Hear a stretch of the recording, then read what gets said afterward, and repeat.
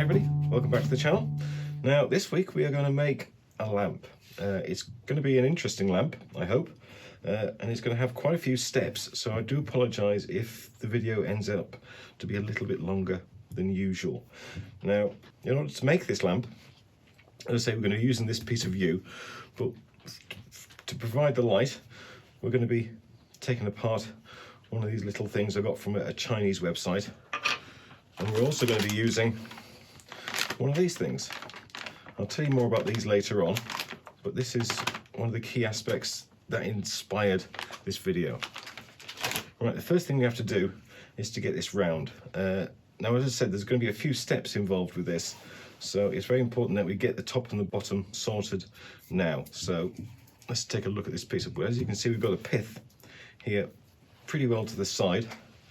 It's the same on both ends, and that kind of runs around this ridge here. So I think we should take that out, or make sure we take that out. Now, in terms of sapwood, we got more of it here than on this end, so I think that's going to be the top.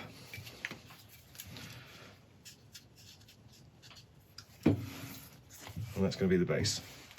Right, initially, I need to turn a tenon on the top, so I can turn it round and start doing a few things on the base. So initially we're going to be on the lathe in this orientation using the drive spur.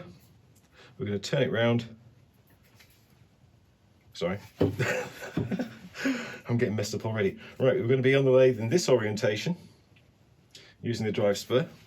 We're going to have to turn a tenon on this end so you can turn it round, hold it, and then start creating the shape for the lamp. Right, once we do start creating the shape, things are going to get very interesting, so stick around.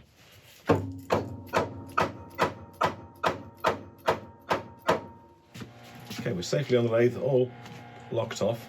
Now, yes, I am wearing gloves, and a lot of you will be saying, or starting to type, you shouldn't be wearing gloves, but I apologise. It's 2 degrees Celsius in here, which is about 35, 36 degrees Fahrenheit. I have put on a small heater, so hopefully it'll warm up soon, but at the moment it's very, very cold, so forgive me. Right, we'll be starting off turning at about 650 RPM. We'll be going at it with a 1-inch roughing gouge from Record Power. And initially, I just first of all want to try and take off this lump we've got at the side here where the pith runs up, and then we'll get it round, and then we'll move on.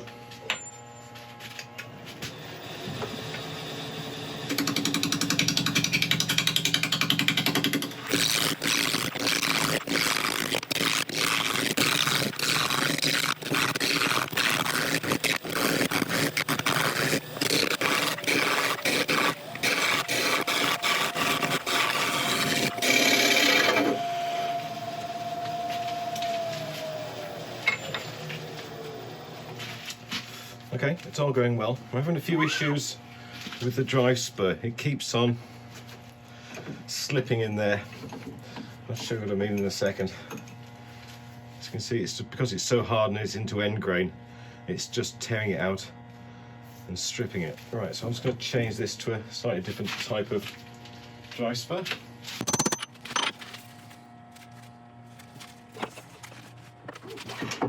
Let's see if that gets us where we need to be.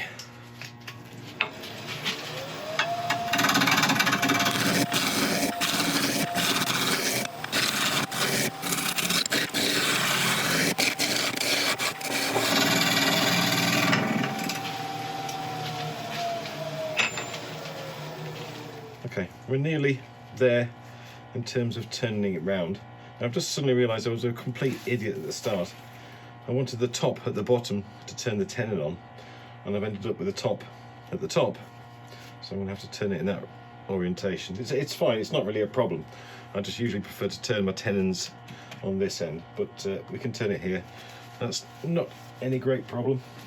Okay, so I'm going to turn a tenon on this end. I'm going to use the 100mm jewels, so this doesn't need to go down very much at all.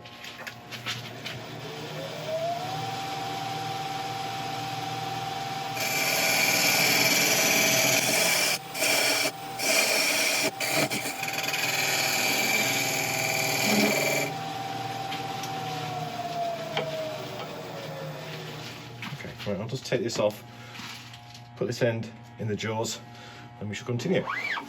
Okay, we're nice and safely in the jaws now, so we can start creating the base for the lamp and doing the bits we need to at this end. Now, I showed you these things at the start. What these are corrugated sleeves that can be used in the transportation of glass bottles or anything like that. Now, I've got this idea from some cardboard packaging that had been left outside in the rain, and it exposed all this kind of honeycomb shape, and I thought that would be really, really nice to use in a project. So I started looking for honeycomb cardboard, and this was one of the ones that took my eye. It conforms to any shape, so when I was thinking we might make a beautiful lamp out of it. If we fill it with resin as well, it's going to hopefully make it quite interesting. So what I intend to do is turn the bottom here up to about there, I think. Do what we need to do on the bottom here to get the wires in, and then flute the top to make a lamp shape. Push this over the top, wrap it in plastic, and then fill it with resin. That's the idea anyway. There's quite a few steps involved, but we'll go through them one by one, and hopefully at the end we'll end up something quite nice. So I think first of all I've got to decide where the bottom of this lamp is going to be, and I'm thinking around there. Okay, I've sharpened up so we can start. I've moved up to my 1/2 inch record power ball gouge, and we can increase the speed now to about 1300.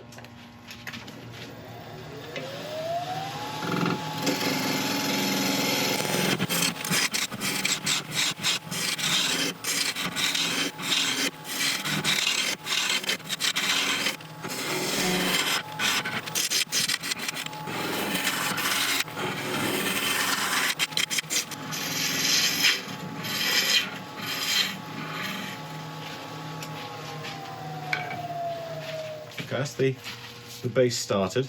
Now, one thing we have to be careful of is that we can get everything in that we need to get in. Now, the thickness of the corrugated material is about 10 millimeters,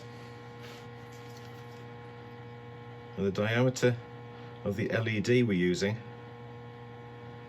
is about 30 millimeters.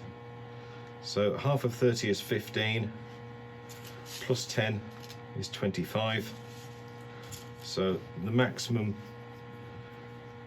width we can go here, or sorry, the minimum width we can go here is 50 millimeters, and at the present we are just under 70, so we can go in a little bit further than that.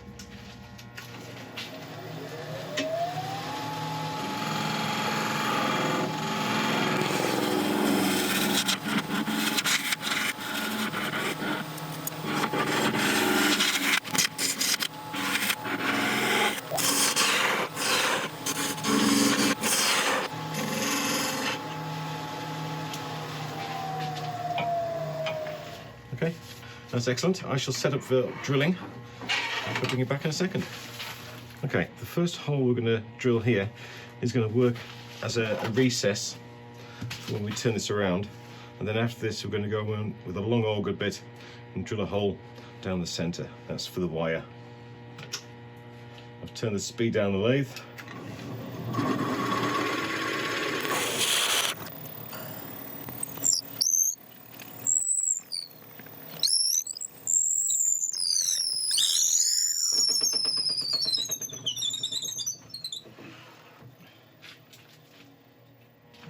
Okay, we need to start working this area now to try and create the top half of the vase as it will be, and then we'll take it down to the depth it needs to be to get the sleeve over the top.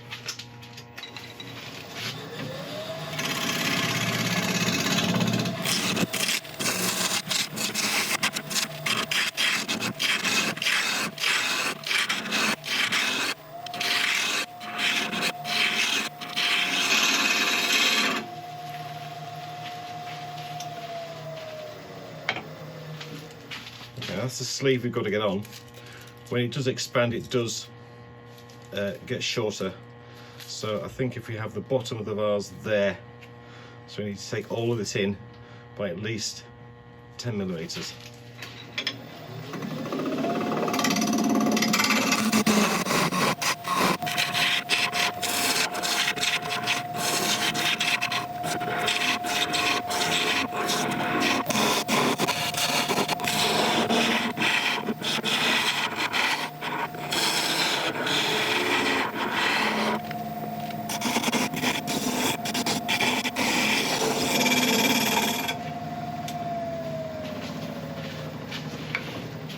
Okay, that's got that sorted.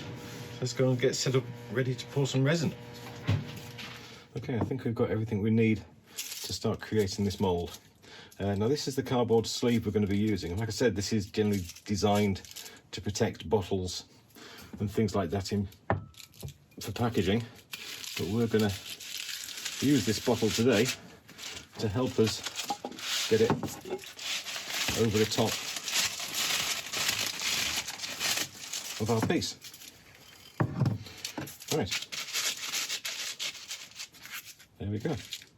Right, as you can see, it's a little bit long, so I'm going to trim that down in a second. But it's fairly close to the edge.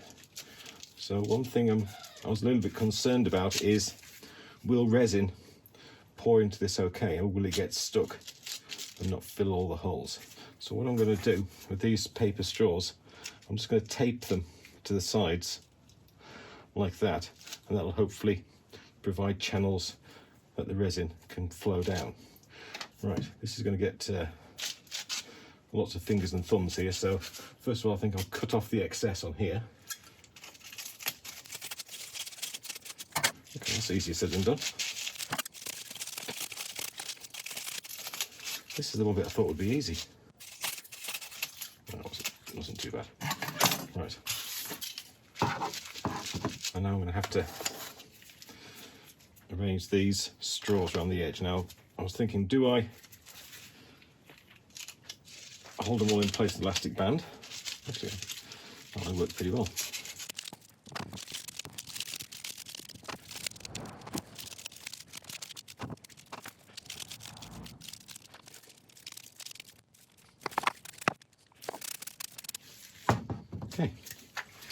Okay, on my last resin piece, I had a leak, and a lot of people suggested, and quite rightly as well, I think, that the leak would have come from the resin melting the glue, the hot glue. So this week we're going to be using silicone sealer.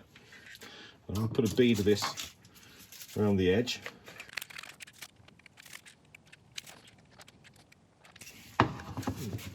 And to wrap it, I was thinking of using this silicone sheet.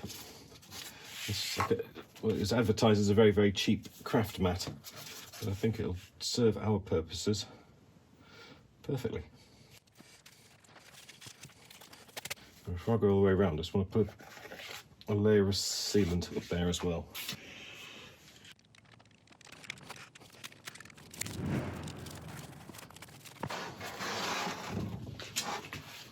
Okay, and then on top of all that, I'm going to wrap it in waterproof tape.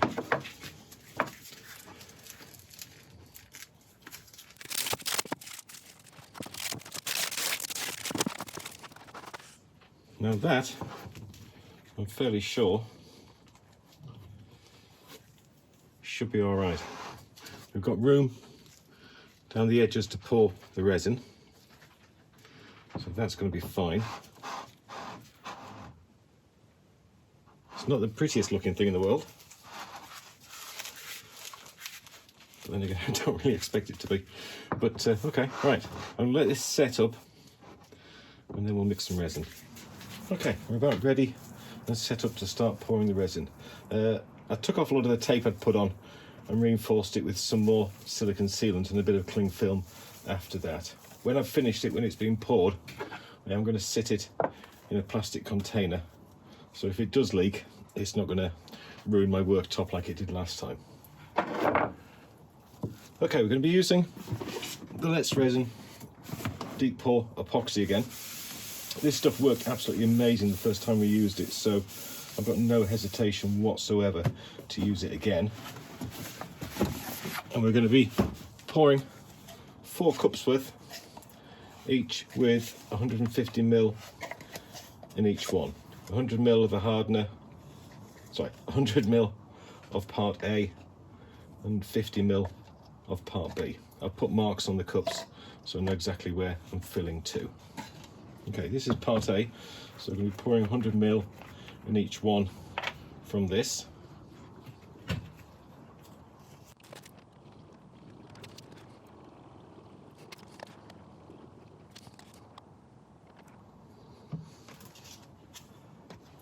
Now we're going to add 50 millilitres of part B.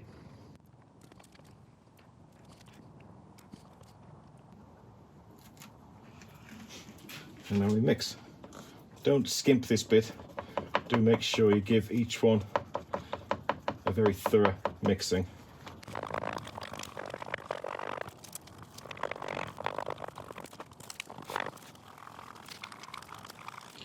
Okay. That's our 4 nicely mixed. Now we're making a lamp, so we are going to colour it, but we don't want to colour it too much and turn it opaque. So I've got 4 colours selected here, which I think will go well with the YEW. I'm just going to put a very, very small amount into each one.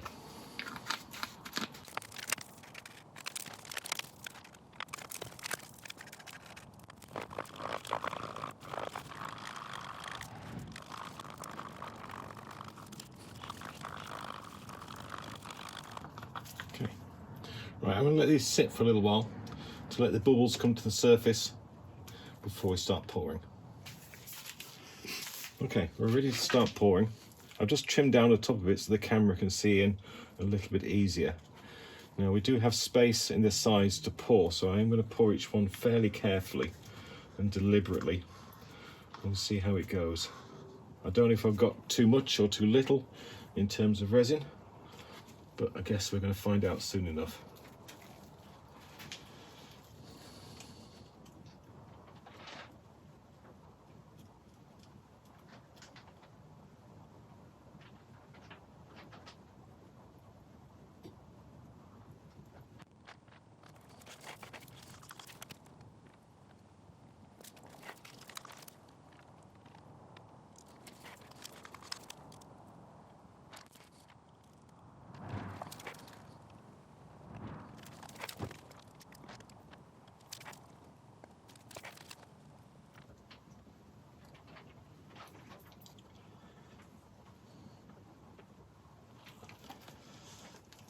Okay, I'll let that settle, but I think I am going to have to make up another couple of cups. Okay, right, I've mixed up 3 more colours. There's one extra colour, which I didn't use before, which is like a wine colour, which I thought might be interesting. So I'll put a bit of this in first. And if I've made up too much here, then I do have some smaller moulds, which I'll put in, and I can use the end result for something else.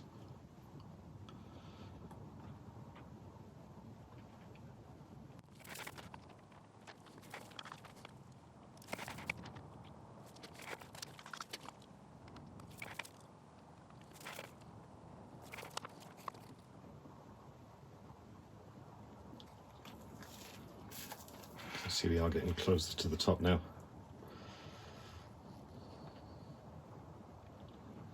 There is a reasonable chance that this could drop down because I think the cardboard is going to absorb a little bit of the resin. So I'm going to keep these pots available, and over the course of the next hour or so I'll just come in and top up if necessary.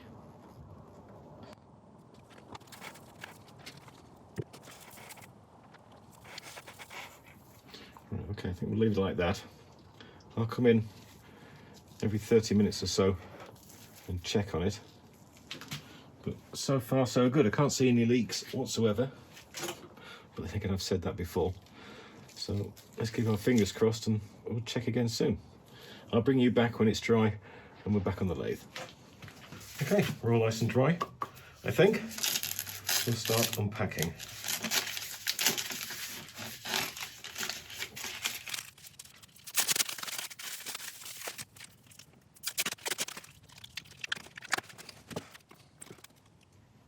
I was hoping to maybe be able to save the silicone mat, but I don't think I can. That's just going to rip. Yes, I'll just cut that off. Okay,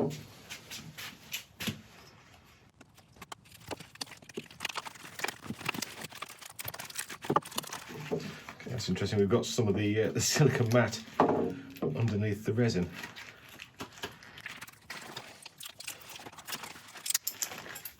Ow. Right.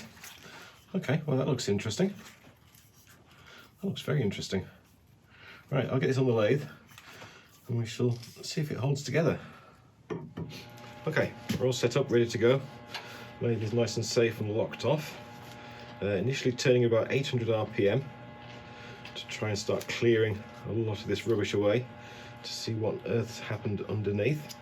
I'm wearing a glove again because yes, it is still cold, but also some of these shards of resin that come off could be a little sharp. So we'll see how it goes.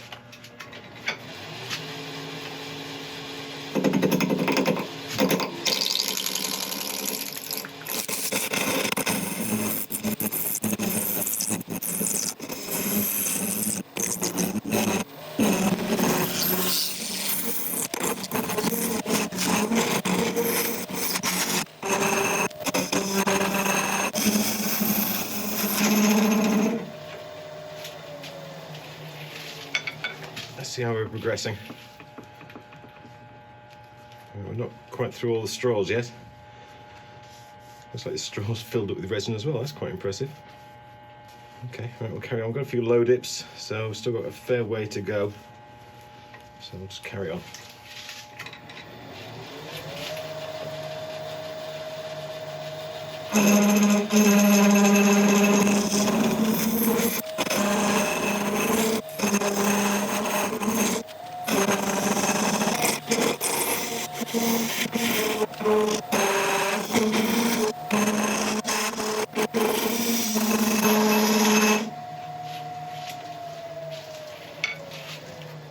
Okay, we're making good progress.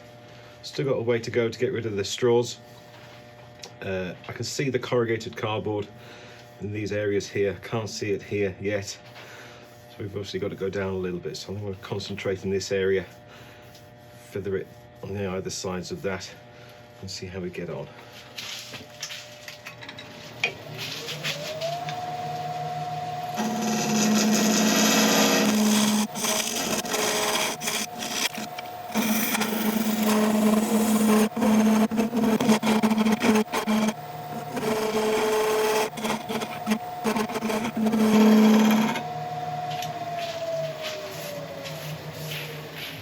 Pretty much see the corrugated cardboard all through the whole thing, which is good. Still got some areas here to take down, and obviously there as well. So good. Right, I'm going to start. I think I'll start feathering these two in together. So it's going to be a bit of carbide work and a bit of gouge work.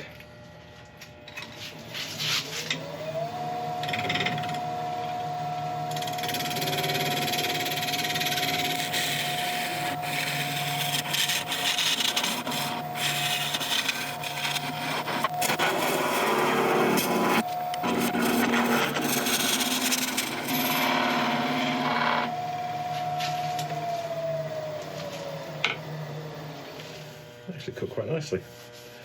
Right, the couple of gaps I've got up here, I may fill those with CA, but maybe a bit deep, or I may just lose that top end.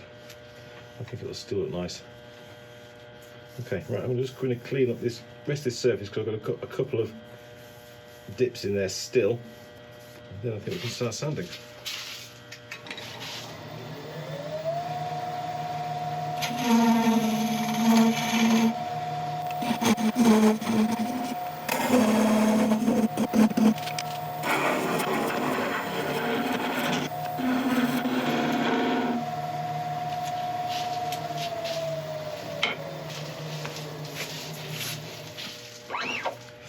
Okay, I think I'm going to set up for sanding. I'll let you watch a bit of it, but I shall bring you back if I hit any problems or if I decide to fill these areas here.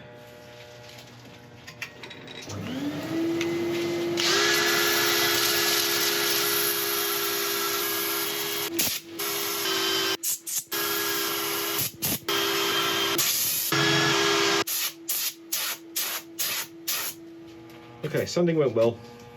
I'm not putting a finish on this yet because I want to tape this over quite well with a heavy duty masking tape, because the walls on here are going to get quite thin as we're hollowing it out, and I don't want it shattering.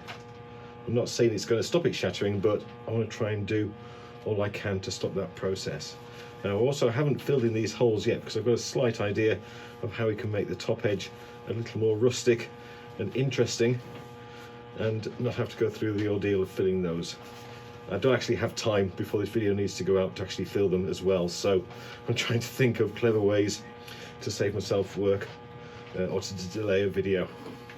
Right, first of all, I'm just going to quickly take down this top a little bit before we start hollowing out.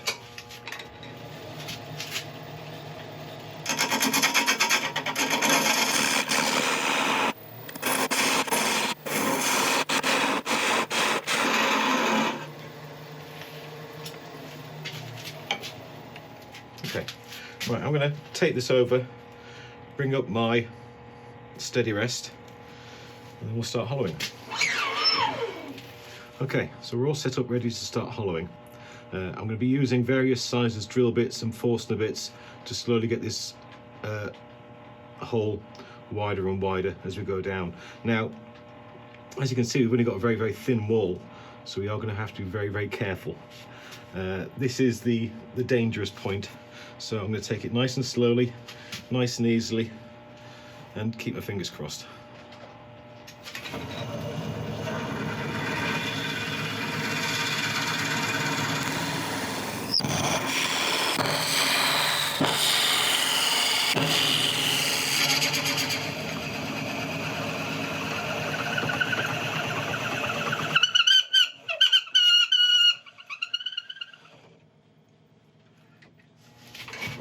Okay, I've opened up that hole as much as I dare using Forstner bits. I know it's a case of turning it down bit by hand. So this is going to be fun. With my little light, that'll help a little bit. Right, very carefully, very slowly, starting from the edge, going all the way down.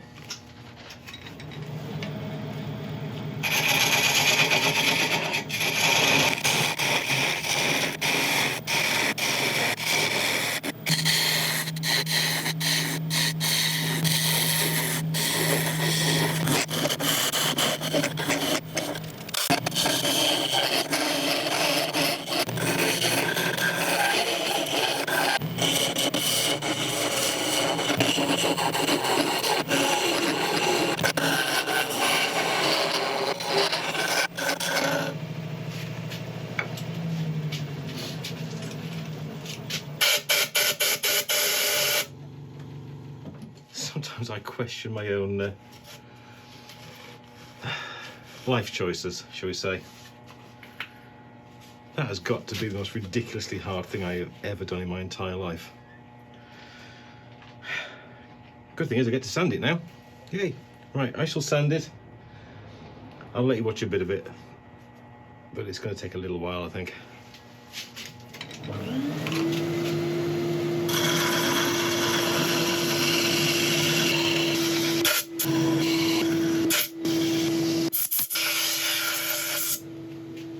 Okay, now look at the final finish. I'm going to go on initially with a cellulose sanding sealer. Now, very important in this, I'm not going to use any abrasive pastes or anything like that, because with all these holes, everything will just get clunked up and it'll be a nightmare to try and get out. So I'm just going to go with liquid-based finishes for now.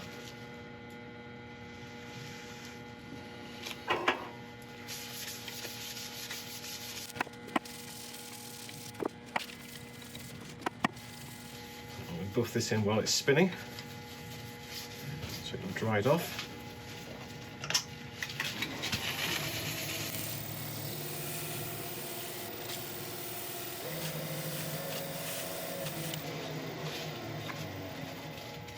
I'm just going to go over again over the top of this with an 800 grit abrasive pad.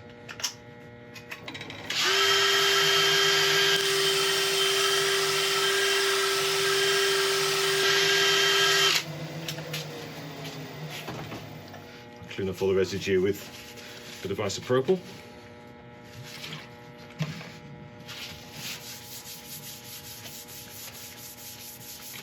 And then when this is evaporated, I'll put the final coats of shine juice on. Okay, the shine juice is just a 50-50 mix of boiled linseed oil and shellac, and I'm going to apply this while spinning. Before I do that, I'm going to put the face mask on because I don't want to start tasting this.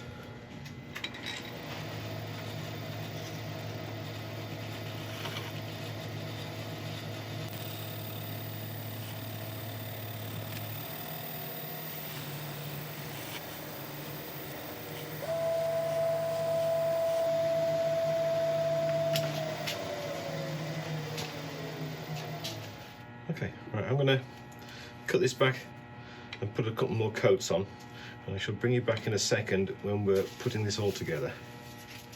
Okay, we're all about ready to start putting the electricals into the lamp. This is what I've taken off that little unit I showed you at the start. It's just a normal power cable with a switch and USB port at one end. I desoldered these two wires initially off the LED. And I've just tinned them a little bit to make it nice and easy to put them back on. I did photograph the positions on here before I took them off, so I don't forget. Now, the first thing we need to do is to drill a hole in the side here so the cable will come out the back as opposed to out the bottom. I've put a little hole there, a little dot on the bad bit of this, which is basically to hide this crack here, which I have filled. So we'll just put a little hole in here.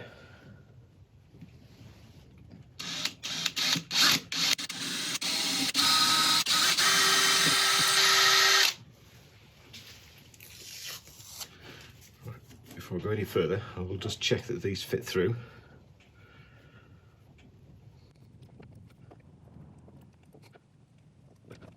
Right, so I shall put that as far through as it'll go to give us room, and then push this up through a hole that I've drilled all the way through the centre.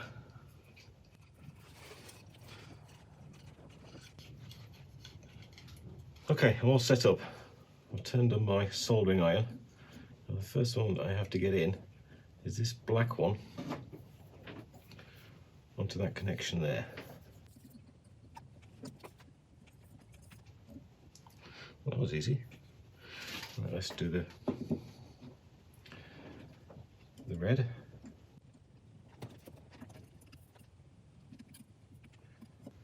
Okay, now before I install this back into the piece, I better check if this still works.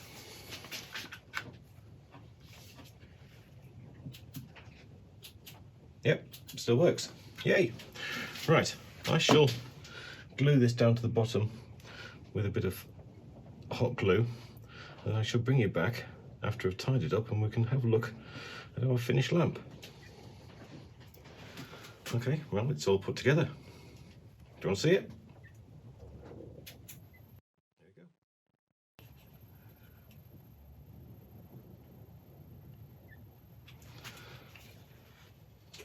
Oh, there we go. Cardboard and resin on a U base. That really is quite a striking design. I get these ideas from the strangest places. This one came from seeing some wet cardboard out the side of the house, and it was just something I found myself having to do. I don't really often get the choice in these matters. If I get an idea in my head, and I don't like to relax until I've managed to do it. The resin's done fantastically. Don't forget, this was done without a pressure pot or a vacuum chamber, so what we have is actually quite remarkable. The danger areas were when I was trying to hollow it out.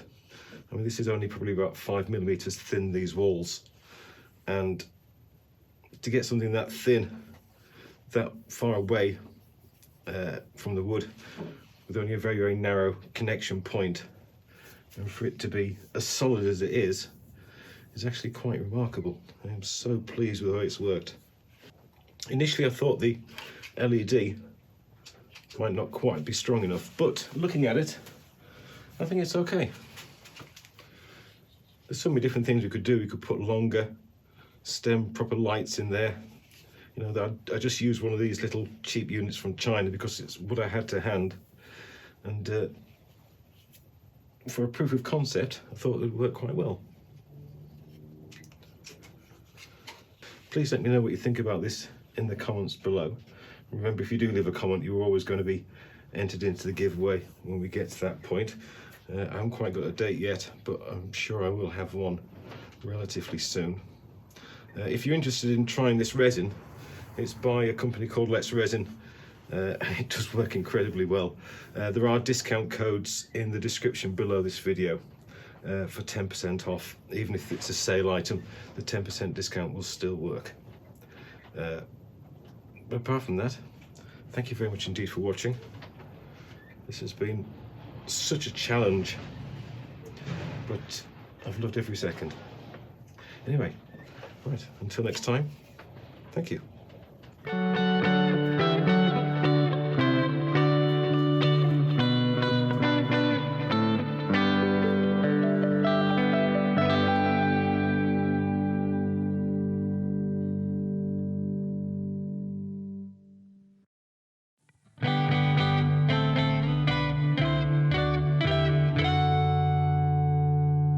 Hi everybody, welcome back. Now this is a very nice piece of elm, but it does have some significant issues. As you can see from the pith area, we have a lot of cracking going on both sides, so there's a reasonable chance that that goes all the way through. And also on the top, we've got an awful lot of lighter wood, which is spalting slightly, and that lighter wood is very, very, very soft. I can pull it out with my fingernails, as you can see. So I'm thinking that we might be able to save this and enhance it with resin. So we're going to set up for that, but before I do anything, I have to get rid of a lot of this loose material on the top, because we don't want to leave that on when we start adding the resin. Right, to do this, I'm just going to attack it with a wire brush and a little pick and get off as much as we can.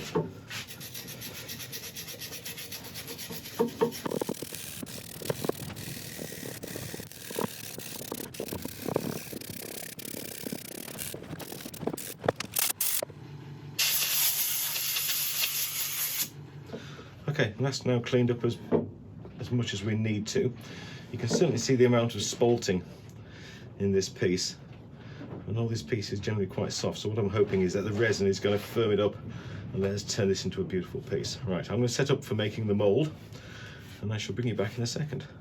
Okay, I've got everything ready that we need. I've got a piece of plywood, just a thin piece, covered in waterproof tape, and we're going to sit our elm on top of that, put a bead of silicone around the side, and then encase it in this piece of salvaged plastic. Now before I put this on, I am going to put a little bit of silicone on here just so it holds it firmly in place.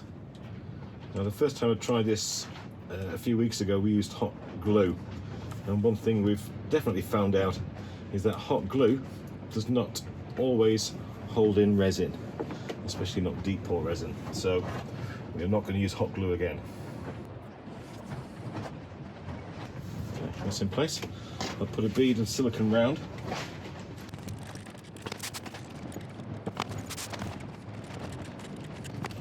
Okay, now one thing before I go any further is I'm wanting to try and experiment more with colour separation. The last couple of pours I've done haven't been entirely successful with colour separation.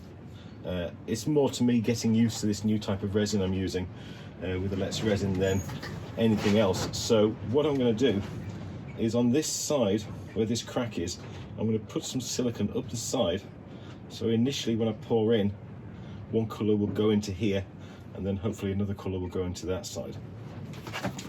It may not be needed, but I want to just try it to see if we can keep the colours separate, or as separate as possible.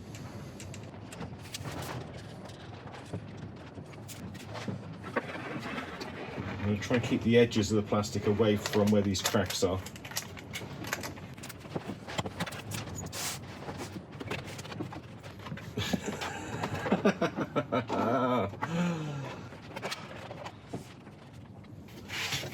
hold it there and put a bead up here. Less flexible plastic's probably a very good idea. Another pair of hands. Right, if I hold that there,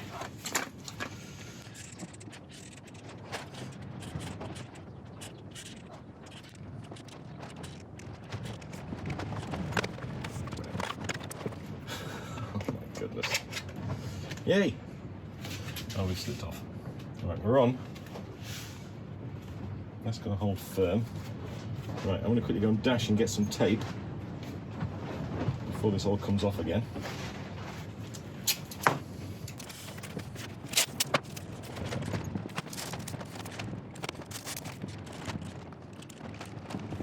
Just going to quickly smooth this round, make sure it's all in the gap. And we'll let this set, and then we'll start with the resin. You know what? One of these days, I'm going to make a mould and it's all going to go so smoothly and cleanly, without a mess, and we shall have a party. But until then, we'll just carry on. Right, I'll bring you back when this is set and we're mixing up the resin. Okay, we're about ready to start mixing up some resin. Now, we're going to be using the same deep pour epoxy from letsresin. It's worked brilliantly so far, so there's no reason not to keep using it. And also they've sent me through 36 different mica colour powders to have a go at. So we're going to choose a couple of these, which I hope will suit the piece we're going to be working on. We'll look at that in a second. Now, also what they've managed to send me is this little electronic mixer, which is going to be interesting to try. Mixing is always one of those things that you have to be very, very careful of with resin, and this machine seems to do the job pretty well. A quick look at it. It comes complete with lots of cups as well. The cup has all the measurements for all the different resins on the side. This sits in, and with a click of a button, it mixes it for you. You can recharge it off a USB, so that's pretty handy. Right, so we're going to give that a go. So first of all, we need to mix up 2 batches of resin. Okay, so this particular resin, the deep pour, is done on a 2:1 ratio. So it's 2 parts of A to 1 part of B. Okay, so 50% of that to 100% of that. So let's have a look at our gauges and figure out how we're going to measure this. I think millilitres is going to be our preferred unit. So I was thinking of measuring 600 millilitres of each one. So I want to fill, first of all, both containers up to 400 ml of part A, and then the last 200 ml will make up with part B. This resin is best stored at room temperature, so I've always kept it in the house.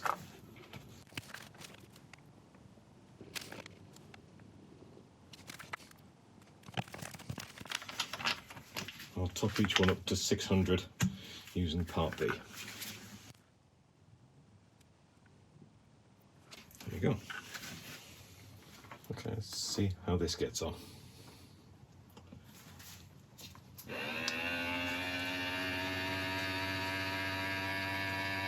That's so much easier. Right, I'm going to give this a couple of minutes in each one to make sure it's thoroughly mixed, and then we'll add colours.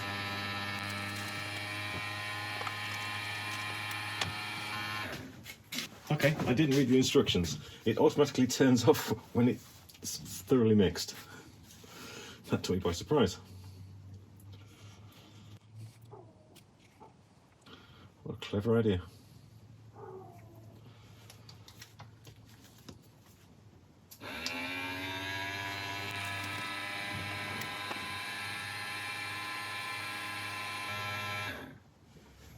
There we go. I'll just take this off for now. I'm just going to let this sit on a piece of plastic, because I'm going to be using this again in a second.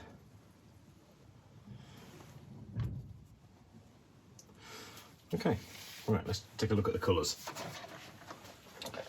Now elm is quite a dark wood once it's finished, so I think I want a couple of medium to dark colours.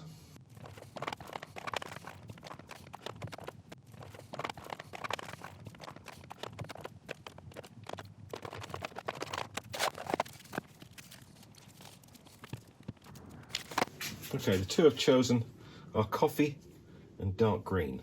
I think the combination of these are going to be striking, hopefully, but also go well with the colour of the elm. So, you know, all these come with safety film on. So I'll get a little knife.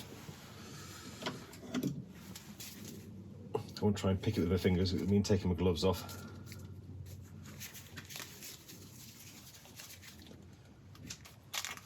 Okay, actually one thing I do appreciate about these colours is that they come with two little caps, a bit like a salt cellar. They either have small hold side for using small amounts, or a slightly larger one for tipping out larger amounts. That's nice, so I think I'll use the larger one. And use pretty much almost a full teaspoon, or a few full, whatever this size is, of each colour.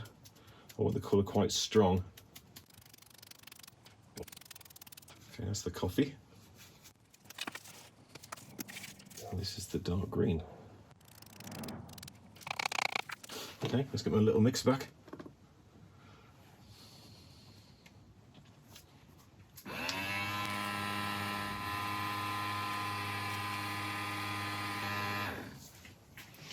That is so cool.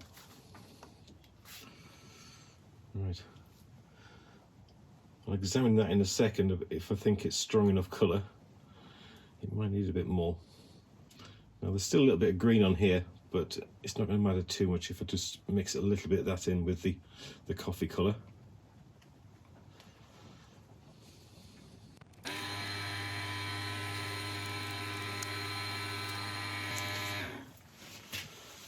Okay, I have gone and put some more green in the green, so I'll just do the same with this one.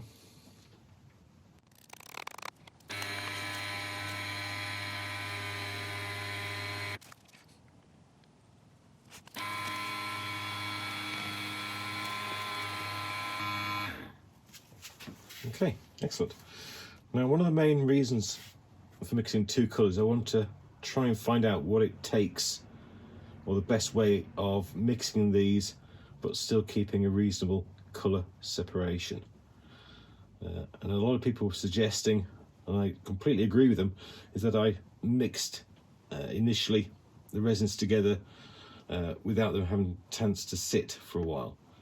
Now this deep pour resin has a maximum working time of 80 minutes. In other words, you can mix it and then leave it for 80 minutes before using it. So that's exactly what we're going to do. I'm going to tidy up all the mess I've made, then let these sit for 80 minutes and then come back and then we'll pour them.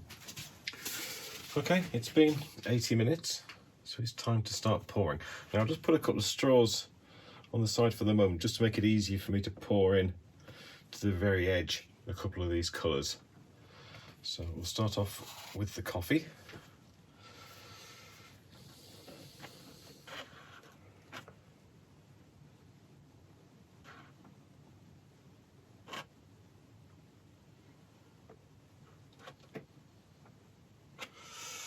So that's seeping down nicely. I'll try and get down the straw, but and then I'll just make a complete mess of it.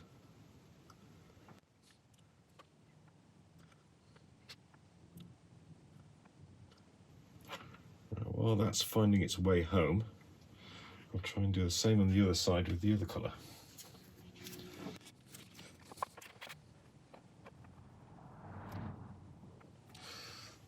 Okay, I think it's going to be a little bit difficult, more difficult than I thought to get it into the corners, so I'm going to go with my second plan, which is potluck.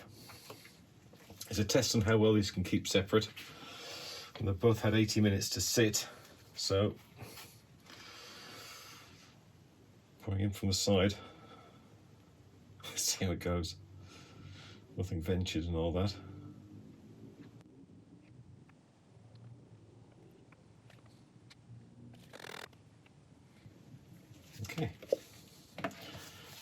that straw out as it's not needed.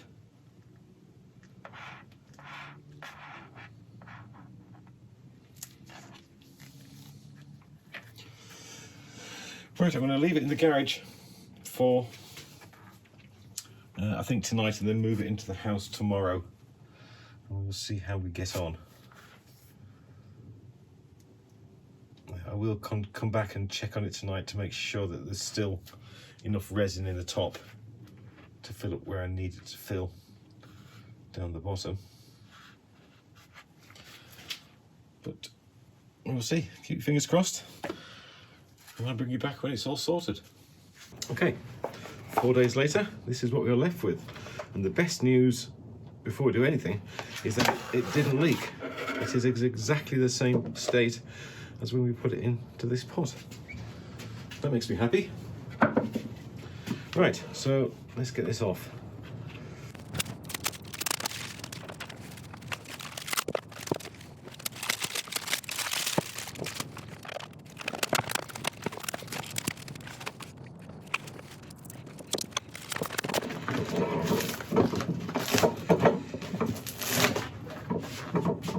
Okay, well, building the mould was a complete disaster, but taking it out wasn't half bad. What a beautiful thing. It just seems a shame just to do anything with it. You just polish it and leave it as a doorstop or something like that. But that's not the point of the channel. Now we've just got a little bit of a gap there, which I think the silicone I put on it has obviously stopped it getting into that bit, so we'll see how that looks when we start turning. Now, initially, that's where all the wood is. That's going to be the base of this piece. I think initially I'm going to turn it between centres, turn a small tenon on this end so I can turn it round, sort out the base, put a recess in there, then turn it back around and do all the major shaping. That seems like a pretty decent plan. Right, we'll do that.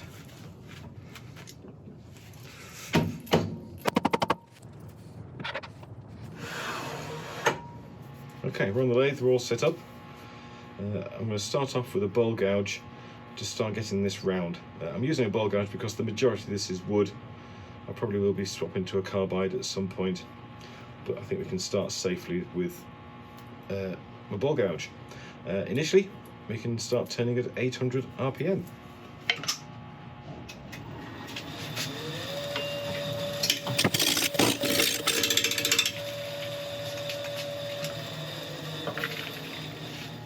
Okay, I know I'm soft, but I'm putting a glove on because having these little shards hitting the back of your fingers really hurts.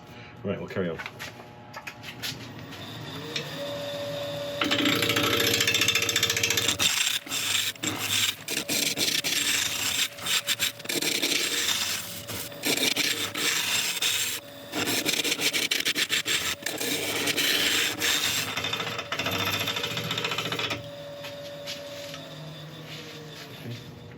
That silicone really stopped that area, didn't it? Okay, we're going to have to fill that with something a little bit later on. Right, I was going to quickly sharpen up it again, and we shall continue.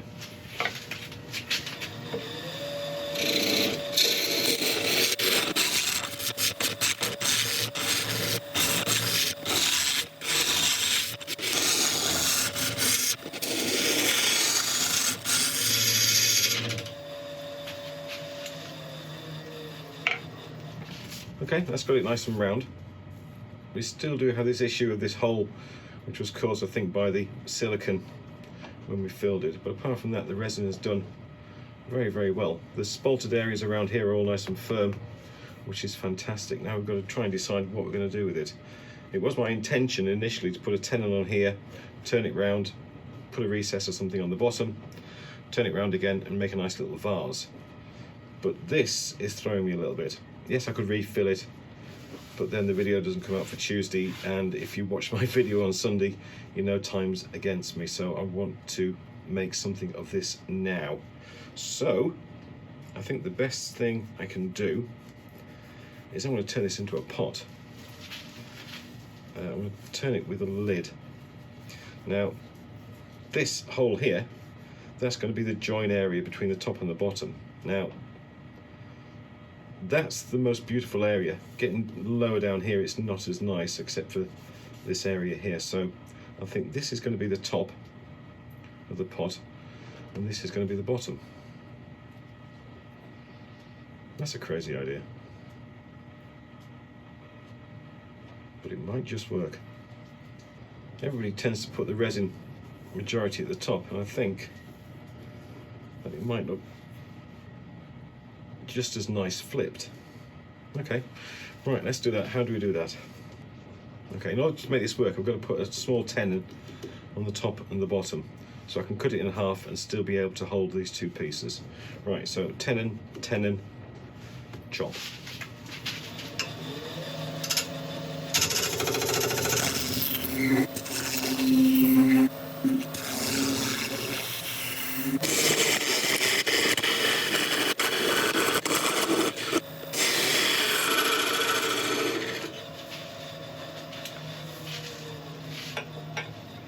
Okay, I've put the tenons on both ends, but I've kind of stumped myself with how to finish the bottom once I've hollowed out the inside. I could use a jam chuck, but that's not ideal with resin. So I think I'm gonna put this end into jaws and put a recess in here instead. Back in a chuck, nice and safe, so I can put a recess in this side.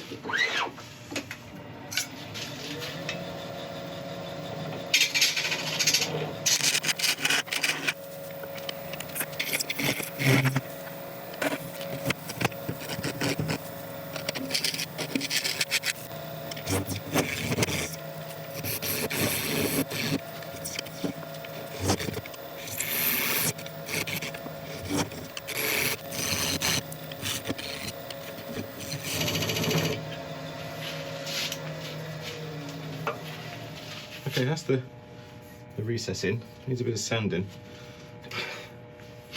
You're not going to believe this, but I think I'm going to change my mind again.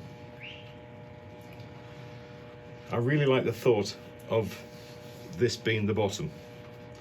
So it is going to be the bottom, but it's not going to be the bottom of a pot. It's going to be the bottom of a vase. So I'm going to start turning up the sides to create a nice little shape here that we can lead it into the top. Then we'll sand this area, turn it around and do the top bit. I know I'm changing my mind, but my mind's going all over the place at the moment. If you haven't watched my video I released on Sunday, then you won't quite know yet, but we're losing this workshop and our house. Our landlord's given us notice and we've got to get out. So this is one of the last few pieces that we're going to be turning in here. So if my mind seems a little bit wayward, then that's why. Right, let's put a nice curve on here. I don't want to turn the side quite yet without some more support, so I'm just going to shove a piece of maple in there, squeeze up my tool rest, sorry, my tailstock, and that'll help give us a bit of stability while making these curves.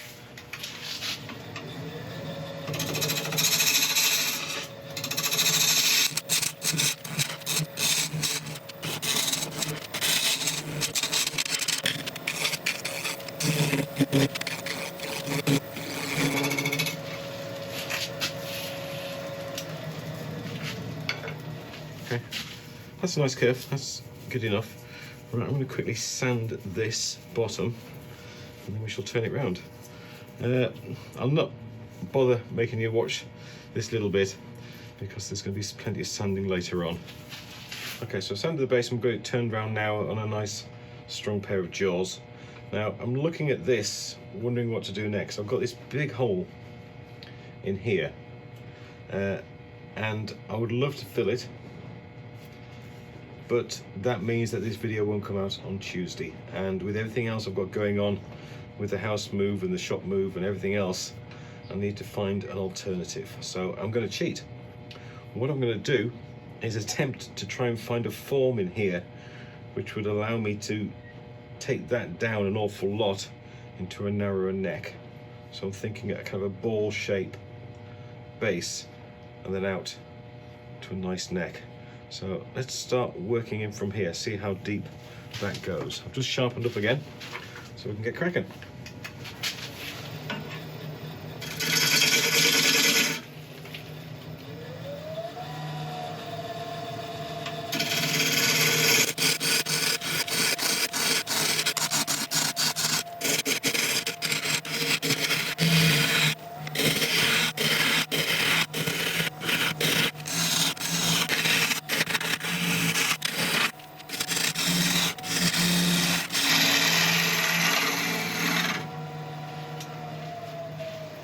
Okay, I can see the bottom of that hole, so we're on the right line, so I just need to go and sharpen up so we can carry on.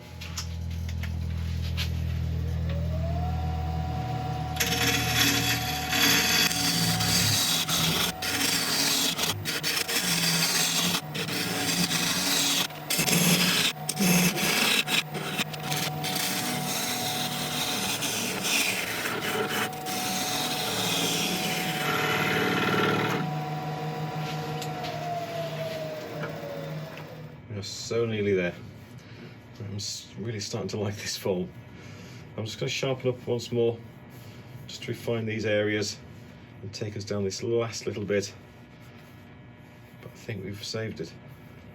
Well, I think I've saved myself. So, okay, right, carry on.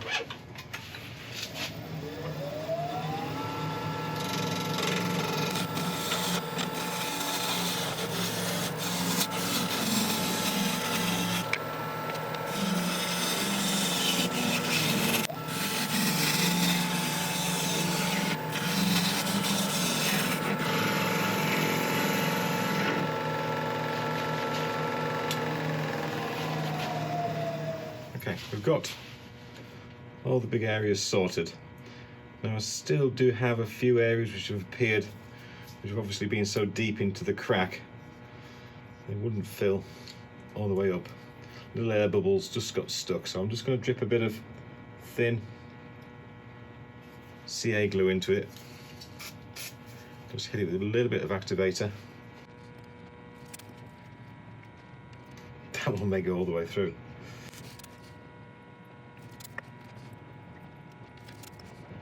Right, I'll come back to that one. I think it does go all the way through. Put a bit of tissue to stop it dripping out, and of course, tissue's stuck to it. Okay. Okay, I'll turn this back, get rid of that paper.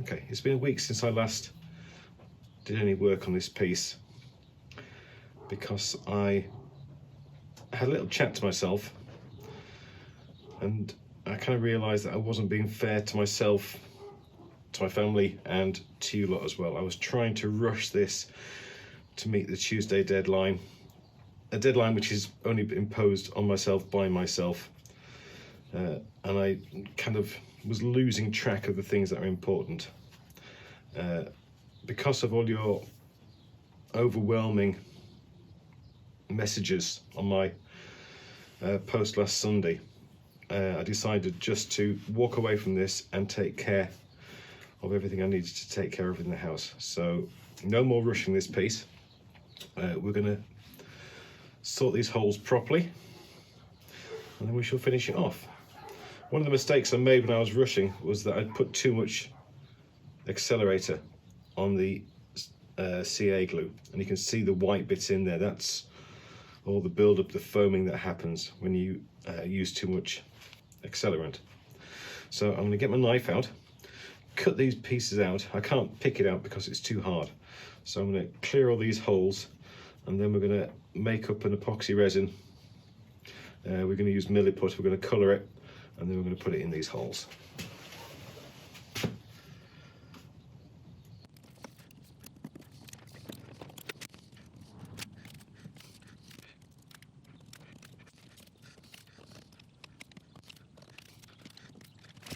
Okay, that's looking much better. I've got the majority of the white out. Any residue is deep enough that when we finish this off, that won't be seen. So I'm going to mix up a bit of Mallee Burl. Now, if you've not seen this before, this is an epoxy putty. And when you mix the colour with the hardener, it gives like a plasticine kind of material that you can mould. You can colour a little bit. And when it dries, it becomes rock hard. You can sand it, turn it, do anything you want to it. So I'm going to get a little bit of this. Now it's a little bit hard because it's been in the workshop for a while. Ideally, this is best left in the house. I want an equal amount of each. And then you heat it together. The warmer it gets in the hands, the easier it is to knead. Okay, that's about ready. It's a nice uniform colour, so you know it's all nicely mixed. Now, the colouring in this area is predominantly the coffee colour we used. So I'm just going to get a little bit of the coffee mica powder. I'll use the sprinkle side of this.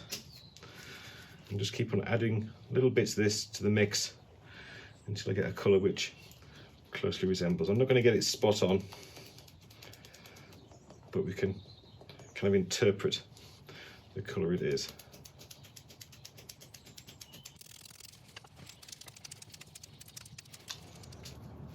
Okay, I think that's pretty good. Right, I'm going to break off small bits and start cramming it into these holes. I'm going to use a little pick to try and push it down into the hole as far as I can to make sure we get a good adhesion as possible.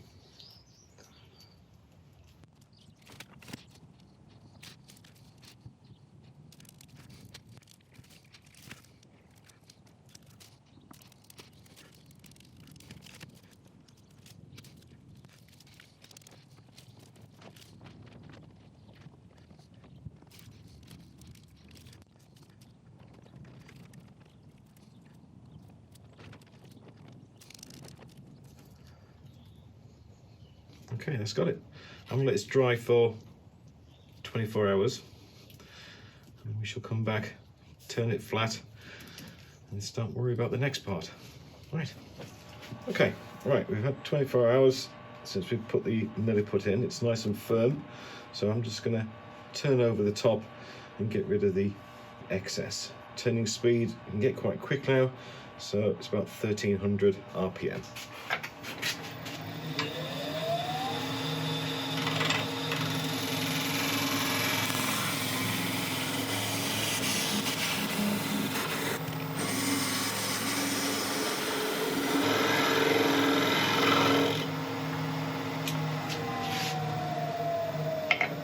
That's looking pretty good.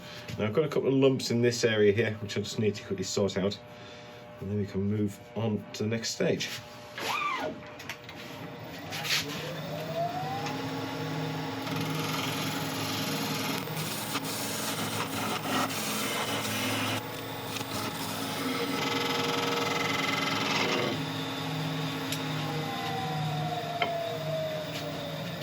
It's looking good. We've got a nice curve on there now.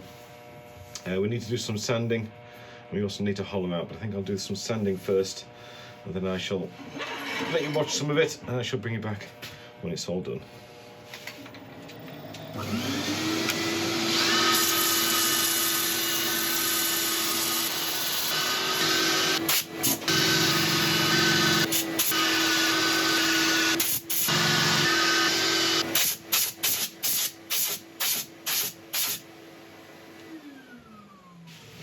Okay, sanding went well. Just going to clean it off with a bit of isopropyl. And then I'm going to put a sanding sealer on it. And then I'm going to go over the top with an abrasive paste.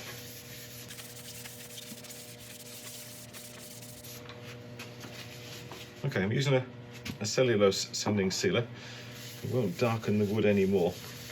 It'll give us a nice protective layer for us to use the abrasive paste on top of.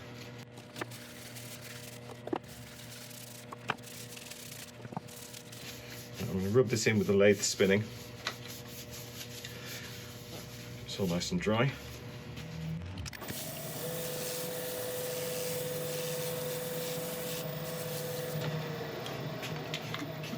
And now I can go with the True Grit abrasive paste.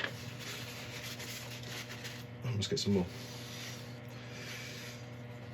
I'll use this one and then I'll go on again with the ultra fine.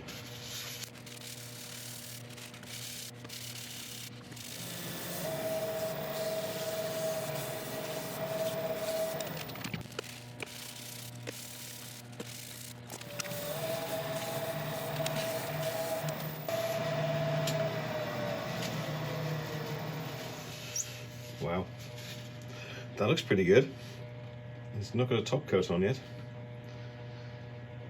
Okay, I think I'm just going to put the top coat on at the end. So I'm going to set up for hollowing this out. And I'll bring you back in a second. Okay, we're all set up. I've had a measure. We're going to go down about 15.5 centimetres, which is just about there on my tool. So we're going to take it nice and easy, turn the speed down low, and we'll see how wide we can get this hole.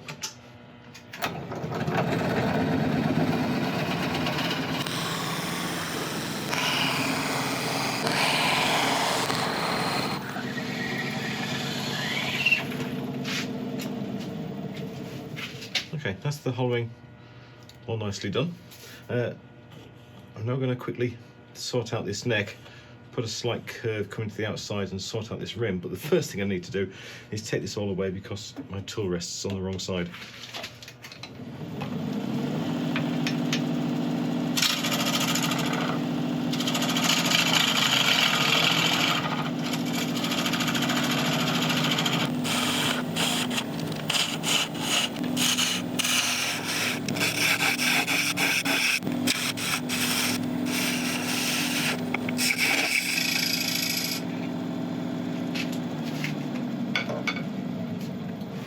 Okay, that looks pretty good. Right, I'm going to quickly sand this. I'll bring you back in a second when that's done and we can put a final finish on the outside. Okay, that's all sorted. I'll just put a bit of finish on the inside so now we can worry about the outside. Now this is a mix of different waxes which I've just made up. A bit of Carrageenan wax, a bit of beeswax, a little bit of microcrystalline in quite a soft mix. We're going to put this on, let it sit for a couple of minutes and then we'll buff it off. Just let that sit. Okay, this is had long enough to sit, so we'll buff this in and then we can take a look at what we've done.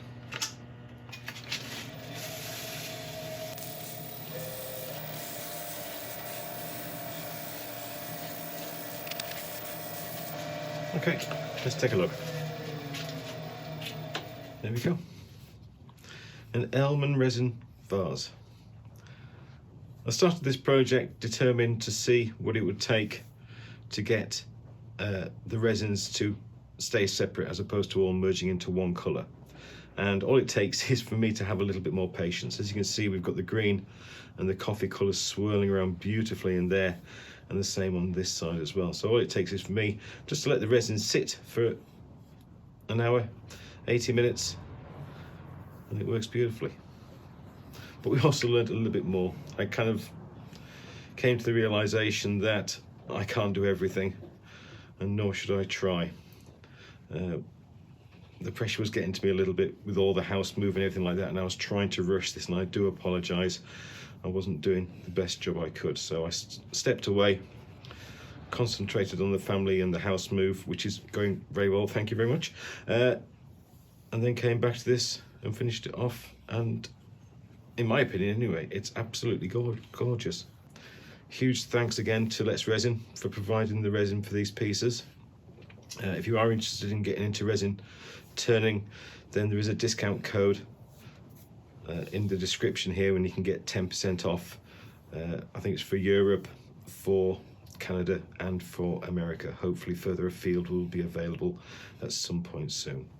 Okay, so anyway, if you've enjoyed this one, I would really appreciate a like and subscribe, all that kind of thing. And if you leave a comment as well, then you can be entered into the giveaway when we get to 2 years old, which is on the 16th of March.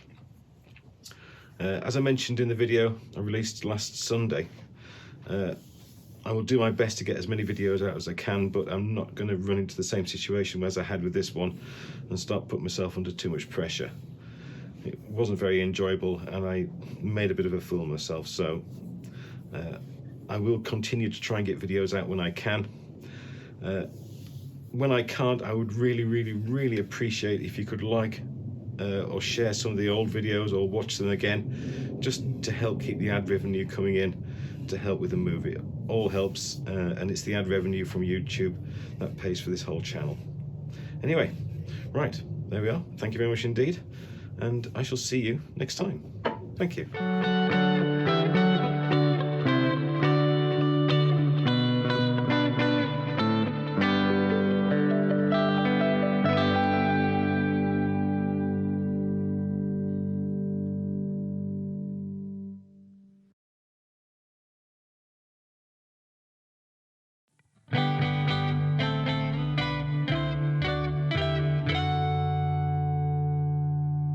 Hi everybody, welcome back to the channel.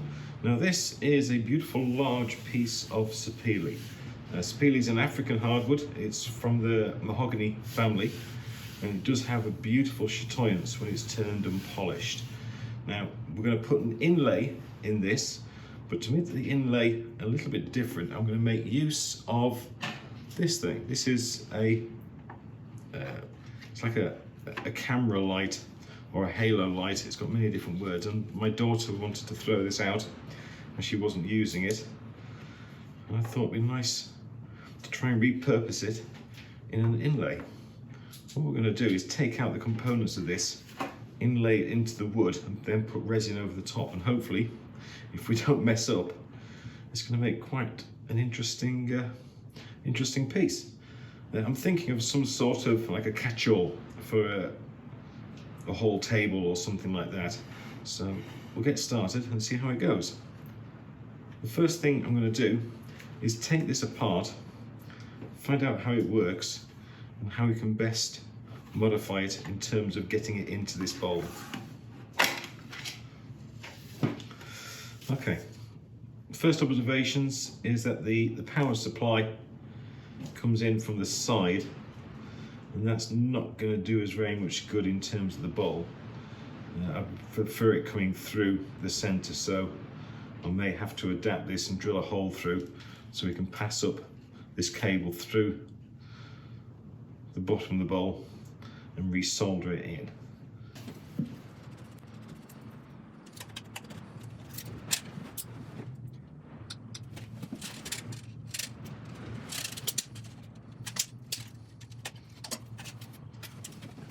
Okay, that ring came out eventually. I can't see any kind of connections in the area around there, so it looks like I'm going to be safe to be able to drill a hole through that bit in order to push this cable back up through. I'll just check it still works. Yep, I've not messed it up already. Excellent. Right, I'm going to put this to one side to desolder it later, and we'll start worrying about this.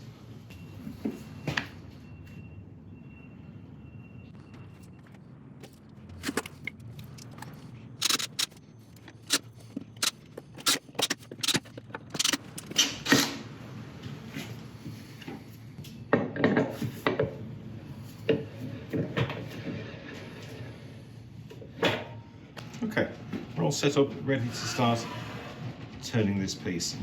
Now, I'm going to use tailstock for support. We're on a nice safe faceplate, but as you know, I always like to try and be as safe as possible. Now with this piece, unlike others, I've always been given fairly free rein on the design I'm going to come up with, but here we have quite a few constraints where I can't go past certain limits. So I'm going to quickly make sure this is all nice and square, and then we will measure the LED lights and transfer those measurements onto here so we know exactly what we've got to play with. Okay, we've got a freshly sharpened 1/2 inch ball gouge. I'm going to start turning at about 600 RPM.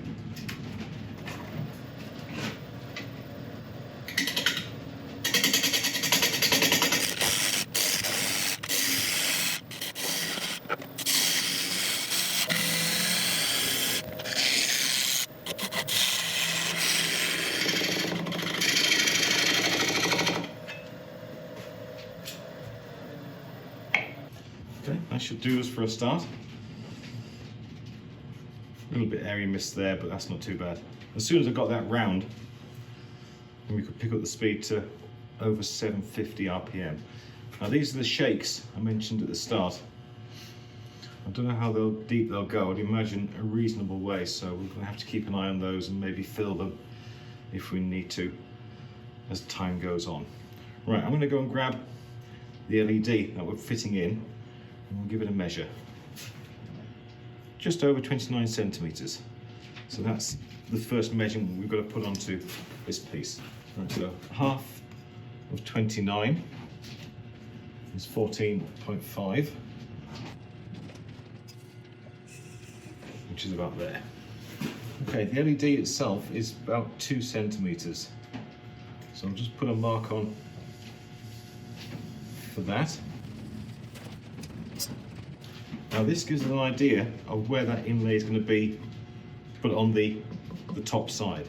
So we have to allow for these areas of not being available to us on both on the top and the bottom. The reason why we need it there on the bottom is because when we drill through, the cable's going to come out here and then out to a power supply. Now we can of course raise this edge up and go in, as long as you've got a nice flat area or a slightly curved area to then go into the foot, which I think is what we're going to do. Now in terms of the depth of the inlay,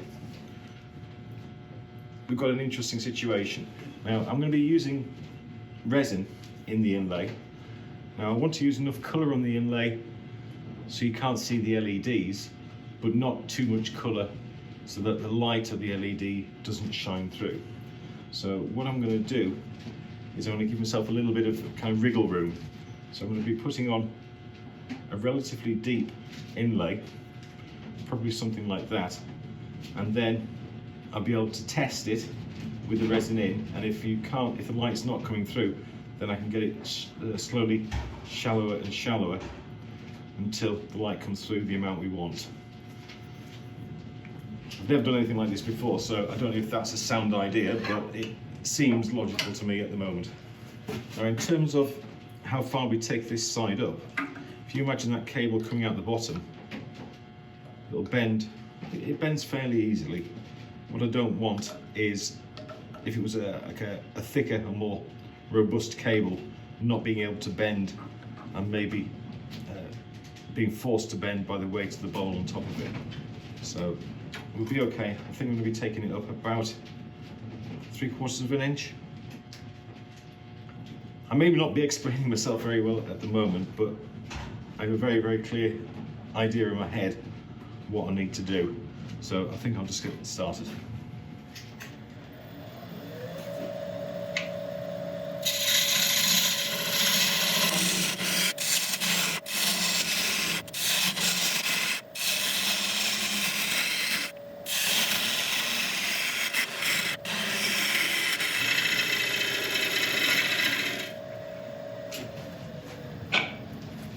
That's pretty much what I wanted. And we've come down about 1/2 inch. I think I'm going to take it a little bit further. Oh, blimey. Those shakes that are on the side, as you can see, that's taking a big lump out of that. Obviously a lot more intrusive than I thought. Okay, we'll take that up a little bit higher. Get rid of this click out here, and then take another look at it. I'm just going to sharpen up again.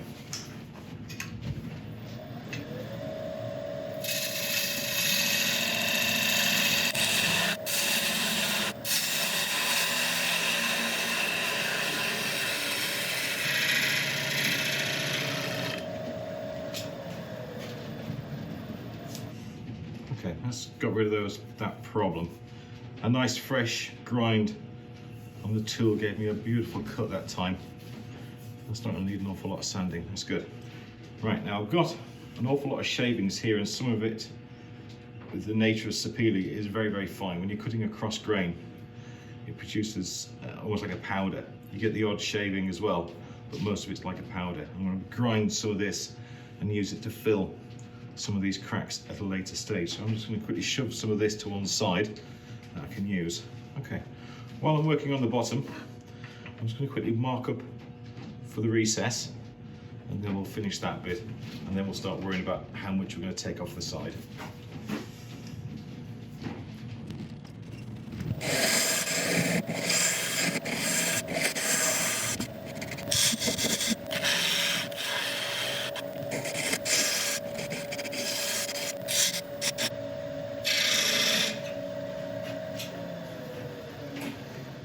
Okay, that'll do for the recess. I've put 3 of the lines in there because it's going to be quite a big area. My maker's mark's just going to sit nicely in the centre. It's just to give it a little bit more interest. Right, the side. I'm just going to bring the tailstock back up a second, not all the way in, but just to allow me to measure from the centre point, so I can get my lines back on to show me where this ring of LEDs need to be. Okay, so that's where the LED is going to sit on the top edge. So I've got to figure out what I can do with this bit here to give it a nice appearance, but also not to get in the way when we need to do the inlay. And what I'm thinking is just a nice gentle outside curve is going to be ideal. It'll help us. Well, first of all, we've got to get rid of this bit here. There's nothing else to worry about, is there? No. Right. So let's get rid of this and then just put a nice gentle curve on this top edge.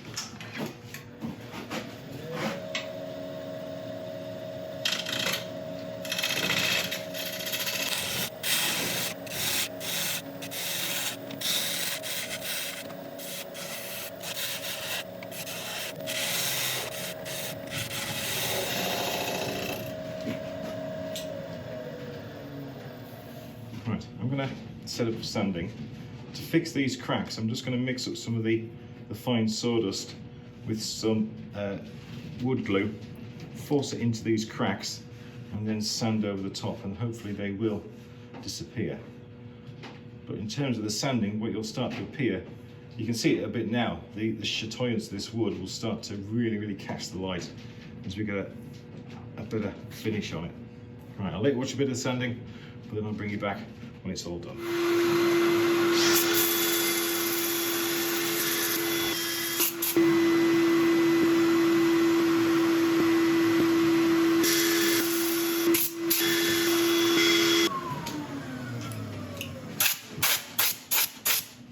Sanding went great. We managed to fix our little issue areas. I'm just going to use isopropyl alcohol just to get out all the dust from the grain on this piece, and then we can put a sealer on it.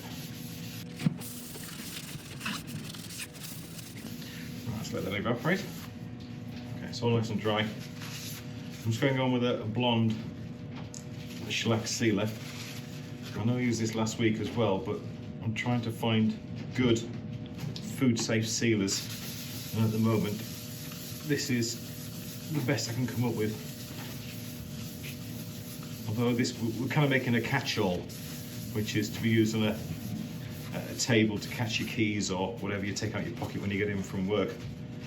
But it could alternatively be used for anything. If somebody wanted to use it for food, I'd like it to be as safe as possible.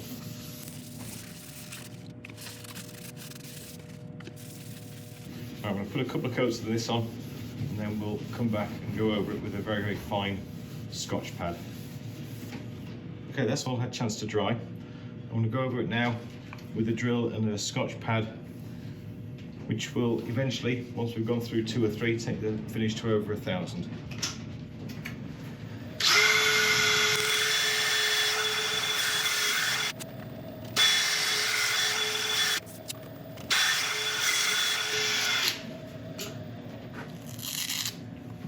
Right, we'll repeat the process now, this time with a shellac polish. It's virtually identical to the sealer, it's just a bit more concentrated. So the fluid is just that little bit thicker. We're going to build up a couple of coats, cut them back, and then maybe apply a couple more until we get a nice shine.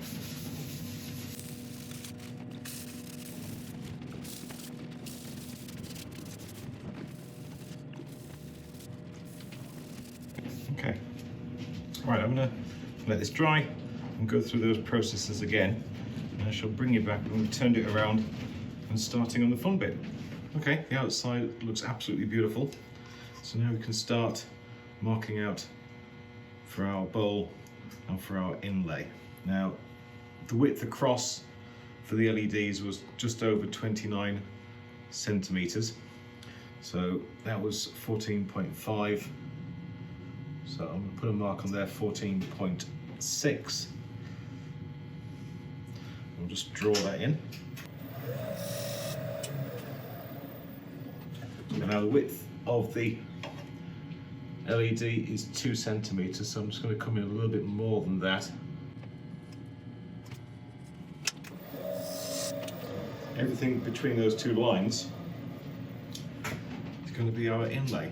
Now, I could go straight ahead and cut that, but I just want to do a quick sanity check and get the inlay itself. Make sure that looks pretty good to me. Okay, I'm happy with that. Right, before we go ahead and cut that, I'm just going to start taking out the bowl. I want it to start about there, I think. We need a similar distance from here to here. I'm just going to err on the side of caution and just start inside of that to give us a little bit of wiggle room at the end. Right, so I'll start hollowing this out. Tailstock support, of course. And then when I've got that done, we'll start cutting the inlay. Okay, I've sharpened up and we are now turning at about 830 RPM.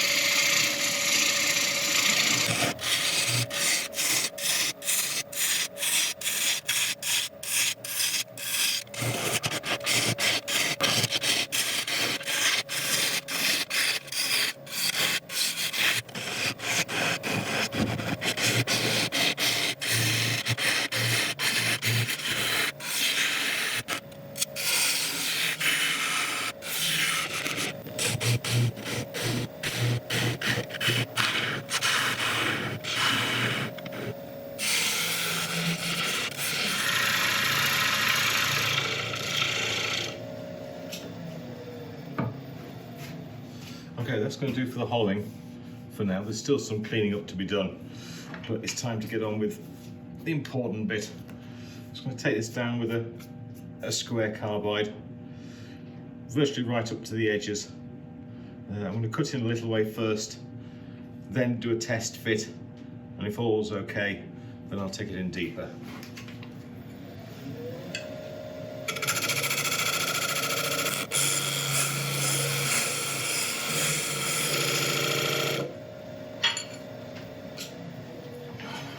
Should be enough to test.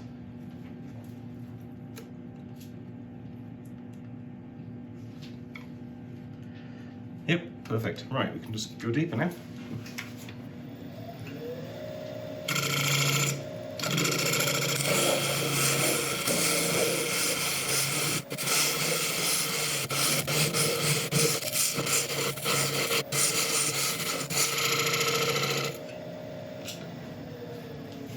Okay, I think that is going to be deep enough for the inlay. One last check, make sure it all fits correctly.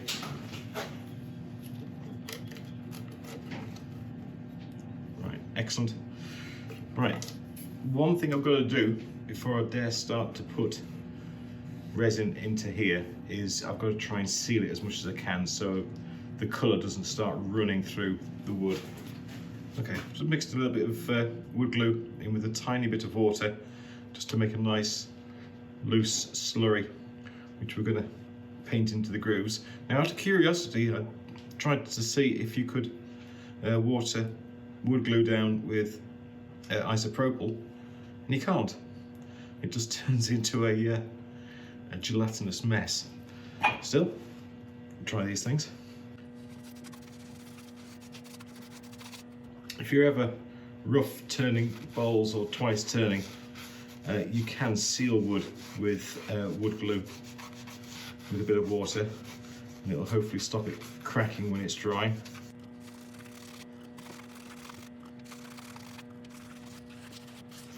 Okay, we'll let this dry for a couple of hours, and then we'll start looking at putting the inlay in. Okay, the sealant we've put on the wood all seems to have set nicely. I've drilled out a hole in the LED, and I'm fairly sure in a safe place. We will be testing it before we put any resin in, just to make sure it is still okay. But if you look carefully at these things, you can see a track where the connections are made. I've drilled that hole well away from those tracks. Now, obviously we can sit this any way we want in this bowl, but the lead's going to come out. So where I had the problems with the shake in the wood, I fixed it, which is where, there. Right, that may as well be the back of the bowl, where the cable's going to come out. So I'll just put that round there. Mark the wood. And now I can drill through there.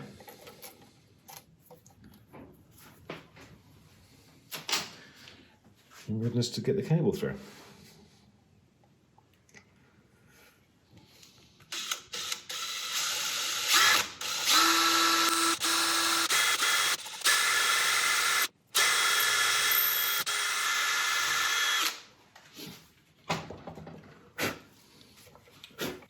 Okay, awesome, hole all the way through.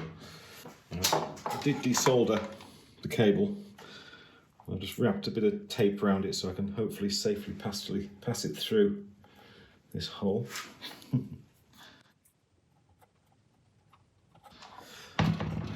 This is going to be harder than I thought. Oh, no, it's not.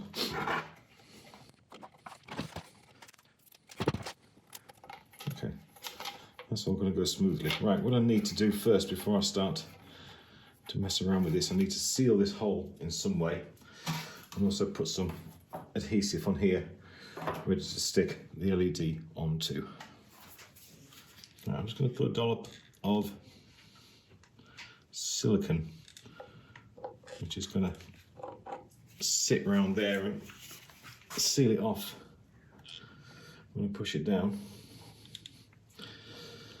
I'll just add dots around here, which will hold it down while I'm pouring the resin in. Doesn't need to be a lot.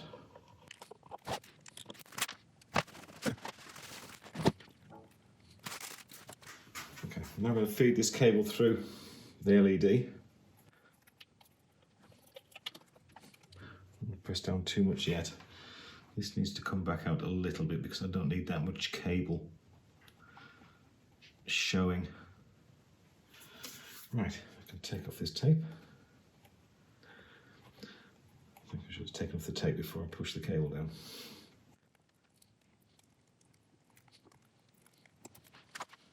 Right, I'm going to quickly solder these back in place. We'll test it and then just press down and make sure everything's sealed, ready for a resin pour in about an hour's time.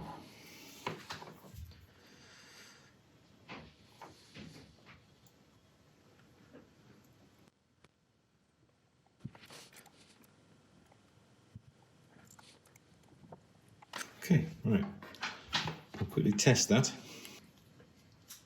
Yes. Thank goodness. Right, excellent. Now I can just pull this cable down a fraction more. It'll be sat fairly flat. Okay, good. Right, I'll just push down on the other points where we've got the resin. Sorry, we've got the silicone underneath. And now we can let that sit and just firm up a little bit before we go for the resin pour. Okay, we're going to be using the letsresin casting resin this time. The main difference between this and the deep pour, obviously you can't quite pour this quite as deep, but we don't need to. Also, advantage for us on this occasion is that it will set up in about 24 hours, where the deep pour generally takes about 4 days.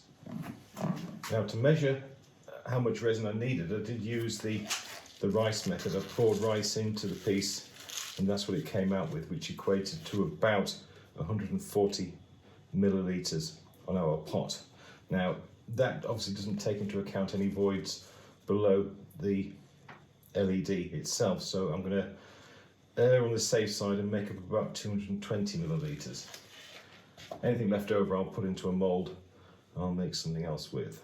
Right, now this casting resin is a 1-to-1 ratio, so we're going to put 110 mil of each one. I'll just put these lids on so the pump's not quite primed yet.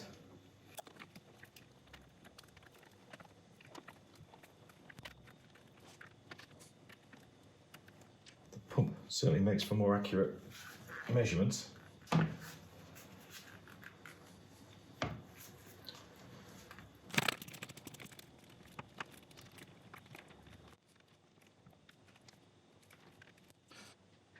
Okay, now we mix.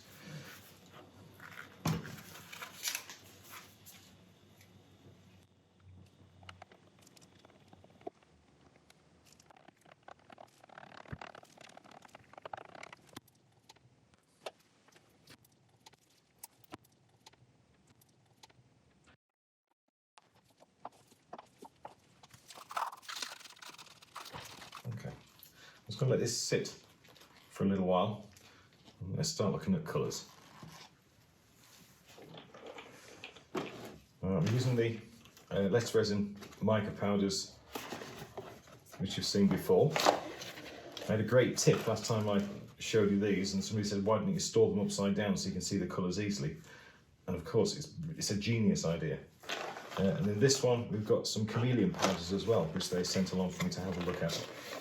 Now, chameleon powders, if you're not familiar, it's the kind of colour changing powders that you can get. So I was thinking I was going to try a bit of this and some normal mica powder in there as well.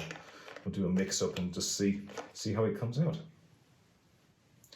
So colour wise, I'm thinking I don't really do much with blues, so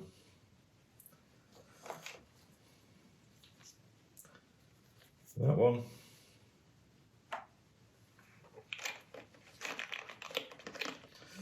As a contrast, we'll go with a plum chameleon. Actually, we won't do that one, we'll do a bit darker. There you go, dark blue and plum.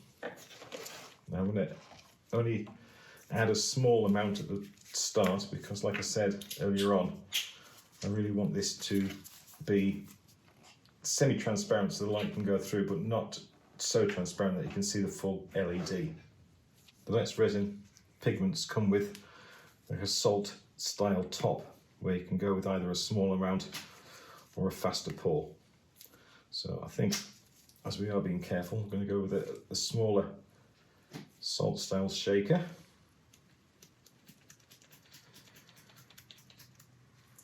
Let's see how that goes.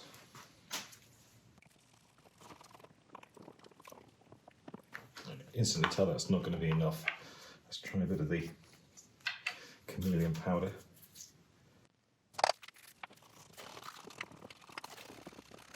That's made quite a big difference.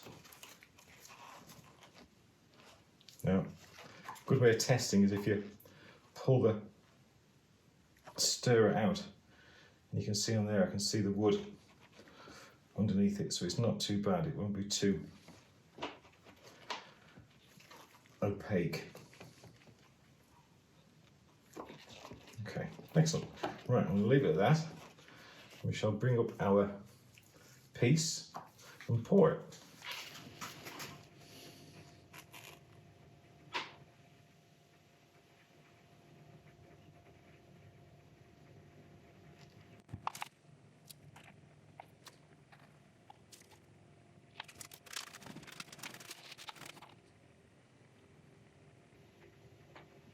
Okay, now that first pour, we haven't used the rest yet, but it is quite opaque. A lot more than I was hoping for, so I'm going to add a bit more blue, just to bring it a little bit darker. Right, hopefully this should do the trick.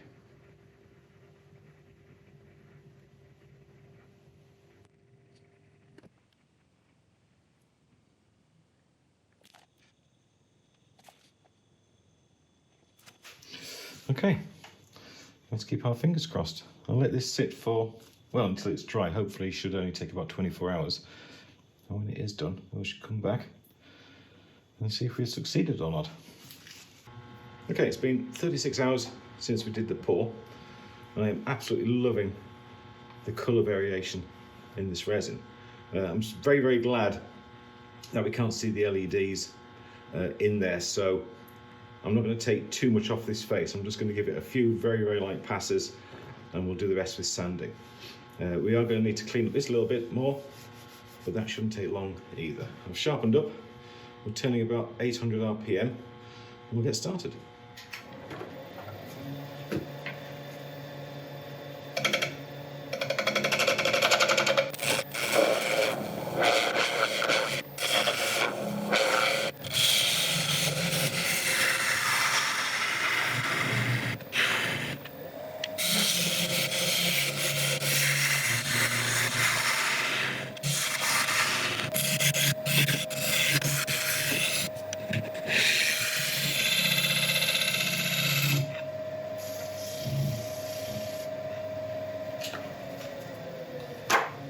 Excellent. I shall set up for sanding.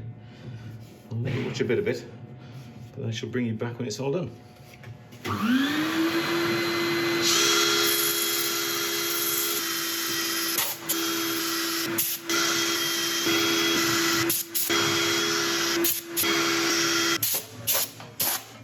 Sanding went well. Like before, I'm just going to clean off the surface with an isopropyl alcohol just to help get all the dust out of the grain. You can see what it pulls out.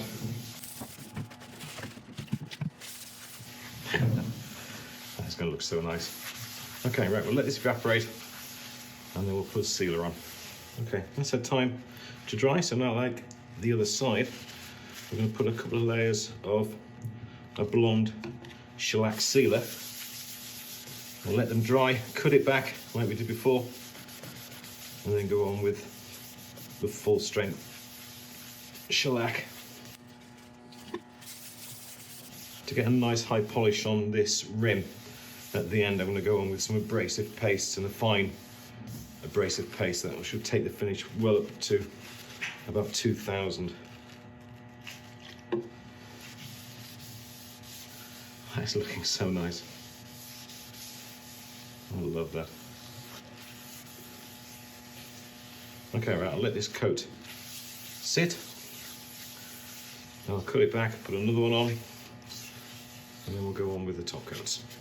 Okay, that's had the 2 coats of shellac on, and I've cut it back, so now we can go on with the final full strength shellac polish.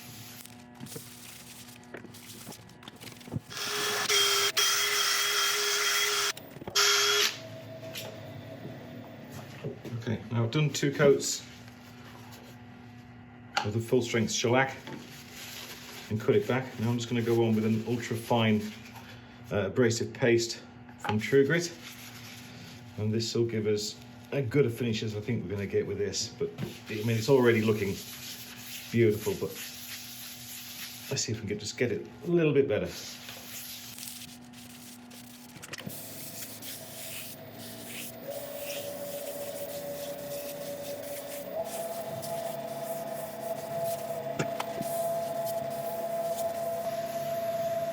Okay, I'm going to clean this off and we'll take a look at what we've done. there we go. Just over 12 inches wide, sapele with epoxy resin inlay with a hidden bonus. Should we see if it still works? This light, which was my daughter's, has the ability to brighten and dim the LEDs, so it really does have about 1001 different looks that you can go with. When you don't want to use it, you turn it off and you don't know it's there at all. If it wasn't for the cable, you'd be none the wiser. I really enjoyed this one. I've had this idea for a bowl for quite a while, but I wanted to wait until we got into the new shop to be able to set it up and do it. I'm very pleased with the colours in the resin. We used the casting resin, which is the first time for me, and it worked very, very well. The colour separation is nice. It does give an amazing sparkle to this inlay. If you are interested in using any of the letsresin products, then you will find a discount code and links in the description. So there we go. If you've enjoyed this, I would really appreciate a like and subscribe, and remember, if you do leave a comment as well, then you are going to be entered into the giveaway, which is happening in just a couple of weeks away.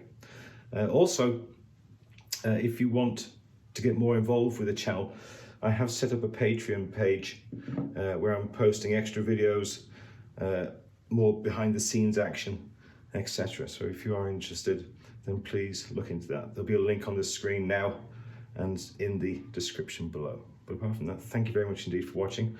I'll leave some beauty shots of this at the end. So that's it for now. Thank you very much indeed for watching, and I'll see you next time.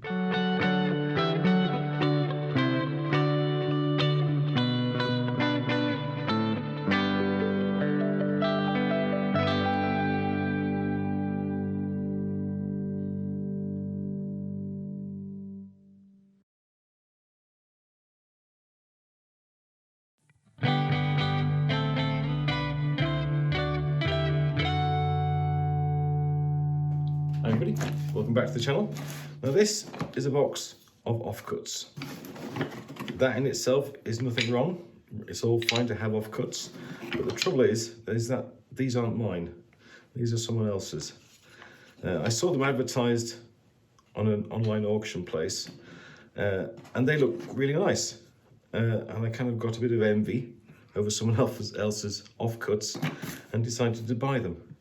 Now they're here, I'm feeling a little bit stupid, but we're going to make the best of it that we can. There's a few nice pieces of wood. There's some zebrano, there's some burls in here, some nice resin pieces as well. So we're going to make a bit of a fruit salad, I think. I'm going to get out my saw and chop them up into manageable sections, about that big, put them into a mould and cover them with resin, and then we'll see what comes out the other end. Okay, right, let's get started. Okay, we've got our little pot full of the offcuts. Now, first thing we're going to decide is how much resin we're going to need to put in here. Now, I'm going to use the rice method, which is fairly simple. What we're going to do is pour as much rice as we can.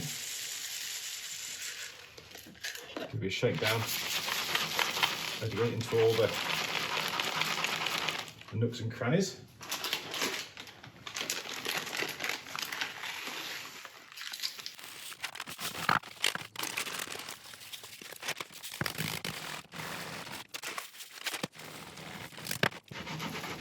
Right, I think that's going to suffice. We are going to allow for a little bit extra once we've got the rice out of here, which is easier said than done.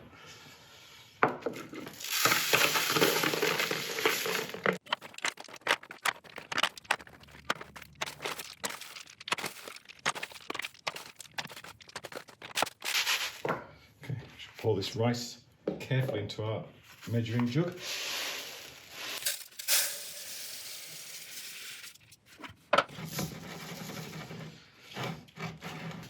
Right, now that says about 800 millilitres, so I think just to be safe we'll make up a full litre of resin. Okay, I'm using the letsresin deep pour epoxy, which is mixed in a 2-to-1 ratio.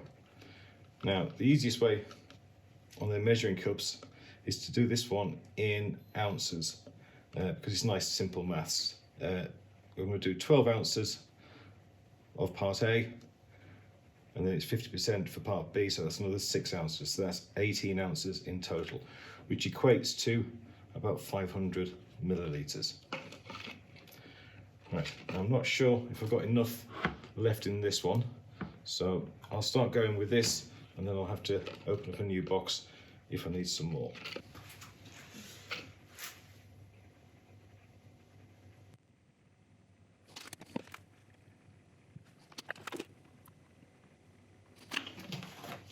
Right, I'll make both of these now up to 18 ounces with part B. I've got one of these little stirring devices from letsresin. All I'm going to do is sit it in the pot and press the button 2 or 3 times.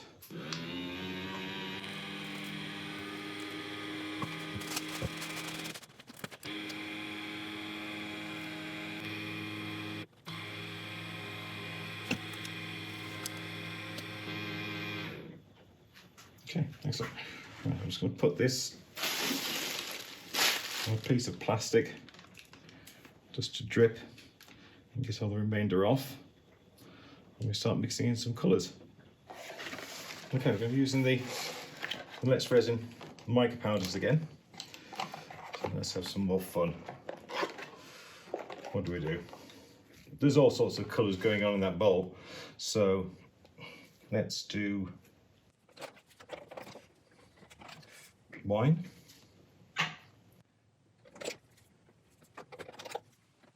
and spring green. That's a horrible combination, but it's going to be fun.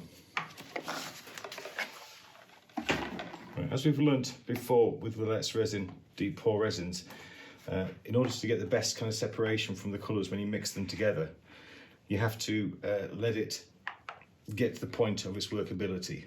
These resins, you can stay in this state for about 80 minutes. So we're going to mix these up and then leave them for about 70 and then come back in and do the pour. That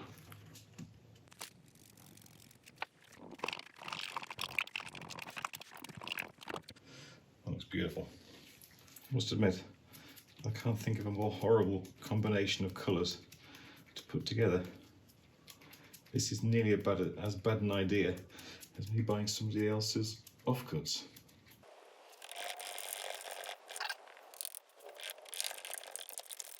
Okay, I'll let those sit. Come back to those in about 70 minutes. Meanwhile, I'm going to have a play around with the positioning of these, just so I can get the nicer bits more to the edge. Right, I'll bring you back when we're about to do the pour. Okay, my pots have had plenty of time to sit.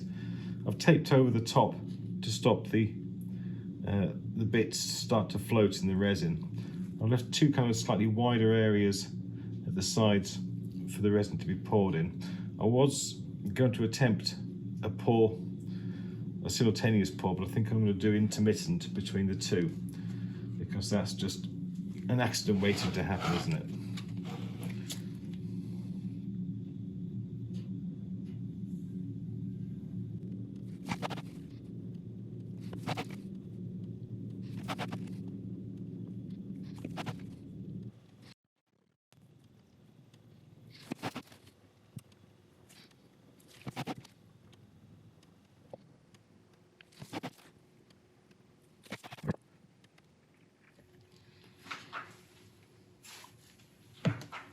Okay, right, I'm going to give this about 5 minutes to settle, because I'm sure there's quite a few little gaps in there just waiting to suck the resin into and air bubbles to be released.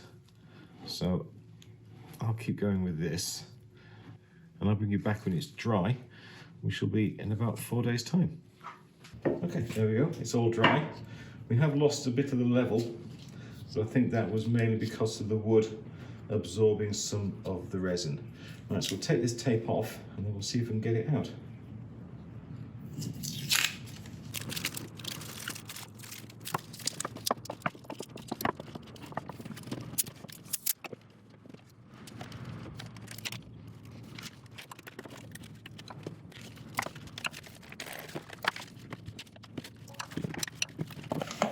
Ooh, that's nice. I've got a couple of air pockets. That's to be expected.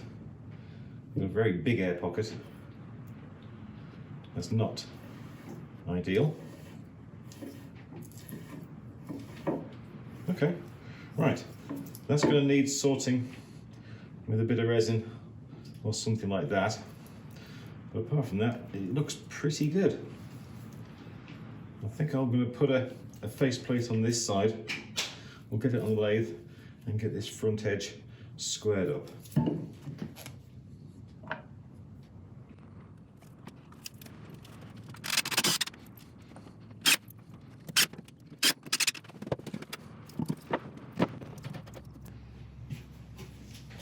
Okay, now usually in this kind of situation I would use a tailstock, but the tailstock isn't sitting correctly, it's not sitting on a flat piece, so I'm not going to use that at the start. Now the deep holes we've got where the resin hasn't penetrated, I'm not going to leave it too late before filling those. I may colour some milliput. I think that'll be the best way to deal with those, rather than waiting another 4 days for those bits to dry. They're a bit too deep to use CA glue, so I think the milliput is ideal. Initially we're going to be turning at about 660 RPM. I'm just going to flatten off this surface and then we can have a quick chat about what this is going to become.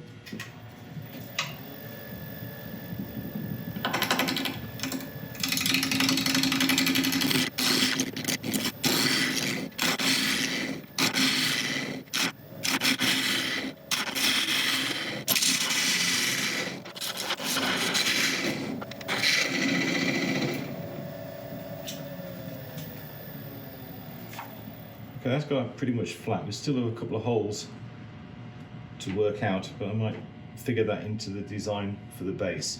Now, this is going to become a nice little pot, I think. Now, you saw me put screws into the top, which should instantly make you realise that I'm not going to turn a lid from this piece of wood. I'm going to use a separate piece of wood to make the lid, which meant that I was quite happily able to put screws into the top. If you were intending to use this as the lid as well by cutting it in half, then you could never use screws to start off with, otherwise it's going to spoil the lid. So I'm going to start thinking about where the recess is going to be needed and then try and figure out a way of designing this base so I can work out these holes or whether or not I have to fill them. Okay, the two lines I've put on here signify the different size jaws I could use. This is for the 50mm jaws and that's for the 100mm. I prefer to use the 100mm if I can, but then I've got a deeper hole there which would come into play. And if I use the 50mm jaws, I can avoid them. Yeah, I think it's going to be a case of using the 50mm jaws, have a foot that extends to about to there, and then just lift it off the base a little bit, and that'll allow me to turn away some of these holes. Anything that is too deep, I'll just fill with either an epoxy putty or with CA glue. Right, but first of all, let's just quickly cut this recess and then take it from there.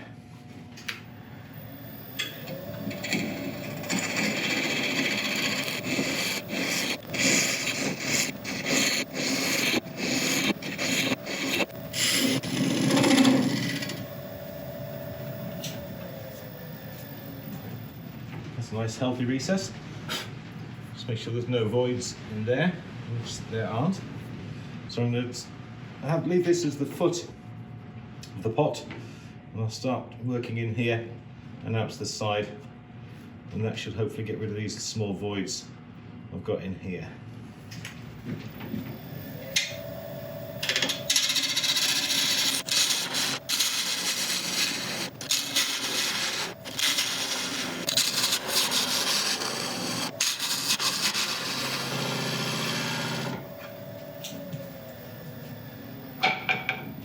Okay, that's all the major voids gone. The problem we had on this edge also seems to have gone, so that's good. Right, what I'm going to do is just quickly square up the sides and we'll start addressing the holes we've got on there.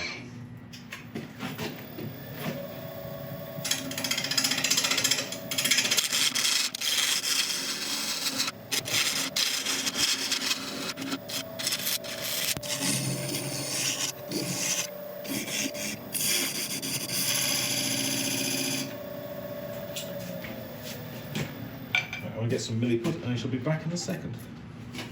This is the milliput we're going to be using. If you haven't used it before, it's basically an epoxy, a normal epoxy that we've used on the outside, but it comes in a putty form. Now we've got two different colours, we've got black and we've got white. And the idea is that we mix some of the hardener and the colour together.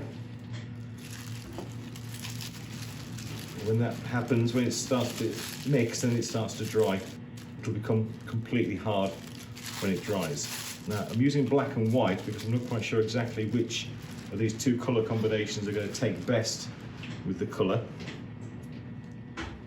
So I'm going to hedge my bets a little bit and make up a batch of both. Now if I'd stored this indoors, it would be a lot softer and easier to mix, but it was stored in my shed, so we're going to have a little bit of a problem, but we'll get there. We're going to knead these together until they are one consistent colour. Okay, I've got these two mixed up. I'm going to mix a portion of the black and the white together to give us a grey, and that may help produce a closer match as well. So I'm going to be making batches up with all three to get us somewhere where we want to be.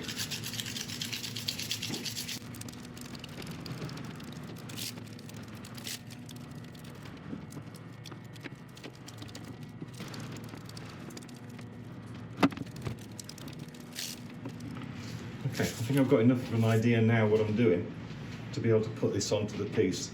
So I'll just quickly move the cameras again and we'll start filling these holes. Now this one's quite deep, so I'm going to pack a bit of the base first because I'm fairly sure it'll go all the way through once we've hollowed this out. So I don't want to waste my other mixed colours.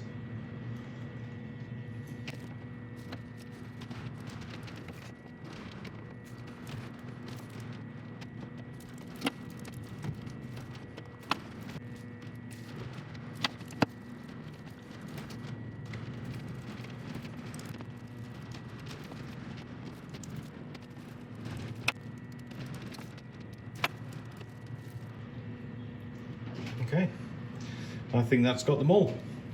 Right, we're going to give this 10 to 12 hours to dry, and then we'll come back and carry on. Okay, it's the next morning.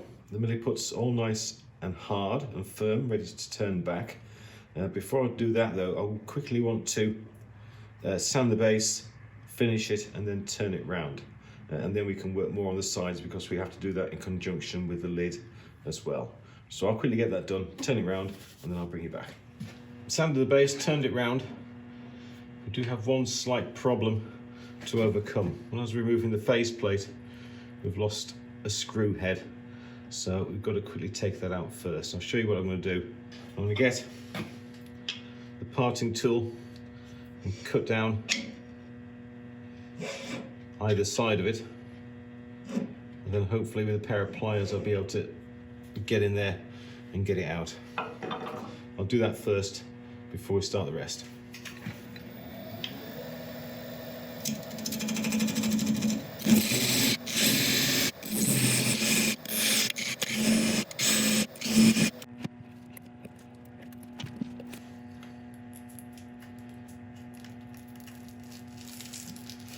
There we go, we got it. Okay, now I've got the screw out. I'm just going to face this off so it's nice and flat. And we can use this as a jam chuck to start helping form the lid. I'll show you what I mean in a second.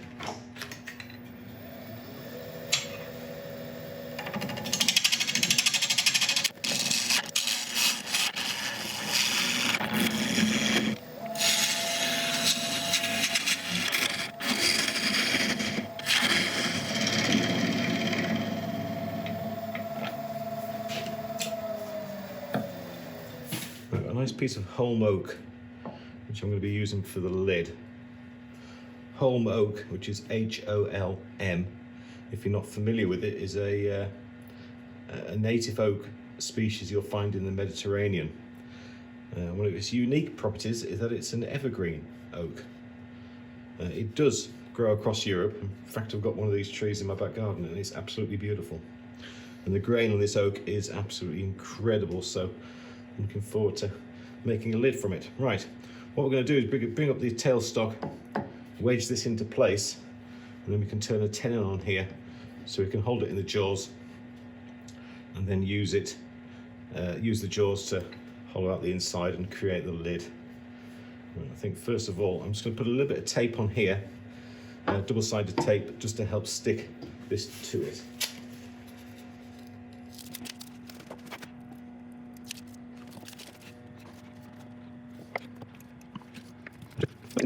That should do it.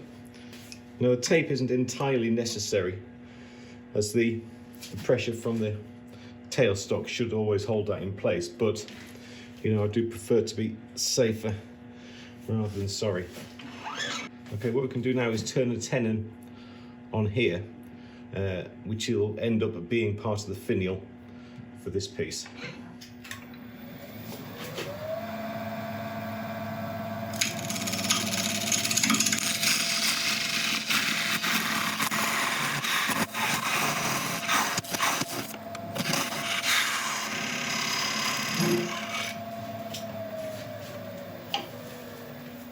Okay, now we can separate these two and hollow out the bowl.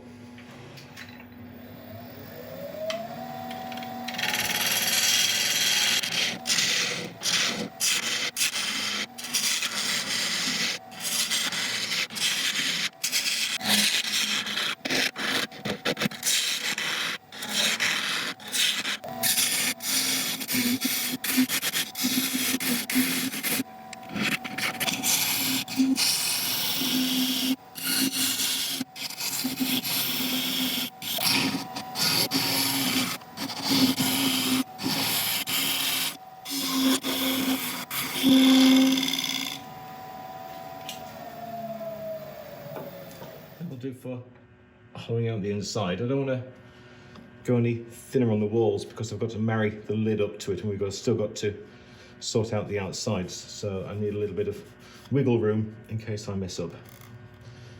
And come on, chances are high. Right, I'm going to sand this again off camera. You will get to see some sanding, don't worry, and I'll bring you back when we're starting to work on the lid. Okay, sanding and finishing went well on the inside. What we have to do now is cut a tenon on the lid that'll fit nice and snugly inside this rim. We're doing it a bit at a time, offering it up, checking it, and then refining it until it fits perfectly. I will leave a little bit of sanding room to allow us to finish it. When we've got that right, we can hollow out a bit of the inside, but don't forget we have to leave some meat on this to create a finial on the top. Okay, that white line is just to help me get it close first of all before I start bringing it into measure.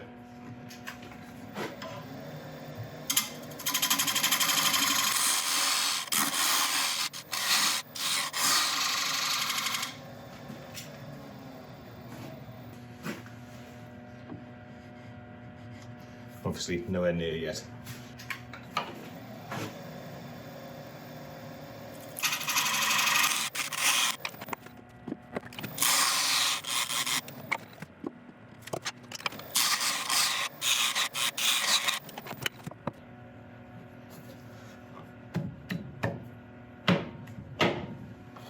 Excellent, I think we'll call that. Yeah, fits. Right, that should give me enough room to put a small sand on that and be able to fit it nice and snugly at the end. Right, I'm just going to quickly face off this and just put a small curve on the inside.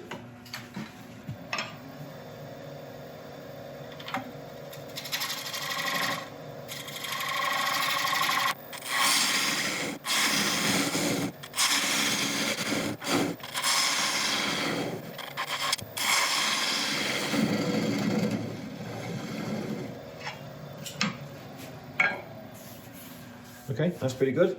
I'm going to quickly sand this little bit and just put a bit of finish on there, and then we'll put the bottom back in the jaws, marry up the lid to it, bring up the tailstock, and we can start working the sides. Okay, now a second ago, these fit in beautifully together.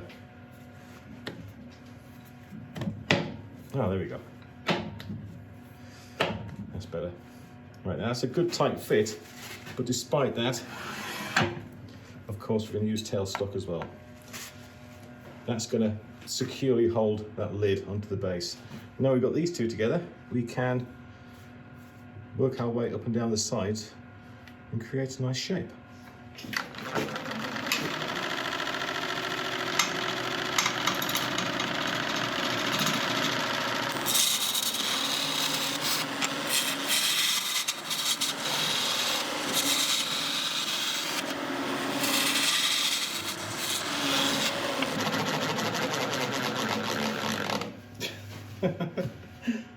That's making a wonderful noise. I think it's the two polished surfaces rubbing against each other just slightly. It won't last forever, I'm sure you. Right, we've got a nice little angle. I'm quite happy with that. I don't want to do too much with that because, as you know, I'm a great fan of simplicity. So I'm just going to start creating a bit more of this lid shape. Figure out how I'm going to work a finial into this.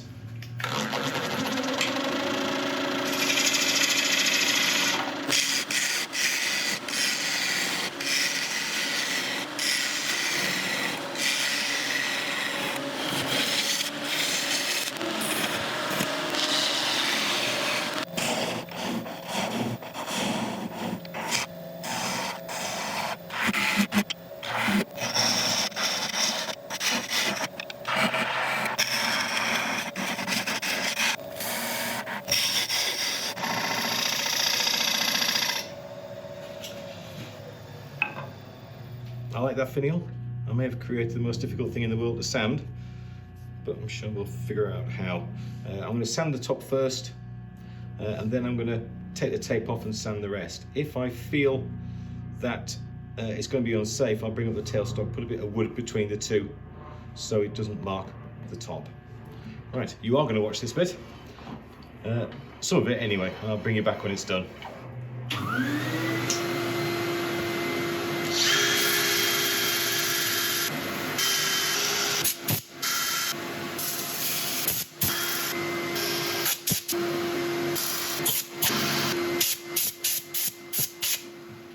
Sanding was tiring, but well. Right, I think we're safe enough to take the ball away to put the finishes on. And I know that generally the famous last words, aren't they? All right, I'll leave it there.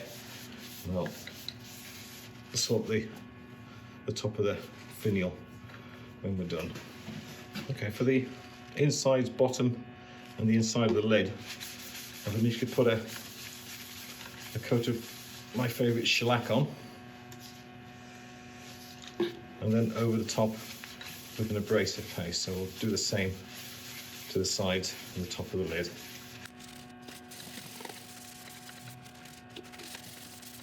Okay, I'm going to let this sit for a little bit to dry off, and then we'll go over the top with the abrasive paste.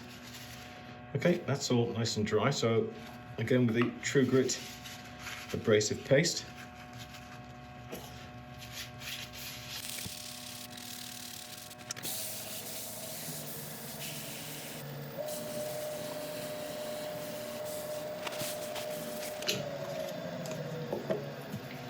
clean off the excess as usual with isopropyl alcohol.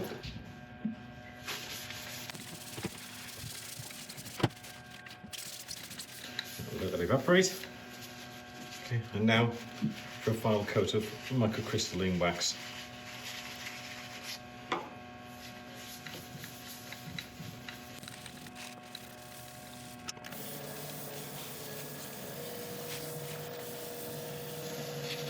Okay, I'll sort out the top of the finial, and then we can take a look at what we've done.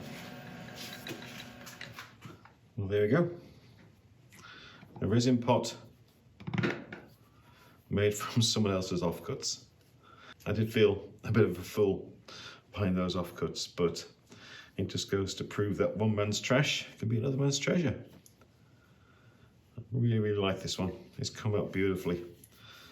All the different wood types in there and all the different epoxy pieces. It really does make for something quite remarkable. I'm also very, very pleased the way the letsresin resin has kept nice and separate. We've got the blues around here and the burgundy reds around here. That's worked out brilliantly. I'm glad we've got the hang of it now, and we can go on to do more and more interesting things. The holm oak lid really just helps set this whole thing off. It really is one of my favourite woods, and I wish I could get a lot more of it, but it is quite hard to get in reasonable sized chunks. If you are interested in giving something like this a go, I would certainly encourage you to do so, because it's not that difficult. If you've got lots of offcuts, just chop them up, put them in a pot with some resin in, and then get it on the lathe, see what comes out.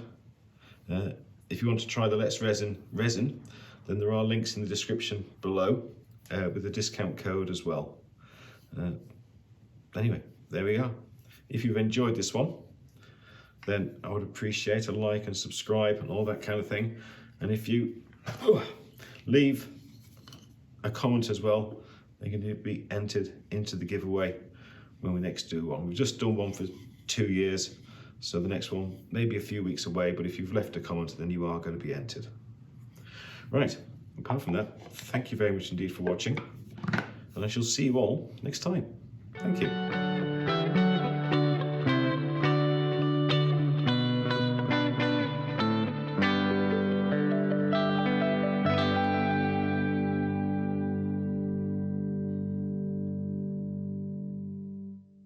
Hi everybody, welcome back to the channel. Now a lot of you will recognise this piece as being one of the 2 black locust bowls we part-turned in August last year.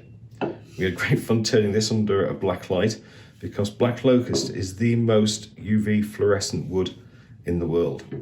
Now what we're going to do today is we're going to finish it off, but also we're going to give it a very, very, very unique inlay, which again I don't think has ever been done. So stick with me and I'll show you what we're going to do.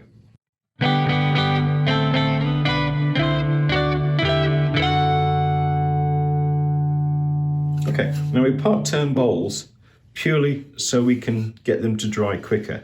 If you were to leave this as half a log, you'd be looking at 4 or 5 years, maybe even 6 years before it was fully dry.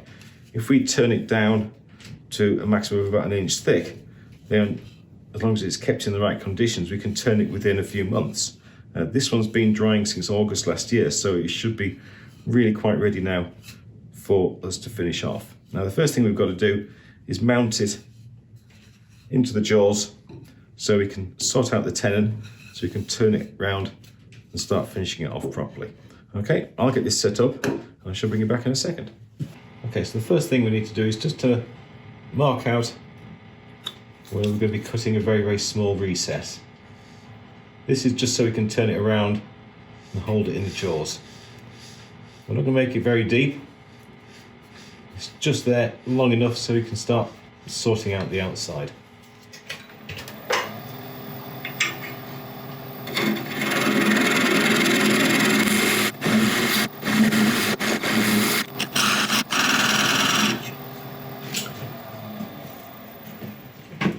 That's all that's needed. Now we can just quickly take this out, close the jaws a bit, and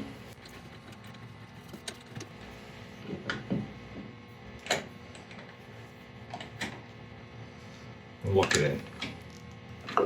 Okay, we've got it turned around, it's good and secure in the jaws, so you can pick up the speed to about 650, 660 RPM. We're just going to start making it round, we're going to sort out the base, and we're going to do it under a black light, just for fun. Alexa, turn off workshop lights.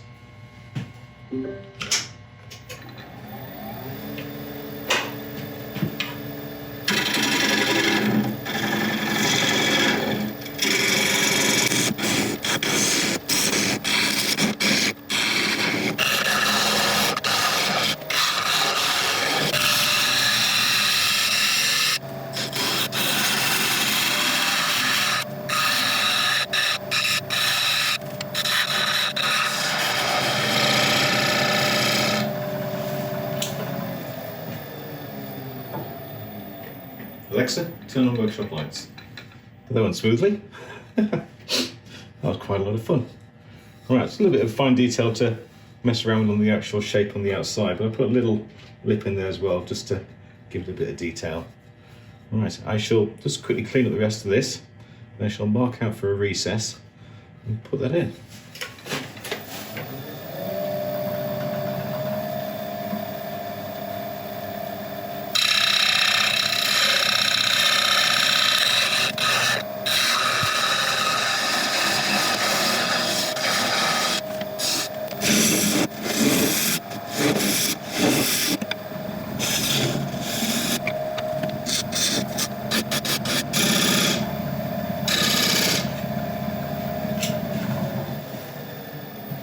The other good thing about part turning bowls, when it comes to finishing them off, you can get them done pretty quickly. Okay, I'm going to set up for sanding. I'll let you watch a bit of it, and I shall bring you back when that's done. We can turn this around and start having some real fun.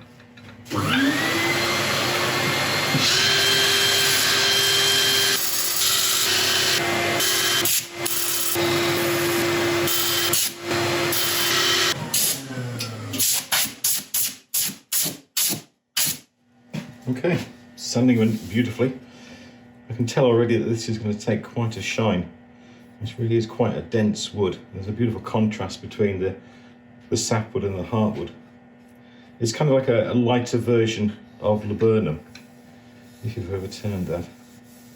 I know this is quite a common tree in America, where it originates from, but in the UK it's okay, but we don't get an awful lot for turning. There are a few pieces turn up every now and then, but it's not like a standard material that we can buy for turning on a regular basis. Right, I'm going to get some isopropyl alcohol and give this a wipe down.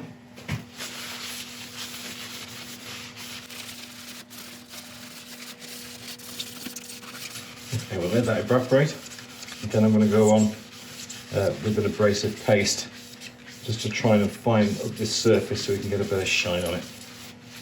Okay, that's all nicely evaporated. I'm going on with the True Grit abrasive paste. I'm going to apply this in the usual way, start off slowly to rub it in, and then we're going to build at the speed. As the speed increases, it breaks down the particles in the grit, and that's what gives us a finer and finer surface.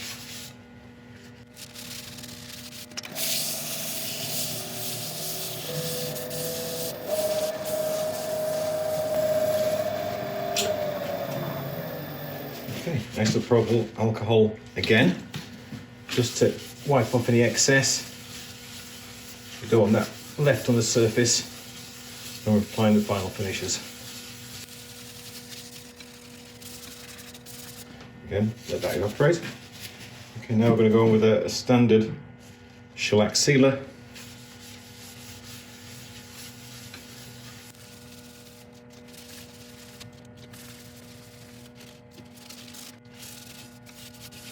Okay, I'll let this dry, then I'll quickly take it back with a very, very high grit Scotch pad, and then we'll put the final finish on.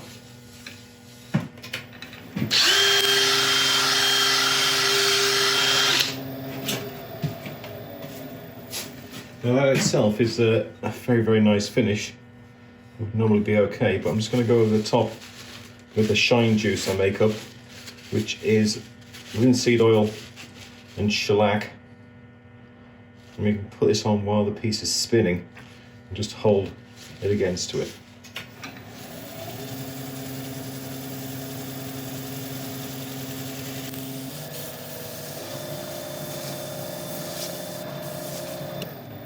Okay, right, let's turn this round. Okay, we're all turned round. First of all, I'm just going to flatten off this top, and then we're just going to sort out the inside. I'm not going to sand anything yet, because we need to be able to cut an inlay in here and start preparing for that.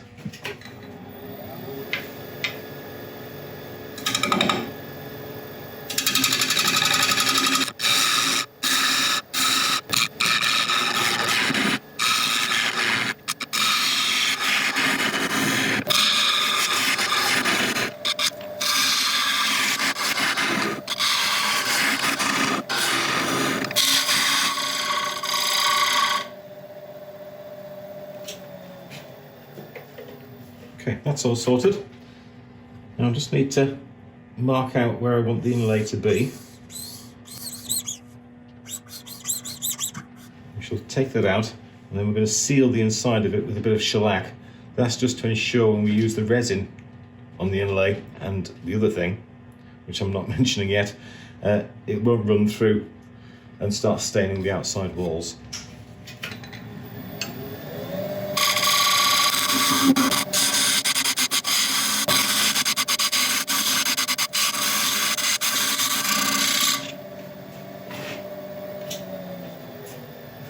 Okay, I'm going to sand and seal this. I shall bring you back for the next stage. Okay, there's our piece ready to accept the inlay. I've sanded round and I've put some shellac in there as well, just to make sure that that will hold the resin when it goes in and doesn't start seeping into the grain of the wood. Right, so we'll keep that to one side. Okay, so what we're going to be using for this inlay is this stuff. This is French chalk. Builders use it a lot, or woodcrafters, because it'll write on anything. It's relatively cheap, and basically it's soapstone. If you were to wet it, you can see the raw stone underneath, and there's generally some interesting colours under there. Now, I have used this stuff before, and it really does produce quite an interesting look.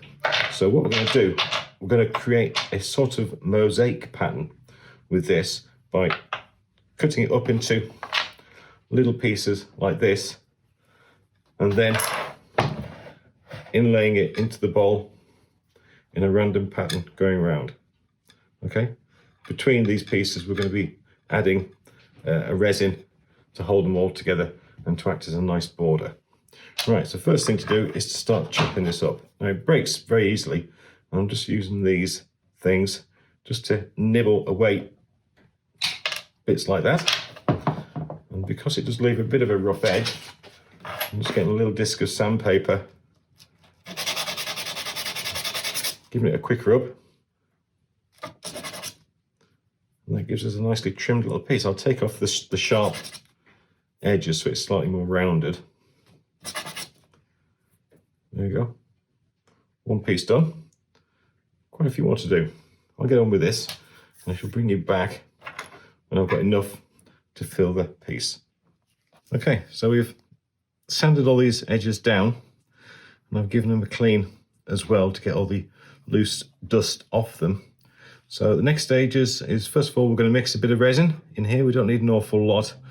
So I'm just going to mix up about 80 millilitres, which will be more than sufficient. Pour a small amount into the prepared inlay, and then start creating a mosaic with our small pieces of limestone. Sounds easy, doesn't it? Let's find out. The resin I'm using is the letsresin normal standard casting epoxy. We don't need a deep pour for this, so the standard casting resin is going to be absolutely fine. Now this one is mixed in equal ratios, so I'm going to pump in 40 millilitres of each one.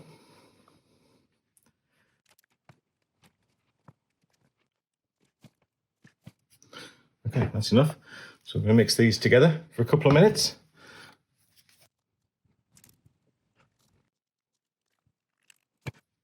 And then I'm going to colour this. Now, the mosaic tiles that we're using, or that we've made up, are quite light, so I'm just going to use a black dye, just so they can stand out a little bit against the background. Now we're going to be using the letsresin opaque resin pigments, so I do want quite a heavy dye in this. I don't want any to be able to see any of the wood in the background. See how that does?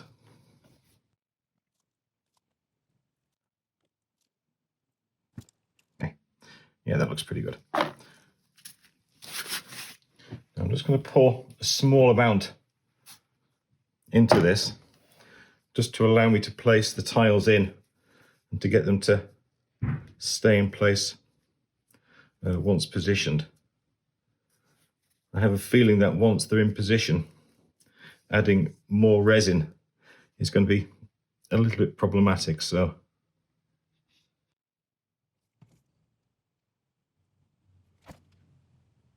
as we've already finished the outside, if I'm going to spill anything, I'm going to spill it on the inside and not the outside.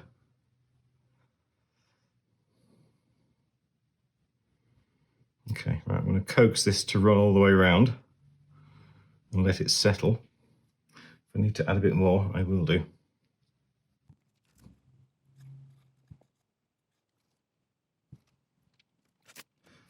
Okay, right, what I'm going to do now is where it's up to the edge here, start positioning these pieces,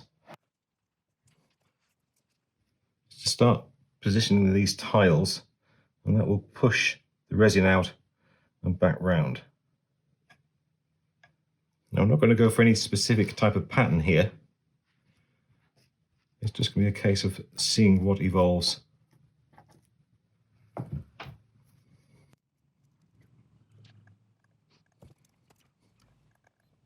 I think I'm going to add some more resin because it's not pushing it out as I thought it would.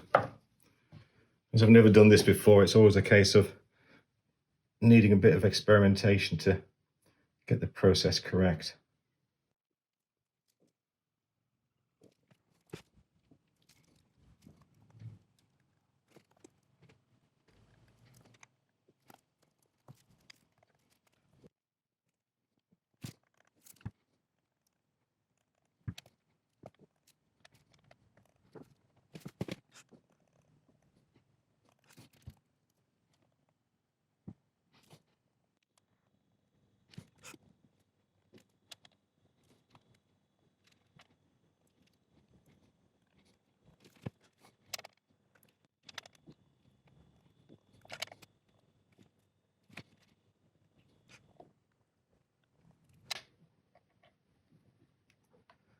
Last piece.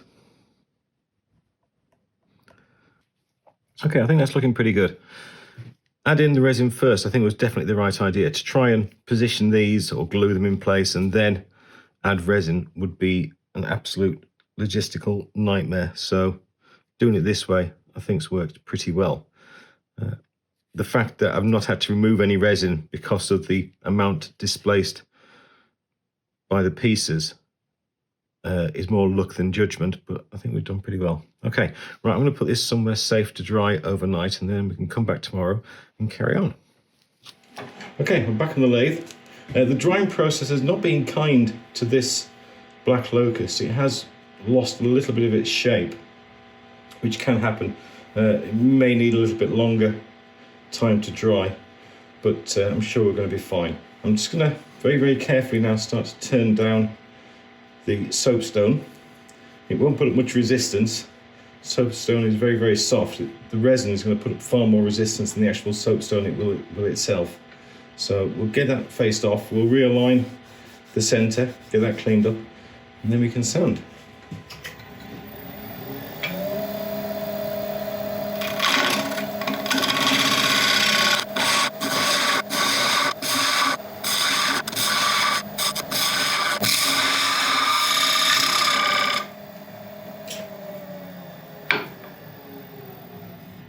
It looks looking pretty good.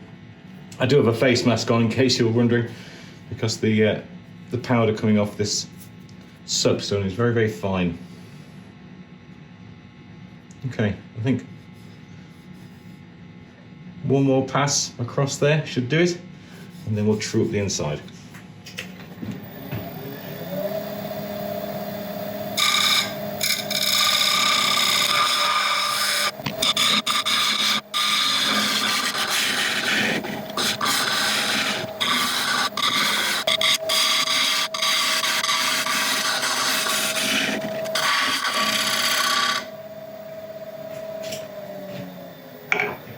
Okay, now I should do that. Right, I'm going to start sanding. I'll let you watch a bit of it. I should bring you back when we're done.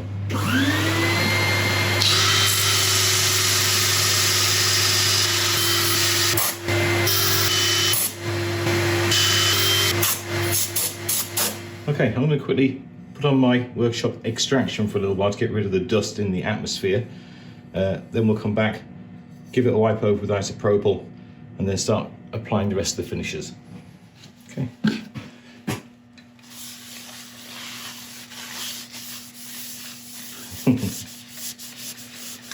I think this is going to be quite nice.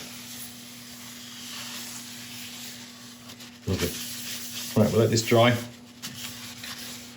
then we'll come back with a abrasive paste, then a sealer, and then on to the final finish. Okay, that's all dry. Same as before. Start off slowly and buff it in at slowly higher and higher speeds. Gives a nice fine surface.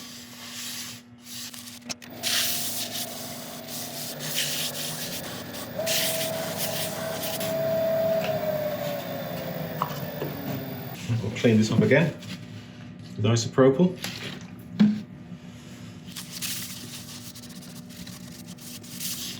Again, we'll let it dry. Shellac sealer. Well, we're going to let this dry, and then we're going to cut it back with an abrasive pad, about a 2000 grit. And I'll get it ready for the final coat.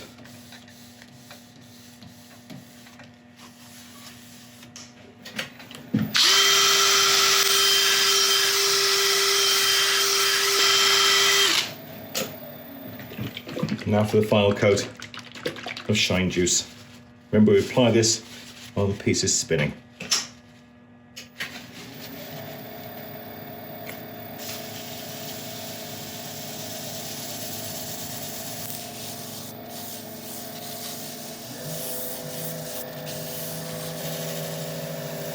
Okay, I think it's time we took a look at what we've done. There we go. Black Locust and Soapstone inlay.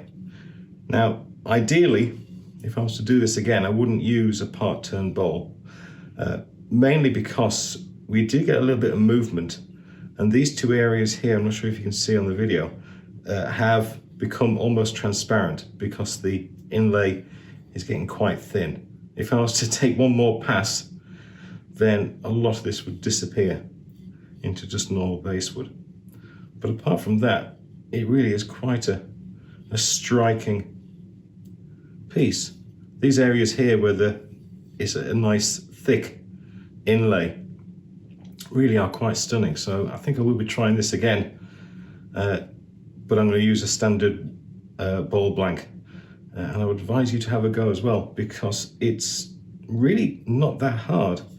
If you just remember a few basics, make sure you put resin into the inlay first before you put the chipped up soapstone. It really is quite easy to do. Remember, this stuff is called French chalk. It's easy to get hold of pretty much everywhere, and it isn't that expensive as well. I think I bought about 144 sticks for about £5–6, and that's done me 2 pieces, and I've still got a fair amount left. I hope you've enjoyed this one. It's certainly been an awful lot of fun to do. If you want to have a go at this yourself, then the resin I use is available with a discount code in the links below. In fact, all the stuff I use, the glues, the tools, everything like that, you'll find descriptions of everything in the description of the video. But if you have liked it, I'd love a like and subscribe, and if you could share it as well, then that would be absolutely amazing. Remember, if you leave a comment as well, then you are going to be entered into the next giveaway, whenever that is. Apart from that, thank you very much indeed for watching, and I shall see you next time. Thank you.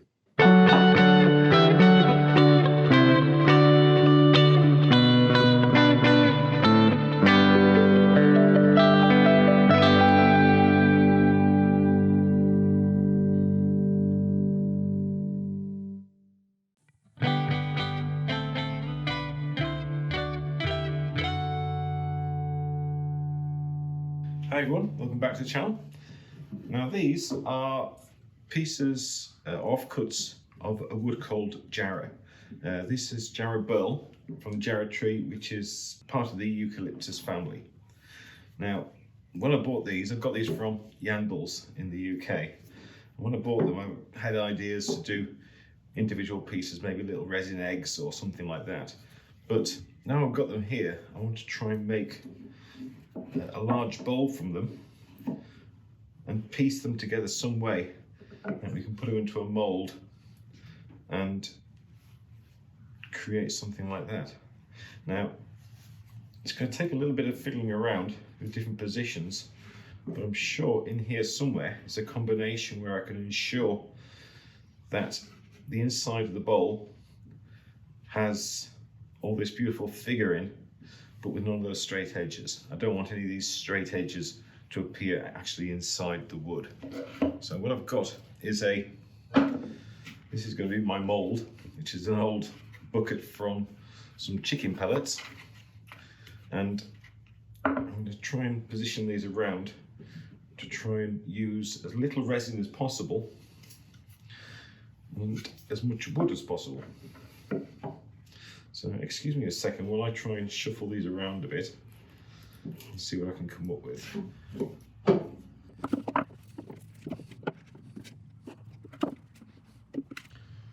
I think that'll do it.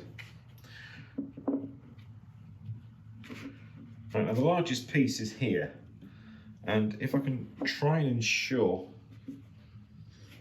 that this largest piece goes into the centre, it's going to give me a nice bit of firm wood in order to make the tenon or recess or whatever we're going to use, rather than having to make it into resin.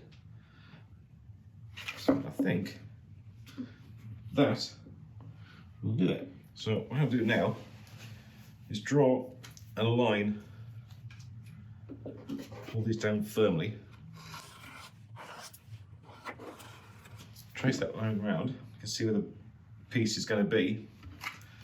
We'll take this over to the bandsaw and cut them out.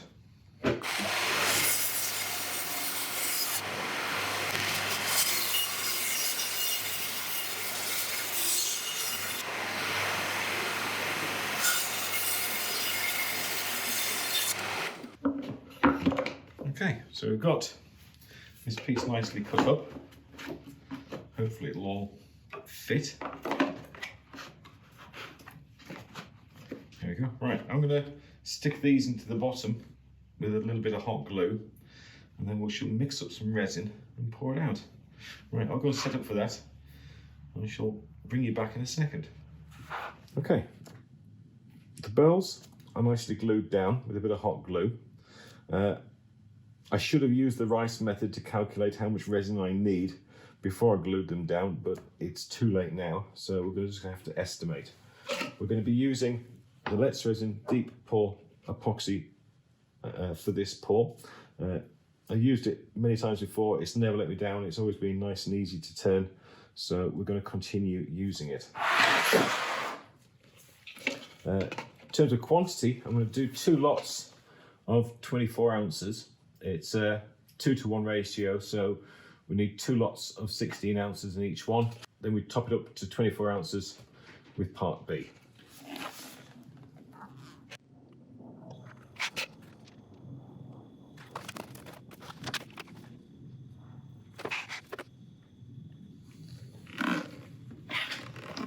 It's always important that you mix these thoroughly. And I've got one of these very cool little devices from letsresin that'll do the job for me.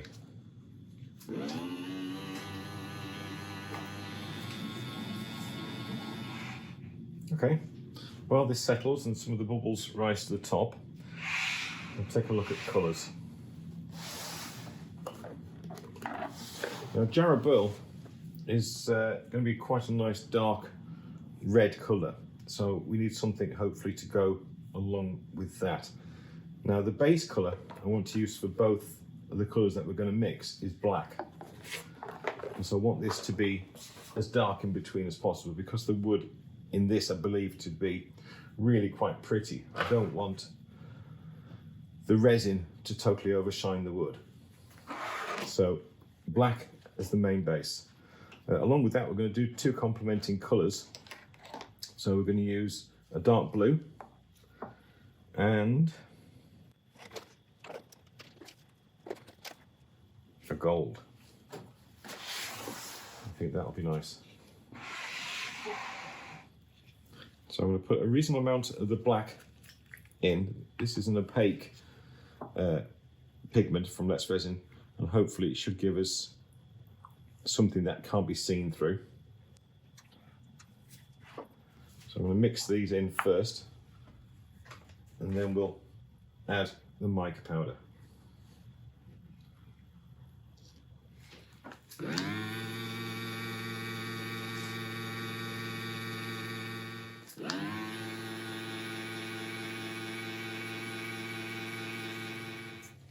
Okay, that should do them. I may need a bit more black yet, but we'll evaluate once we've got the colours in.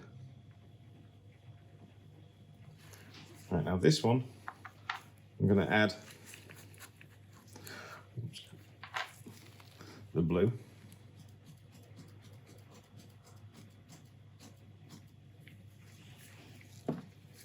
Put a healthy amount in.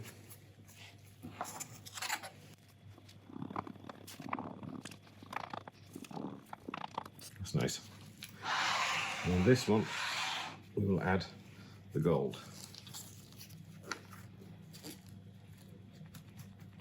Similar quantity.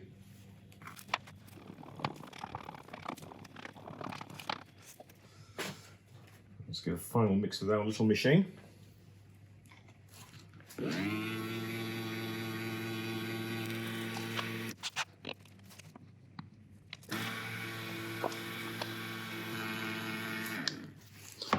Okay, now the next stage would normally be to pour, but I'd like to have some sort of separation between these two colours. So I'm going to let them sit for a little while before we pour. Now the workability time for the deep pour resin is about 80 minutes. So in 75 minutes, we shall come back and pour the resin. Okay. This has had enough time to sit. So I'm going to go for a simultaneous pour. We'll see how it turns out.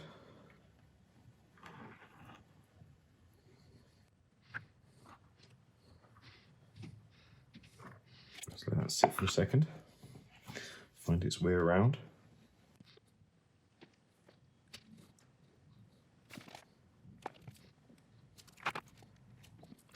Now I'm going to try and fill this up to about a good centimetre over the top of the wood, just to allow it plenty there to work its way in to all the gaps and into the wood itself.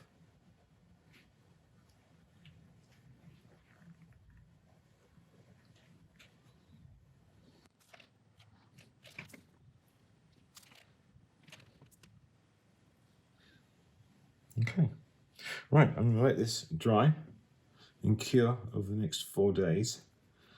Then we shall come back and see how we've got on. Well, there we go. It looks good, but all did not quite go to plan. The Burl that was in the centre and this one, the slightly larger one to the side, had started to lift in the middle. So I've obviously come free from the base. So I've had to top it up with a bit more resin. So it may influence what we're going to try and make, but we'll see. Anyway, let's get this out.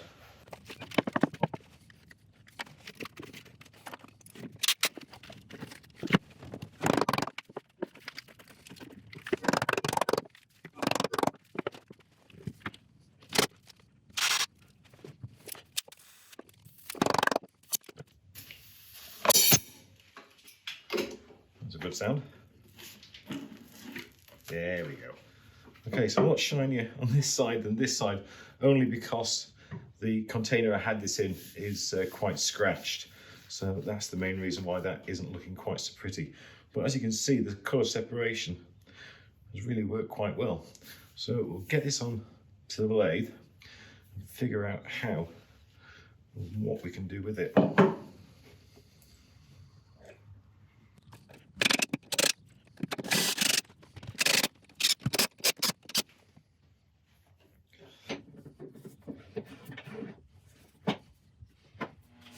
Okay, I noticed that the faceplate wasn't quite sat properly when I put it on the lathe, so I just took it off quickly to try and tighten up the screws. In tightening, I managed to tear the head off one, and then I managed to tear the head off the other three. So instead we're going to go with a drive spur and turn between centres. We can deal with the screw heads when we turn it around.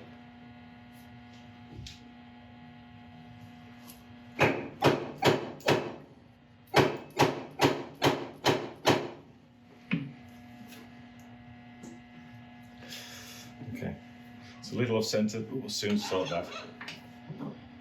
Okay, I'm going to spend a few moments getting this sitting nice and square, and also give us a chance to try and expose the wood under here and see what we've got to work with. I can see from this bit here, I can see just underneath the surface, I've got a piece there, and I've got another piece up there. I think that's the smaller piece that didn't move. There's the third piece, and that again is down from this edge. So anyway, square out the sides, sort out the base, and then we'll see where we go from there. Mask and face shield on, and we shall start turning at 650 RPM.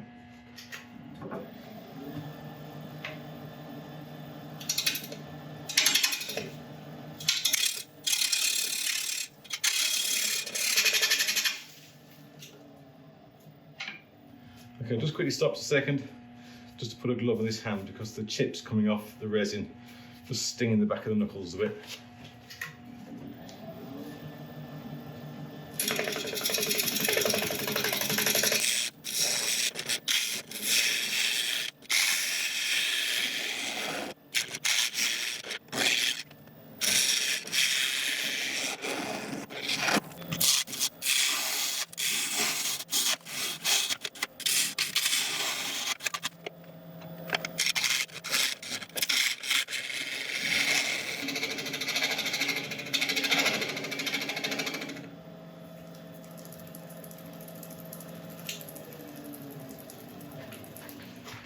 Apart from making a wonderful mess, this should hopefully give us enough information on where this wood is in order to see what we're going to do with this.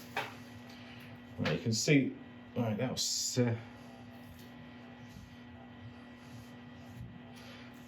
that's the main chunk there. You can see that start to come through to the centre. That's the little piece which is still at the top. That's the third piece, which is well off the base, and that'll be angled up towards the centre as well. Okay, that's quite interesting. Right, I'm going to go and sharpen up again and give this a little bit of thought. We can figure out what we're doing.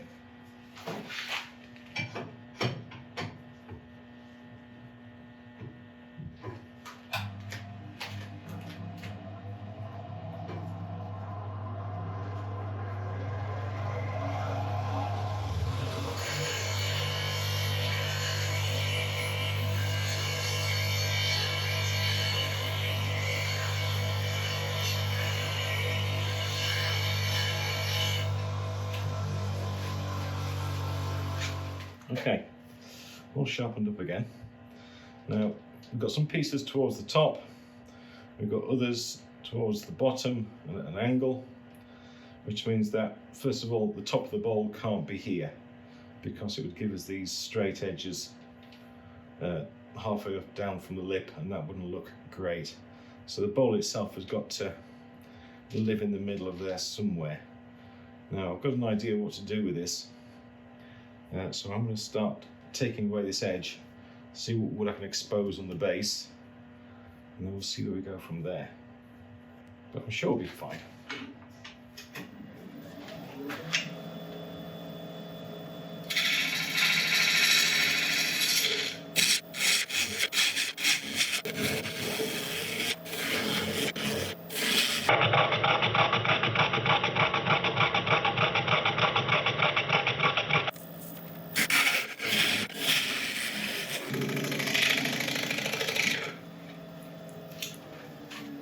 Okay, progress is going good. Starting to expose the wood on the bottom here, which is nice. This larger piece here, you can see the angle it was at because we've still got resin in the middle of it. So I'd like to expose a bit more of that. The Jarrah's looking nice. It's the first time I've turned this wood, and it's really quite hard. I'm going to have to sharpen up quite a few times, I would think, through this. I'm probably going to be moving on to a carbide as well at some point, just to make some of the cuts a bit easier. Right, I'll go and sharpen up again, and we'll continue.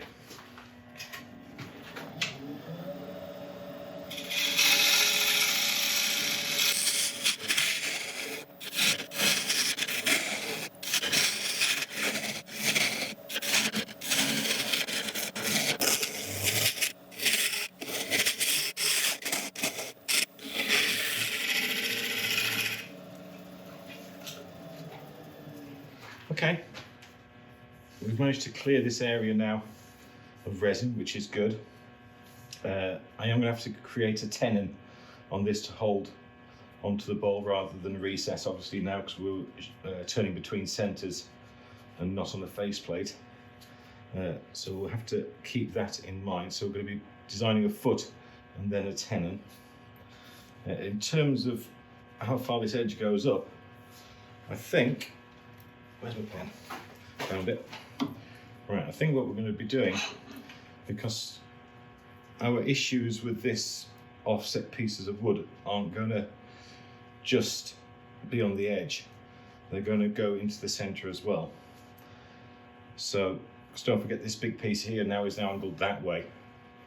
So what I'm thinking of doing is taking this bottom curve up to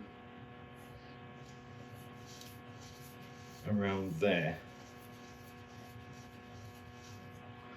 All right, and then when we turn it around, we're going to be making this top edge here go in and then create the bowl in the center. That's going to give us the most amount of surface area to show off this gorgeous wood. And when we put a small bowl in the center, we're going to cut into this large piece here again. So that's going to give us a nice piece of wood through the middle of the piece. So I think that is a good plan of attack. Having this much height on this side will give me a chance to make a nice foot and a good sized tenon. So, all right, that's the plan of attack. We'll continue on. Hopefully no more issues. We should be okay. By the way, we are now up to about 950 RPM turning speed.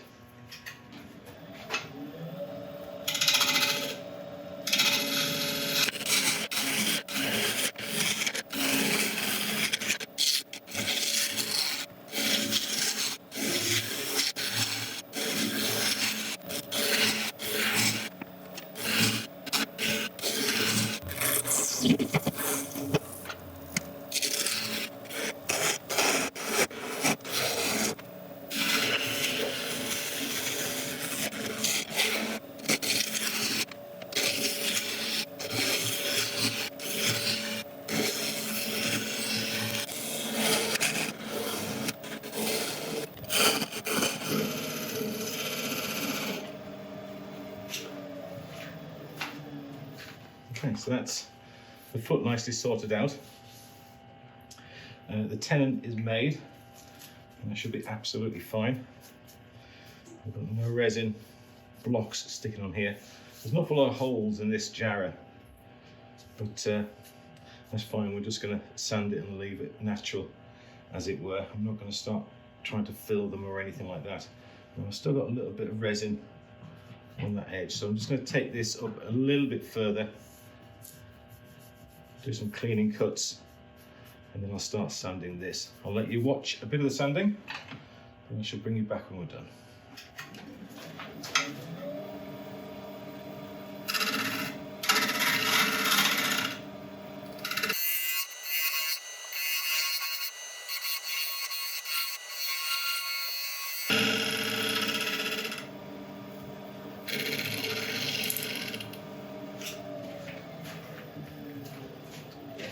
Okay, before I start sanding, I just quickly want to mention that a few people ask me, or tell me that I shouldn't wear this for sanding, and of course I don't. I mean, this is a good mask, it's PPR3 rated, and it's fine for turning.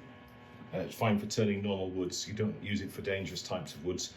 For sanding, I use a GSP P3RD filter, which will filter down to 99.95% of particles. So we are keeping ourselves safe at all times.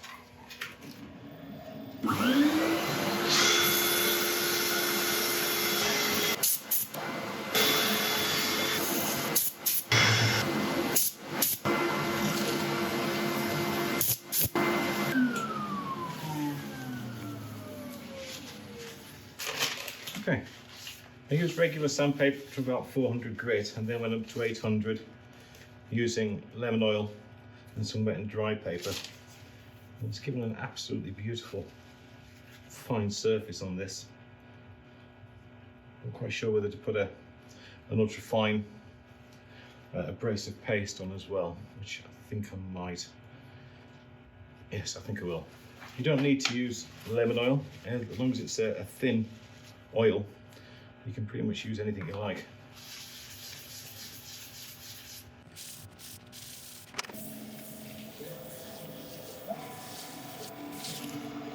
Okay, I'm going to turn this around. We'll put a final finish when we've got the other side done.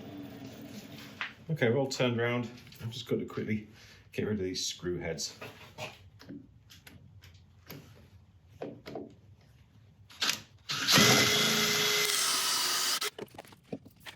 One.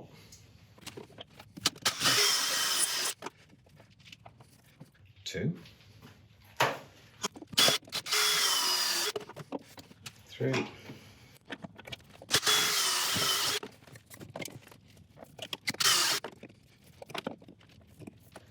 Four. Excellent. We can carry on.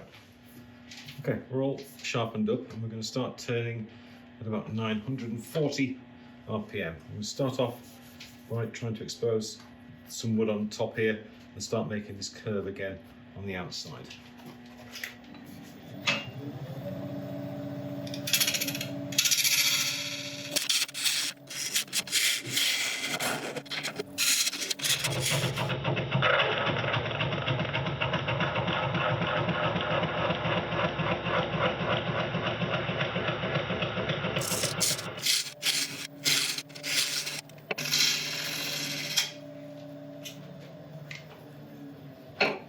I feel like I'm turning into a human spider web. Right.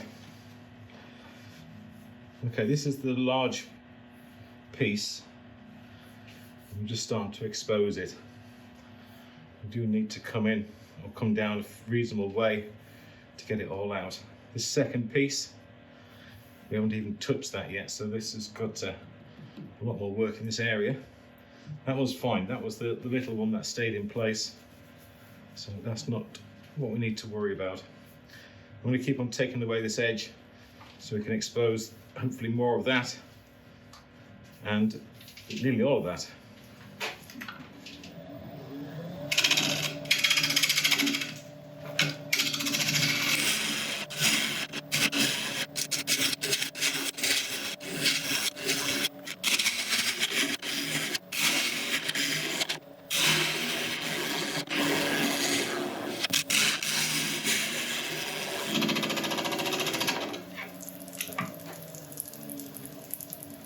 Okay, we're starting to do well now. This is the larger piece. We've exposed an awful lot of it. This is the smaller one. And there is a little bit more, but I think we are getting close to the edge there, which is good. And that's the smaller one there. Right, what I want to try and achieve is any wood to be exposed is all exposed by about that area there. Okay, because that's going to be our hollowed out bowl area, I think. Might just be a tad wider, but it's going to be around there. So let's, is that, I can figure out if that's the edge of the wood or if that's still under resin. Let's go another bit further and just see if we can figure that bit out properly.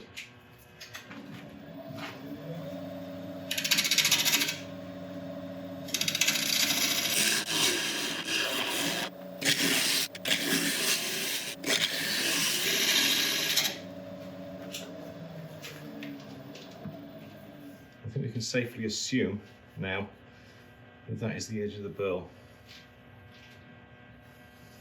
I may still be wrong, but we are going to be taking it down a little bit further as we refine the edge. I'm going to start hollowing out in here now and start preparing for where our lip is going to be. I think it's still going to be around where that white line is.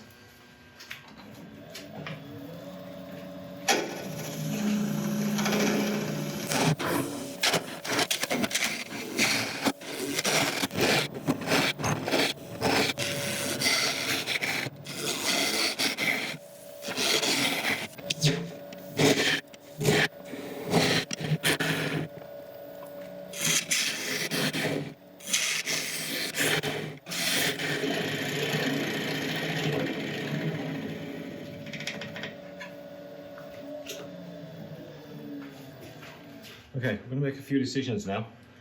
We've got a really nasty hole here in the Jarrah, which I could fill, and I may have to, but I'm going to take this down a little bit further because maybe I also want to try and get rid of this resin that's cutting into that edge. I prefer it to come around here somewhere than in. This is natural. Got a few bits of Jarrah up in that area as well, which is nice. So all in all, I'm pretty happy. Still got some cleaning up to do on here, so I'm going to keep on going. A few more passes on the inside, a couple more on the outside, and then we'll see where we are.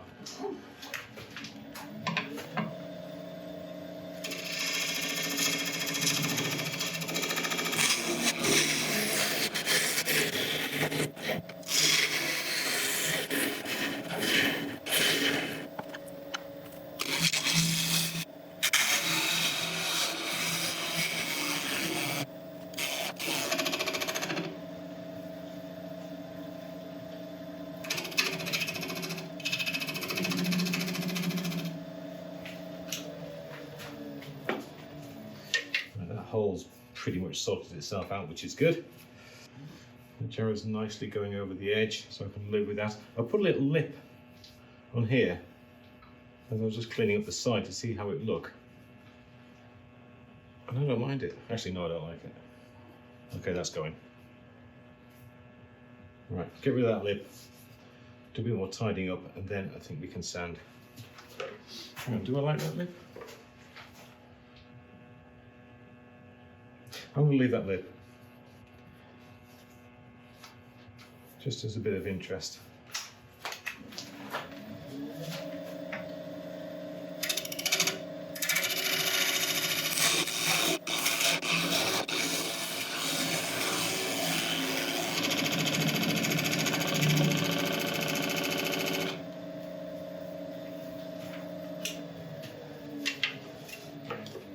Okay. Right, I'm going to set up for sanding. I'll let you watch a bit of it. I shall bring you back when it's done.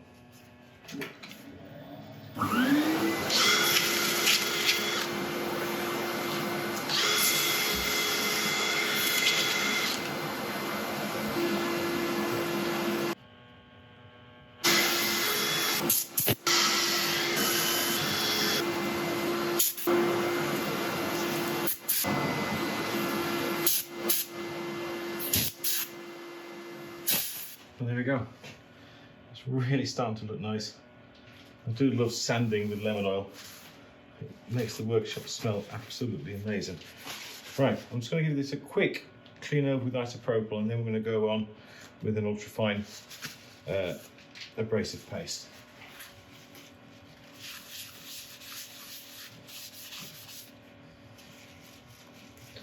Now, a lot of this abrasive paste will get stuck in these holes as you see it happening, but I'm going to blow out the holes afterwards and then wipe it down and blow it out and wipe it down until they're all gone.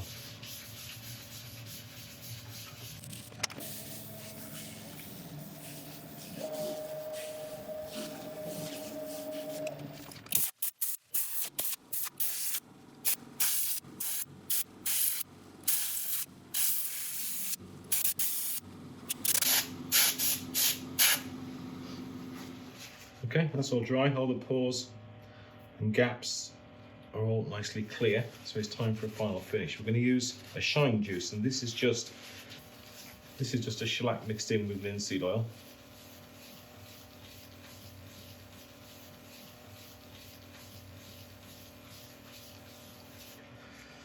We can apply it liberally to the surface and then spin the piece to buff it in. Don't forget we've still got to do the back as well.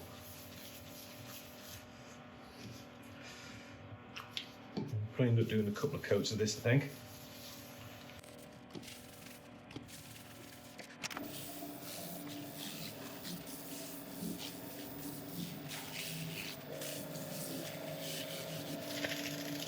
Okay, I'm going to cut this back with an abrasive pad, put a second coat on, turn it round, take off the tenon, and then I shall bring you back and we shall take a look at what we've done. Well, there we go. A Jarrah bowl and resin bowl. Enjoyed making this one. It was a bit of a challenge. The Jarrah really was quite hard, and I kind of messed up at the start by not ensuring that the pieces were firmly glued to the bottom of my mould. It's a mistake I've made before, and I've done it again, so yeah, I must learn better. But I don't think there's any denying that it's turned out quite nicely. You can still see the gold in the resin. I have no idea. Oh, there it is. There's some of the blue we had. Apart from that, I can't see it. Oh, there's a bit more there. I'd love to have seen more of the blue we used. So I thought that would have been quite nice. If you fancy trying this resin, there's links in the description below. They are a sponsor of the channel, so if you could support them, then you'd be supporting me as well. I would very much appreciate it. This, by the way, is my brother's first book. I know this is nepotism in its greatest form, but I'm very, very proud of him. He's my older brother. This is his first novel, The Prisoner of Cestus. It's set in the future, science fiction novel. He did the cover illustration as well himself, so he's an immensely clever guy. Right, I'll leave a link to that in the description below. It's available on Amazon, it's available for Kindle, and it's also available in paperback as well. Well, that's it for this week. I hope you've enjoyed it. If you have, I'd appreciate a like and subscribe and all the usual things, and if you could share it as well, then that would be absolutely incredible. Don't forget, if you do leave a comment, then you are going to be entered into the giveaway when it next happens, but any comment will act as one ticket into the giveaway. But apart from that, thank you very much indeed for watching. I shall see you next time. Thank you.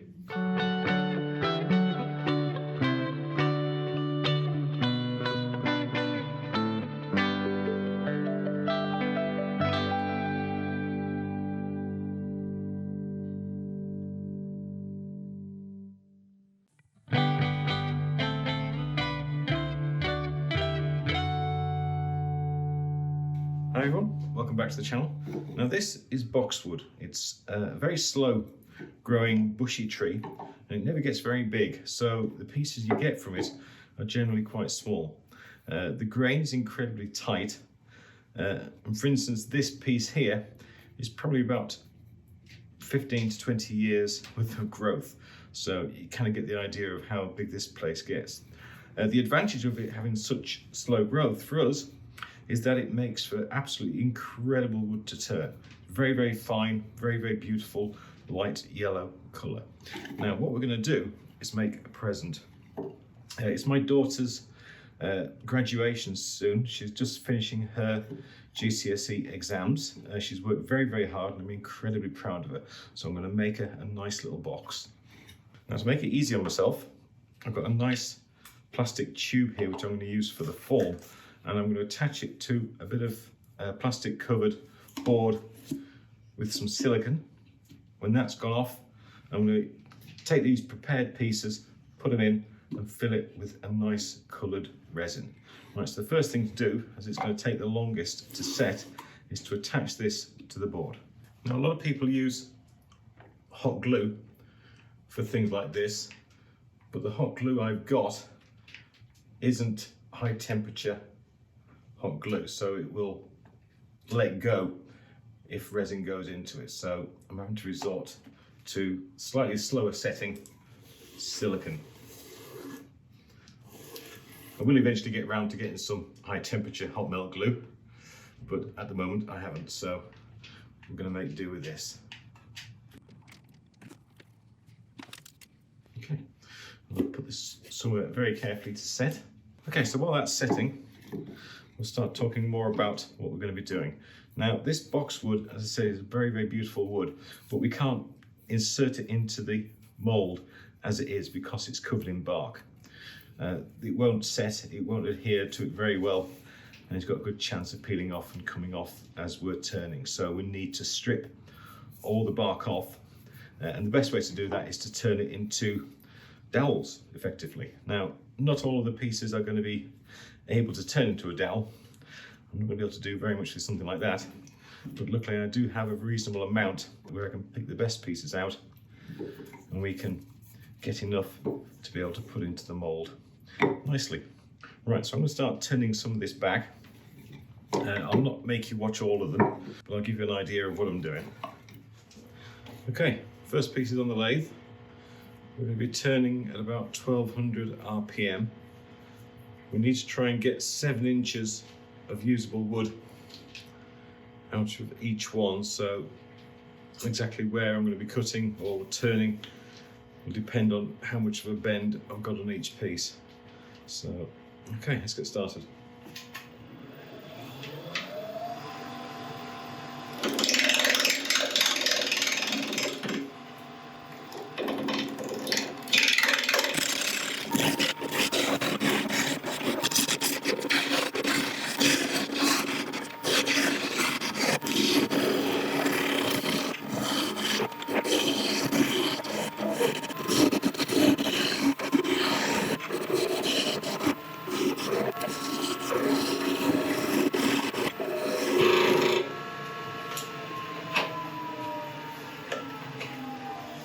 Okay, first one done.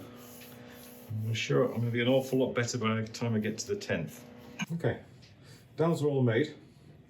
They're all nicely in position in our mould. Now, when we pour resin into here, these dowels will start to float. So I've just laser cut a little stopper which fits nicely on the top. I'm just going to put a small bit of spare dowel on there and then tape it over, and that will stop it going anywhere. Right, we can make up some resin now.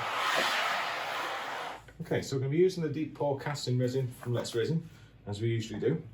I did use the rice method on the mould, and we need about 800 millilitres of resin to fill it. So I'm going to make up 900 just to be on the safe side. Now, this is a 2-to-1 ratio, and I'm going to mix up 2 different batches. So each one needs to have about 450 millilitres in each one. As it is 2-to-1 ratio, we need to put, first of all, part A in at 300 millilitres.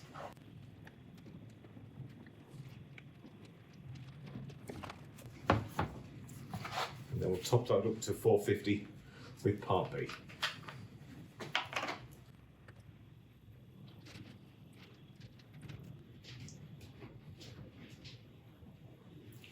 Okay, now to mix them, very important. We're going to mix each one for about 2 minutes.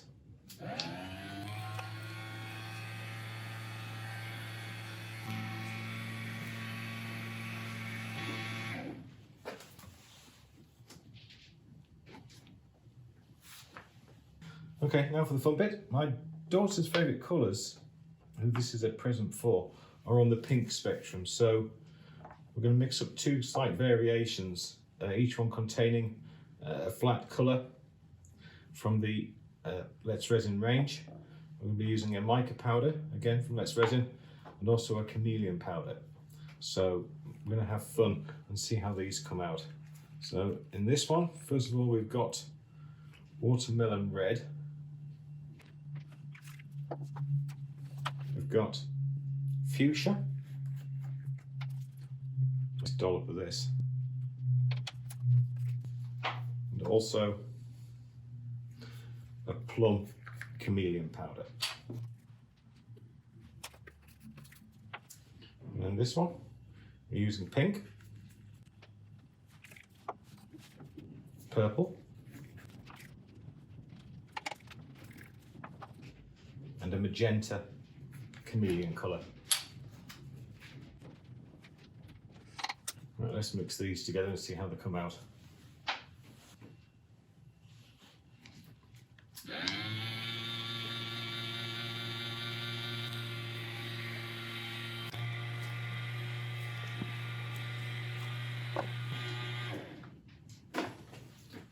Okay, now these 2 colours are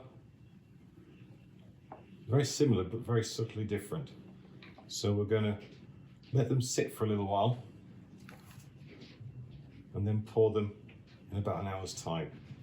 Okay, I think it's been long enough, so let's try a simultaneous pour.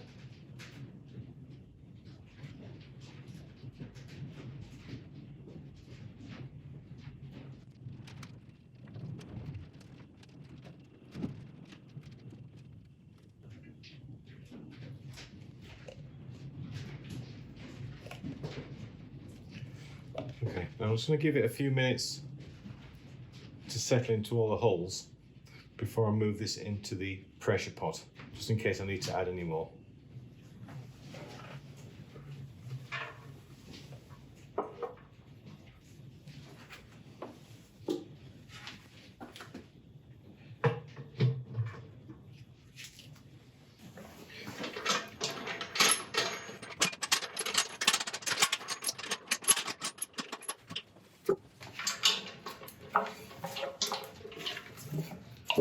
Okay, it's been about 4 days since we put this in the pressure pot, so hopefully it's all gone well.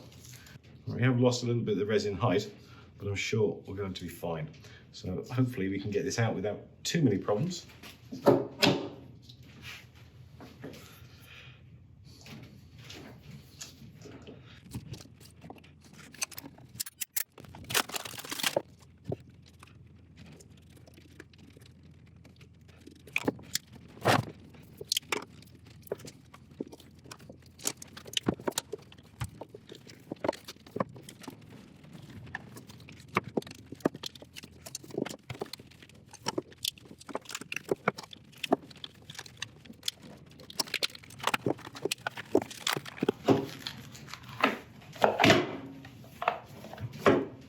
Okay,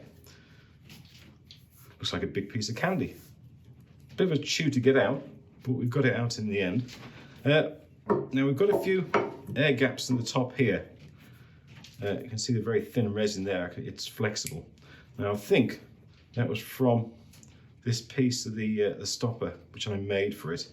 So I'm going to have to try and redesign these if I'm going to be using something like that again. So we're going to get this started. We're going to mount it on the lathe between centres like that, and this is going to be the top of our pot.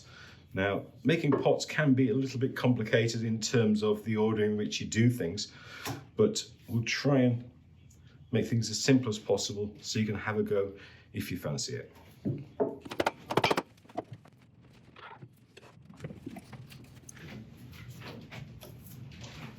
Okay, we're all nicely on the lathe. We're all sharpened up. I'll put my mask and face shield on, and we shall start turning at about 1000 RPM. Initially, we're just going to square this up, which won't take too long, and then we're going to start creating a tenon on this end.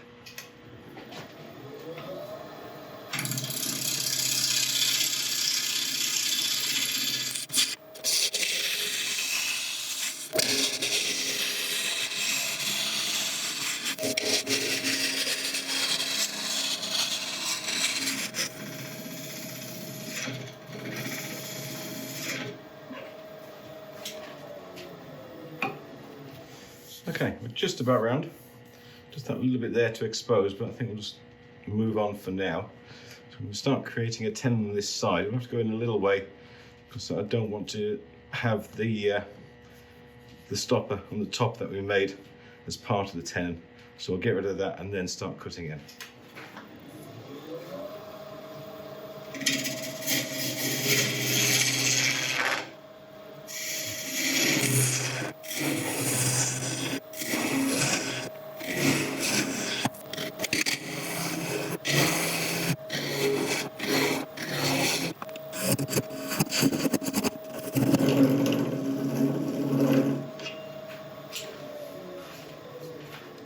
Okay, we've got a nice healthy sized tenon we can use to turn it around and hold it nice and firmly. We're not losing that wood at the end because this piece of wood I want to eventually use as the finial for the top of the pot. Okay, so it turned around.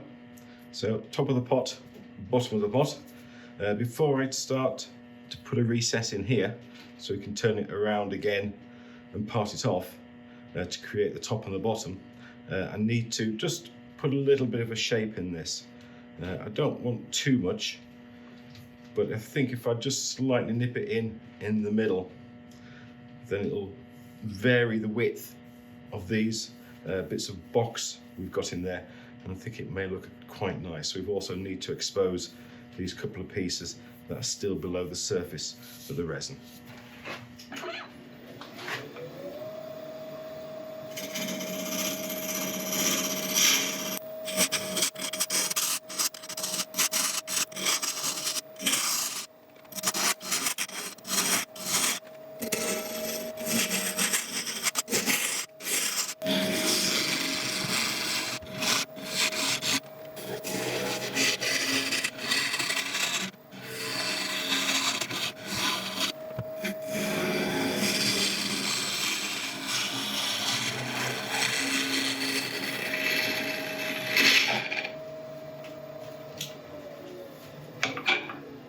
I like that shape.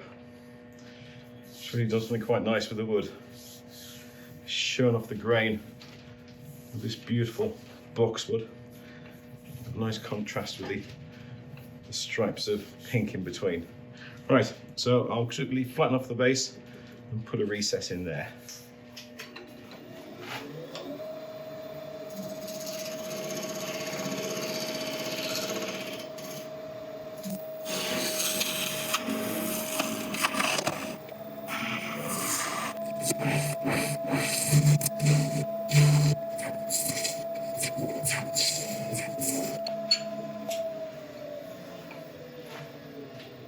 Okay, that's the recess in.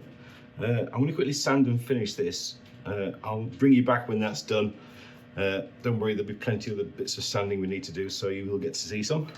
Okay, we've finished the bottom and turned it round, so that's now the top again. Next job is to part off the lid from the base. Now, I'm thinking somewhere around there. So we have a nice big healthy lid. It'll be hollowed out as well inside, so there will be some usable area in there. It can kind of double up as a pen pot or an enclosed capsule, whatever she wants to do with it. So I think just around there. I'm just going to raise up my tool rest a little bit. I'm going in with a record power parting tool, and rather than just going straight in, I'll be lifting that tip up, letting it engage, and then pushing it in and down.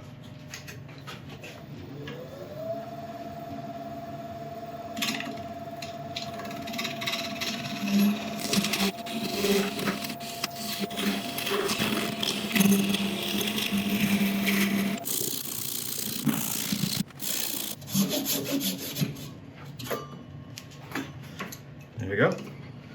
We now have one lid, one base. I'll keep this to one side for the moment, and we'll start to hollow out the body of it. Okay, we're going to start off the hollowing with a forstner bit. Now, I'm not going to make the same mistake I made last week by losing my mark and ended up drilling into the tenon. So this week I'm just going to put a bit of tape around the shaft, which I can't lose track of.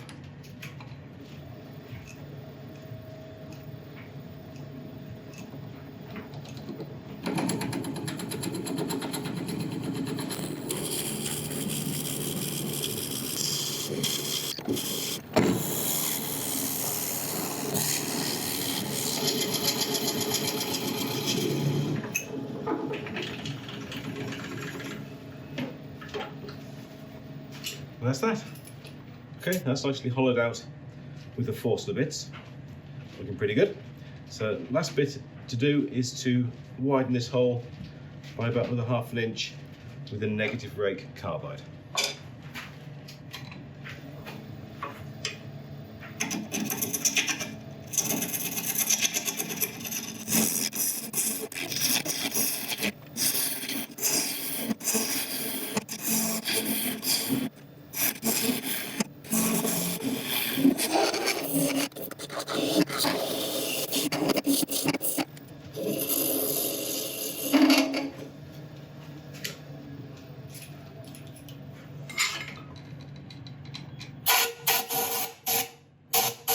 Okay, hollowing done. That negative rate carbide really does leave quite a nice finish. So anyway, once again, I'll quickly sand this and I'll bring you back when that's done. Okay, the inside of the piece is all nicely sanded and polished. Now I just need to cut down a small recess on this edge here, which is going to act as the locking mechanism between the lid and the vase.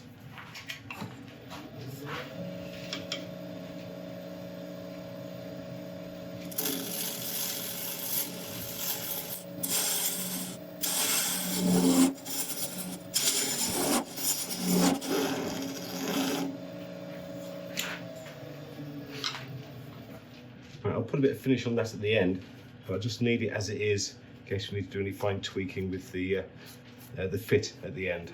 Right, I shall take this off and put on the lid. Lid's on the lathe. I'm just going to quickly flatten off this top, and then we can start translating some of these measurements we need to create a tenon on here, which will go and make this a nice snug fitting.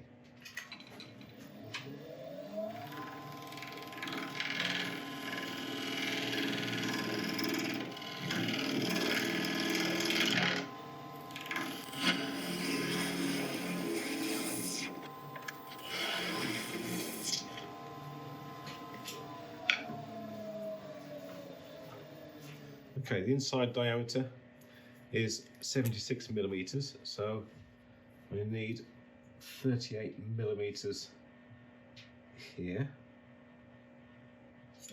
I'm going to err slightly on the pessimistic side.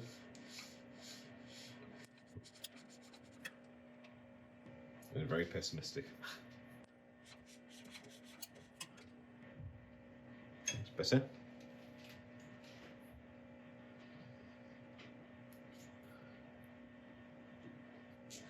Right, the outside one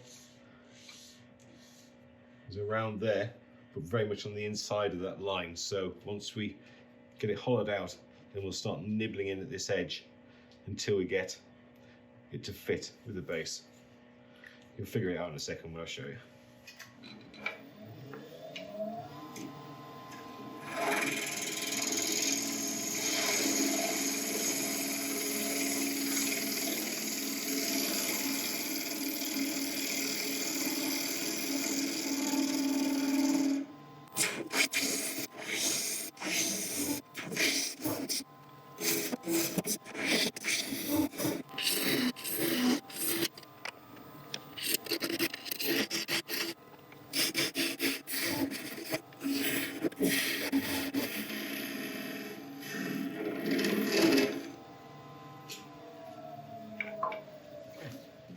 That's pretty much where we want to be inside the lid.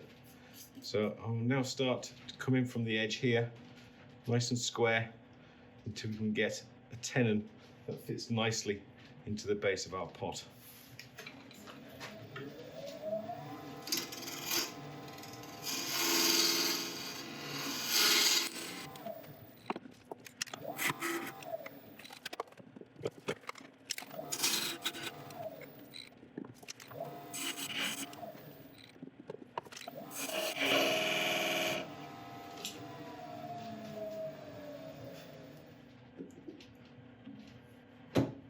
Excellent. Right, that'll do that. I'm just going to make this a fraction deeper, and then I'll sand and polish the inside, and then we can bring them both together on the lathe.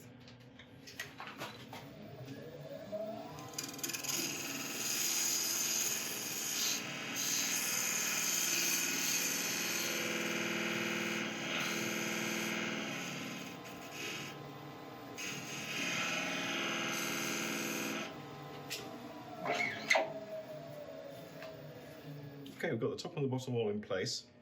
Now before I start to do a final shaping on this outside, I just want to get rid of this little piece here and start creating the finial. That will be the last job to do, but I need to get rid of this area here and see what shape we're going to put on the lid before I start finishing the shaping on the outside.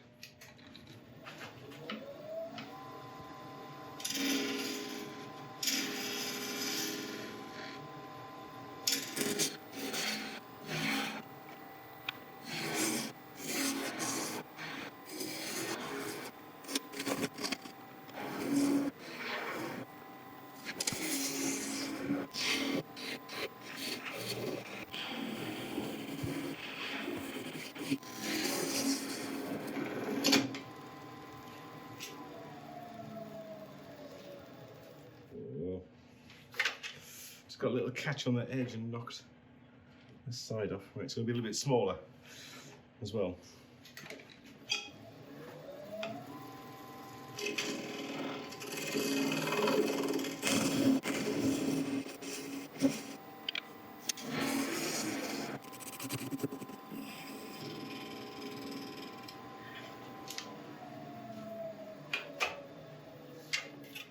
Right, I like that. That's nice. Okay, right, let's get on to shaping the rest of this.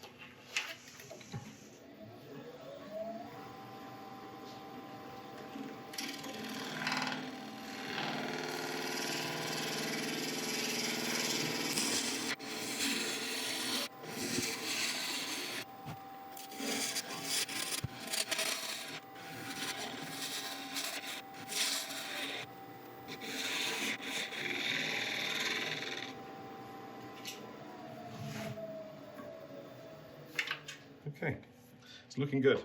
Right, next step, sand and polish this outside, then tape it round so we can finish off the finial. Then we sand and polish that, and then we're done. Excellent.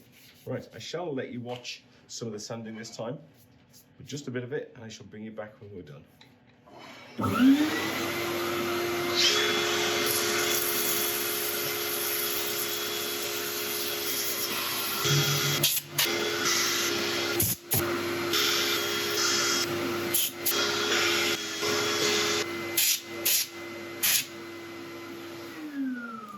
Okay, sanded everything except for the top of the finial, which we still need to finish off. So initially, give it a nice rub over with isopropyl alcohol. Just let that evaporate. We're going to cut back the surface, make it even smoother with an abrasive paste.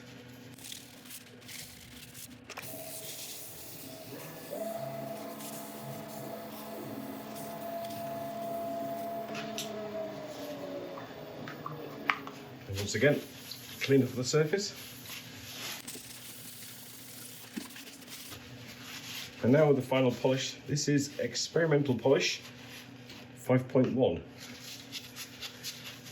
which has been doing a very good job so far. I'm pleased with it. Alright, I'm going to buff this in, and then I'm going to tape round and finish off the top, just to take a couple of passes across there just to flatten it off. After that, I'll bring you back with a special guest and we shall take a look at what we've done.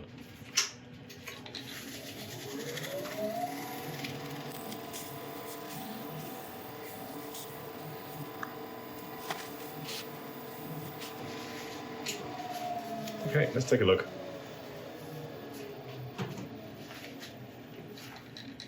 Right. And there we go, a rather pretty little box made from boxwood and deep pore resin. I'm really pleased with the way this one has come out. The fine grain on the boxwood has really helped give this such a beautiful feel when it's in the hands.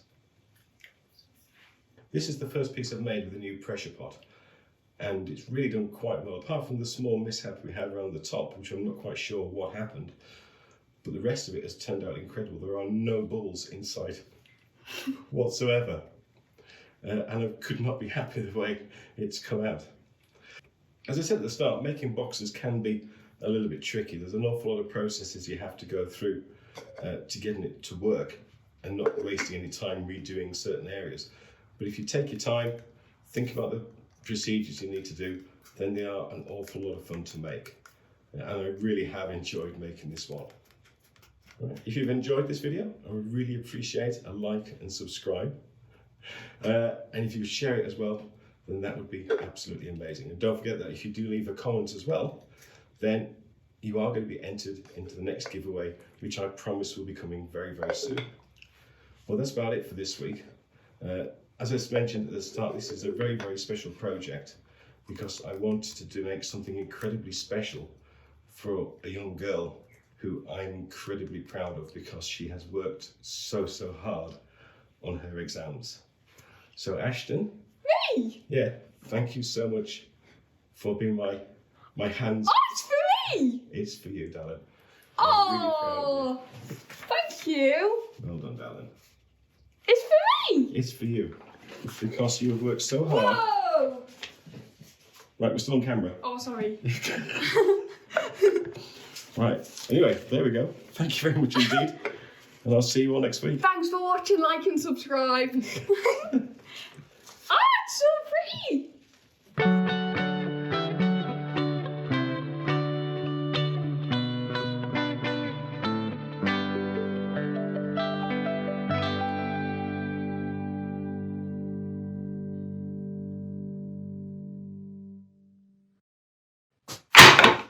Hi everyone, welcome back to the channel. Now this is sapele. As you can see, I've got a fair amount of it, and this is just a fraction of what I've got.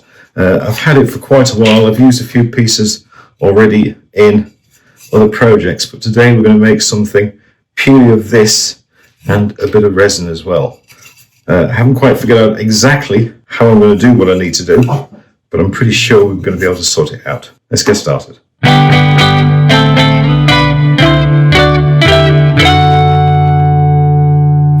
Okay, so we've got the sapele, and we are now going to make a maze. The maze is going to be formed from the sapele strips, and then we're going to fill the gaps in between with resin and turn it into a nice shallow bowl, which is going to be ideal for putting things in or just playing around with.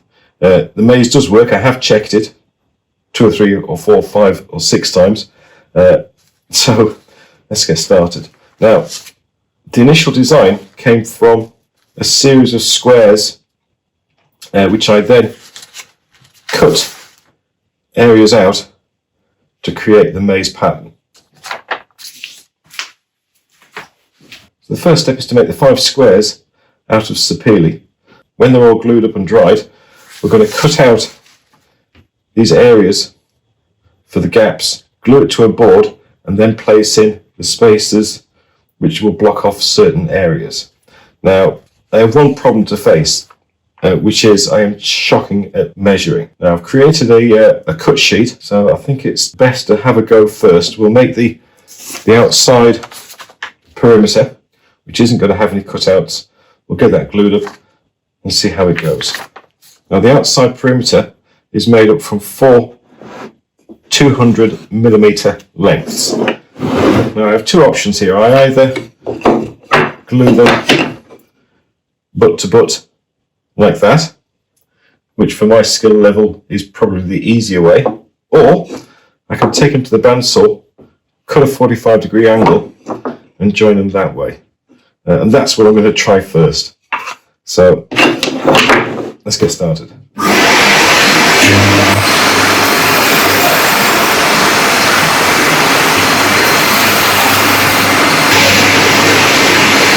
I've got the 4 pieces all cut. I've just put some sandpaper over the edges just to clean them up. Now what I'm going to be doing is taping them, or adding tape to the back so I can glue this joint and then fold it, and it'll keep it hopefully in place.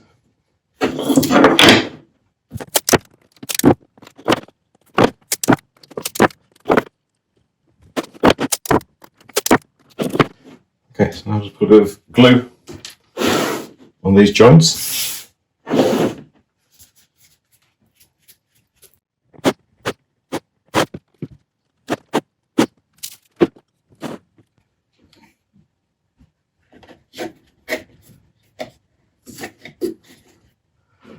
There we have it. Our first square. Right, we're going to let this dry for a while, and while that's doing that I shall make up the rest. I'm going to be gluing the rest with CA glue as opposed to wood glue. The reason why I've used wood glue on the outside is because I want this to try and be as waterproof a joint as possible, because it's going to try and keep resin out.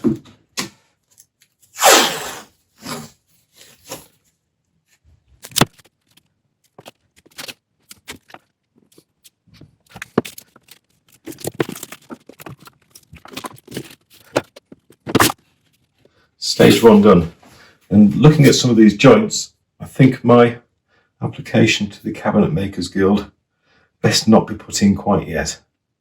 Okay, while these lots are setting, I'm just going to quickly jump onto the laser engraver and cut myself out a nice template ready to attach these to.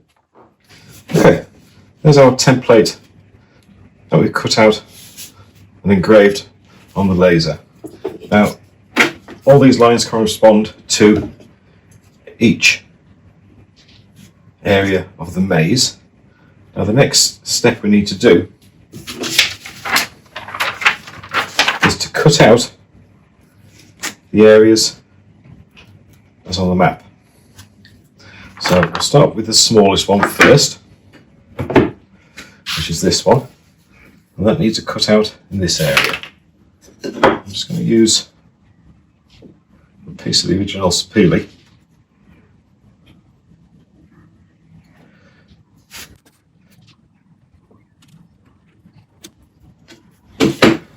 Right, so that's going to be cut out. There's one. Second one.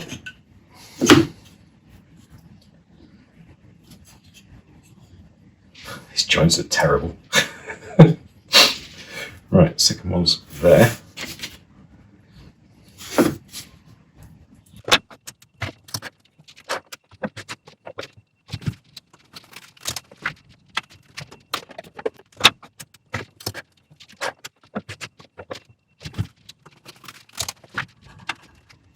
Right, I'm going to cut these.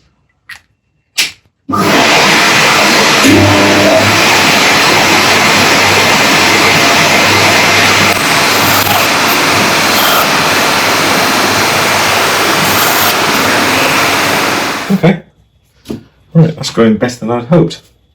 Right, so what I'm going to do now is glue all these pieces in. When then that sets, I can start putting the spaces between.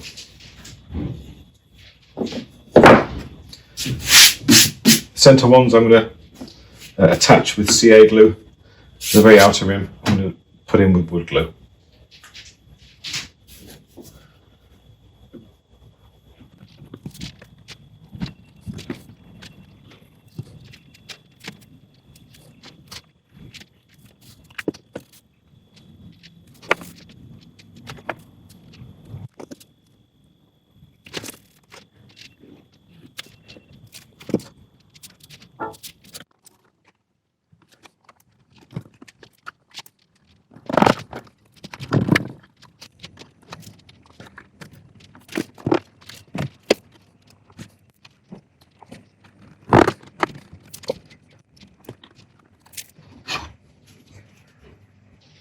We are there. Right, I'm going to quickly let this, one more thing to do.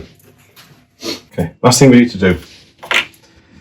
Every good maze needs a start point and an ending point. Now we obviously know the ending point can be in there. And I've got, every time I do some resin work, any resin that's left over, I'll pour into numerous types of little moulds. Subsequently, I've got an awful lot of little offcasts and things which I can use to decorate items. So these are going to be our start and end points.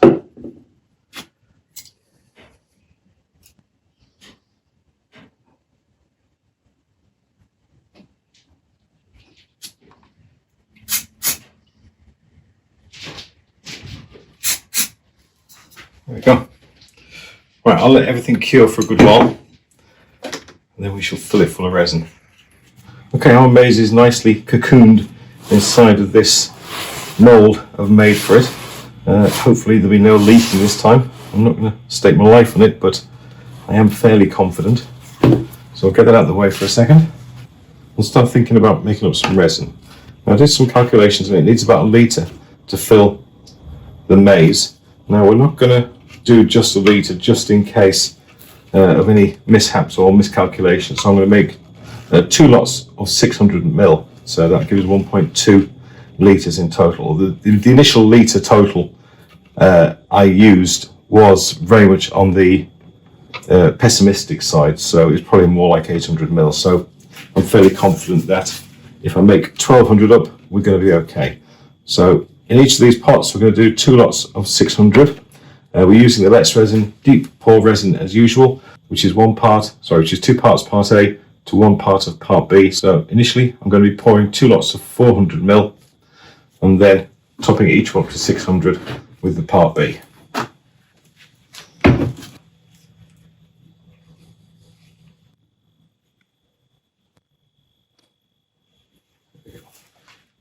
Right, the first thing we'll do is give these two a good mix.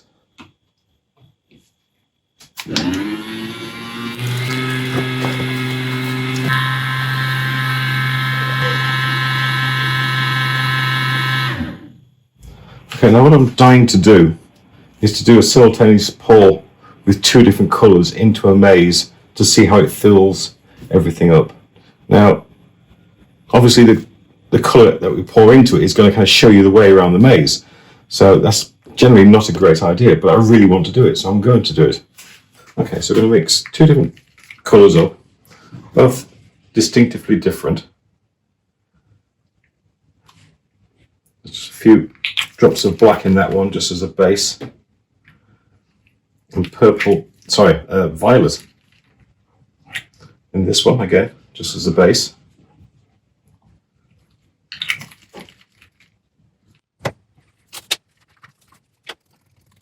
Gold, grey, green, and a teal hypercolour. This is the colour changing effect type. And this one, equally a mad selection. A little bit of cyan, orchid,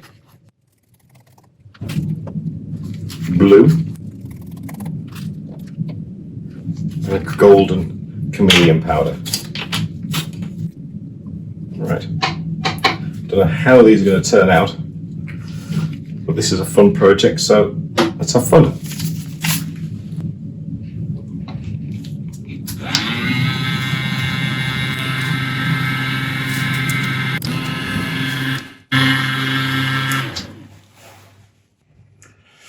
Not quite as subtly different as I would have hoped, but we learned something for next time. I'm sure they're going to look an awful lot better when they're actually in the piece as well.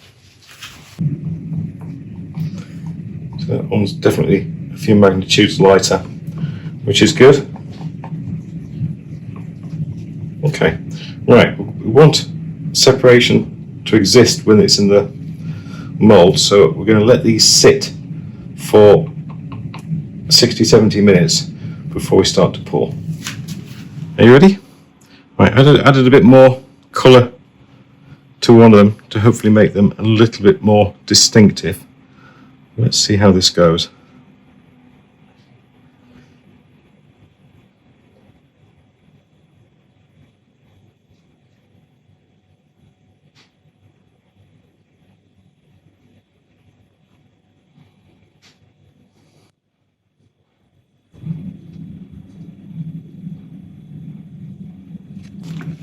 Love it.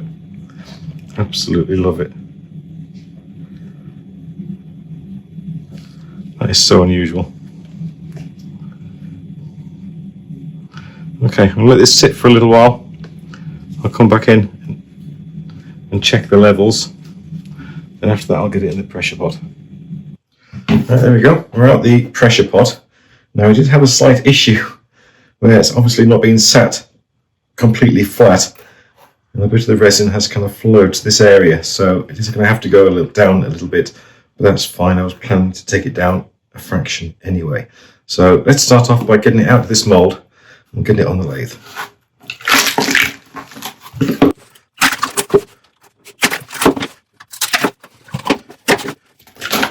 It's the easiest demould I've ever had. Okay, I'm going to be mounting this between centres initially, So I just need to mark out the exact centre on both sides, just so I can get it nice and square.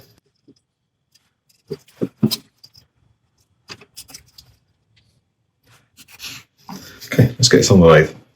Okay, I've got it between centres, and it's as close as I think we're going to get it in terms of squareness. So I'll tighten this up, lock it down, and I'll go and sharpen up. Okay, we're all sharpened up. Initially, we're going to be turning at about 650 RPM. First order of business is to remove this plywood from the base and create a tenon on the bottom.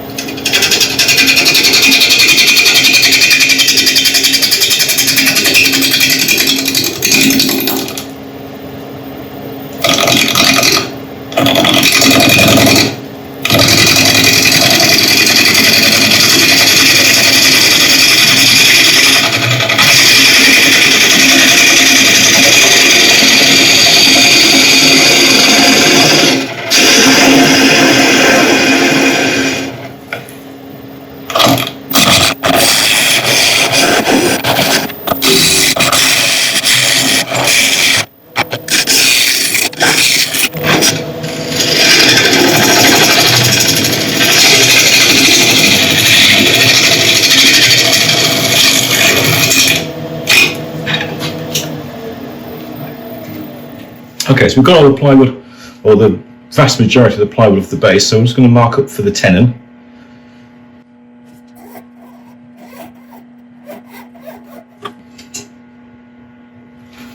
Doesn't need to be overly deep, the tenon, just 2 or 3 millimeters should be fine.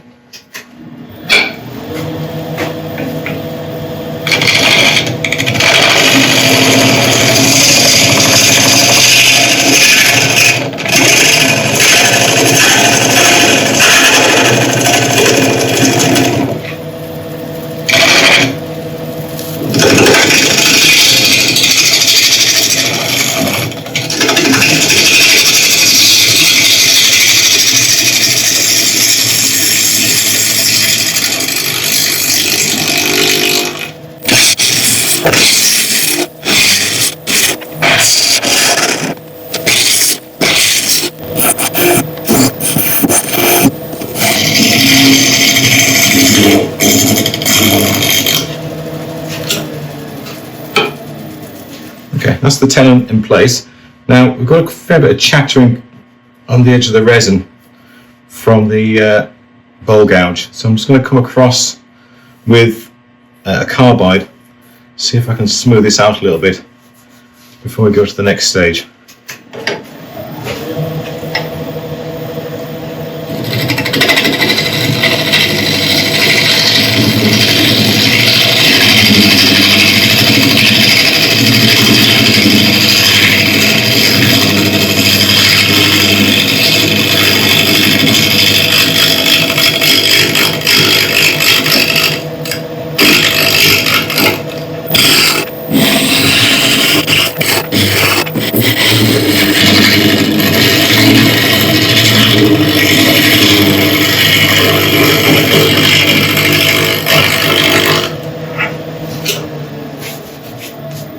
Okay, that carbide certainly seems to have sorted out the base pretty well. We have created a slight curve up from the edges here, although it is going to sit fairly flat on the base. Just lifting those edges is just going to give it a little bit more visual appeal. We have unfortunately lost a little bit of the sapele there, but I'll just sand that back and put a kind of a curved edge around here so it all matches in. Right, I'm going to quickly sand the base. I'm not bothered filming the sanding of the base because there'll be plenty more sanding later on. Okay, the back is sanded and abrasive paste on it. I'm not going to do any more than that because it'll still need some work doing after we take the tenon off. Now's the job to start getting this top level. We've just got this dip to overcome and then start creating a small bowl. It's not going to be overly deep, just a nice gradual gradient. I've sharpened up. I'm using the face mask and face shield, and we shall start. Turning now at about 950 RPM.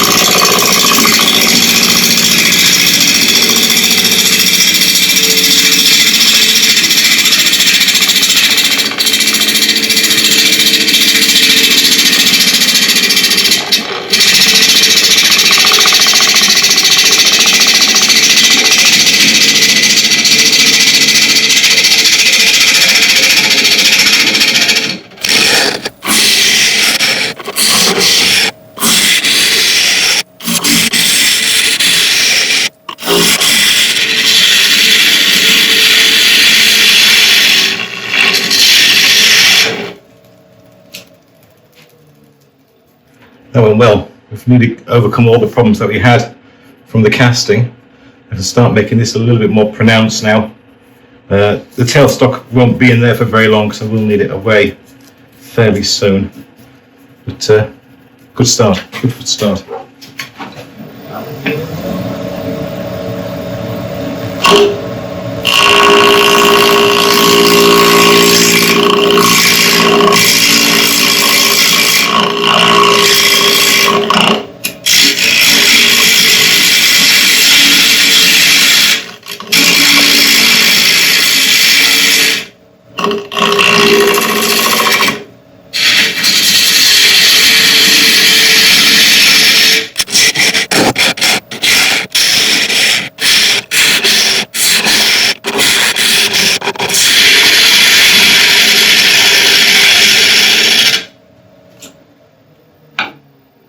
I'm trying to decide, is that enough of a curve, or do I need to do it a little bit more? Tell you what, I'll take the tailstock away, get rid of this middle bit, and we'll reevaluate.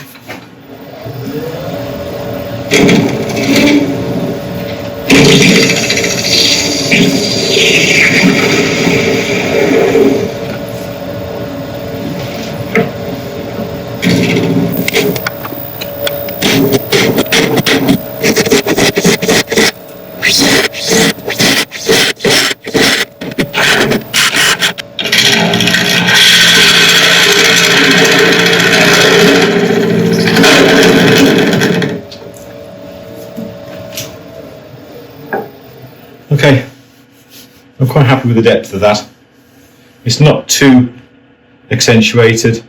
You can still see exactly what we're trying to achieve with the pattern, and it's still going to be useful. Throw your keys on it, throw your change on it, put your watch on it, your phone. That'll be fine. Right, we get a scraper, see how that does on finishing off the resin. If that doesn't work, then I'll go back in with a carbide to sort it out.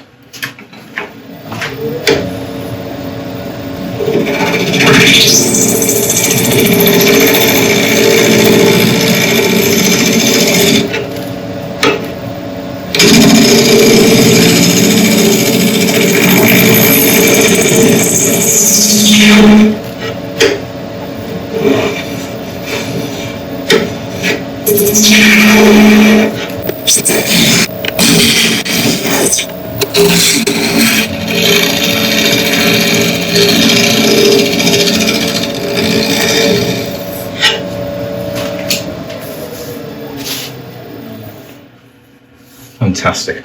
Right, I'm going to set up for sanding. I will let you watch it this time, not all of it. Then I'll bring you back when it's all done.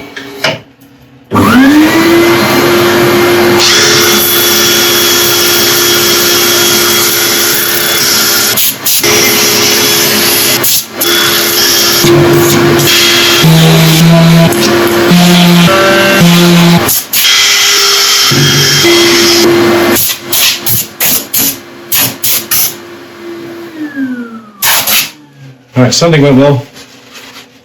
It's hard work today. It's one of the hottest days of the year so far. And it's roasting in here. So I'm just going to wipe off any excess dust with isopropyl. Gives you the first impression of how this is going to look when it's finished.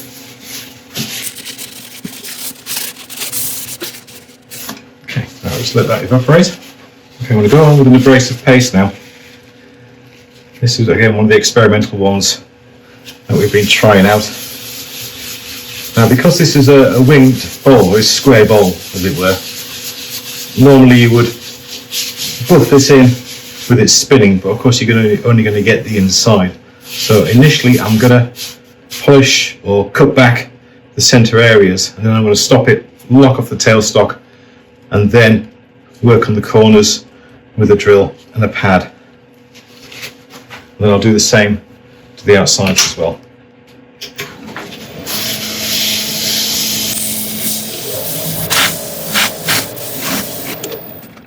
Okay, just lock off those areas. Just put a little bit more paste on the corners.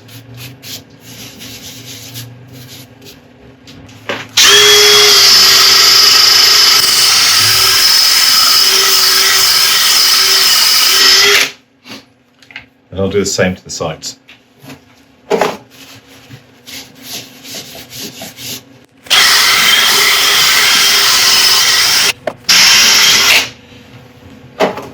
Then once again, wipe off any residue with isopropyl alcohol.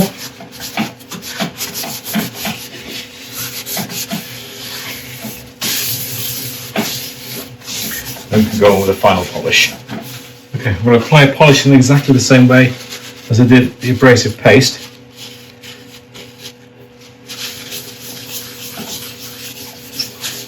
Put it into the centre. Use the drill to get the edges. Right, I'll let you watch the buffing in the centre, and then he'll bring you back and we'll take a look at what we've done.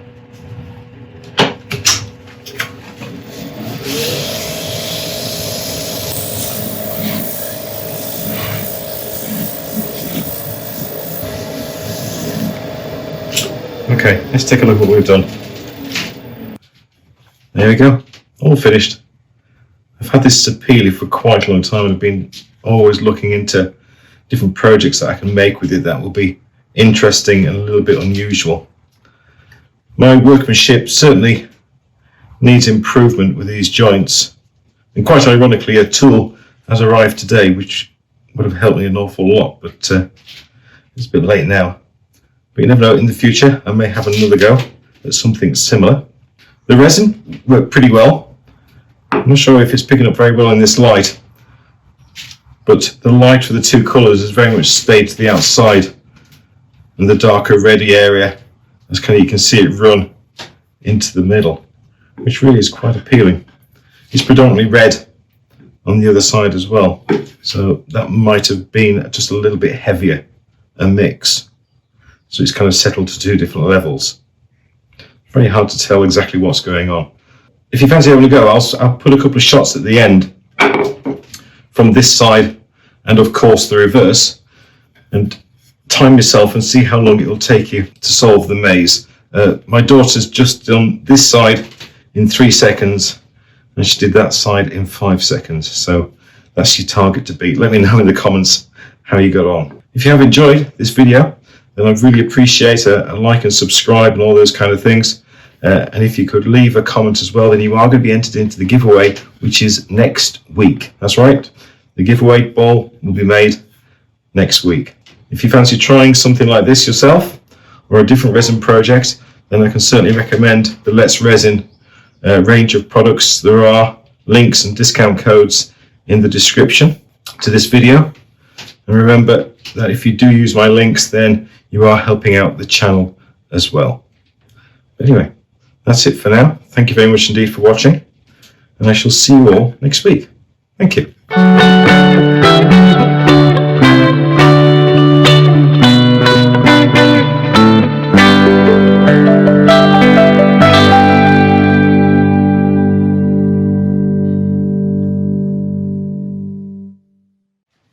Hi everybody, welcome back to the channel. Now this is a rather wonderful piece of African mahogany, and we're going to be using this to create a piece that we are going to be giving away to one of you. So stick around and you can find out how it can be yours.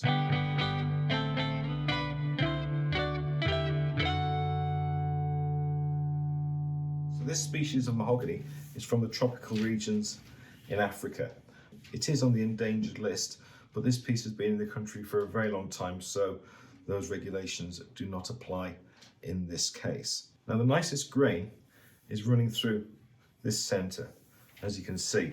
On the other side of the piece, you can still make it out around there, but it's not as predominant. So whatever we make, and I'm pretty sure it's going to be a bowl, needs to take that into consideration. So I'm thinking that this area needs to be the base. The reason why I'm saying that is because if this was the top of the bowl, we're going to be taking away a lot of the major figure in this wood. Whereas if we use this as the base, this nice figure will go through the base and the sides as well. So that's what I think is going to be best. Now this piece has had a repair. This corner's obviously come off at some point and has been stuck back on. Now I don't want that to interfere with the design, so initially we're going to create a blank to use from this area here. So I'll quickly get that marked up and then we shall cut it out on the bandsaw.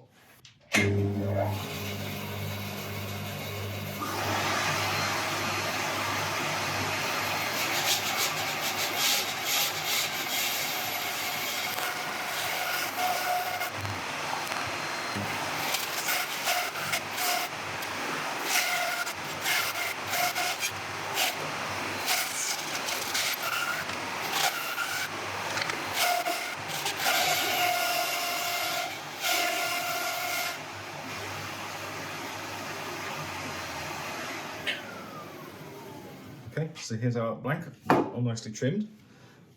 And cutting it back has certainly shown some amazing potential grain we've got in here to expose. So we're looking forward to that. We do have some rot here, but I'm sure we can work past that. It's a big piece of wood, so quite usable. Now, as we mentioned, this is going to be the bottom. This is going to be the top, so we'll find the center. Use a worm screw, I think. It's not particularly heavy, so a worm screw will be fine, and we'll get started. Okay, we're on the lathe, we're pretty well balanced. We're using tailstock support at the start to make sure we are always keeping ourselves nice and safe. Now, we do have a few issues around here with some rot and this piece stuck on to deal with. So initial stages, I'm going to be trying to take away as much of this as possible. I still haven't quite decided exactly what we're going to make, but I think once we start turning, something will make me realise what this is going to be. Sometimes it's better to try and let the wood speak to you in terms of what it wants to become, as opposed to trying to force a design on it. Right, so face shield will be on to keep ourselves safe in case that comes off, and we can start turning this at about 850 RPM.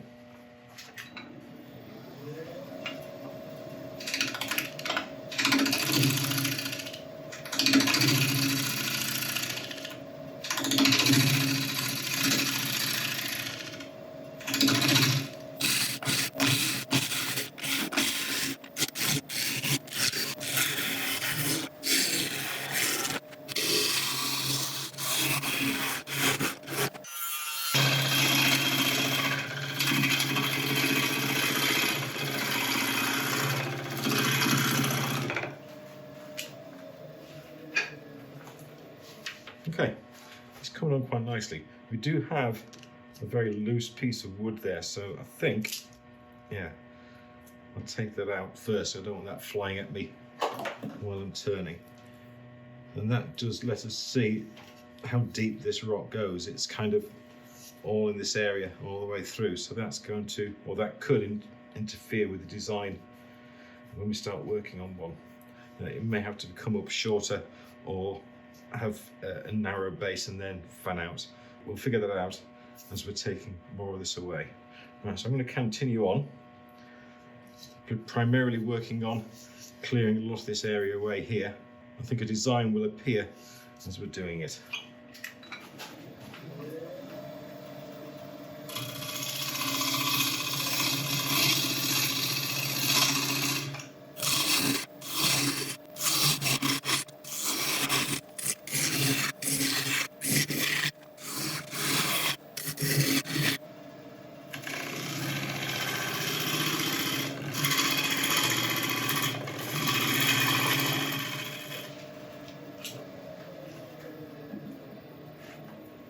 Okay, there's still signs of rot around there. This one here will go all the way through to there, so to get rid of that one, we'd lose practically the whole base of the piece. So I'm sure we can deal with that with a bit of CA glue or something like that. So, but we still do need to get rid of this. So let's get rid of that and then see where we are.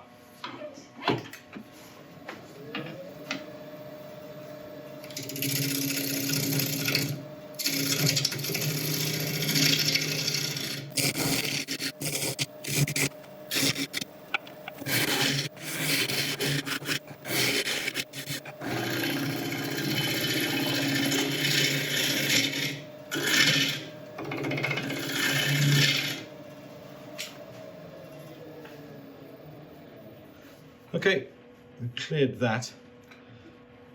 We have opened up a crack here, which is fine.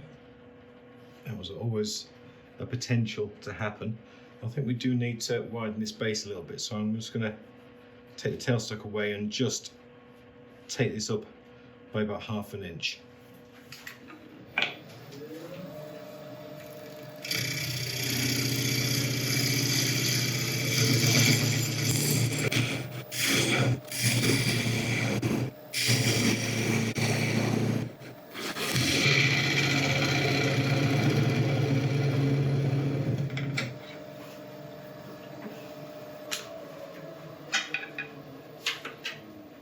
That's nicer. That is fine. Right, we've still got this bit to remove here, so I'm going to take this curve wider to meet just above where this is here. I'm kind of letting the character in the wood decide on its shape.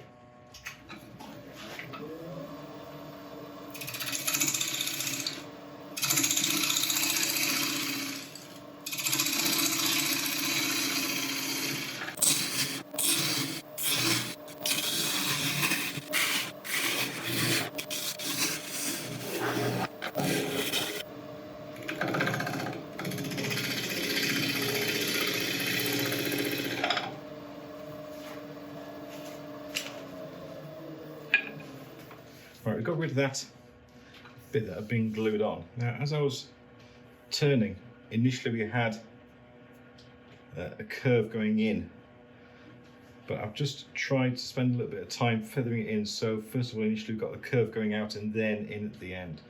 I think that's a nicer, softer line. What I want to do now is to try and, rather than having this hard edge on this curve here, I just want to feather that in a little bit.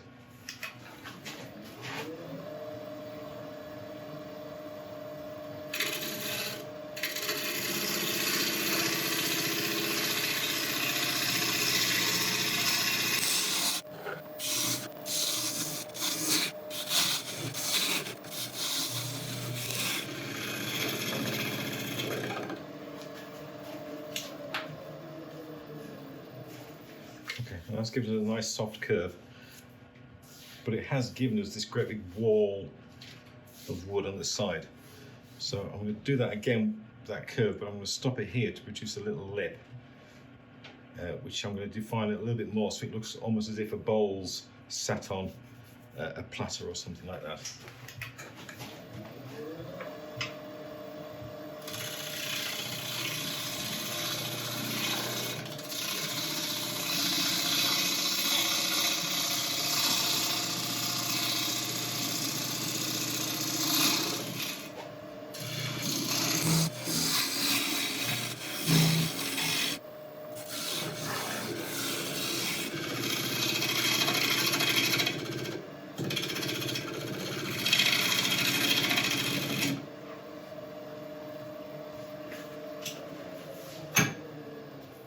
It's a little bit deep, but I do like the idea.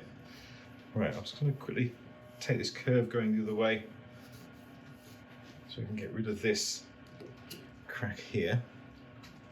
And I'll just figure out what I'm going to do, if I'm going to keep this or just change it slightly.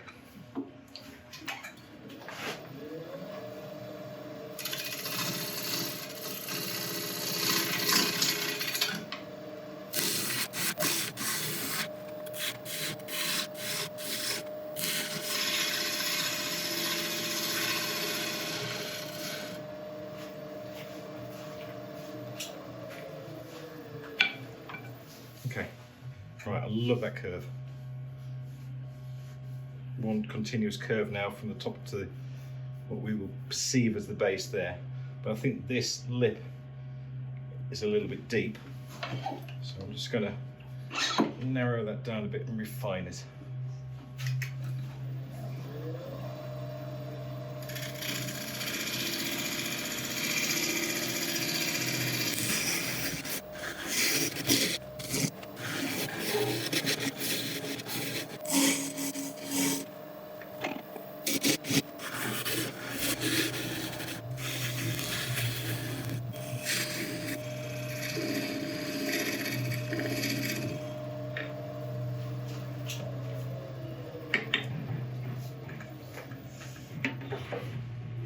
This is unlike anything I've ever turned before, I think.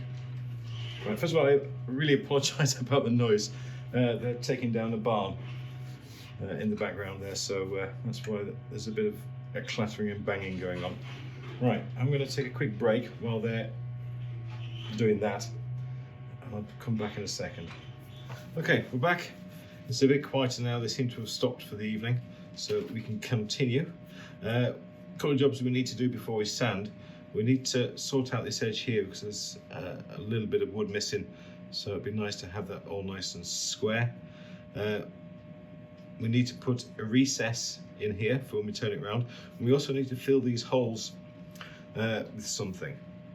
Normally I would leave them, but I think in this case I'm going to fill them with, I think, with a Mallee put or something like that. So, order of business, what should we do first? I think I'll sort out this area here.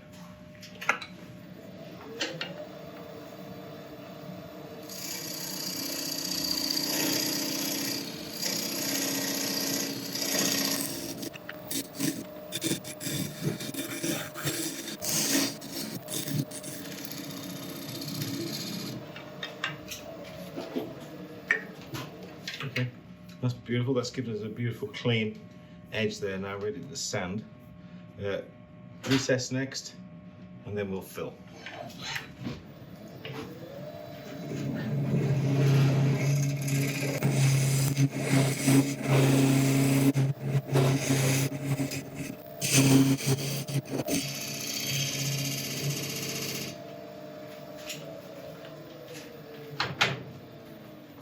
Right, now to fill these gaps I'm going to use Mallee put, and if you've never come across this stuff before, it's basically an epoxy putty. Two components, the colour and the hardener. You mix them together in equal quantities, and when they're mushed together they start to dry. We'll just mix them together until they become one even colour. That's all nice even colour now, so we're going to start off with this smaller one here. I've got a couple of picks to help me push the Mallee put into the holes.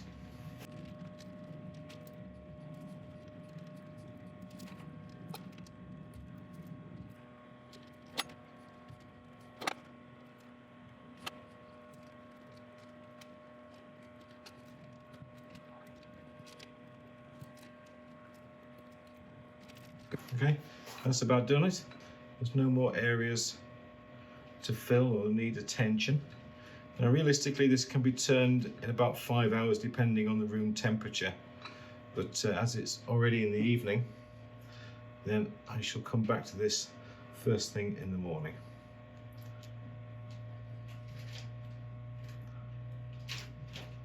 Right, see you soon.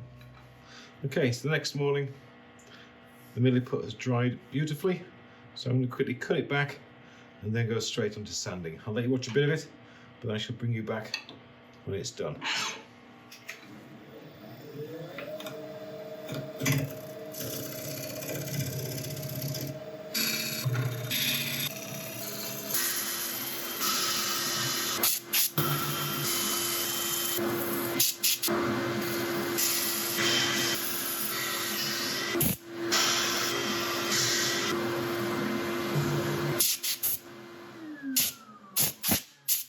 Okay, well that all went very well. So we're going to quickly put some isopropyl alcohol on just to clean out the dust from all the grooves. I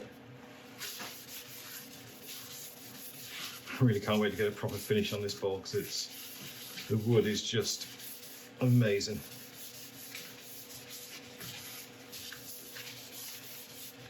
The first time turning African mahogany.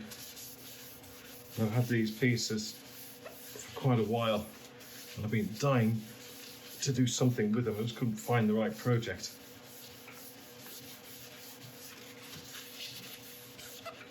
I know I'm giving it away so I don't get to keep it, but it's the turning of the wood that I love. Okay, we'll let this dry and then I'm going to go on with a shellac sealer and then we'll go on with an abrasive paste. Okay, this is a shellac sealer.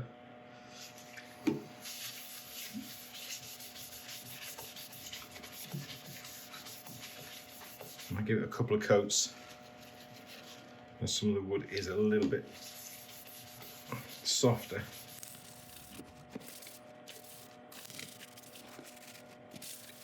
Look at that there. That is just gorgeous. Okay, right, I'll let this dry, apply a second coat, and I'll bring you back when we put the abrasive paste on. Okay, so 2 coats. Now it's time for the abrasive paste.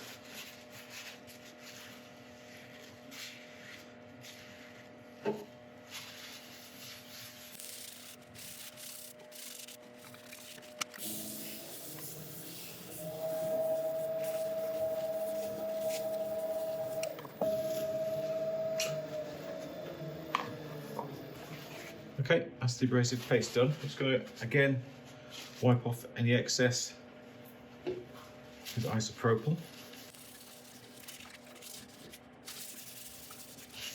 Once again, we'll let this dry.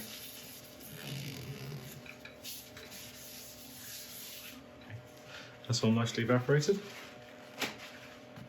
Now we're going to go on with a shine juice, which is shellac and a linseed oil finish. We're going to put this on while the piece is spinning and then buff it into hopefully a high shine.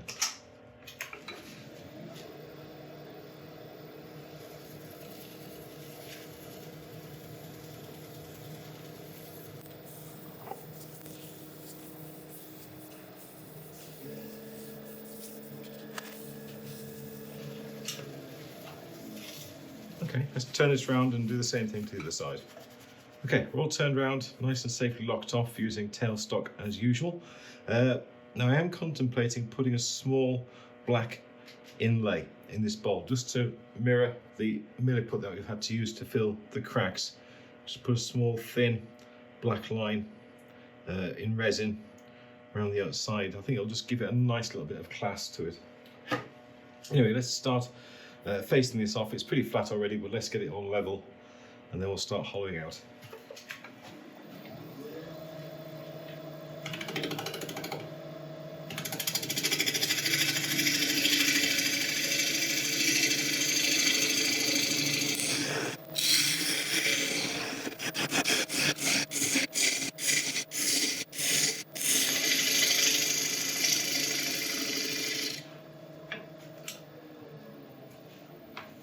Okay, let's explore this idea of putting an inlay in.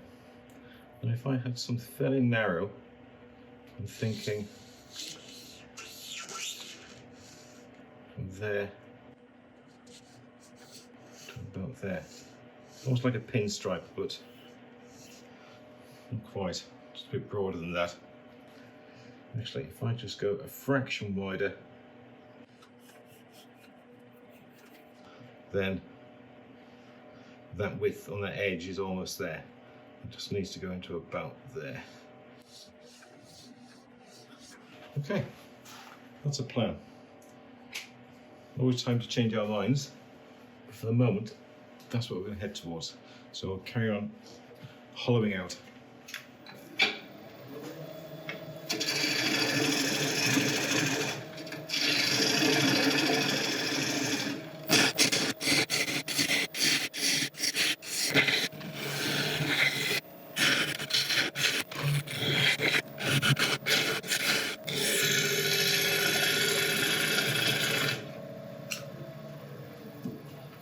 It's all progressing quite nicely. I'm going to have to take away the tailstock now because it's stopping access into the ball as we're getting deeper.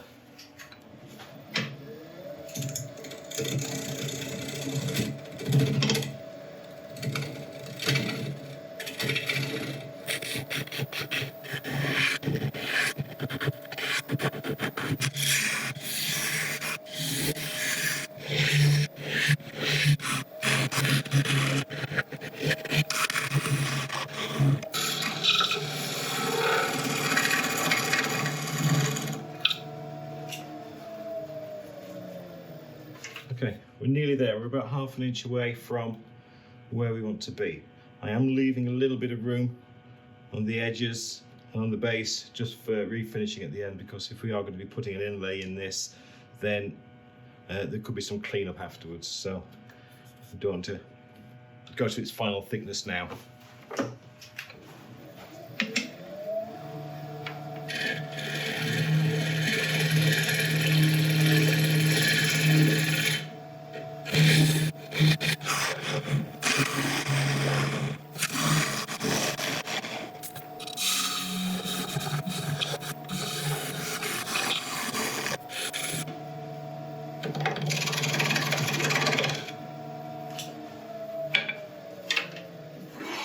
Okay, in terms of hollowing, I think that's going to do us nicely for now.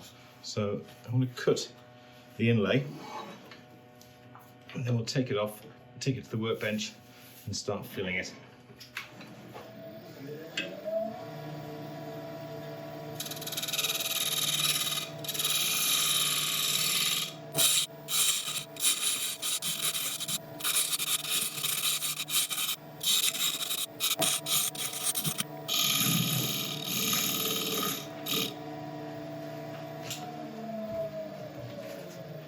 Okay, that'll do. Right, I'm going to quickly put a bit of sandpaper around the edges here. I'm going to shove some shellac sealer in this gap as well, just to help waterproof it and stop the resin seeping through the wood, which it can sometimes do. Okay, we're about ready to start. I've kept the bowl on top of the chucks, just so it goes back on the lathe in exactly the same position and we don't get any wobble from it. I poured some shellac sealer in here to help seal it, and you can tell what effect it had. If you look at the end grain there, you can see the shellac starting to come through, and if that had been resin, that could definitely spoil the look of the end bowl. So anyway, right, we're about ready to start. Okay, there's no need for us to use the deep pour resin on this because it's only going to be about 5mm deep, so the normal casting resin is absolutely fine. This is mixed in a 50-50 ratio, and I think we're going to need a maximum of about 100ml. So I'm going to put 50ml of each of these into here. That's fine. I'm going to mix this for at least 2 minutes. Be enough. Now there's no need for this to sit to let the bubbles come to the top for a while, because we are going to be adding colour, so we may as well do that after we've added the colour. As I said earlier on, I want this black inlay to match the milliput we put on the outside, so I'm using an opaque black colour pigment from letsresin.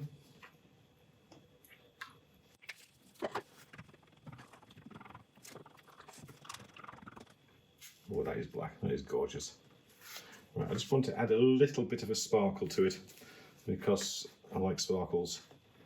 It's not going to be a lot, just a little bit of the black mica powder. This will just help give the resin a little bit of interest, a bit of depth. Not much.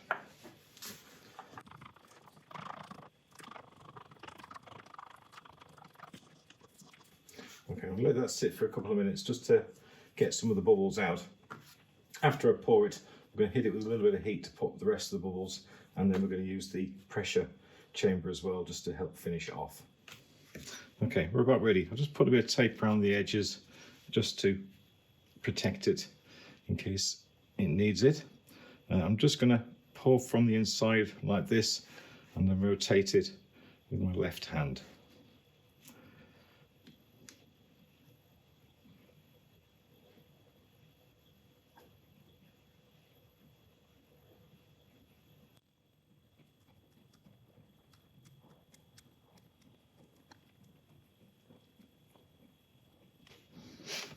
Whew.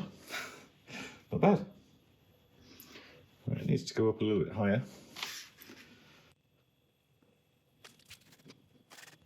Okay, that's pretty much flush all the way around the top. I'll let it sit like this for 20-25 minutes and periodically just hit it with a blowtorch just to pop the bubbles. But after that, we'll shove it in the pressure pot. The other good thing about this resin is that it'll only take 24 hours to cure at the most, so we can carry on with this tomorrow. Okay, it's all nice and dry. We're back on the lathe, so we can take off this tape and cut it back. Tape's just interfered a little bit with the finish on the outside, but do not worry, we'll soon get that back. Okay, so initially we'll take a couple of quick passes across here to clean this up, take a look at it, and then we'll finish hollowing out.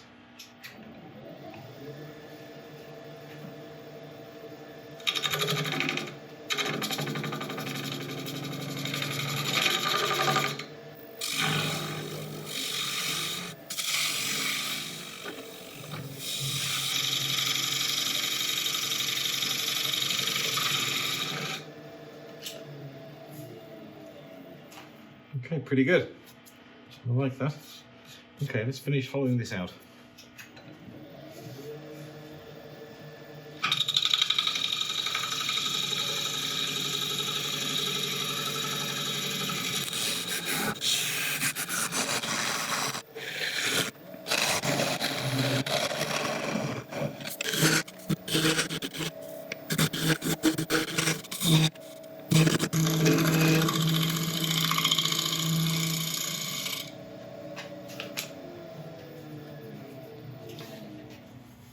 Okay, it's pretty good.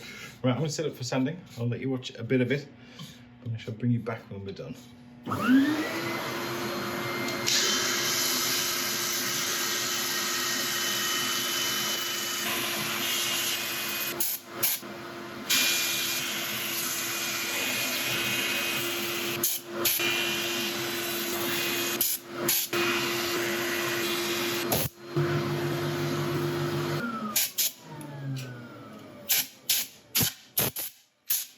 There we go, all sanded up and looking lovely. As usual, give it a good clean out with isopropyl alcohol. Helps get all the dust out the pores. You can see the colour of the dust on the cloth. And we'll let that dry. Okay, that's all nicely dried, so as before, we're going to go on with a couple of coats of sealer and an abrasive paste. Okay, that's our time to dry. Now the witness line from the tape we had on the top wasn't going as much as I thought it would when I put a bit of sealer on it. So I've just quickly sanded that back and sealed that as well. So now we'll use the abrasive paste on the inside and on this top edge as well.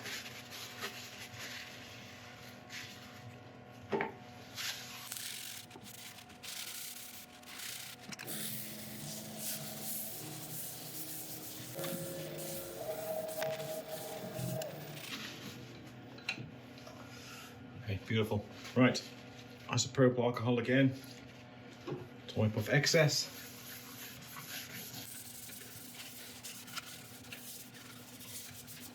We'll let that dry.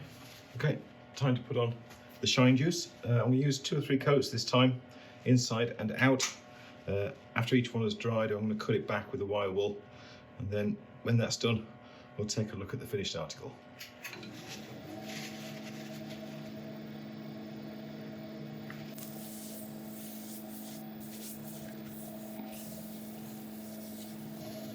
Okay, coat 1, and I'll bring you back when it's done. There we go. One African mahogany bowl with a resin inlay.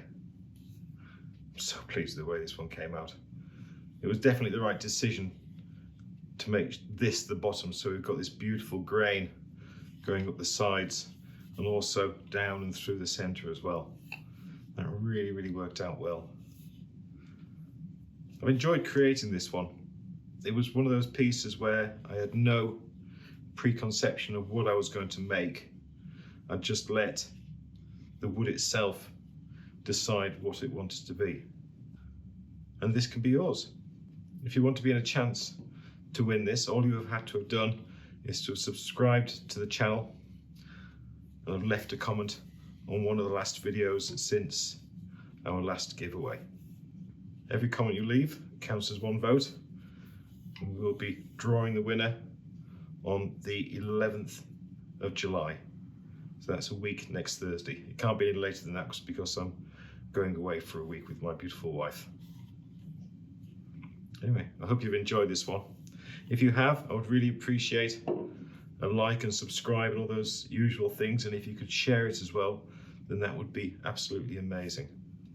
If you fancy having a go at a resin inlay like this, you just need a normal cast-in resin, and the letsresin products do work very, very well. And there is a discount code in the description below. So there we go. Good luck everybody with the competition, and I shall see you all next time. Thank you.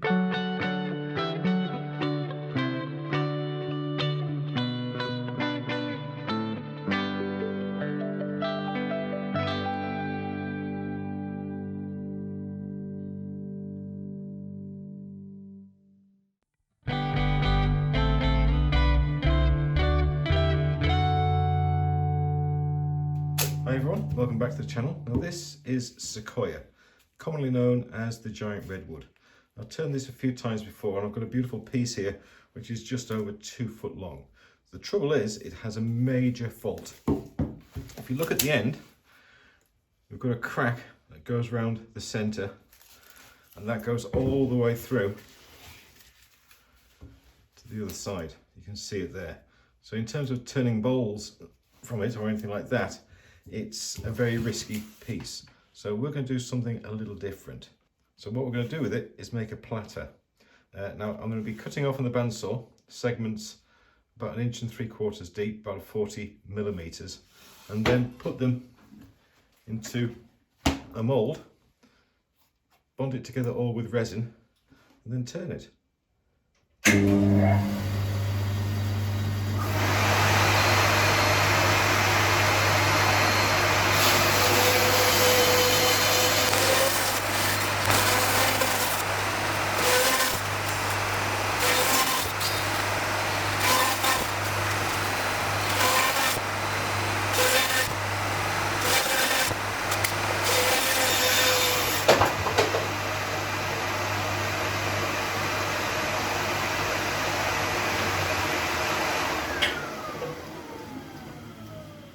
Okay, so I've got 8 nice slices of Sequoia to start off the project. Now this is the mould we're putting into, and to start off I want to put 4 pieces arranged something like that around the centre.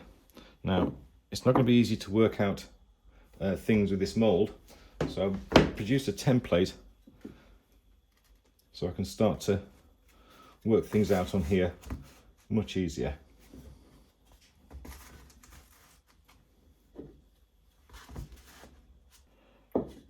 Just move these around to make sure we've got the best combination of shapes and likeness that we can get.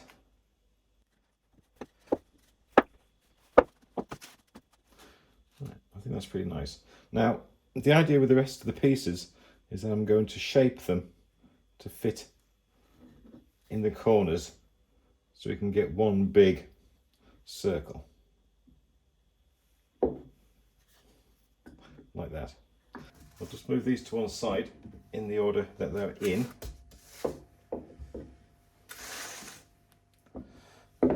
Put these down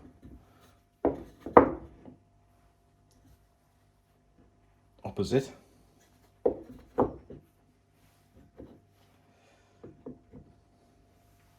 And hopefully we can shuffle them around in order to get them marked.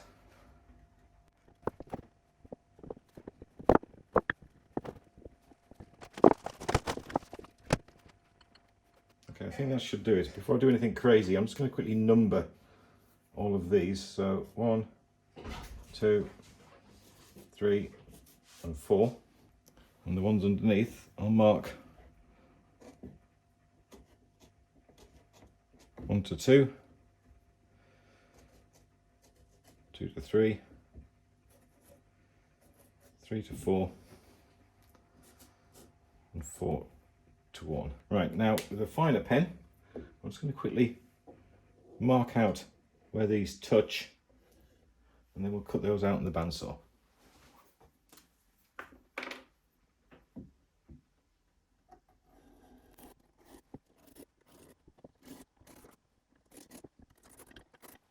Okay, right, I'm going to get these all cut out.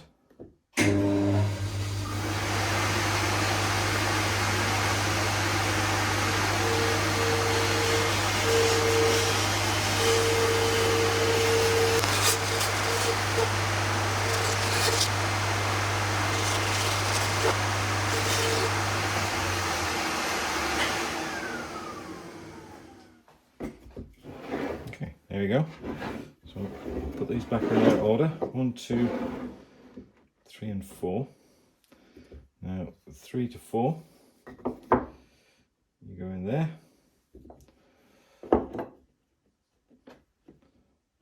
1 to 2. 4 to 1. And 2 to 3. There we go. Now I guess what would be nice is to cut a piece for the middle. Let's have a go at that. Okay, let's see how I did.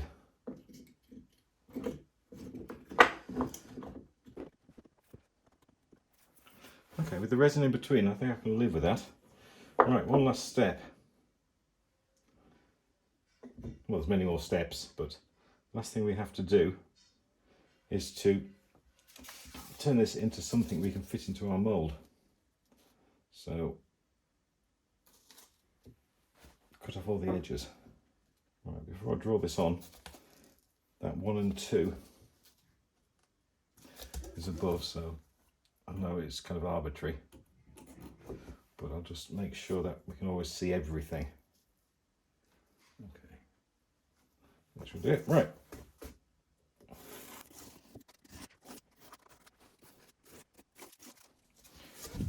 Right, I'll go and cut them.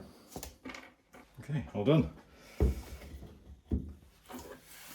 Let's just quickly rebuild everything and check it before we start messing around with any sort of resins.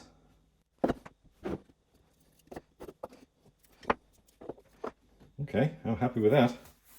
That is amazing. Now, to get this into the mould, I'm going to have to glue them down, and I've got some high temperature hot melt glue which should hopefully hold them in place, which isn't a problem.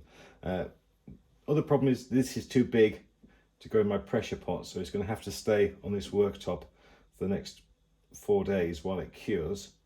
I'm going to put everything onto a board that I can then level to allow it to set, and it'll stay all flat as opposed to one end deeper than the other. I think I'll build it again in here and then take each piece out individually, glue them and put them back in. I think it's going to be easier that way.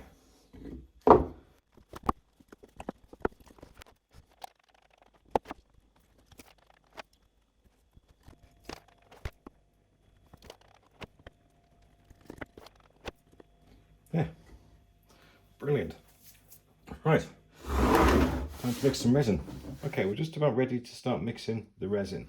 Now, I've done a couple of alterations to this mould. I had a little play with this bottom corner just to see if the hot glue had set okay, and it came away far too easy, so I've no real confidence that this hot glue is going to stick to this material and it's not going to float. So I have glued these sticks down to the pieces, and I'm going to set this old blank on top, add some weight to there, and hopefully that will keep everything in place. Okay, now I was originally going to use the deep pour resin for this, but looking at the mould, there's nothing really deeper than 1 centimetre in actual pure depth of resin, so we don't need to do that. We can use the normal casting resin, which is mixed in a 50-50 ratio. Now, these bottles have currently got fitted the pump action, and it would take me forever to pump out the amount of resin I'm going to need. So I've written on the top of the pumps which one they come from. I'm going to be taking these out and just hand pour it. Now, in terms of amount, I'm not 100% certain. I can't do the rice method with this because there's too many small gaps for the resin to get into, so it's going to be very much a guess as to how much I need. Right, I think initially I'm going to mix up 800 millilitres of resin, which is about 28 fluid ounces. I'm going to do 600 in this one and 200 in this one, just so I can mix each one with a slightly different colour, or a very different colour.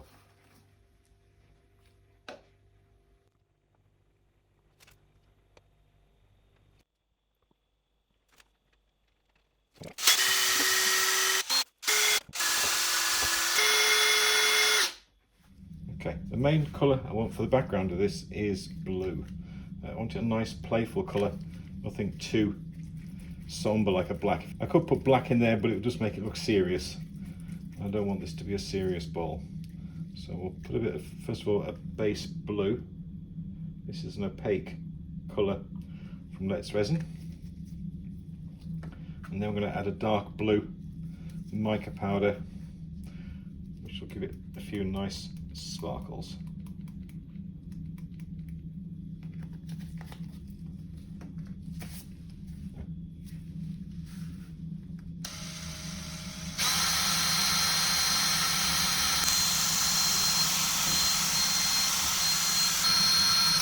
The same goes for this one.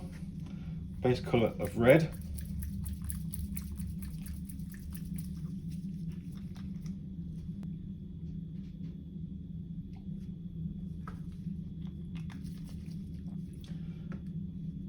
And a bronze mica powder.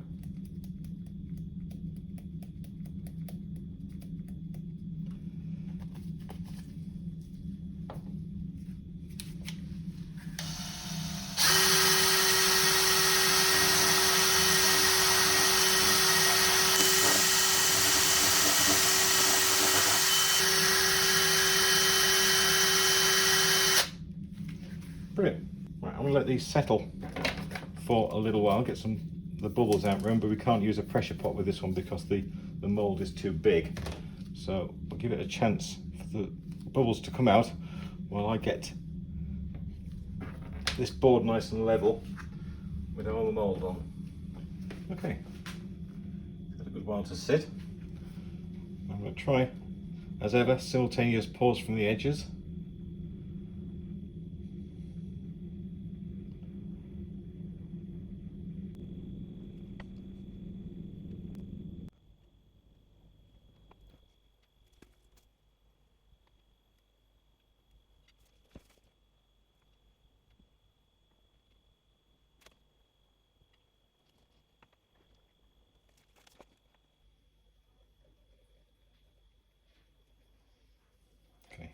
I'm going to dump the rest of the blue in and see how far that gets us. I may need to make up some more. I do want to completely submerge this because I'm fairly certain that the sequoia will drink in quite a reasonable amount.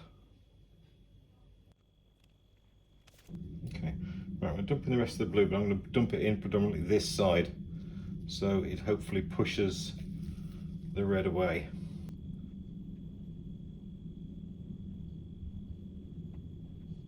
Okay, wasn't a bad guess with the quantities. I've probably done with a little bit more. Okay, I really like to put the weight on sooner rather than later, so what I'm going to do is just put on 4 blocks in the middle. Like that, sit that on top, and then add the weight directly onto there. And what have I got? There you go. Nice piece of telegraph pole. That should do it. Hopefully this should be dry in a day or two, so we will let it do its thing, and we'll check it periodically. If I do need to top up the resin, then I will do that. Okay, there we go. Seems to be about fully cured. We've had quite a few bubbles come to the surface, so hopefully the rest of it is going to be okay. So I'll just quickly knock off these wooden bits and then we'll get it mounted.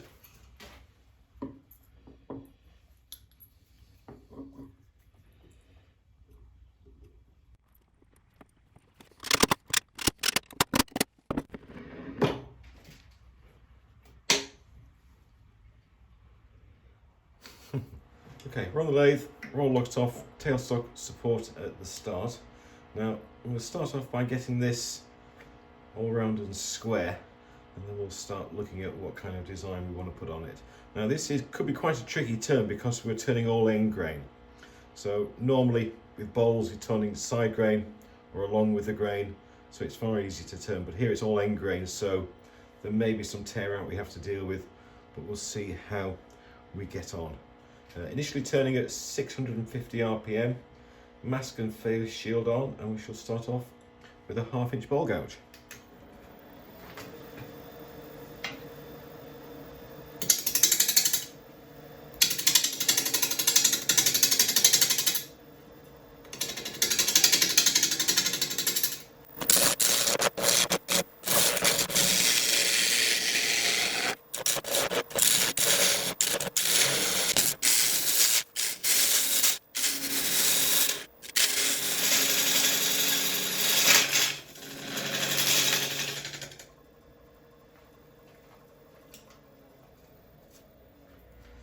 Okay, good start.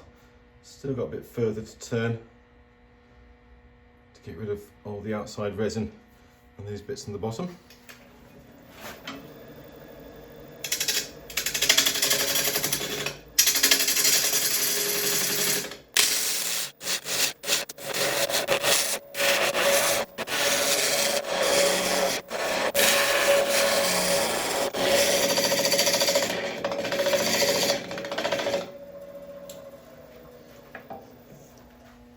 Looks better. Nearly all of the resin cleared off the surface. Turning over this end grain really is quite hard on the tool, so I'm going to quickly go and sharpen up again. I'll try some finer passes, see if we can get some better cuts. Otherwise I may quickly swap over to a carbide and see what effect that has.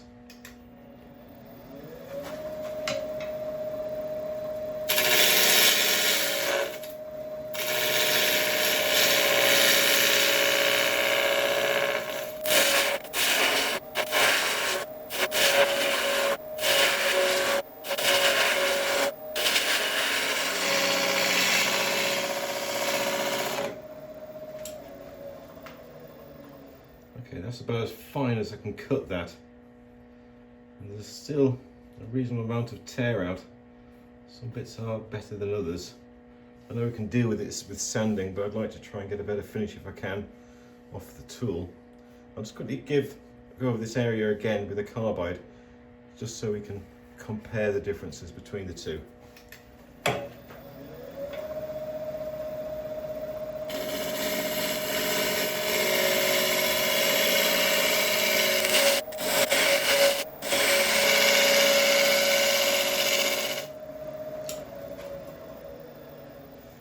It's definitely worse. It's definitely worse. I was holding the carbide at a 45-degree angle to try and get like a shear cut, but that's worse than with the bowl gouge, so I'll carry on with the bowl gouge. Right, as this is going to be a platter, I just want to create a very, very shallow curve to about there, I think, and then we'll create a foot and then put a recess in. I'll see if I can pick the speed up a bit to help smooth out some of these cuts.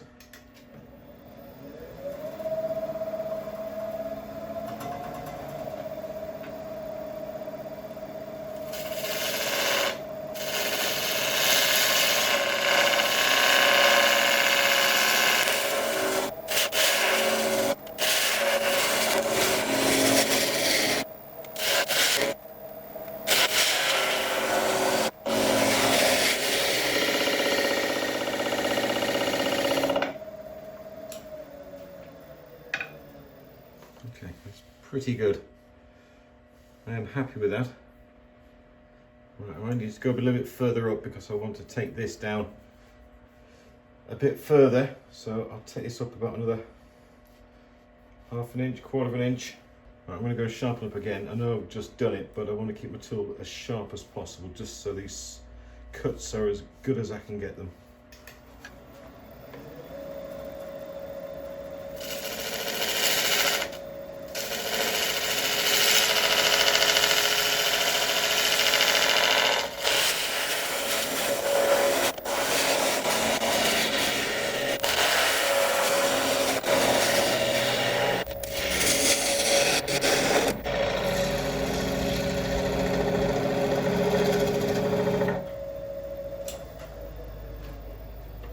Right, I think I'm happy with that. I'm going to quickly mark up for a tenon. I'm going to be using the 100mm jaws, so we'll make this a little bit wider so it fits in with the style of the piece. And then we can start sanding, I think.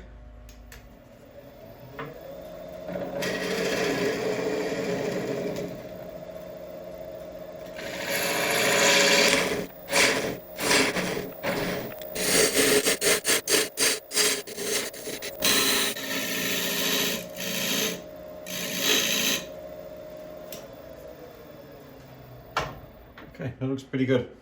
Right, I'll set up for sanding as usual. I shall let you watch a bit of it, but I shall bring it back when it's all done.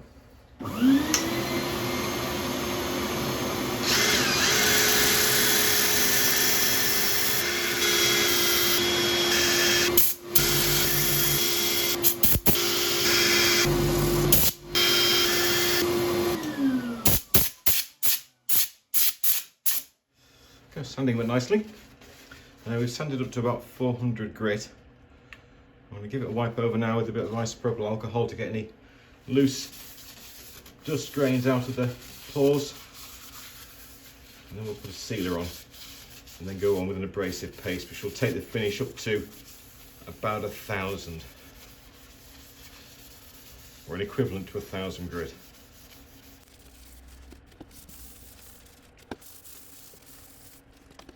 Just let this evaporate.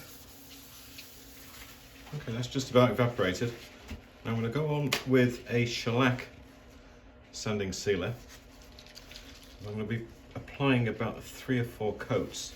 Because this is all end grain, as soon as the sealer goes on, it's just going to get sucked straight in. So we want to condition it nicely. So we're going to put on at least 2 or 3 coats, I think.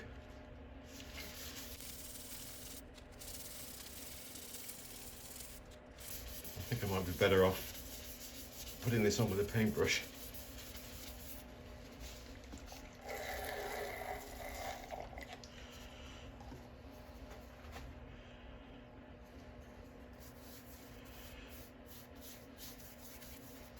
That's much easier.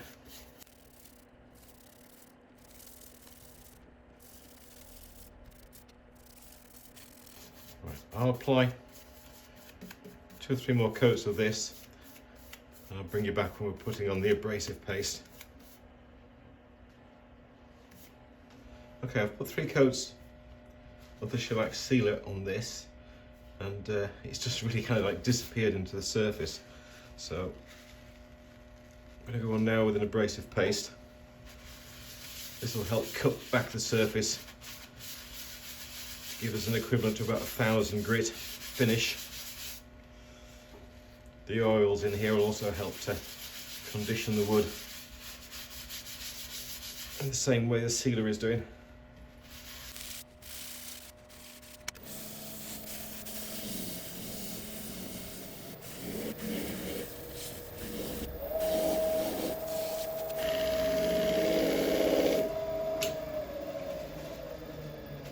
As before, we'll wipe off any excess with isopropyl.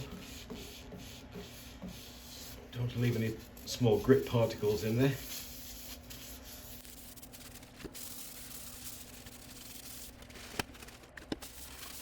Okay, once again we'll let this dry. Okay,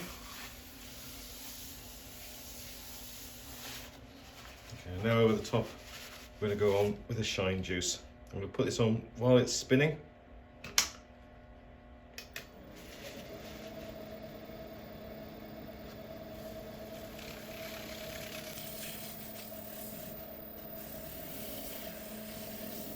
This may take a couple of coats, like the sealer.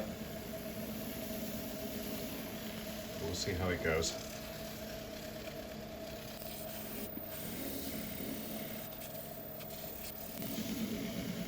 Okay, I'll check how this is done, and then I'll bring you back when we've turned it around so we can hollow it out.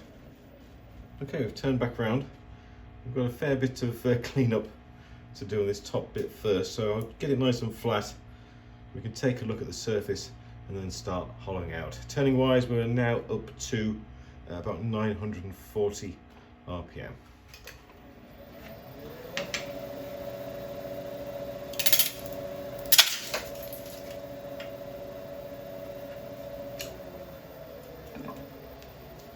Okay, I try not to cry on that one. I'm just going to quickly put a glove on this left hand while I just get this top bit clear, because that nipped a little bit.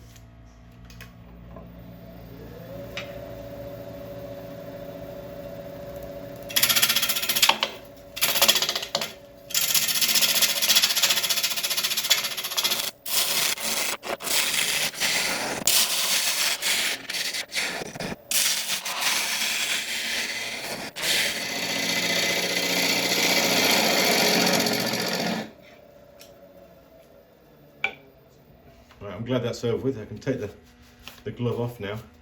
We're just going to start hollowing this out. It doesn't need to go an awful long way.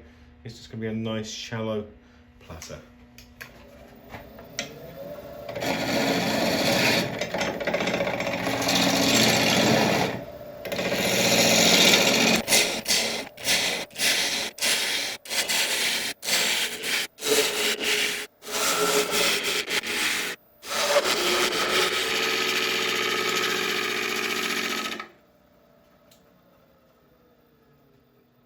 Okay, hollowing's going well. We're down to about 1/2 inch, I would think, but we are going to be going a little bit thinner than that. I've got to decide, do I leave a rim on or do I just send this straight in? I'm not quite sure yet, so I think I'll just take another couple of passes across this top bit here, because we've still got some resin there, and then see how much wood I've got to play with. But first of all, I'm going to go and sharpen up again.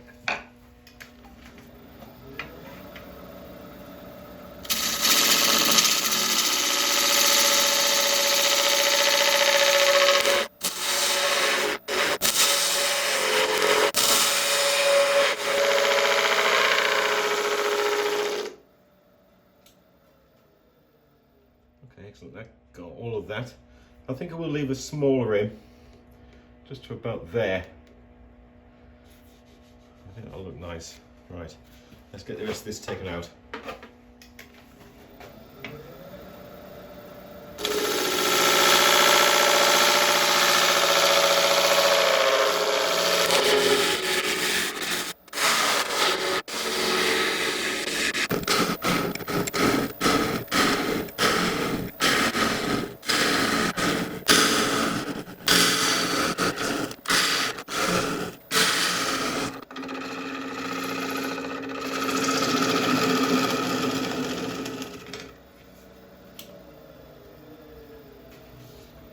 Okay, right, I'm going to have to be very careful here. I've just done a quick measurement of about 1/4 inch off the bottom of the piece, so this is going to be a very, very shallow cut.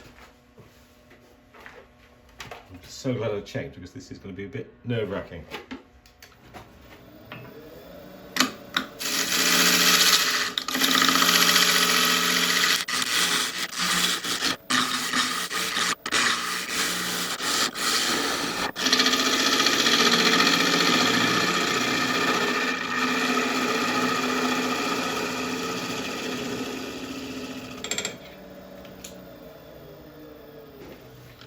Made it.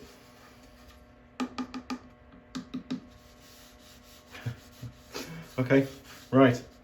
I need to take one more pass. I need to go and sharpen up again and take the finest, cleanest pass that I can on this. Oh jeez, why did I do this to myself?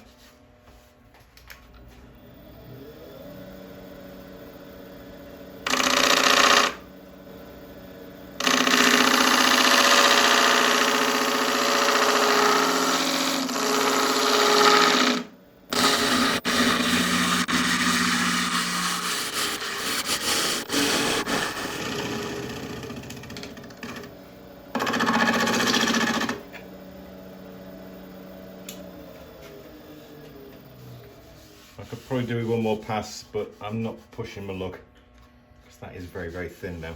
Right, I'm going to set up for sanding. I'll let you watch a bit of it, and I shall bring you back when we're done.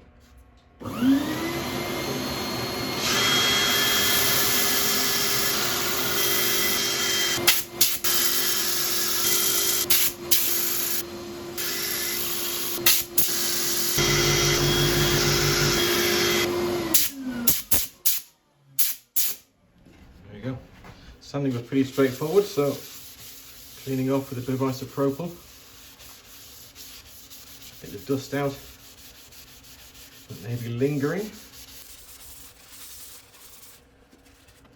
I'm very happy with the way the resin's worked on this. It's quite distinctly separate in quite a strange way. I like it. Okay, right, we'll let this evaporate and then come back and put some sealer on. Okay, as before, I'm going to put 3 coats of the sealer on this, just to help penetrate the wood as much as possible.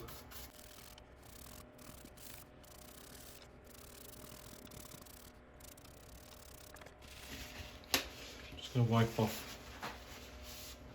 the excess shellac on the back, just so it doesn't run all over it. Just spoil a nice finish. There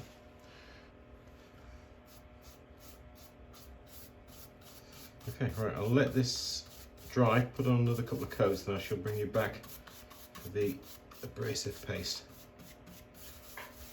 Okay, so plenty of time to dry. I'm going to go on with an abrasive paste again. Now this is a softwood, don't forget, so the amount of shine we're going to get out of it is never going to be as great as a nicely tightly grained hardwood. But we'll do our best.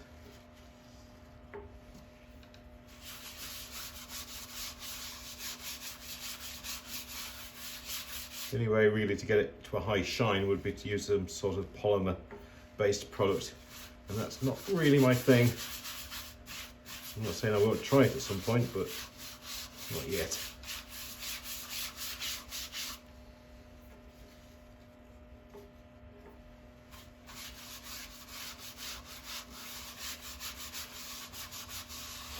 Okay, right, we'll buff this in.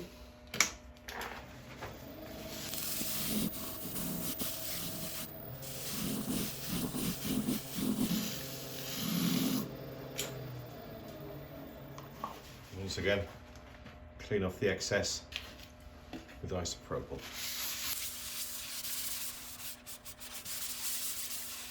Let it evaporate. And finally, I'm going on with a few coats of shine juice.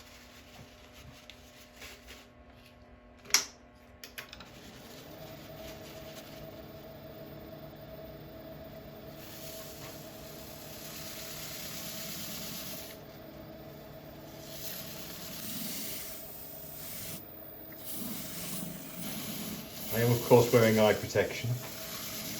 You don't want this stuff or the abrasive paste getting into your eyes when you're rubbing it in.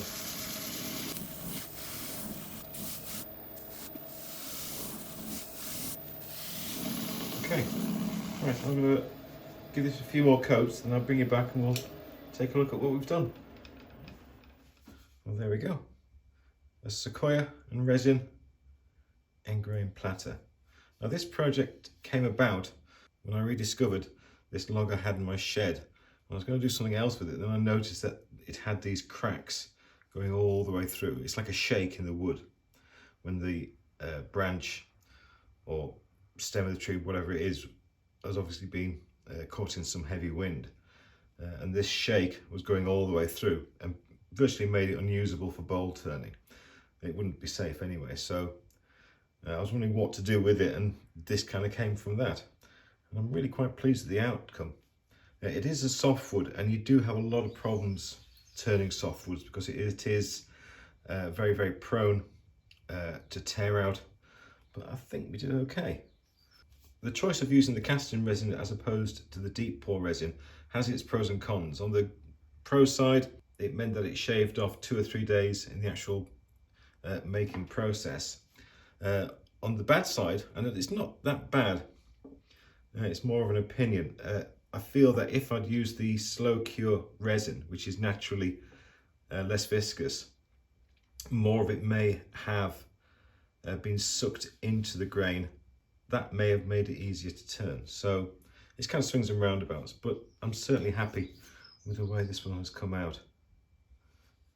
Certainly very unusual. It's kind of rustic in a modern way. Anyway, you can let me know what you think about this in the comments below. Don't forget though, I am currently on holiday if you're watching this when it's just come out, so my responses may be a little bit slower than usual, so I apologise about that. And if you've liked this one, I would really appreciate a like and subscribe and all the usual things, and if you could share it as well, then that would be absolutely amazing. But apart from that, thank you very much indeed for watching, and I shall see you very soon. Thank you.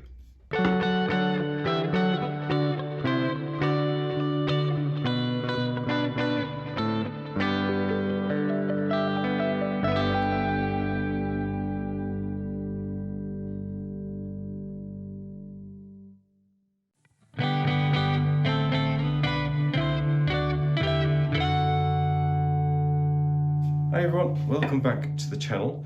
Now these two bits of scrap wood are going to form the basis of quite an interesting project, I hope. What we're going to be making is something for my wife. I've always ensured that she's always had fresh flowers, but in all the years we've been together, I have never actually made her a vase. So today we're going to remedy that and make something hopefully quite nice. Now, like I said, this is just going to be the form for what we're going to build around it. Now, the main ingredients for this are going to be a nice plastic tube to set the resin in,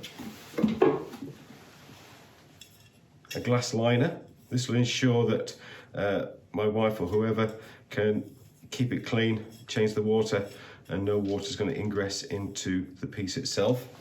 And of course, the main ingredient, these things. Now these are cones from a sequoia, so redwood cones.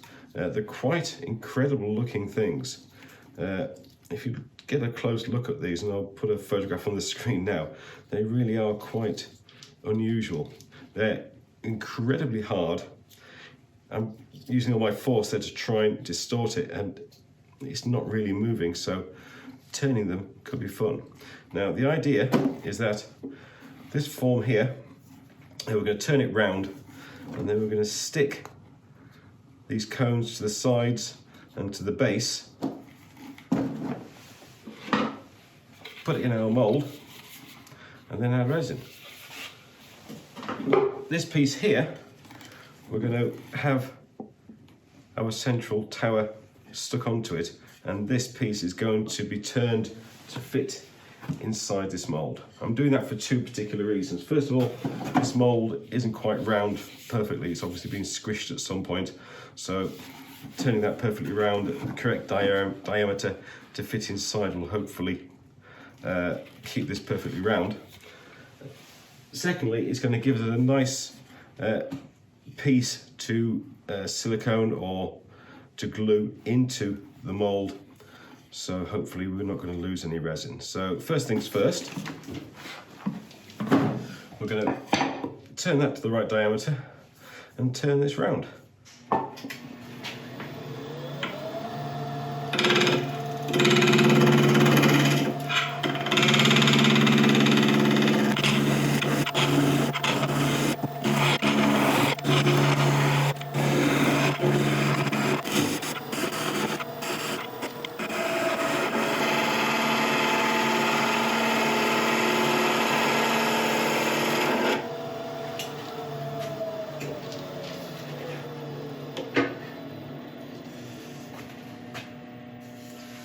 Okay, slight flat spots, but that's absolutely fine. We can move on to the next piece.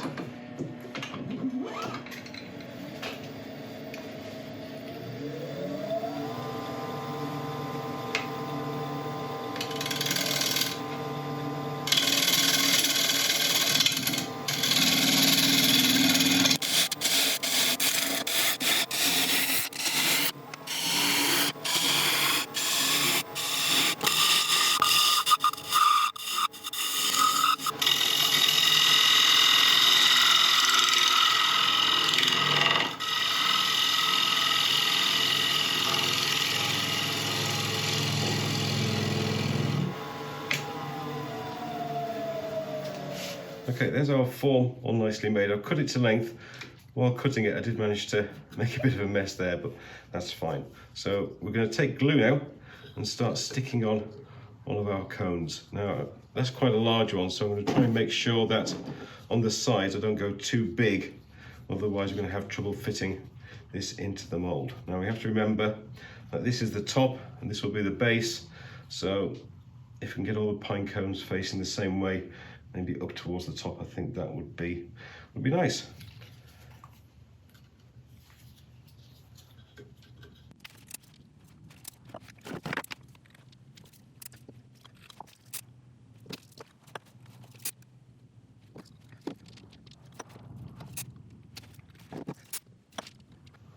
Okay, there's not enough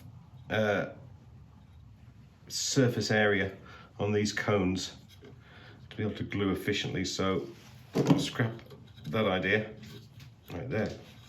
That's to a solid. I'll scrap that idea and I'll go to a hot glue. Okay.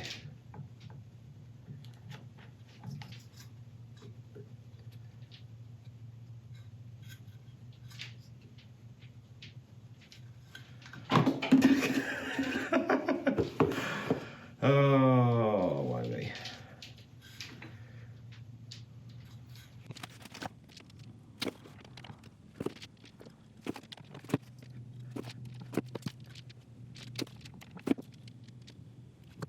Okay, the extra hot glue I got for my gun isn't any good for this purpose. So if you're thinking about buying it, just do a bit better research than I did. I'm just going back to a normal glue stick, and hopefully this will be a little bit more efficient. He says.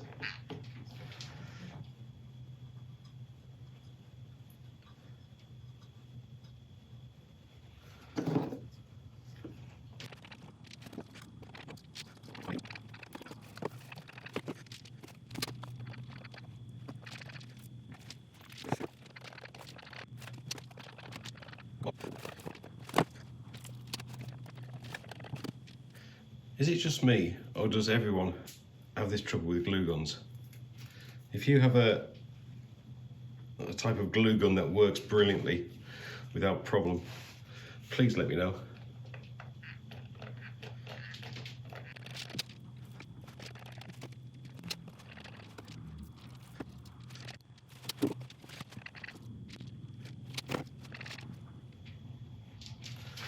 Okay, I'm just going to let these just quickly harden for a second, then I'll have to take it off and stand it upright because I don't fancy my chances of gluing onto a horizontal surface, sorry, vertical surface.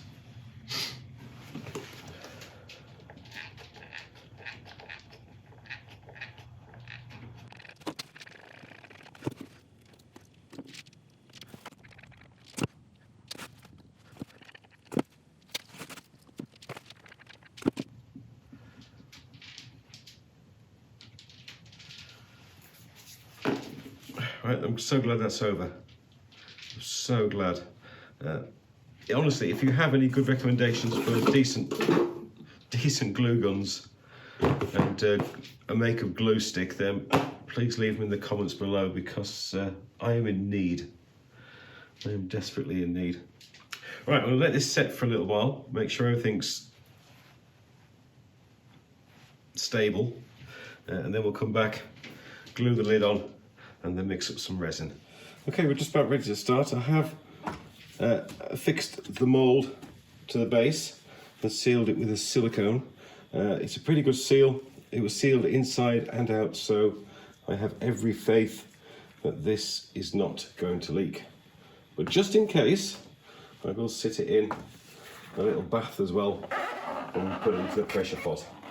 Right, now with regards to the resin, I'm going to mix up 2 lots of 750 millilitres. I have no idea how much this is going to take to fill it.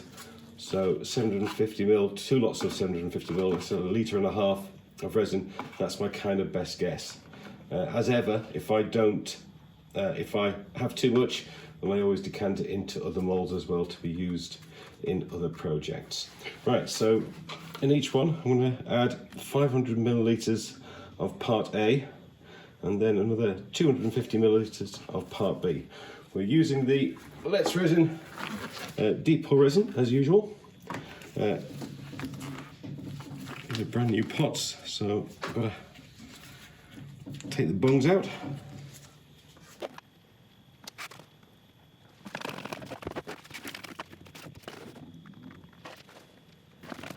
Okay, I'll give these a mix first before I start to add the colour.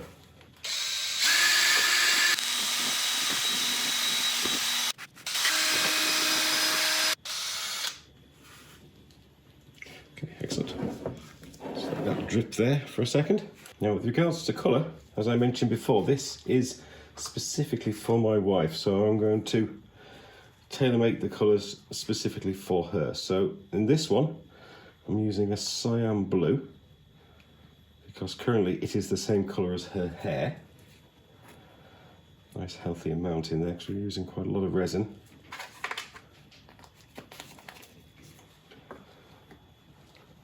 And in this one, we're using a seashell, which is a nice kind of pearlescent white colour. And into both of them, I'm going to add some sparkles, because believe it or not, my wife loves sparkles even more than I do. Right,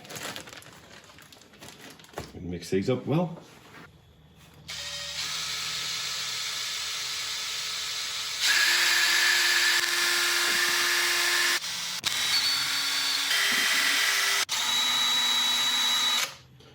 Okay, excellent. Right, I'm going to let these sit for a good 30 or 40 minutes to try and evacuate as much of the air bubbles out as possible, and then we'll come back and pour. Okay, I think we're ready.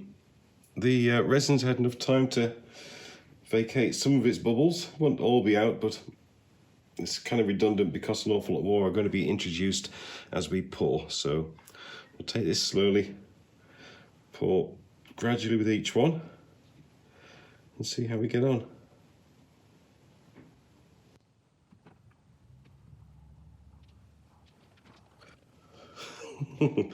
I got that so wrong, didn't I?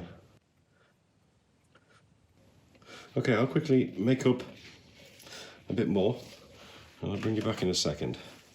Okay, all mixed up. Let's go for part two.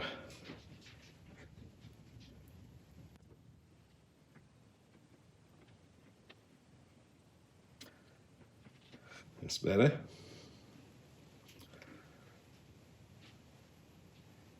Probably too good. Right, now what I had intended to do was to put a few of these cones on the top to and then secure them over with a bit of tape. But that's going to overflow it, isn't it? I'll just scoop out a bit of this to allow me a bit of room.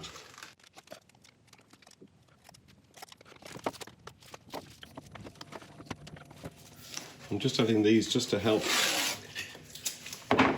keep everything in place below it, just in case the hot melt glue gives up, which it has done in the past. Last one. Right, I'm going to let this sit here for a little while, then I'll come back and then move it into the vacuum chamber. Okay, we're safely into the pressure pot. It's been sat like this for a good hour and a half and doesn't seem to be any leaks or anything bad happening, which is nice. So we'll seal it up, pressurize it, and see it again in a few days' time. By the way, we've got a few more stickers on the resin pot. We've got Wood by Wayne, Grey Woodcraft, and Good Woods. If you have a sticker that you would like to add to the pressure pot, then just get in touch and we'll get it sorted.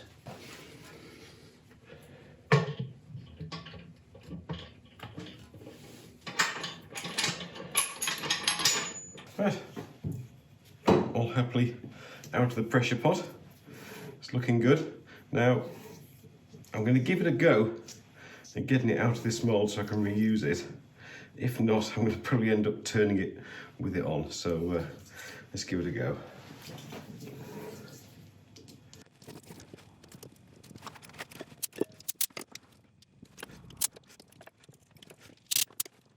Okay, with all my experience,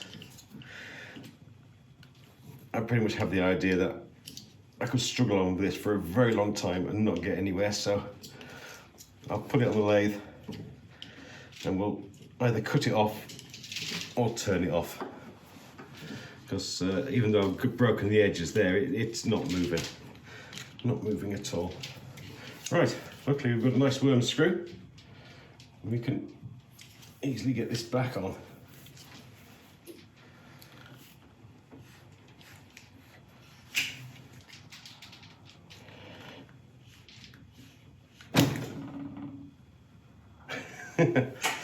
Okay, I don't think we should rely on the worm screw. It's the actual, it hasn't come out the base, it's slipped in the jaws.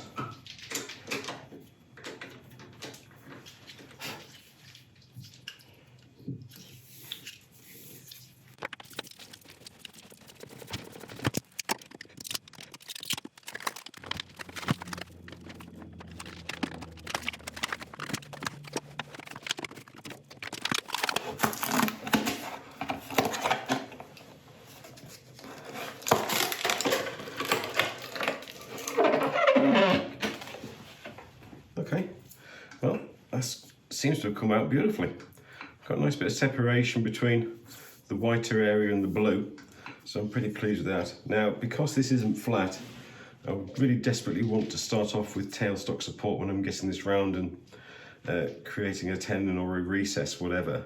So I'm just going to quickly take this off, put it on the bandsaw, flatten that off, and then we'll get it back on and start turning. Okay, we're on the lathe, nice and safe. Initially we're going to be turning at about 680 RPM. I've got the bowl gouge out, and initially I just want to get this square and straight, and then we can start working on where the foot's going to be and how we're going to hold it when we turn it around. The majority of the shaping and everything else like that is going to be done when we've flipped it.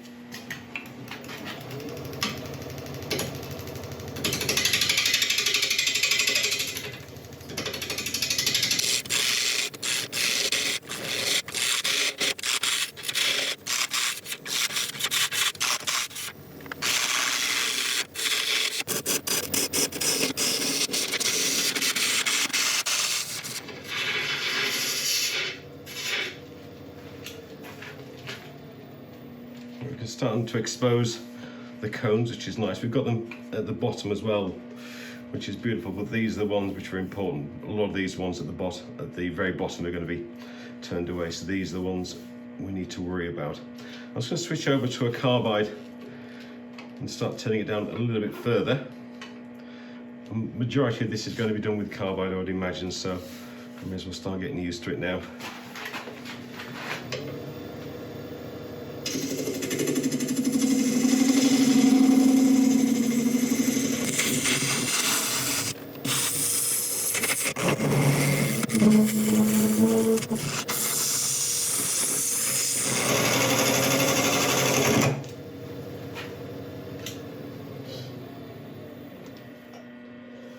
This is the joys of turning resin.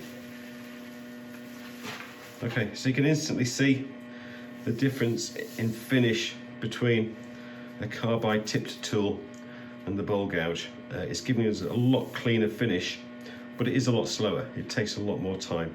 So you have to kind of choose which tool you want for which occasion. Now, we are going to be turning this down a little bit here because we don't want all this extra base.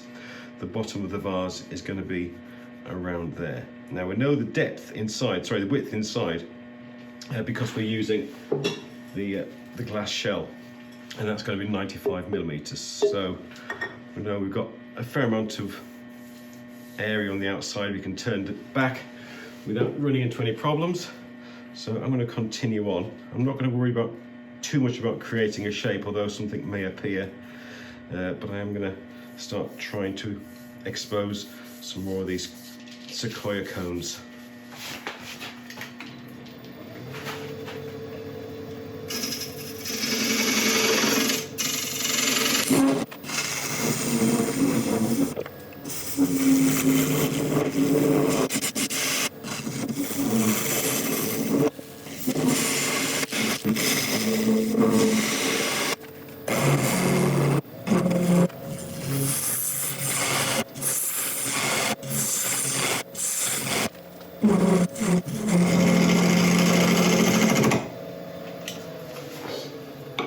That's starting to look nice.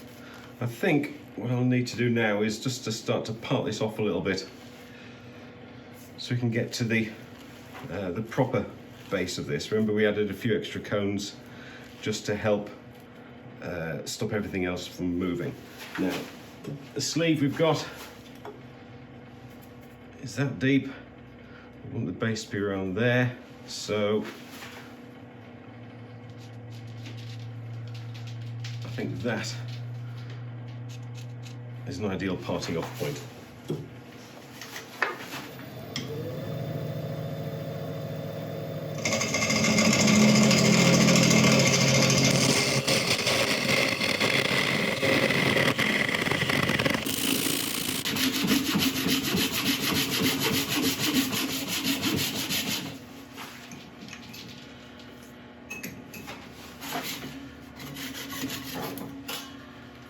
Okay.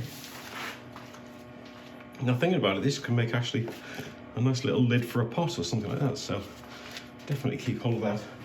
Okay, I'm just going to spend a little bit of time sorting out the base and this corner here, just so I can expose as many of these cones as possible so it looks as nice as we can get it.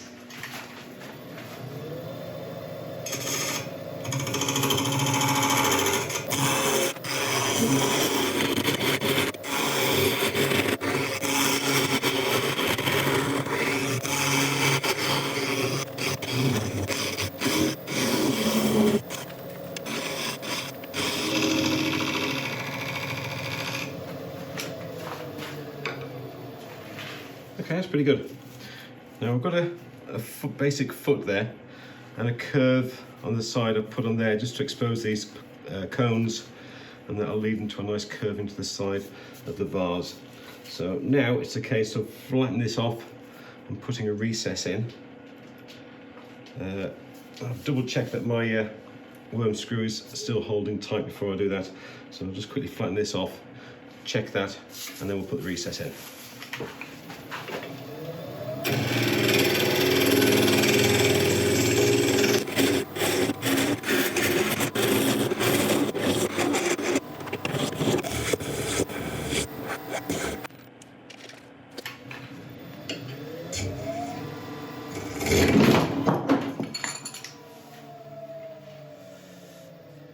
Okay, that wasn't ideal. So look, see what happened. Right, that's what happened. Just a little bit of a catch from that carbide and it's completely ripped out the worm screw. But that's okay. We'll quickly figure out the next step. It's probably be to glue another board on that, I think. And then we'll carry on. Right, I'll be back in a second. Okay, the way I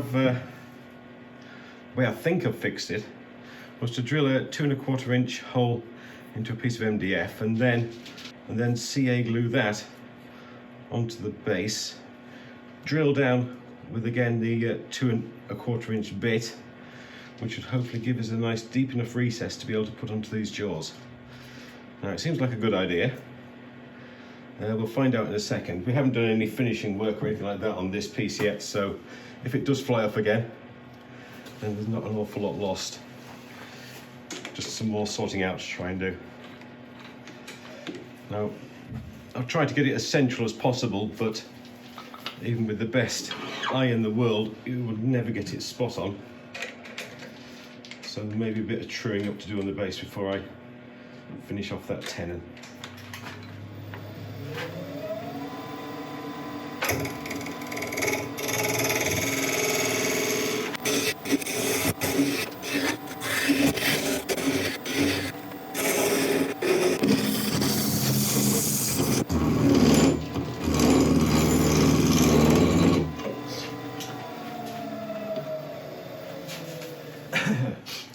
screwed up a fair amount.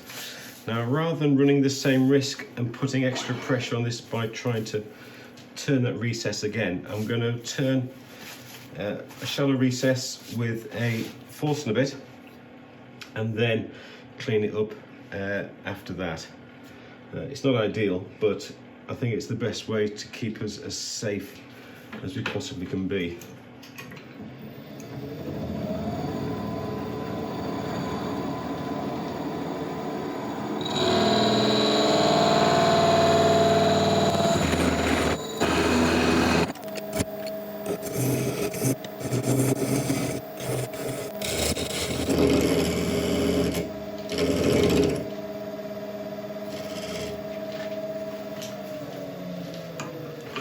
Okay, that's the recess in. I'm just going to spend a couple of moments just polishing and sanding this, or the other way around obviously. Then we're going to turn it around and I'll bring you back and we'll continue. Okay, I've got it turned around. I've had to use a block on this end because the live centre wouldn't sit into the hole again properly without distorting all of this. So I've had to put a block there, and that's just going to hold it in place with friction just while I turn this end away. I'm going to part it off in the way I did the bottom, and once we've got that, then we can, I think we go straight to hollowing out.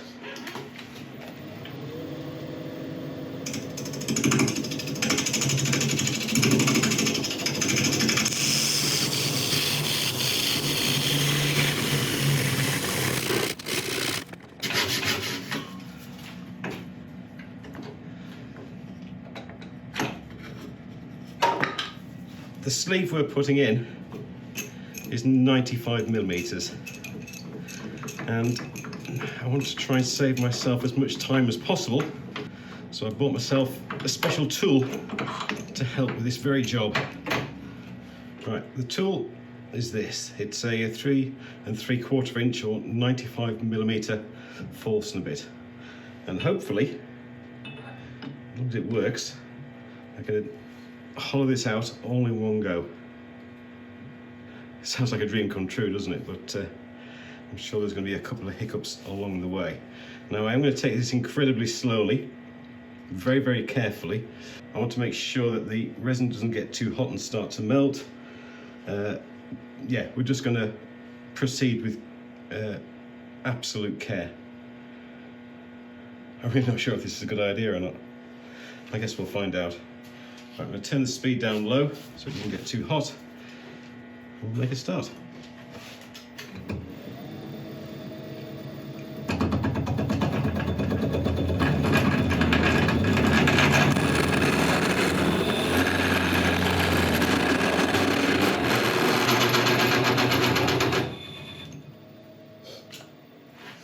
I wonder if I'm asking too much of it. I think I might be. I'll tell you what I'm going to do. I'm going to start off with a smaller bit, clear out some area,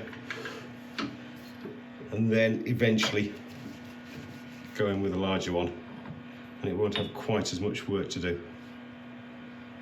Sounds like a better idea, doesn't it?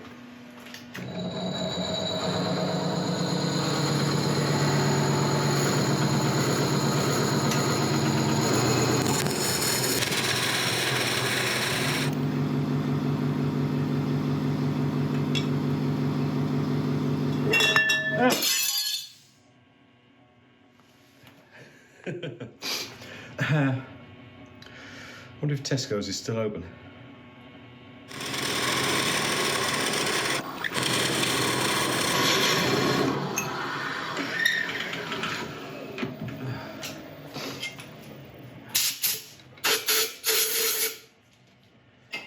Right, that's the desired depth of the first size. I'm going to quickly nip down the supermarket and see if I can find another sleeve. I really hope they've got some in. Right, I'll be back soon. Okay, luckily before I got back into the car to go and buy a new glass sleeve for this vase, my wife kindly reminded me that it's Sunday. It's 6 o'clock and all the supermarkets are closed, so that will have to be done tomorrow. So I'm going to proceed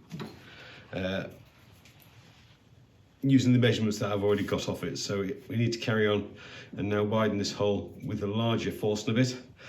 down to a depth of 18 centimetres.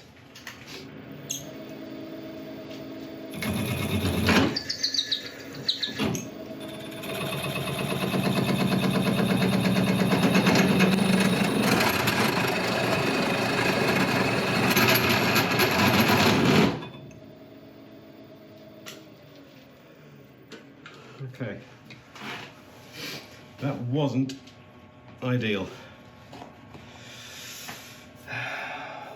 Drat. Best laid plans and all that. Right, I have a horrible feeling this is going to have to be hollowed out by hand.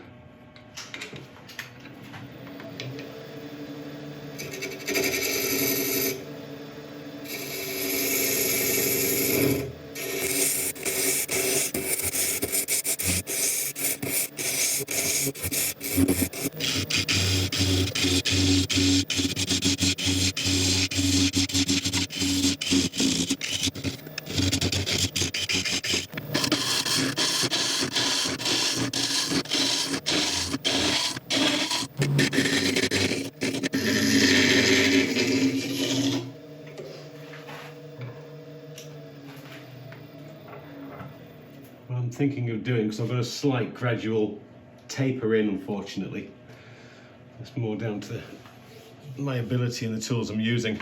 So I'm just going to give this force and a bit another go to see if I can just clean up the edges. It doesn't have to cut up much or turn away much, just the very edges. So hopefully the carbide tips on this thing can handle that all right. Just turn this headstock back around. Right, let's give this a go.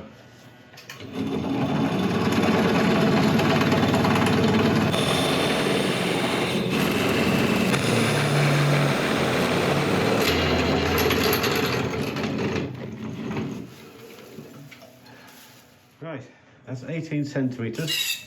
Sorry, right, that's 18 centimetres, which is the same depth as the sleeve I smashed down there. So I'm going to call it a night because I am shattered. In the morning I shall nip down to Tesco, hopefully buy another one. If they haven't got any in, I don't know what I'm going to do. So anyway, right, let's call it a night. I think I need a shower. Right, good morning everyone. I've been down to Tesco and I'm very pleased to say that they had one. And do you want to see something cool? Look. It even fits. Perfect. Nice and snug. Right, I did buy two, just in case I managed to drop this one as well. Right, now we can start having a little bit of fun and trying to work out a shape for this. It's not going to be too adventurous because we've only got about 3/4 of an inch on the thickness of the walls and a little bit thicker in the centre. So I'm going to have a little play around with the carbide and see what I can come up with. Okay, to help keep everything nice and secure, I'll just put the lid in. This is the lid from the glass sleeve. It's just gonna help keep everything nice and firm as we're shaping this.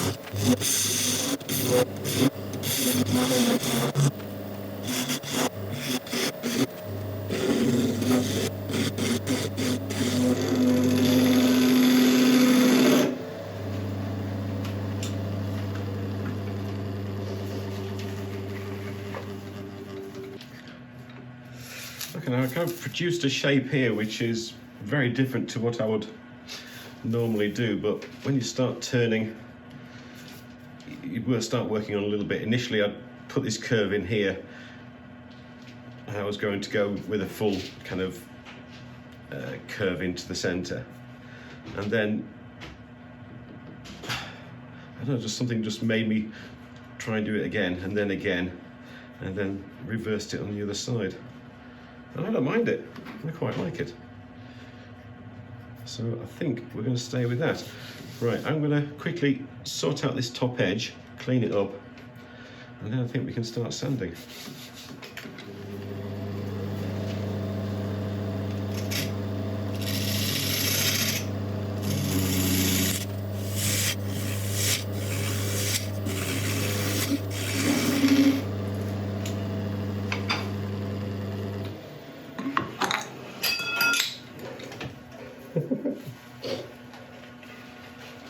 It reminds me, I must clean up that glass from down there.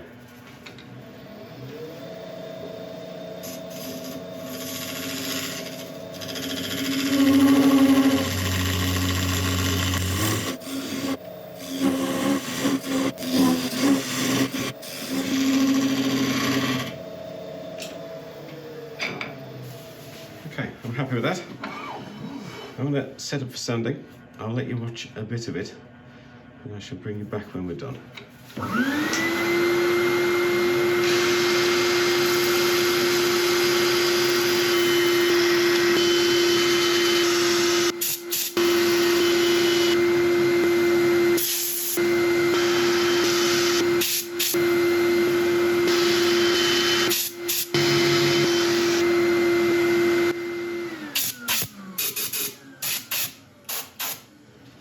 Okay, sanding went wonderfully.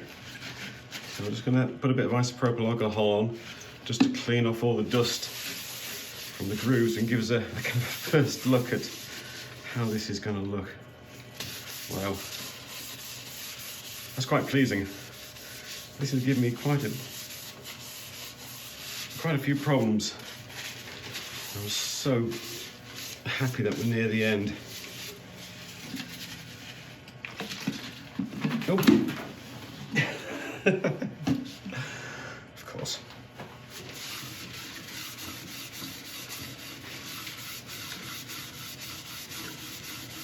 Right, let's let this evaporate. Okay, that's nicely evaporated, so now I'm going to go on with an abrasive paste and give this a really good rub down. Before I start buffing it in though, I am going to put on a face shield because I don't want this stuff hit me in the face or in the eyes as I'm rubbing it in. Abrasive paste, if you've not used it before, it takes a sanded finish and kind of multiplies it.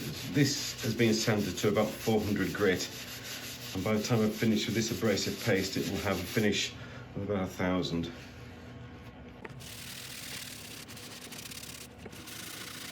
Okay, face shield on.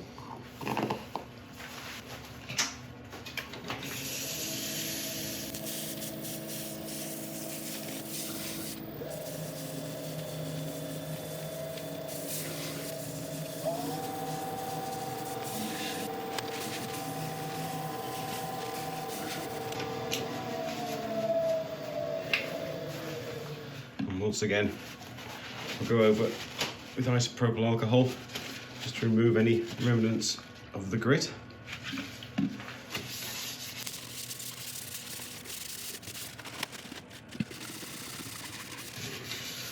And again, we'll let that dry. Okay, for a final finish, we're going to use shine juice. This is just a mix of shellac with linseed oil, and it should hopefully give us a nice glossy finish. We're going to apply it as the piece is spinning and then increase it until it dries, and that should hopefully leave a nice gloss finish. It may take 2 or 3 coats to get a perfect finish at the end, but we'll keep going until it's nice. I am going to use a face shield again because putting wet objects onto spinning things, you are going to get spatter.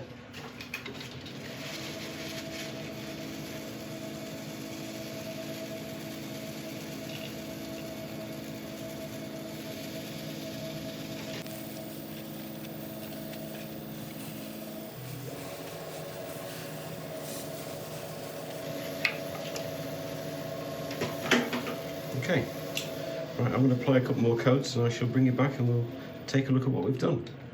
Well, there we go. Nice little vase made from redwood cones and resin. And of course, with our sleeving, it becomes the perfect vase for fresh flowers and anything else. I've really enjoyed this one, even though it has been a complete pain. I've been wanting to make something with pine cones or any kind of cones for a long time. And I happened across these cones on eBay, and I bought about 50 of them, which I just about had enough. But I'm so glad I chose this sequoia one, because the actual grain in the pods, or the cones, or whatever they're called, is absolutely gorgeous. It's like little lips all over the place. It really is quite fascinating. The resin worked beautifully. With the aid of the pressure pot, there's virtually no air bubbles whatsoever. There's nothing where I had to fill with CA glue or UV resin at all. So I was really pleased with the way that came out. And we've got a nice bit of colour differentiation between the blue and the white that we used. Now the sparkles I put in, I have no idea where they are. I can see the odd one, but I was expecting to see a few more. This project has kind of taken me back in time. The amount of problems I faced and things that went wrong. If you watch some of my older videos, it really was pretty much reliving past memories. Anyway, so this is for my wife. It's going to be a flower vase, and of course I can't give it to her without some flowers. So I bought some African lilies and some gypsophilia, and I'll be putting those in a second. Anyway, I hope you've enjoyed this one. If you have, I would really appreciate a like and subscribe and all the usual things. And if you could share it as well, then that would be absolutely amazing. Don't forget, if you do leave a comment, you are going to be entered into the next giveaway whenever that happens. But apart from that, thank you very much indeed for watching. And I'll see you next time. Thank you.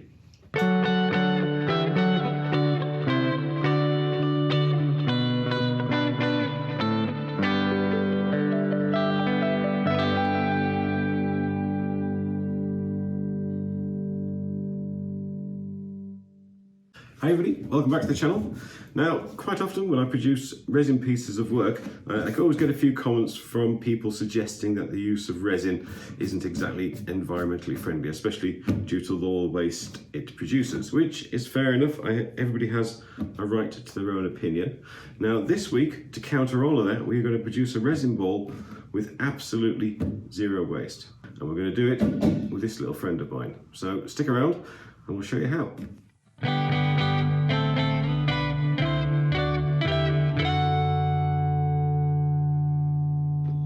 Okay, so we're about ready to start.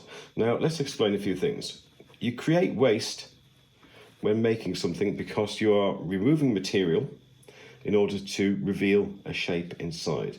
Now if we can cut out that revealing a shape step, then we won't have any waste. And the way we're going to do it is by manipulating the resin halfway through its drying process.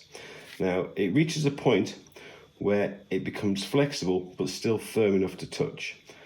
Obviously if you go in too early, it's just going to run through your fingers and be no good. If you go too late, then it's going to be hard and brittle. So we're going to pour resin into this mold, wait for it to get to a certain flexibility and firmness, and then transfer it onto our mold, which is going to be Mr. Space Hopper. By the way, I have actually just ordered another Space Hopper because I broke the first one. Don't ask me how, it's a little embarrassing. Anyway, right, so let's get started. This, by the way, is the mold I used the other day for the Sequoia platter. Before we do get started, in order to calculate the amount of resin we're going to need to get this to the depth required, it's a simple calculation. It's pi multiplied by the radius squared times the height that you want it. And that calculation, which I've already done, has given us 600 millilitres or 600 cubic centimetres.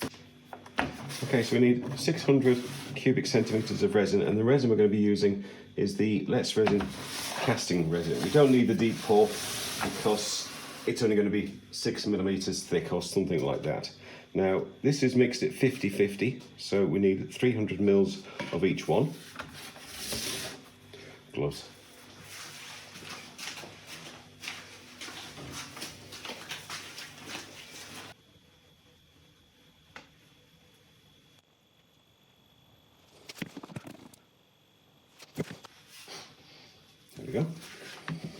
Okay, that's our 600 ml, so let's give it a quick mix.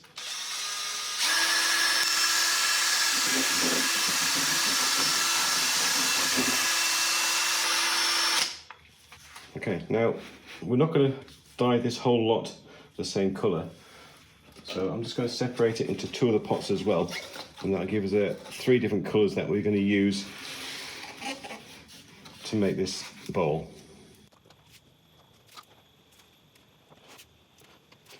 Now, the one thing we have learned from using this casting resin in the past is that the colour separation is pretty good, so we're going to use that to our advantage and hopefully produce something quite nice. Okay, when it comes to mixing colours, I am generally not the best person in the world for this, so excuse me if I do this wrong, or excuse me again if it looks terrible at the end, but we're giving it a go. Feel free to have a go yourself, or leave in the suggestions below what you would have done instead. So this first one, the main background colour is going to be black, so I'm using an opaque letsresin colour, and then on top of that we're using the black mica powder as well. This will give it a nice sparkle. In the smaller pot we're putting gold and dark blue. These are both mica powders, and again from letsresin. Right, we'll mix these together.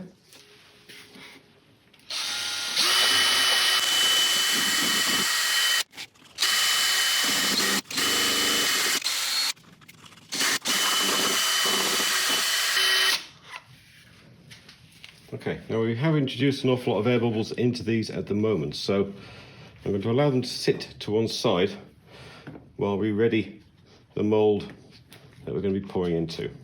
Okay, now we've got this board, the mould is going to sit on top of this, but before I put it on, I want to make sure that this is nice and level. The last thing we want is the resin to be uneven in the mould. Okay, so we need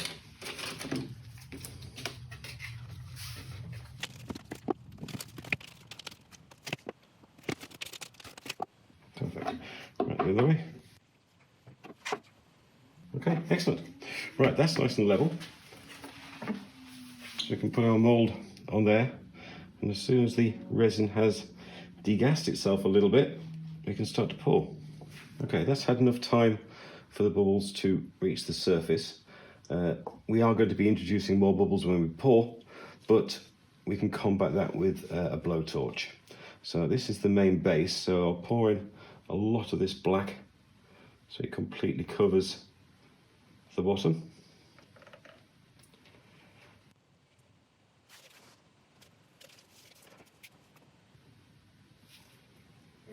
That's the black in, and it's all over the bottom. I thought you would say get out. No, I would never say that to you, darling. I'm thinking it. Your face is saying it. Okay, so that's the base in. Now I'm a little bit scared about the next bit, so what I'm trying to do, or what I think I'm going to try and do, is pour some gold right into the middle, and then some blue on top of it, and then gold again, and then blue again, until we've used it all up. Now this is going to create a kind of a radial effect in the middle, and then using a fork or something like that, I'm going to try and spread it out towards the edges. It may look horrible, it may look nice, but there's only one way to find out.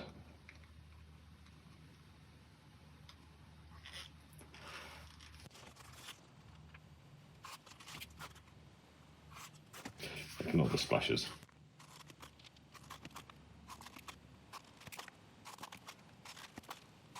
This is fun.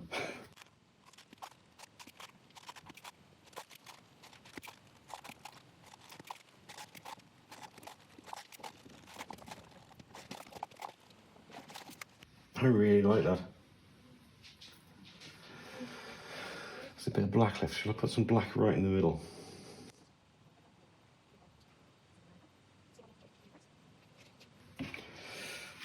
Okay, now I did have intentions of creating some sort of pattern using this, but I really like that. Now I did get that gold splash in this corner. I wonder if I can pick it out.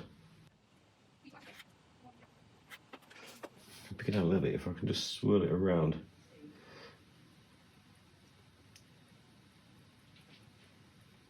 And it'll virtually disappear. It's just distorted that edge. That's fine. That's nice. Right, I think we just leave it at that, and whatever happens, happens. You can see some air bubbles on the top, but periodically I'm just going to go over with my blowtorch.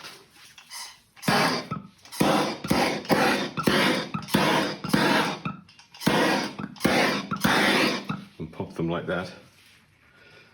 And I'll see you in a few hours' time when we're taking this out and put it onto the space hopper. I've never said that before. All right, good morning everybody. It's 6:30 in the morning. I've just got up. I've noticed that this is starting to set an awful lot faster than I'm used to. I think it's probably because of the quite warm temperatures we're having at the moment. Now, last night it was starting to, the pattern we've made was starting to shrink into the middle, so in an act of desperation I started to try and drag it out, otherwise it was being like a dot. So anyway, we're going to take this out. I'll quickly fix my original space hopper with a bit of CA glue and look like it's managing to hold some pressure. So I'm going to take this out of the mould.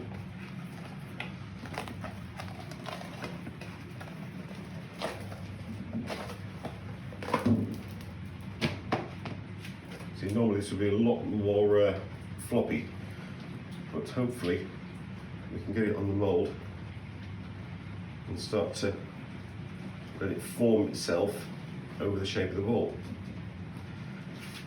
Now, if this doesn't work, if I've left this too long, then I shall leave this as a platter or something like that, and then quickly make another one.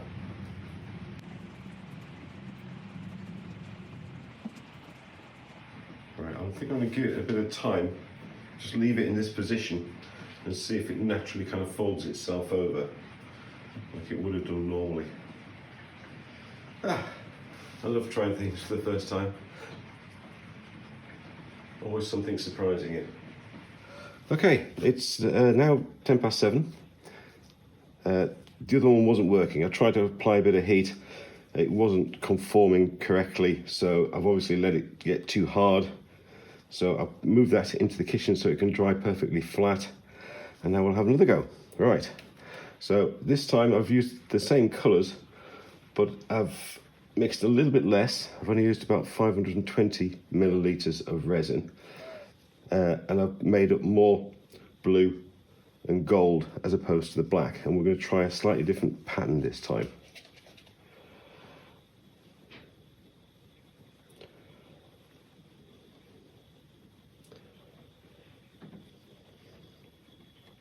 I think the main problem with the last pattern is because I put the black in first and then added the gold and blue to the centre.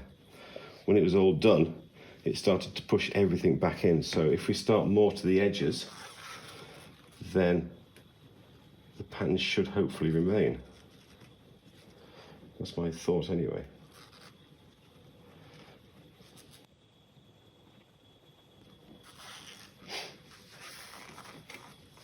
This could get messy. I think that blue's too weak. Let's put a bit more blue in there.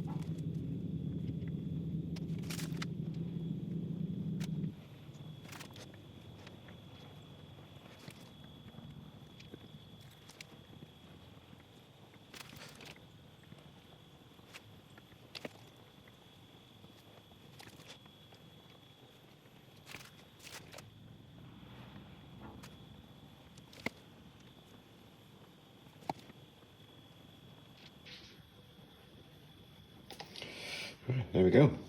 Right, I'm in all day, so I should keep a very, very close eye on this. So I'll be able to move it just at the right point. Okay, I've been keeping a good eye on this throughout the day, and the edges are starting to pull away nice and cleanly now, which makes me believe that now is the time to get this moved over. Now, it's a tricky maneuver. It is holding its shape, but I still have to get it out and positioned on the top of this ball. So do I just flip the mold over and then try and work it free, or do I take it out of the mold and then put it on by hand? Turning the mold over certainly sounds to me like the more sensible way to do this. As you can see, it's nice and flexible, there's nice and lots of movement there, so what's the worst that can happen? I'll just try it again. Right, I'll try and carefully demold it.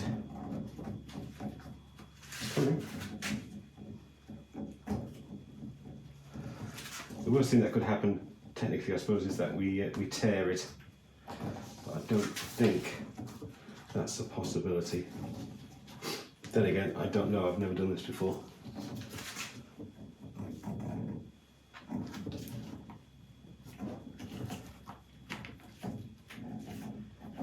Okay, right, we've got the mould inside out. I think that's a good start. Right, it's hanging onto this corner here. Why are you kind of... Oh, it's not quite cured enough on that corner.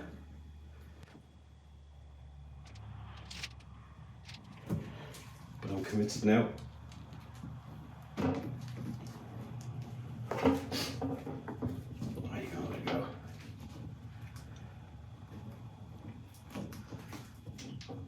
Oh, come on.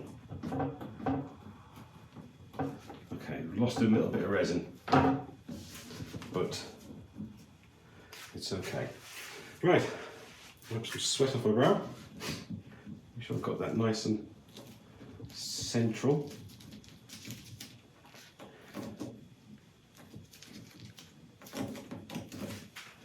We can start working this into shape.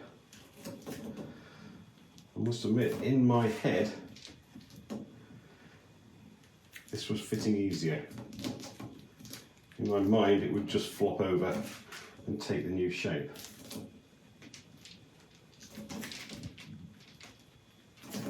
Maybe I've waited too long again. Okay, I think what I'm going to do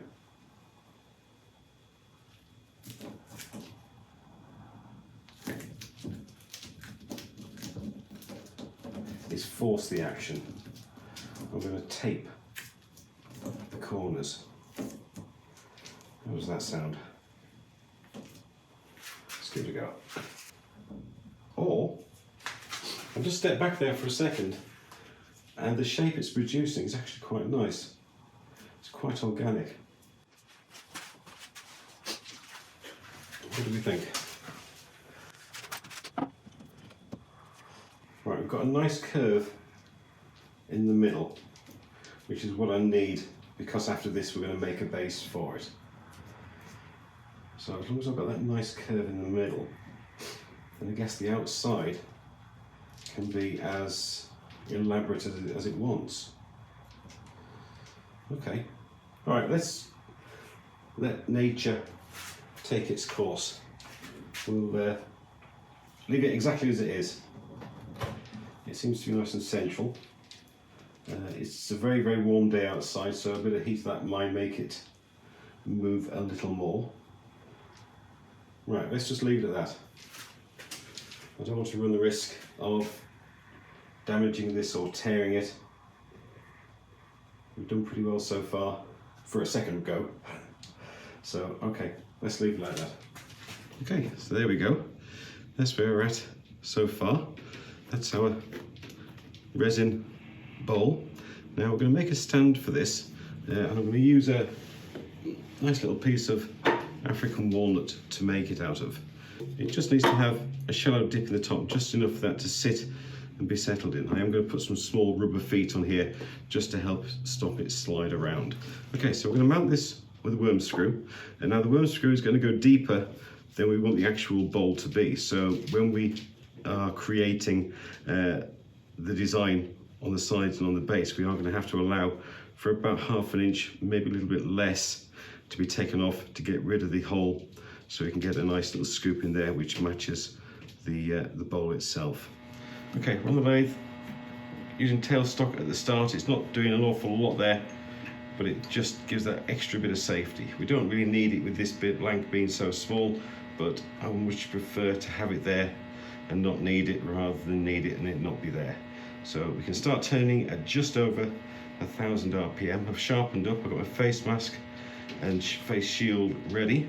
So we'll start turning. We're going to even up the sides first of all and then start creating a shape. Now this is going to be totally different to a bowl because it's going to be a stand, so the top is generally going to be a little bit wider than the base and probably more of a kind of curve in the middle. But we'll see as we go along. This shouldn't take long.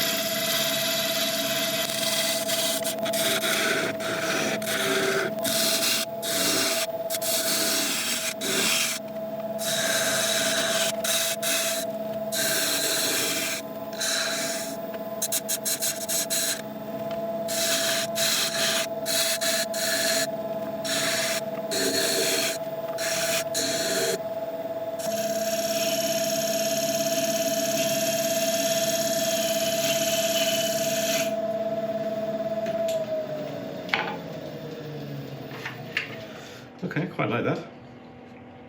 This top edge isn't going to be this wide because, as I mentioned at the start, we are going to have to take this down a little bit to be able to get that curve in to match the bowl and to get rid of the worm screw hole that we've already drilled into this piece. So what will that do us? I think this base here needs to be a little bit deeper. So I'll do that, then quickly put a recess in and then we can sand.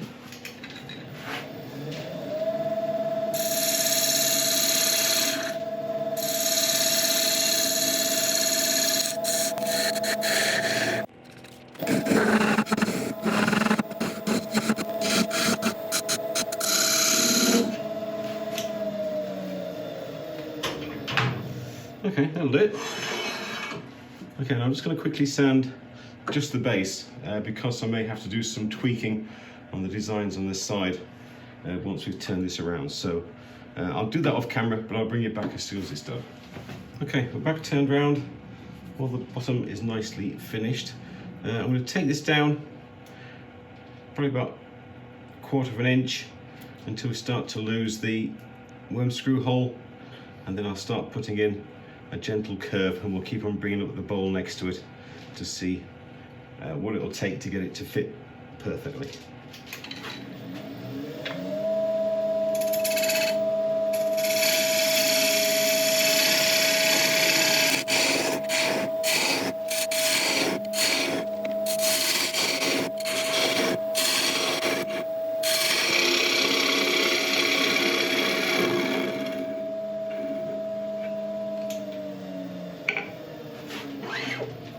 Okay, we've cleared the first worm screw hole, so let's just give it a little test fit. That's actually not too bad right off the bat. I think we've got the angle just about right. So I've got this small edge on here, so I think I'll take that away, keeping that same kind of depth, and I think that we're about there.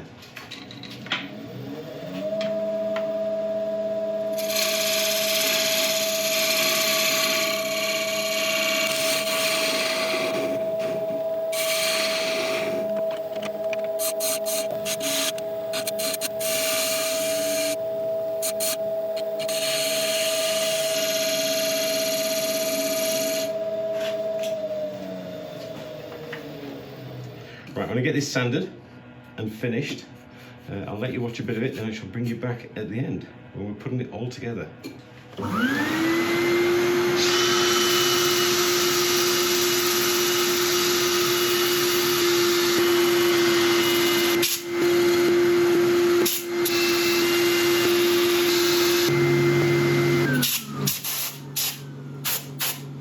Okay, African walnut really is nice to sand, really quite easy, so I'll just give it a bit of a clean over with an isopropyl. It does have a lovely chatoyance, this wood. You can tell it's like part of the mahogany family in the way it shines, a bit like a sapele. Okay, that's all nice and dry now, so on again with an abrasive paste just to help bring up our surface finish to about 1000 grit. I sanded up to 400 on this piece.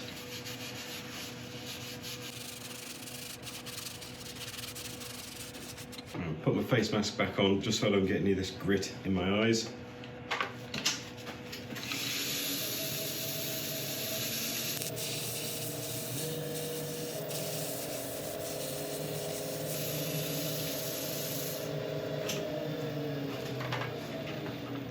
Again, cleaning up any excess grit with isopropyl.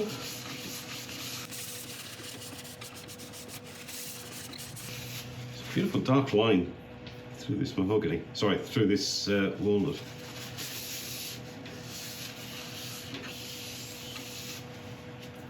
Okay, now for a couple of coats of shine juice, we're going to apply this while the piece is spinning.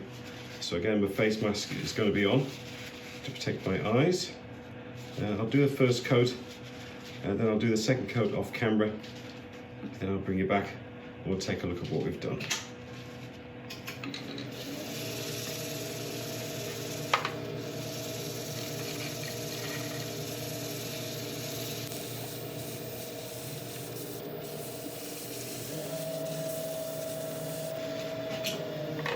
Okay, let's take a look. Oh, there we go. A resin bowl with stand, made with no waste whatsoever. Now with any project that you're attempting for the first time, there's always going to be iterations needed to improve the process. The first time we tried it, we ended up making a beautiful placemat or something like that for the center of a table, which actually, I really love the design on this. When you put a light behind this, it really is quite fantastic. So I may experiment more with this as well as with the bowl. But even between the two, we learnt an awful lot. Now when I placed the resin onto the ball, hoping that it would form over, I think that might have been a little bit naive of me. I think the better way to get a form that I wanted was to put this into something as opposed to resting it over the top. Now I don't have anything of a suitable kind of a pan shape that I could have used, but I will be looking for something else. Now I do have smaller things I could use, so I might do a few experiments with smaller pieces of resin to get this effect, or to get this shape, without having to rely on it being kind of waved at the corners. But I don't mind that, I quite like that. It certainly has a lot of appeal. I put small rubber feet on there just so to help keep it nice and steady in the base. In terms of the resin, we have better separation on this one than we do on this one, and the only real difference between the two is that I'd let the resin rest for longer on the first version than I did the second. I was kind of rushing because I messed up the first version. So that is where, or the reason why I think we've got a lot of these kind of striation lines going away, which in itself is actually quite nice, but I would have liked to see more of this kind of almost like a tiger style pattern stay in it. But again, this is just practice, this is just testing, this is just doing something for the first time. So anyway, there we go. If you fancy having a go yourself, please let me know how you get on. If you want to use the resin products, then there's always links in my description, and you can get a discount code off them as well. Remember, you don't need the deep pour resin, just the normal casting resin is absolutely fine. Anyway, apart from that, thank you very much indeed for watching. If you've enjoyed it, I would really appreciate a like and subscribe and all the usual kind of things, and if you could share it as well, then that would be absolutely incredible. Don't forget, if you do leave a comment, then you are going to be entered into the giveaway the next time we do one. Apart from that, thank you very much indeed for watching. I'll see you next time. Thank you.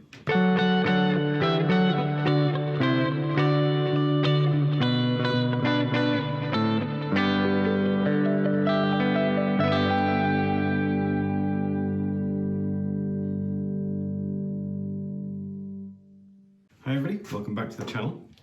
Now a couple of weeks ago we had some fun trying to create bowls with using very little resin as not to produce any waste. So today we're going to continue with that, and I'm going to put into practice hopefully a few of the ideas that you've been sending me in the comments. So let's get started.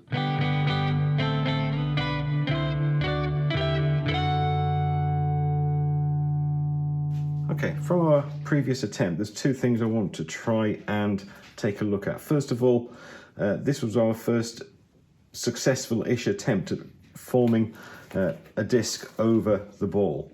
It works okay, but we do have this kind of fluting design. Now, a lot of people point out that if you do try and put a flat plane over a curved surface, it's never going to work. Physics doesn't allow that. This is why you got this shape. So I've got an idea of how to combat that. And the other comment came from the way we were trying to form it over the external surface of a curve.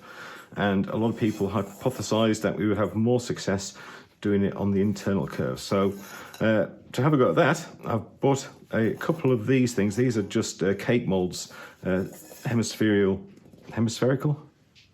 whatever it is, curved cake molds for bowls and things like that. So we're going to try and form one in these.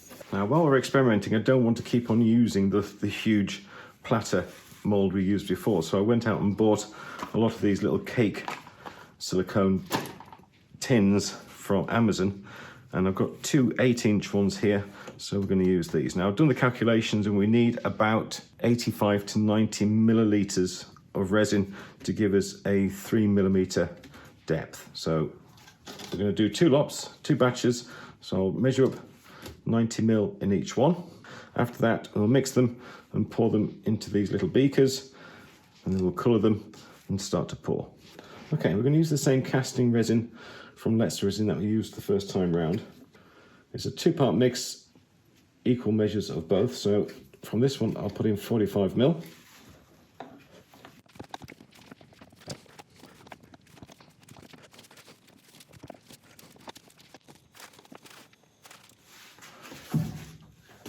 And the same again from this one.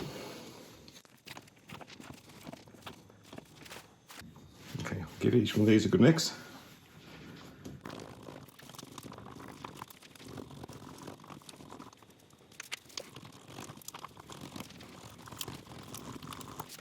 Now I'll pour some into these beakers so we can end up making 3 colours for each test piece.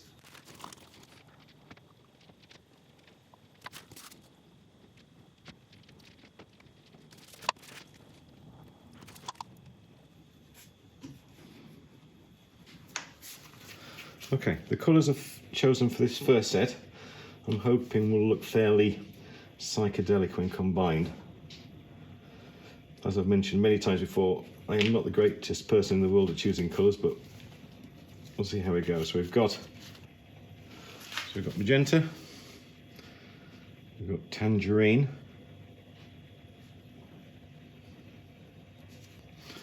and green.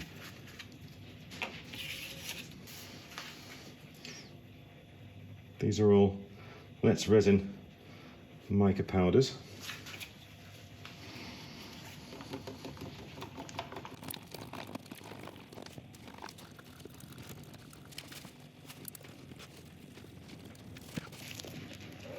Okay, well, keep these to one side, allow them to settle.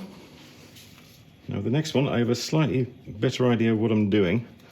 So this main one's going to be like a pearlescent white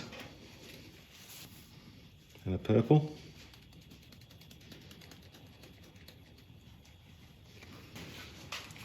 And a yellow.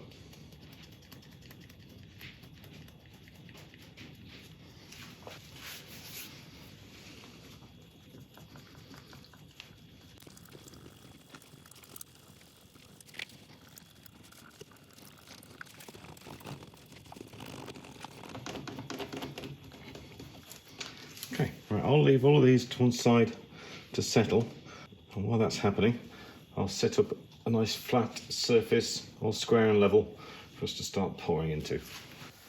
Okay, I think we're about ready to pour. I've got this on a perfectly level base, so when we've finished it should hopefully be an even depth all the way across.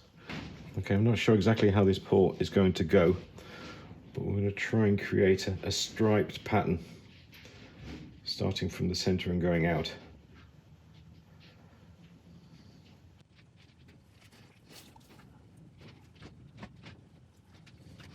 This will get messy.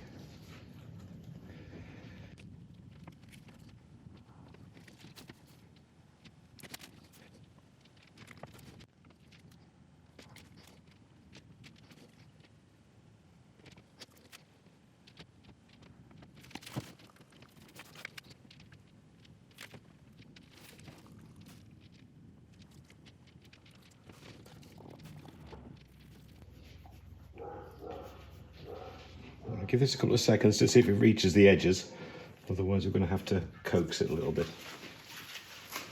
Okay, it's doing well at this side, so we'll just try and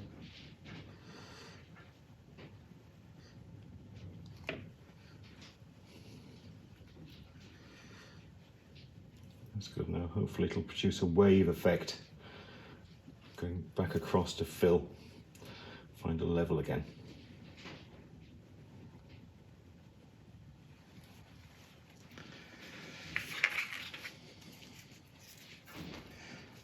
Give it a hand with a bit of a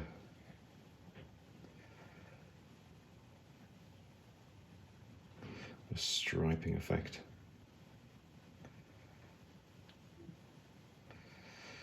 I think this is one of the cases where if I do too much, I'll end up ruining it. So I'm just going to let this sit to one side, see what happens, and then you can criticise me all afterwards if it all went wrong.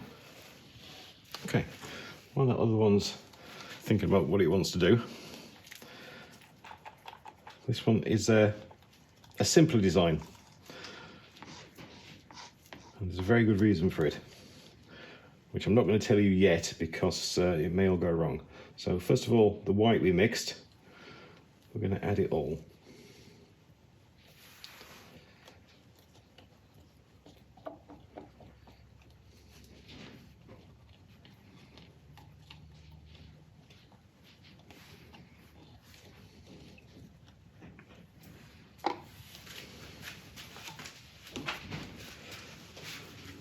Okay, now I'm going to be adding the purple and the yellow, again on top of each other, starting from hopefully the very centre.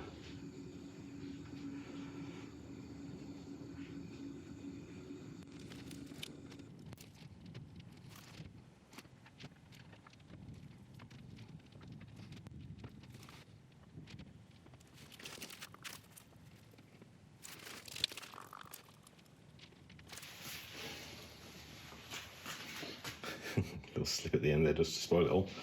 Right, I'll just try and get this to the edges without destroying too much of the pattern.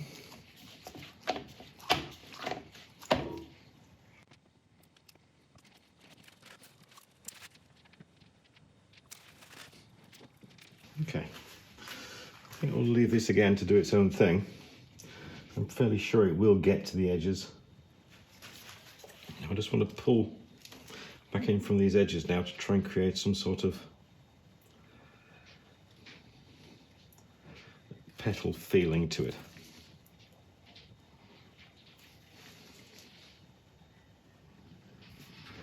I'm thinking I should have used more white, but it's a wonderful learning experience.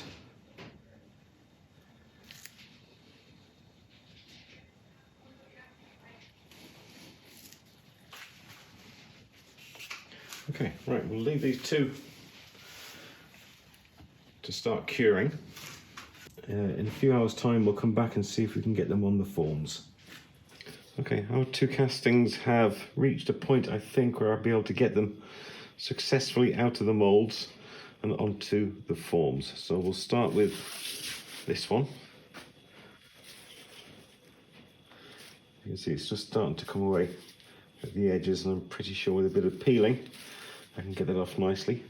Now what we're going to do with this one, we're going to test the hypothesis that it's easier to create a mold by pouring it into a dish than it is trying to form it over the back of a shape. So what I'm going to spray in here is a little bit of silicone spray to act as a demolding, just in case that's a little bit sticky, and it'll also help it, or hopefully it'll help me move it around and work it into a nice position.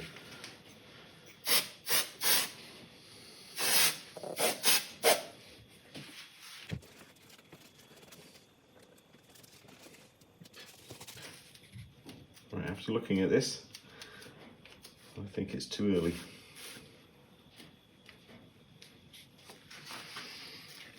Right, I think it's too early, but I've started this one now, so we will peel it off.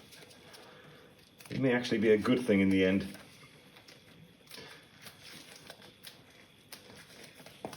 But it helps us form it better.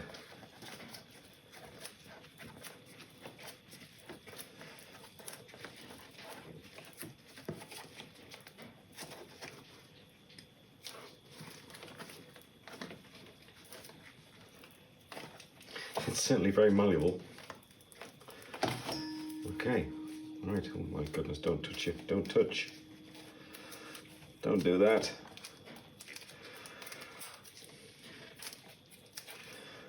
Oh dear, it touched itself and it stuck instantly. Right, this is a complete disaster, but we'll get it into the mould and see what happens.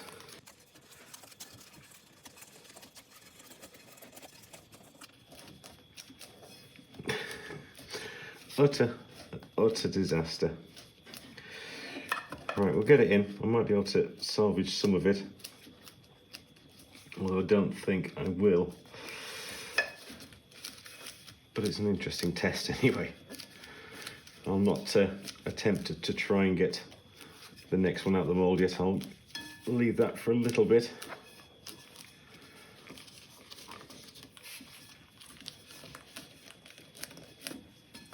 Right, okay, lesson learned. Don't try and demold it too early. Okay, after the interesting experience with the first one, I've let this sit overnight in the fridge to slow the curing process. And I've just hit it with a heat gun, and it still seems quite flexible, yet it will still hopefully come out of the mold nice and easily. So before we put it into the form, I want to do something to it. So let's take it out. Put it onto this cutting mat.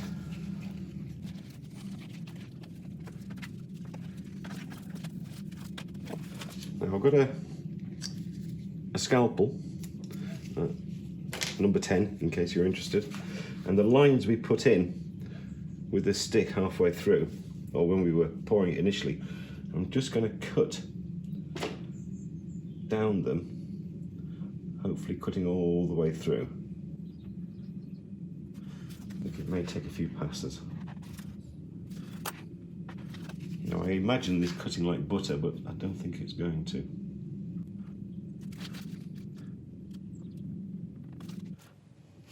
Right, I've got a better idea. When I say better idea, I generally mean a different idea. Which one did I just cut? There we go.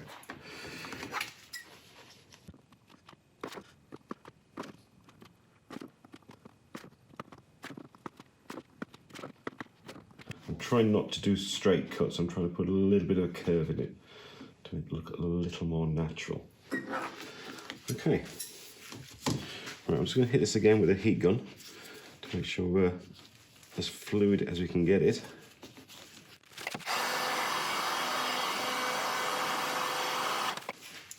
Okay, now we're going to try and get this into our form.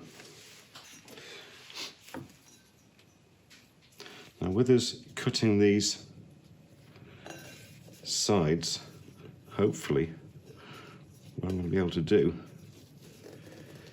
is fold them in, so not only will it take the form of the bowl better, but hopefully it's going to look like a flower. Wish I had smaller fingers.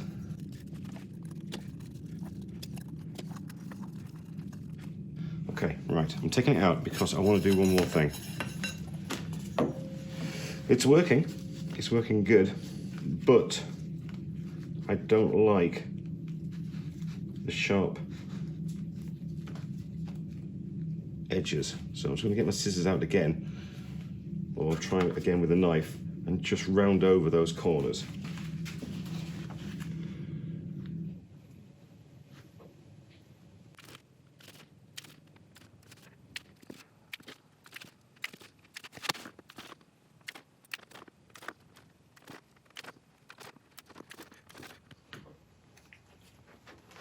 Okay, that's looking better. I'll just hit this with a bit more heat again.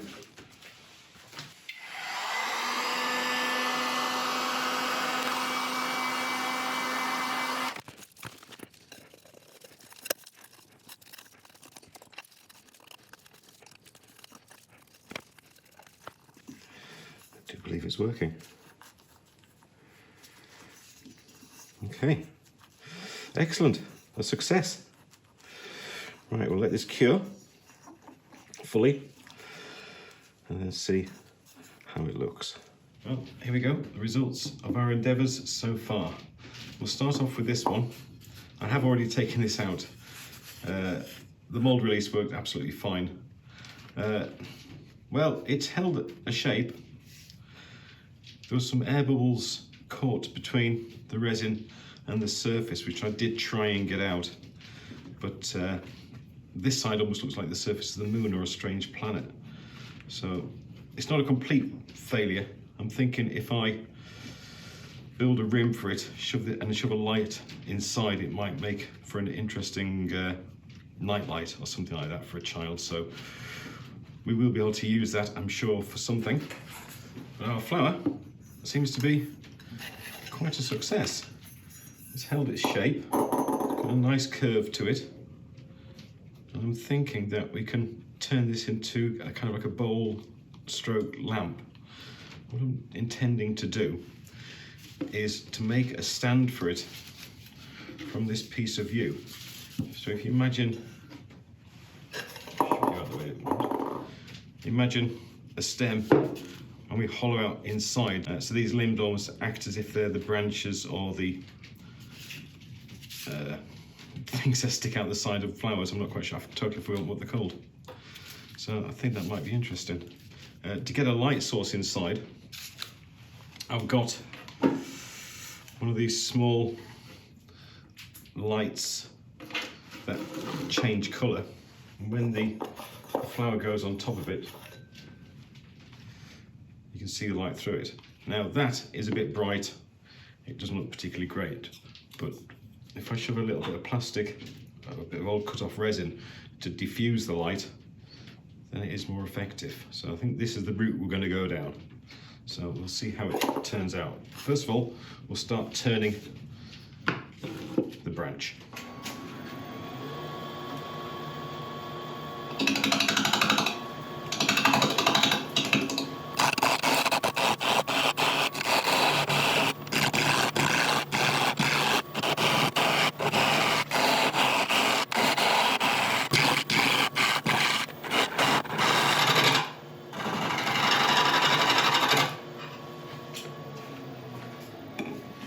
Okay, my primary objective here is to make a nice clean tenon. While I'm here, I'll just try and start creating the basic shape we want. I would desperately love to get through to more of the heartwood, because although the sapwood is nice, the heartwood really is the thing that really makes yew so beautiful. Right, so I'll just do a bit more work around here, and then we'll create the tenon.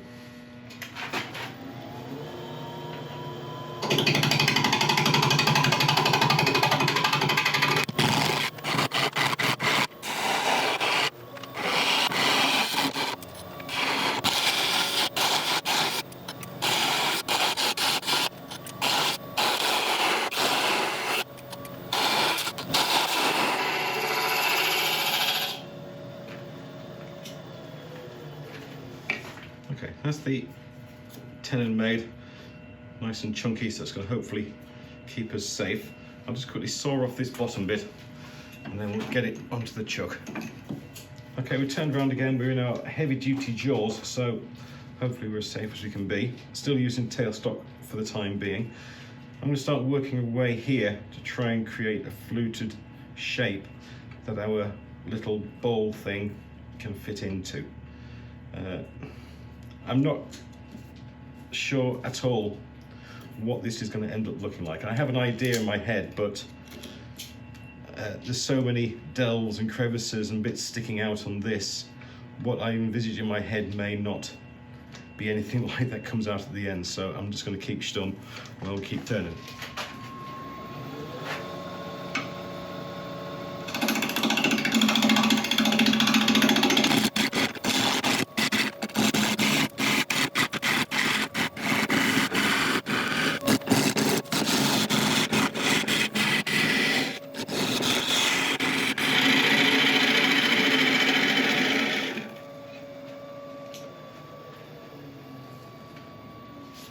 Okay, I think what I need to do now is to start trying to work in this way a little bit to see what kind of shape appears in here as I'm taking it away, because we need to figure out what's the best shape to hold this piece. I don't know if this piece up here is going to be too high or if it's too low, or if it's too low we're stuffed. But anyway, right, let's start trying to get in here a little bit. I think with the carbide it's probably safest.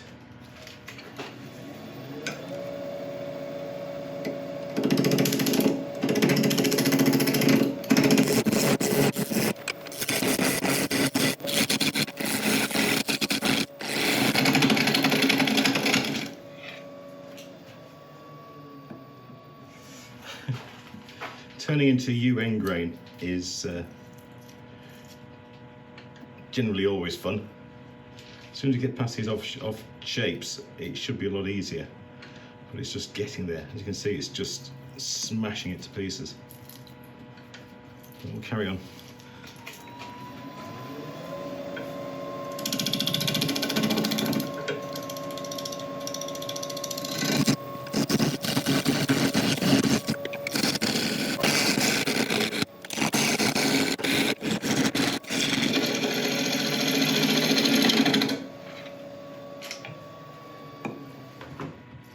Okay, I just desperately need to sharpen up again.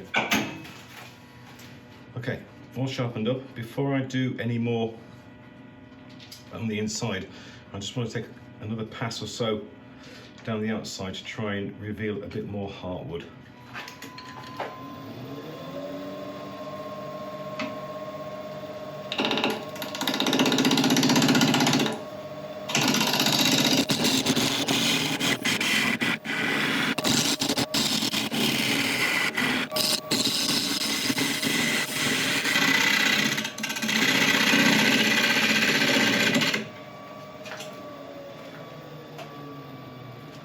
Okay, that's better. We've got some more appearing. I'd still like a bit more, but I can come back to the inside now and just get these wings a little bit thinner. But progress is all right. We have lost a big chunk of wood out there, which is going to need some sympathetic sanding at the end, but that's okay. Okay, so I'll do a bit more on the inside, just to try and open this up a little bit more, and then it'll be a case of trying to take out the center and start going in with a Forstner bit.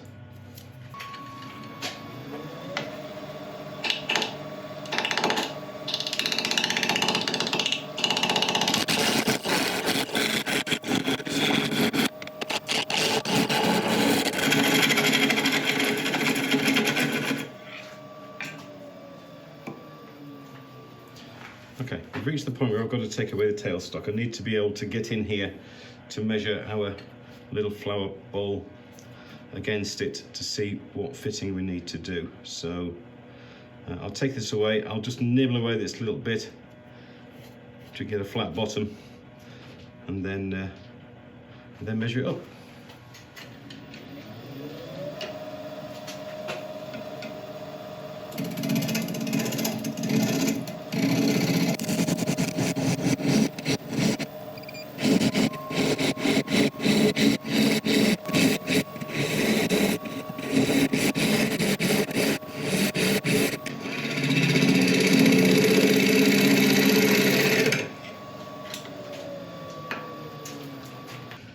Okay, that was a chore, but we got there. So we're opened up now so we can get our little bowl and just do a little test fit.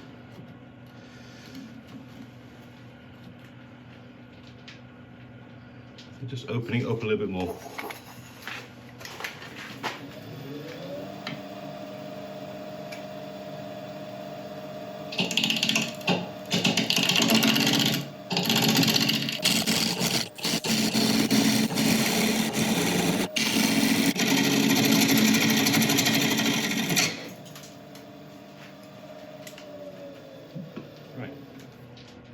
I think I'm going to come in here now with a Forstner bit to the width of the LED. Take that down about an inch, and then a little bit above that I'll go in again with a slightly wider Forstner bit, the width of the diffusing lens we're using, and then after that I'll go in with a third drill to go all the way through. And then we'll fine-tune things so it all fits together before we start thinking about finishing the outside or sanding.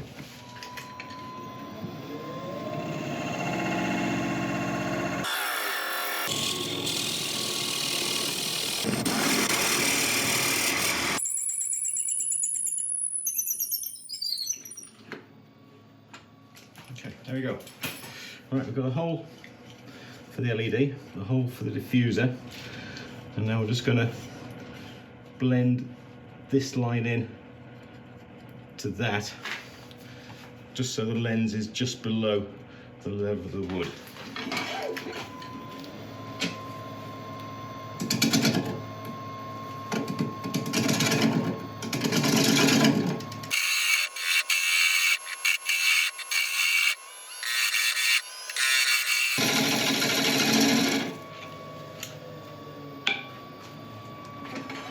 That's going to look lovely. Excellent. Right, we're going to clean this up area. Right, we're going to clean this area up so we can sand it, and then just tweak the outside, and then sand the whole lot.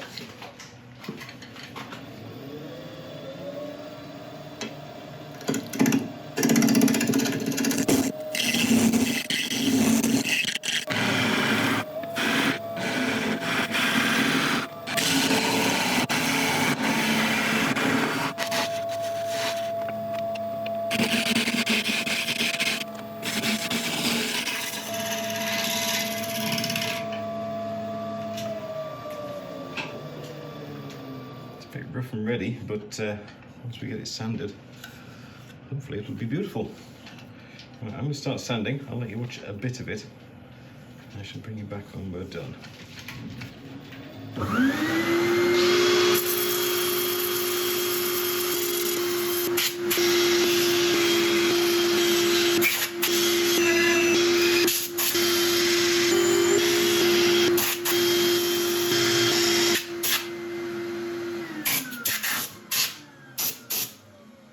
Right, that was an interesting beast to sand. Did take a while. Just going to wipe it over with isopropyl alcohol just to get all the loose dust off and give us a kind of a first indication of what this grain's going to look like. It's quite nice. I would have liked to have seen more heartwood through this, but it needed to be a certain size, so we were kind of limited a little bit. But it's still very nice. Even nice when we get an oil on here, I think. Okay, right, I'll let this dry. And we'll put a couple of coats of, I think, a linseed oil on, or something like that.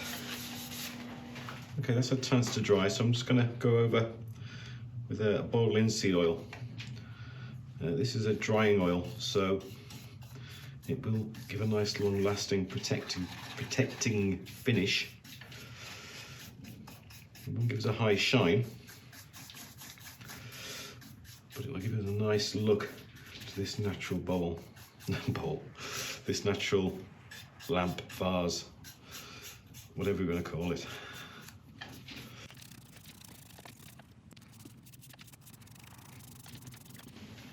Okay, right, I'm going to give this 20 minutes for a chance to seep into the wood. I'm going to rub it down, let it dry for a while, and then I'll come back and do that again. When that's done, I will part this off, and then you can join me again when we're assembling this into what hopefully will be a very pretty little lamp, or bowl, or a lamp bowl. Could somebody please come up with a name for it? Okay, I think we've got everything we need now to put this together. First thing you have to decide is which is going to be the front, which is going to be the back on this piece. So we'll put our little bowl in, and then get down, give it a spin. It's quite hard to decide. These two high wings, I think, the most attractive bits on this piece of wood, so I think that's going to be my front. The reason why we need to decide is because we have to drill a hole on the back of this for the lead to come out. There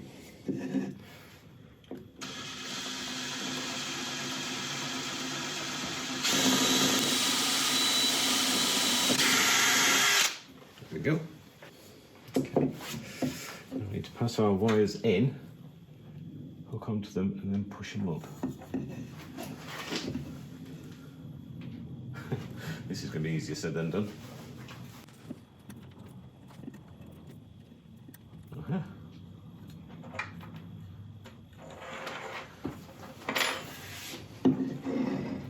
I've gone one way, I'll try and send them the other.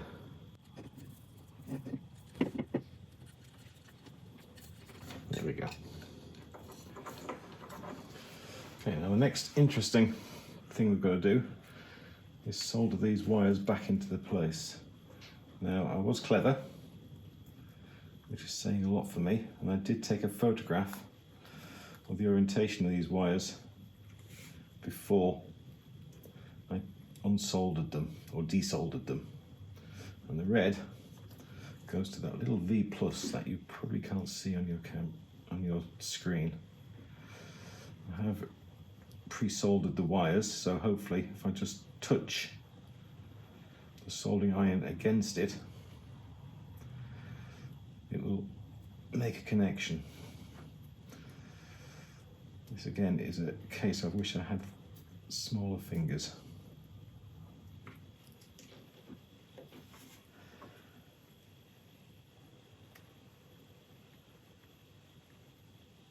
There we go, there's one.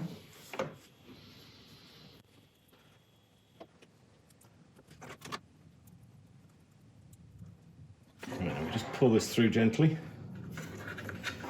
I'm not going to glue this in place because this is a colour changing light, which although it's okay, I don't think it is entirely suitable for how I want this to look.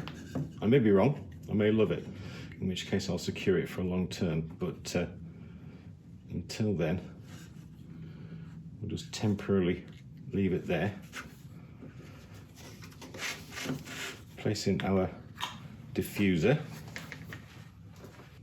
turn off my soldering iron.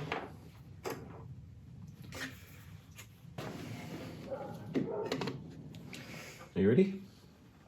Alexa, turn off workshop lights. Well,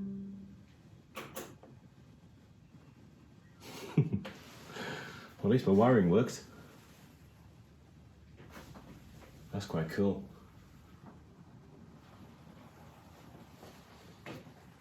I really like it.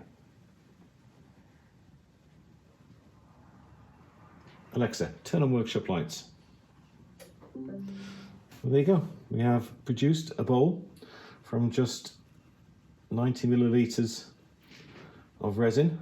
There's still lots of work to do on this technique, but I think we've made good progress in just 3 iterations. We started off with this guy and we left it too long before we tried to put it into the form. And that led to this attempt, which I still very, very, very much like. My wife likes this one as well, so I think it's in the family to stay. And we've got this one. We'll not talk about the other one, but I think it's come to a nice conclusion.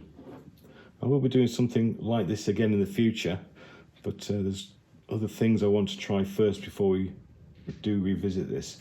But please feel free to give it a go, and if you do give it a go, then please let me know how you get on.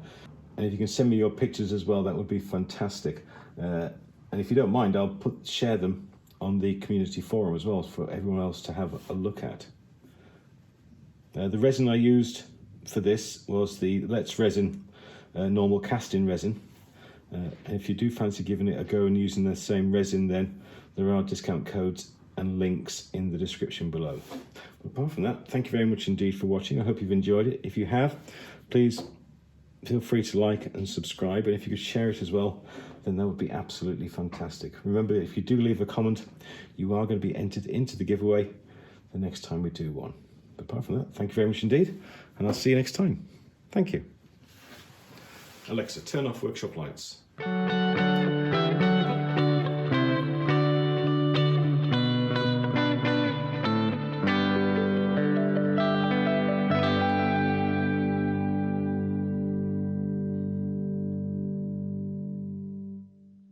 Hi everybody, welcome back to the channel. Now this is a very old, very interestingly shaped piece of yew. I've had it for quite a while and I've never really had inspiration as to what to do with it. That is, of course, until now. So let's not waste any time and get started.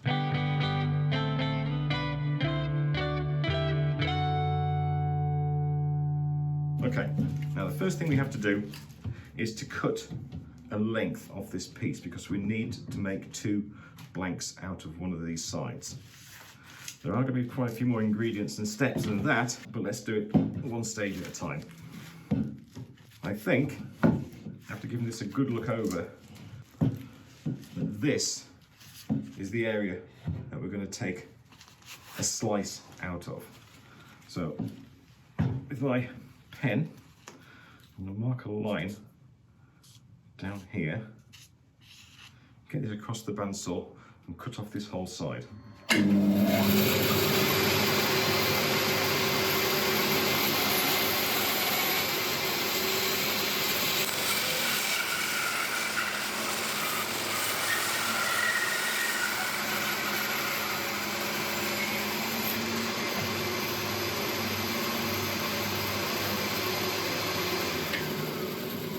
That was a nice successful cut, and it's shown the absolute amazing grain, this wood. I really can't wait to get started on this one. Okay, we're not quite done with this piece yet. We need to cut it down the centre and make 2 6-inch round blanks.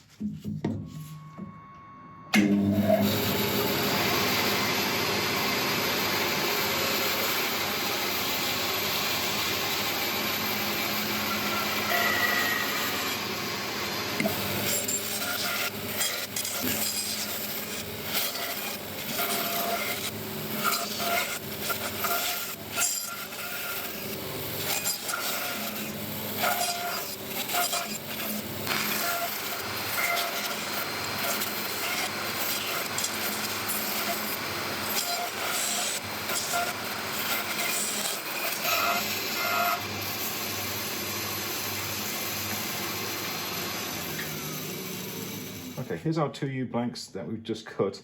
Now I've just spent a few moments removing all of the bark inclusions from these pieces and all the dust and debris, because we are going to be using these in conjunction with resin.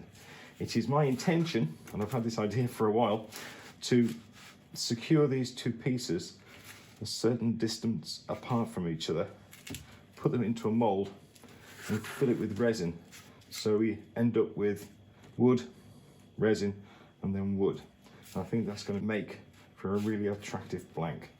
Now, what we're going to make with it, I haven't quite decided yet, but this is the first step that I want to try and overcome first. Now, to make things a little bit more exciting, in this middle area, I'm wanting to add this stuff.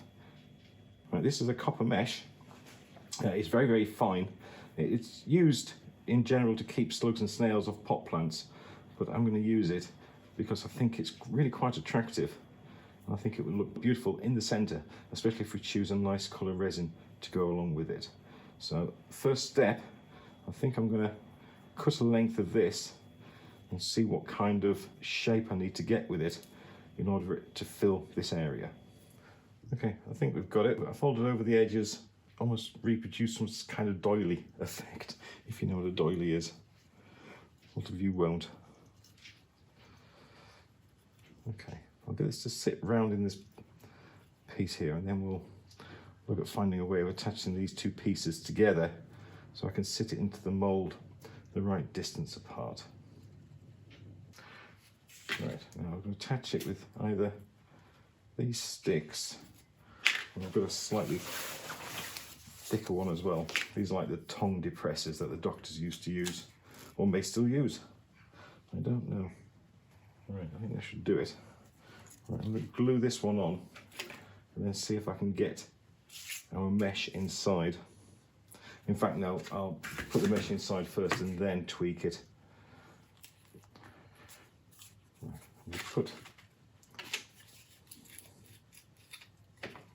some CA glue on the stick.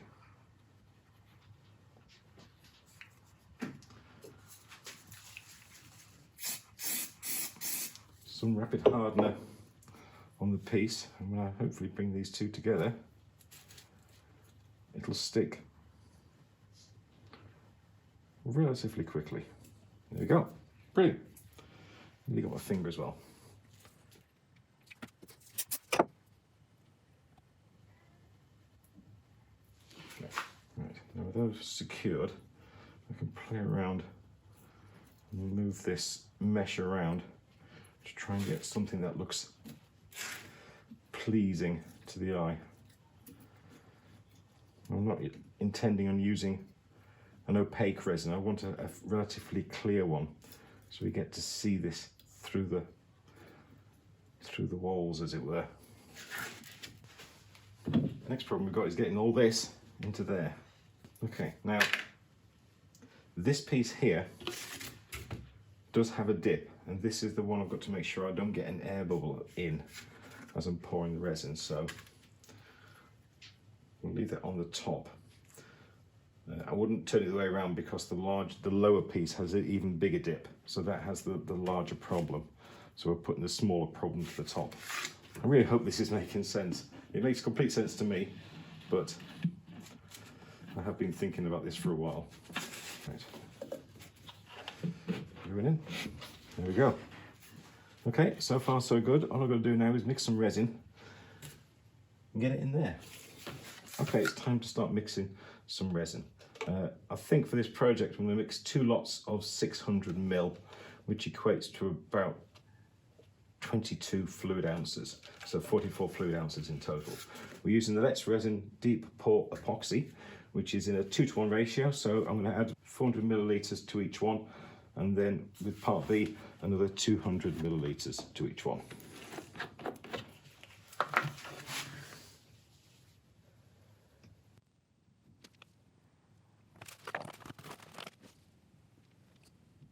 Okay, we've got these ready to mix, but before we mix them, I am going to add a little bit of colour to each one.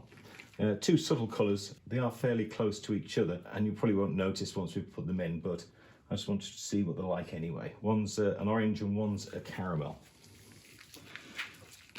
Now we're not going to add an awful lot because I don't want this to be opaque. 5 or 6 drops in there. And the same in this one. And my wonderful mixing machine from letsresin.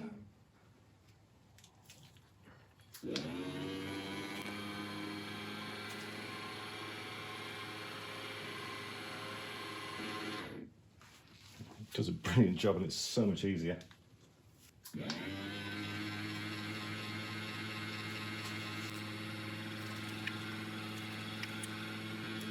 Right, the caramel is a little light, so let's just add a few more drops.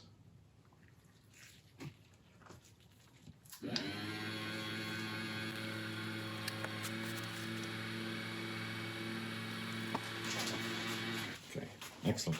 Right, I shall take this out and sit it to one side. Allow it to drain.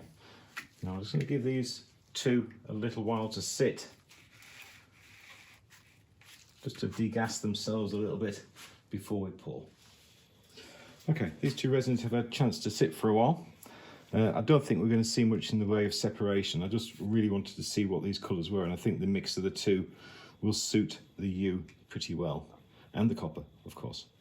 So I'm going to add about half of each one at a time. Give it a chance to flow into all the crevices.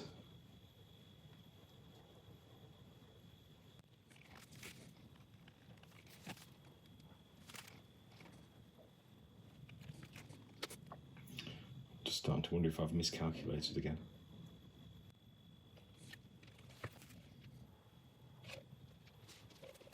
And the rest of this one.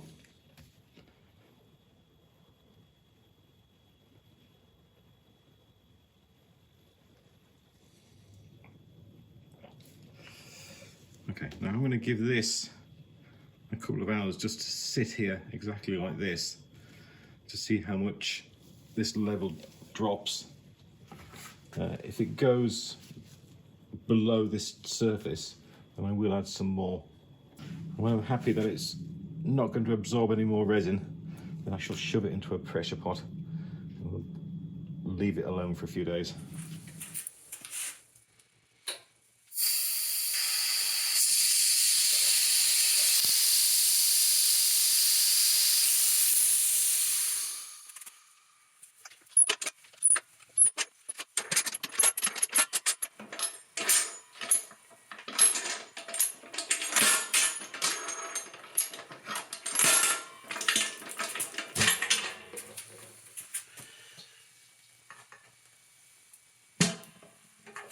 Okay, we're nice and safely out the pressure pot, so it's time to get this piece out of the mould.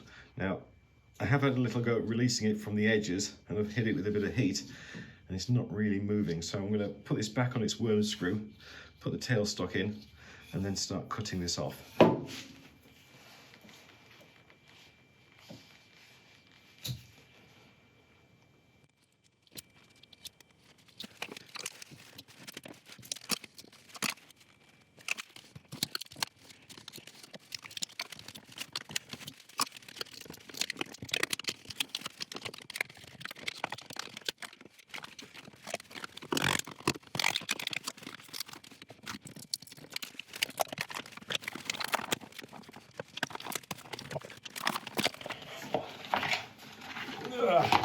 Alas. Well, that didn't want to come off, did it? Look at that. Okay, this is looking pretty good. I'm glad we didn't go too heavy on the colour in the resin. We can see the mesh quite clearly, which is good. Now, I've got a few ideas what I want to do with this, but before we discuss those, I'm just going to start taking down this surface to reveal the wood and get rid of the lollipop sticks.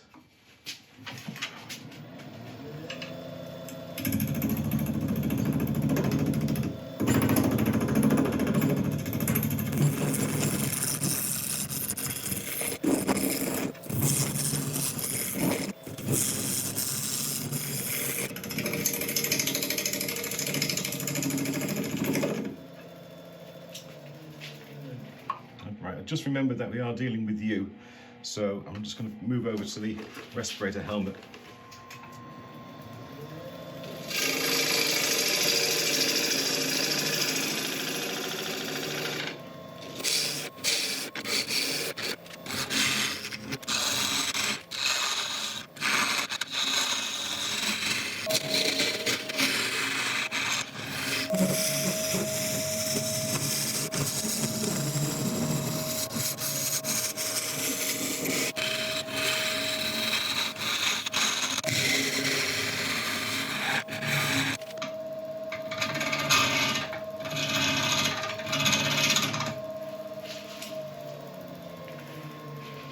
I am loving the way that the copper is starting to show through on the surface, just giving those little glints in the light. I do like that. Right, let's carry on. Let's get this perfectly round.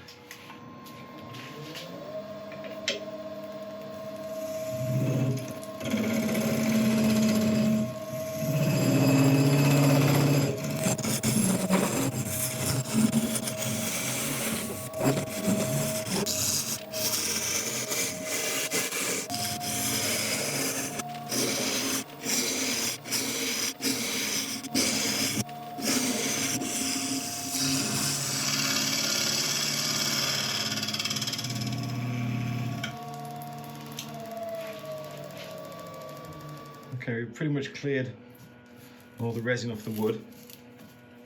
I really do like that effect. Now, I think it's time to start thinking about what we were wanting to do with this. Now, the few options I had was obviously a vase or something like that, but with this being quite clear, I don't think that would be particularly effective. Also, same goes for creating a pot as well. We've created quite a nice pattern in there, so I'd like to make the most of that I can. Now, if I get a light, Alexa, turn off workshop lights. So a light in there, I think is going to look quite unusual. So I think some sort of lamp is the way forward. Okay, so what's the best way of doing this? The light needs to be on this end, so we need to drill up, just break through the surface of the wood, and then do a bit of testing with different lights to see which is the most effective. While we're in that orientation, we'll create a nice foot and a recess so you can hold it again, turn it around and do the top. That sounds like a plan. Let's just clear away a bit of this resin on the bottom.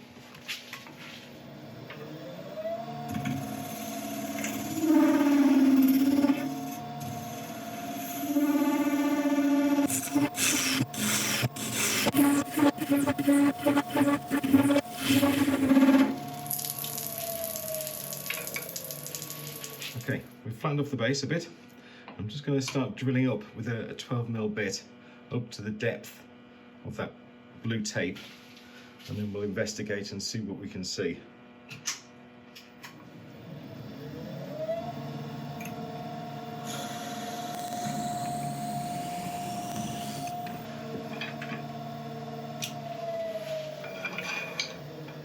A little bit of resin just on the point from the brad bit, so we need to go in about another centimetre.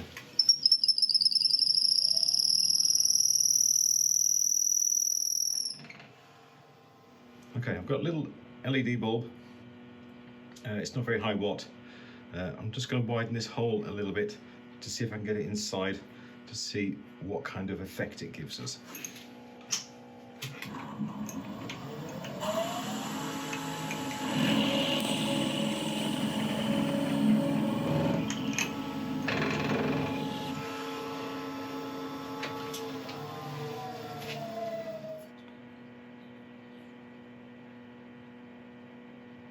Okay, once that's polished up, I think that is going to look quite nice. I do want to go a bit brighter. Okay, I'm going to go with one of these little LED lights which I've used before.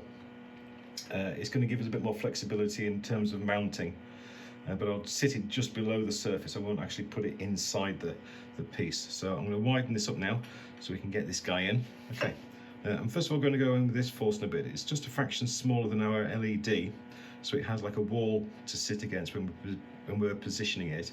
And then after that I'll go in with a wider one so we can actually fit it in.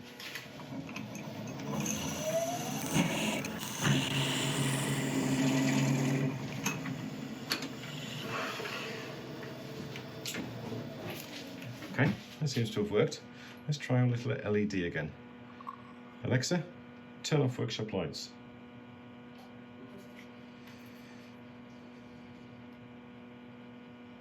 Not like that. Alexa, turn on workshop lights. Okay, great. So, first part, excellent. Right, so I need to quickly take off the rest of this lump here, and then start creating a recess so we can hold on to it when we turn it around.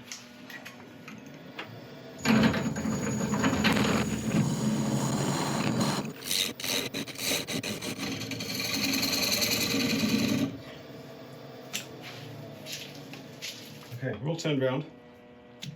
First job now is to part off our waste block at the top.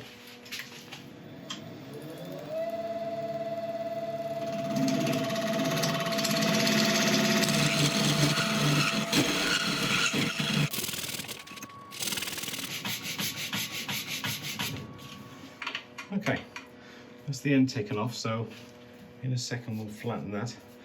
I just wanted to think a little bit about the overall shape of this piece. I don't want to go in too narrow at the top because it won't give us enough room for a decent bowl. So I think just a gentle curving in from the top and the bottom, so it comes down about maybe 1/4 of an inch to 1/2 an inch on each side. Just a very, very gentle curve. I think that'd be nice.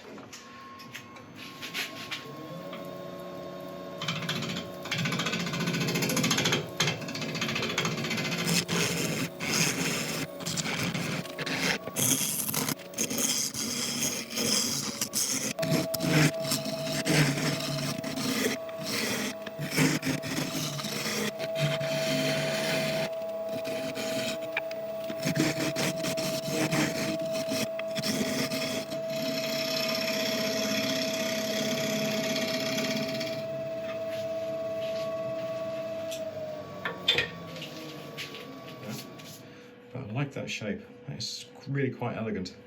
Right, so I'm going to bring out the steady rest to hold this securely while I put a little bowl in the end.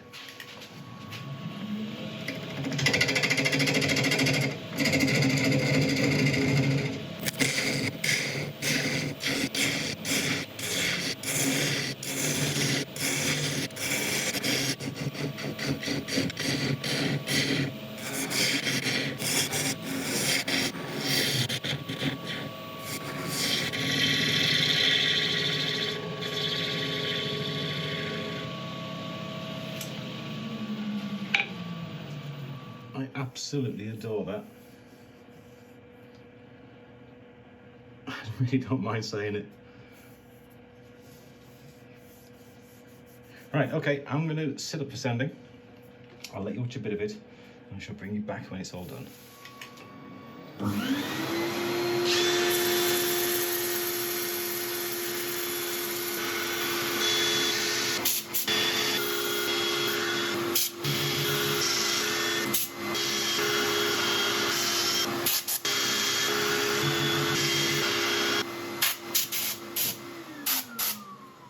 This is isopropyl alcohol as usual. To give us a first idea of how this is going to look with the finish on. Wow. The hour of sanding was all worthwhile. This wood is just beautiful. Okay, right, I'll let this dry off, and then we'll come on with a sealer, and then very definitely some abrasive paste. Right, I'm going to put a shellac sealer on this. Tell you what, the resin did a heck of a job. There's no gaps or anything like that I can see. Okay, as ever, we'll let this dry and then come back with an abrasive paste. Okay, I'm going to be going on with a couple of experimental abrasive pastes that my friend has been developing. I've just been giving him feedback. This is 1.1. It's a variation of the one I've been using for the last month or so. It's quite a loose mix, so I'm going to be wearing a face shield as I'm rubbing this in. Now, normally I would just hold the cloth against the pieces as it was rotating to buff it in or to rub it in, but this time I've got a mop kind of brush sponge. I've got a mop sponge on the end of my drill, so I'm going to be doing like that, similar to what a car polishers use.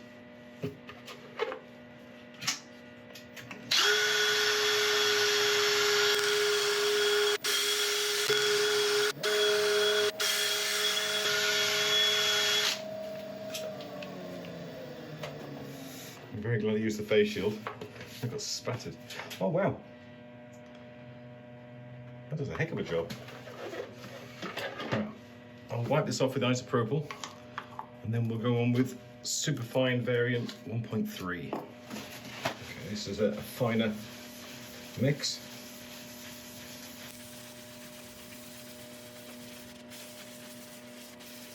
apply this in the same way.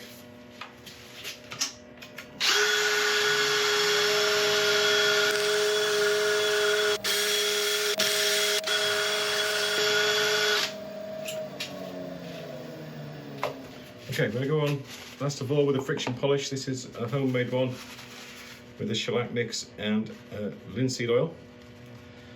I'm just going to be dabbing my cloth in here, get this spinning, and then just keep on holding it against it as I go up and down. Face shield on again.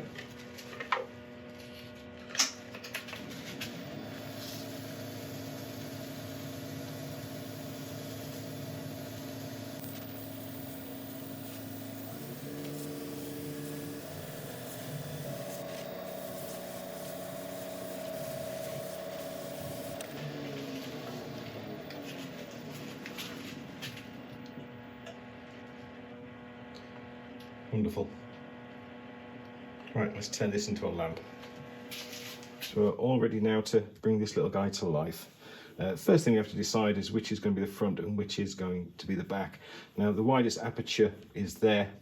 I have actually shoved the light in already, and this definitely looks the best place to be the front. So the back is going to be there. Now the reason why we need to know where the back is because we've got to drill a little hole to feed our cable through. Just a bit of tape on there to protect the wood. And now with a very steady hand and pounding heart,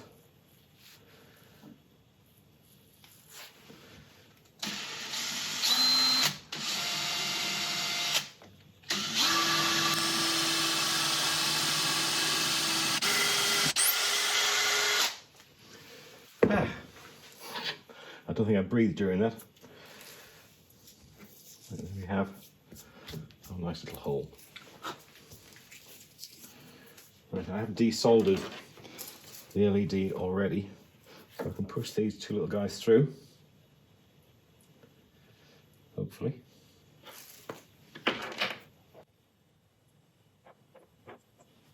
Go from the inside.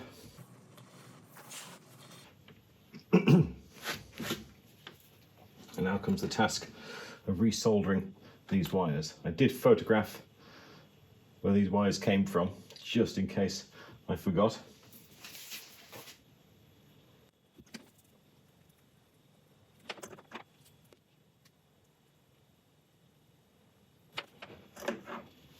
Right, we better check it still works.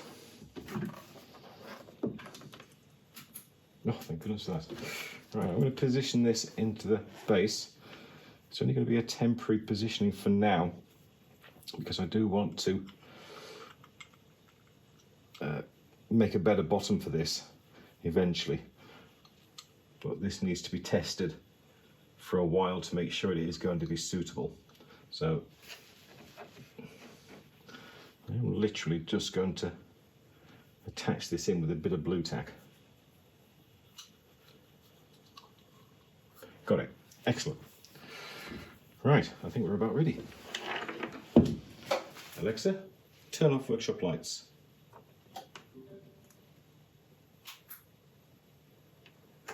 Ooh, that's cool. Now, one thing I've noticed from previous projects where I've made lights and lamps and things like that is that it's really, really hard to get an accurate representation on camera. But I assure you that looks amazing.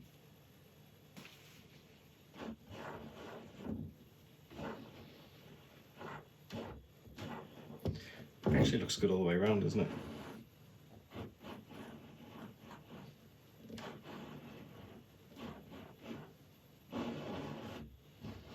Okay, well there we go. A YEW lamp made with resin and copper mesh. I absolutely love making projects like this. This one's been living in my head for quite a while, and now to have actually done it is a great relief. I've been holding on to this copper mesh for about a year with this in mind. And we've also got a little dish on the top, a little bowl, so you can put the keys in there, or an apple. Don't put an apple, it's you. Although it is pretty well sealed, so it should be safe. Anyway, there you go. I hope you've enjoyed this one. If you have, I would really appreciate a like and subscribe and all the usual things. And if you leave a comment as well, you are going to be entered into the giveaway the next time we do one. If you fancy doing a project like this yourself, then I can certainly recommend the Let's Resin range of products. There's discount codes in the description below, and there's a new discount code for the UK Amazon site. Well, there we go. Thank you very much indeed for watching. I'm going to go and show my wife now, and I'll see you all next time. Thank you.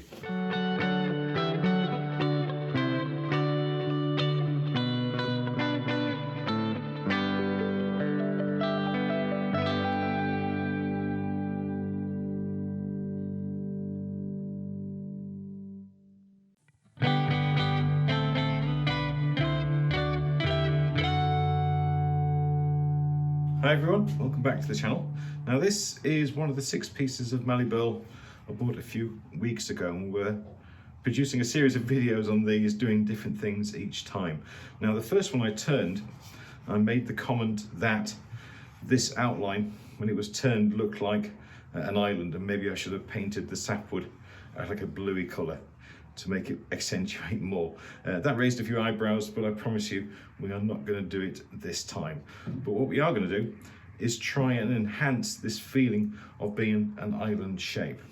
My idea, if it works, is to sit it in this resin mould like that, and then surround it with blue resin, clear resin, to give that feeling of an ocean round it. It's going to be turned the other way up, so this will be the base. Now to make this a little bit more interesting, I've noticed that this mould is shallower than the depth of this Mallee Burl. So I'm going to put this through the bandsaw and take a slice through here, hopefully releasing a few of these bits on the top, which I can place round the edge to look like smaller islands. So first things first, we'll take this over to the bandsaw, see if we can cut off a little slice and take it from there.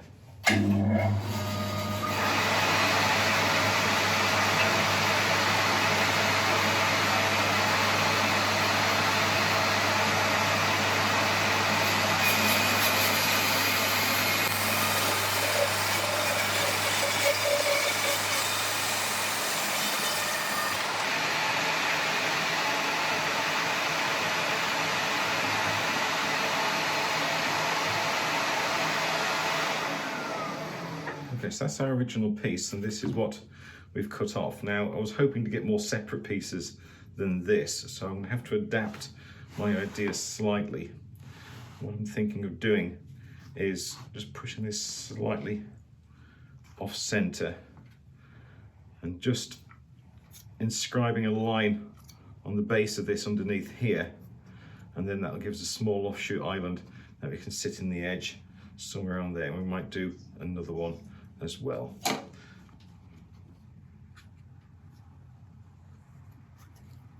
There we go. I'll just cut that out.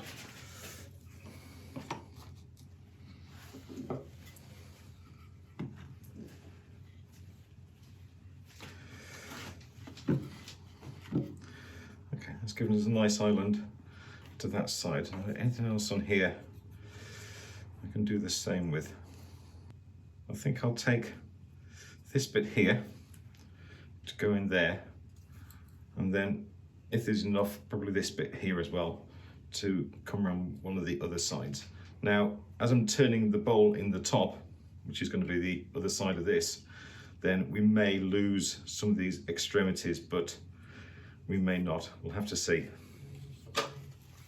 Okay, we're about ready to start, so I'm just going to position these how I want them, and then we're going to hot glue in the smaller pieces. I don't need to hot glue this one initially because the first pour of resin isn't going to be deep enough to make this float, so we don't have to worry there. So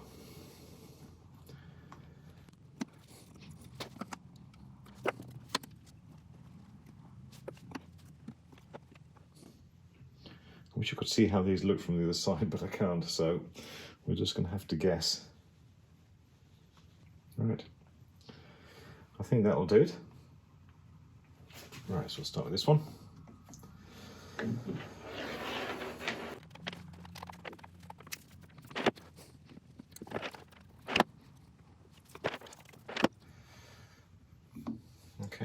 Right, that's everything in place. We'll give them a little time to set and then we'll mix up some resin. Okay, we're all about ready to start. I've got 2 pots here and I'm going to make up 400 millilitres of resin in each. We're going to be using the letsresin cast-in resin. We don't need deep pour for this because each pour is only going to be about 1 centimetre deep, I hope. Right, so we'll mix up these.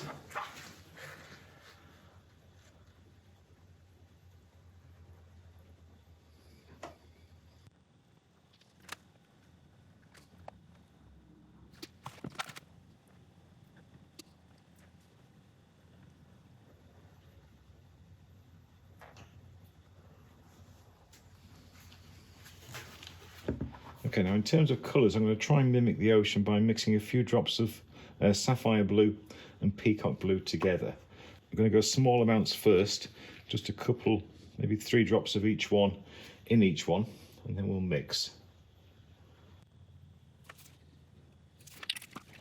If it comes out too weak, then we can always add more.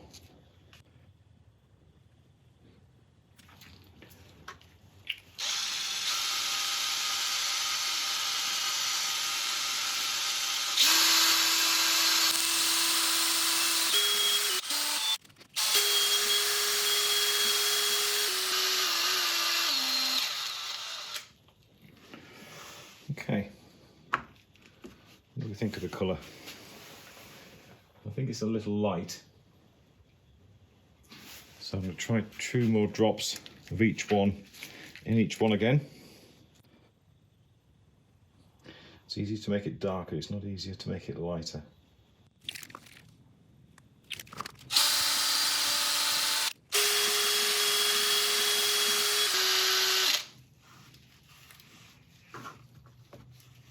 Okay, I think that's slightly more successful.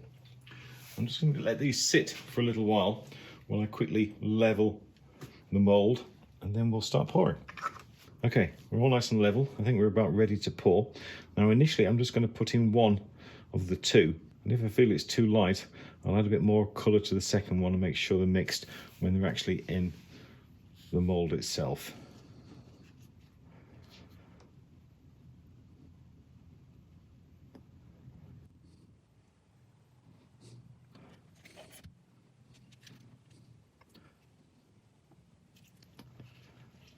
Okay, let's see how that does.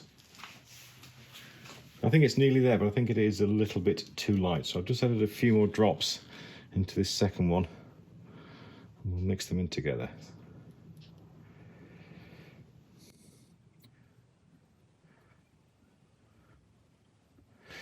Now I think that is about as deep as I want to go with this lot. So I'm going to put this into a mould and use it for a different project. Okay, we're going to let this harden, and then when it's done, we'll come in with a different colour, slightly deeper, and then pour hopefully the same amount in again. Okay, the first pouring has a chance to dry, so now we have mixed another batch up, the same amount again.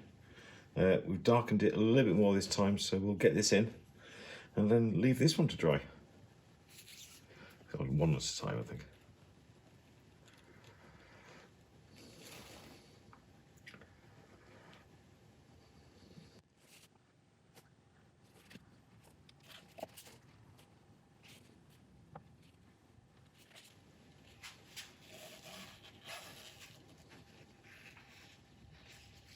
Okay, once again, we'll leave this to dry and then come back and add another one. Okay, we're all dry again and we can go for the 3rd pour. I think this is going to be the last one.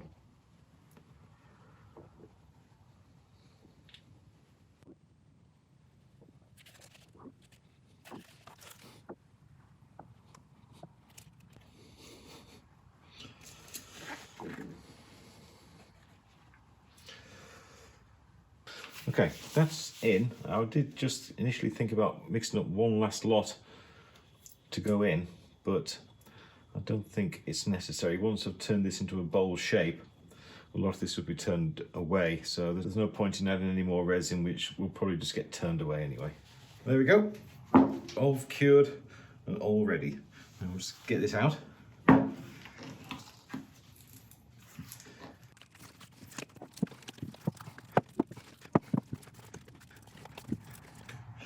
thought this would be easier.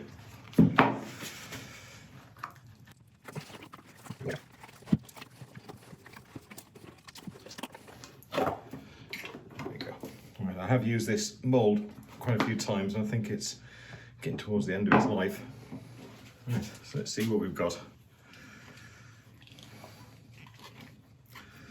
Oh wow. I think that is a basis for something really quite nice. Now, there are a fair few bubbles in this resin, which it is a shame, but it's completely unavoidable. I don't have a vacuum chamber, and my pressure pot certainly isn't big enough to fit this in, so I think we've done pretty well. You can certainly see all the way through the resin, which is good. So I think what we'll do, we're going to use a worm screw on this side to mount it on the lathe, and we can get started.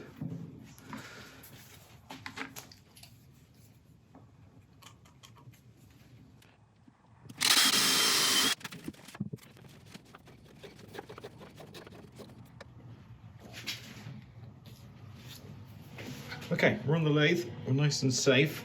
Tailstock obviously for support. First few jobs, we've got to get this perfectly round. I did a reasonable job positioning it in the centre, but it is still a little bit off, so we'll sort out that. We need to flatten off the base, and then we can start figuring out what kind of shape we want this. Now, because we're turning resin, I am going to be using a mask and a face shield, a high impact face shield, and we are going to be starting to turn at about 700 RPM.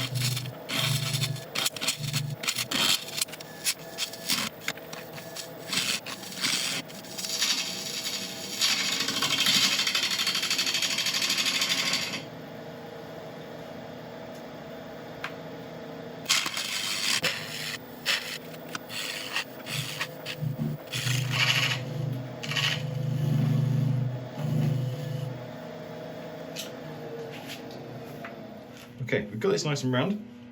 We've started to flatten off the base. I've left this area here just to give me a few options. I'm starting to think about the design of this piece. It may all get flattened off yet, but I'm not quite sure. So anyway, we've left that there just in case I wanted that as a foot. Now I want this piece to be fairly substantial. We've used an awful lot of resin in here, so the last thing I want to do is to start turning it away. But we do need to expose what wood we can underneath. As you can see, we've got a few of these islands, or the reverse side of the islands, poking through the resin, which I really do like. So I'm going to start putting a curve in here, going up to about half an inch, 3/4 of an inch up the side, and see how that looks.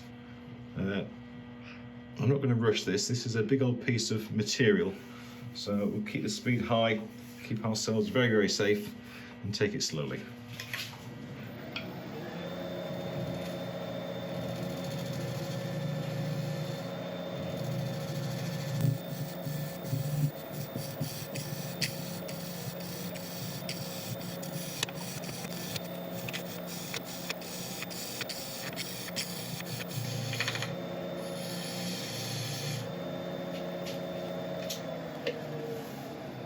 Okay, it's all going well. I'm taking it nice and easily. I'm using the carbide cutter from Record Power. This is the one with the new Pro Comfort handle. It comes in the new Pro Comfort bold turning kit, and it's doing really, really well. It's brutally sharp, and it's peeling away this resin very, very easily. You have to be careful that you don't get it into the piece too deep, because it will create splinters. And that's not what you're trying to do with resin. You're just trying to scrape it back.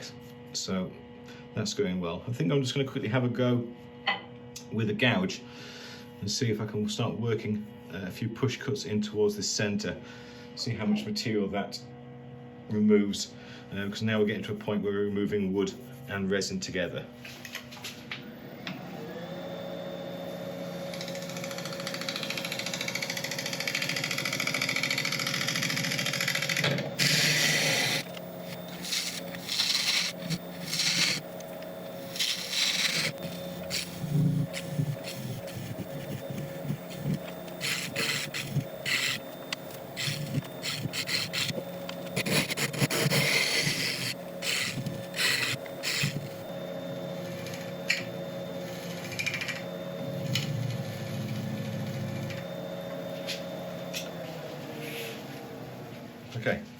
progress is going very well.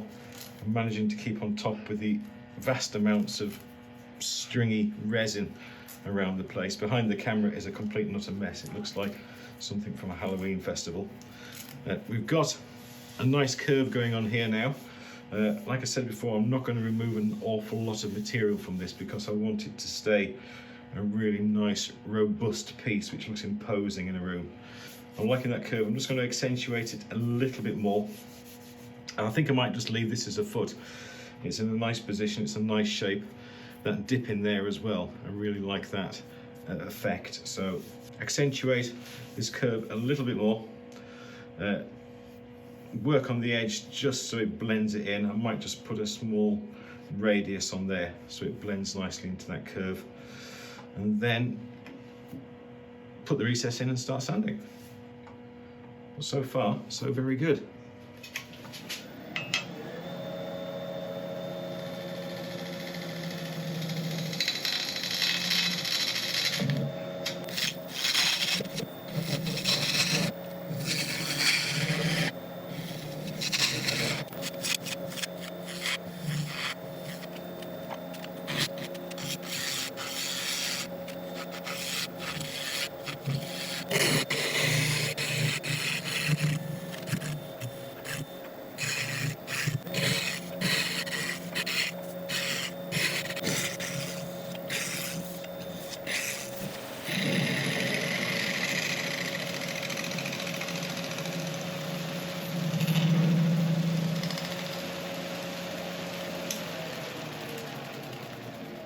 Okay, I'm pretty happy with that. I'm going to create a recess in here for when we turn it around, and then we'll start sanding.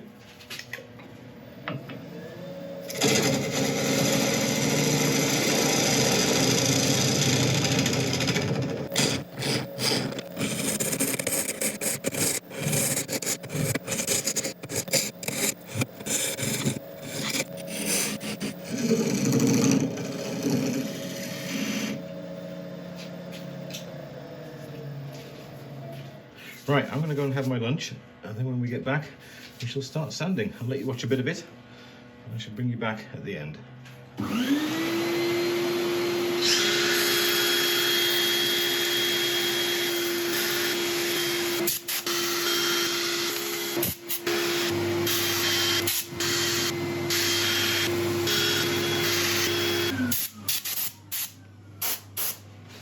Okay, sanding's all done. Took about half an hour. And we're just going to clean it off now with a bit of isopropyl alcohol. This will just get all the loose sawdust and dust out the grains. And then we can start to finish it, or this side anyway. It's quite nice, isn't it? Can't wait to see this finished. Now so we only sanded up to 400. And there are still some scratches on the surface, so we're going to go on with an abrasive paste, 2 lots, and that should take us hopefully to a finish well above 1,000 grit. Just let this dry. Okay, the first abrasive paste we're going on is experimental paste 2.2. So Dean, let's see how good this one is.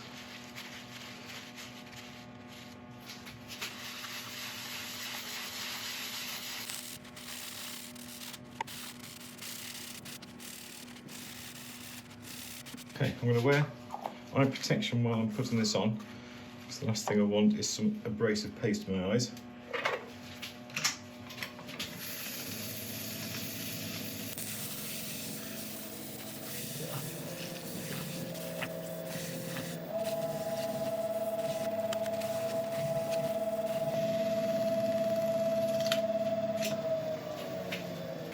Okay, that's looking pretty good. Right, I shall wipe off any excess again with isopropyl. It's made a heck of a difference, hasn't it? It's a huge difference. Right, we'll let this dry, and then I'm going to go on with a superfine abrasive paste. Okay, that's all dry. So now on with the ultrafine experimental paste 1.8.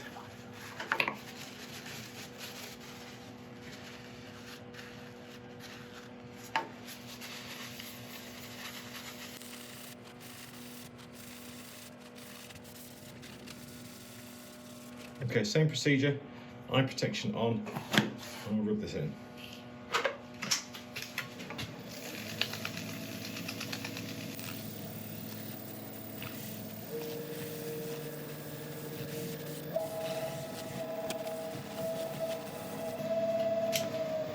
Okay, I'm going to turn this round and see if we can do the same to the other side. Okay, we're all turned round, and we've got to look at a couple of potential problems. Now, we've got the end of this bit of the burl here, which is, I would say, about 1/3 of an inch deep in the resin there. And I really want to make sure that all of the island is on the surface. Okay, so we have to take in, first of all, the lip down that much, which means, as I mentioned earlier on, there is always a potential that these thinner areas of the island, we could lose them. But it was always going to be a risk, so we're going to have to face that, unfortunately. So I'm going to start off, we're going to flatten off this surface to get everything uncovered from the resin, and then we'll start hollowing out.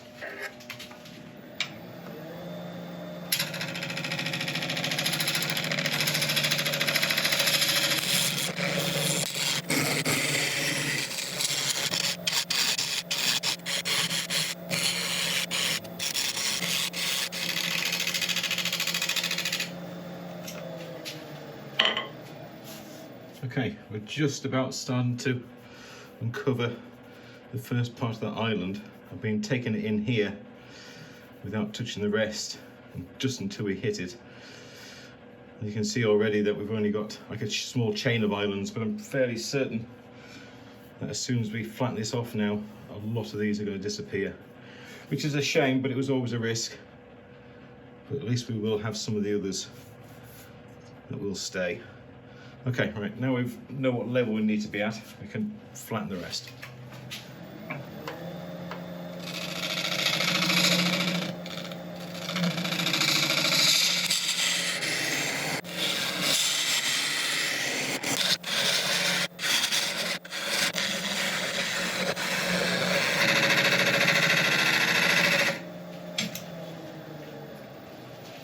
Okay, that's flat now, so what islands are left should hopefully stay. I quite like that. I would love them to have been a bit bigger, but it wasn't to be, so we shall just be grateful for what we've got. Right, now if I was to hollow out to the edge, as I think I was thinking about at the start, a lot more of these islands will go. So I think I'll start the bowl from around this area here. Probably halfway through this island, about there. Okay, we'll start hollowing out.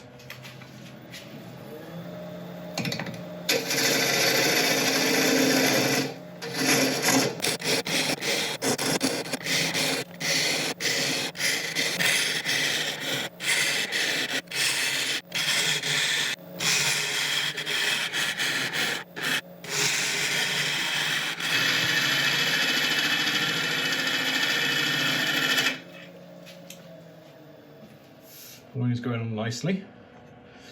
A nice bit of sea opening up there. Still need to come a little bit wider. Just don't want to lose too much of the central island. That's where the lip is at the moment, but it is, I think that is too wide in that area, so I think where that is there, that's where I want the lip of the bowl to be. I think that's going to give us the most out of this piece we can. We're definitely going to keep these little islands here. We may lose that little one,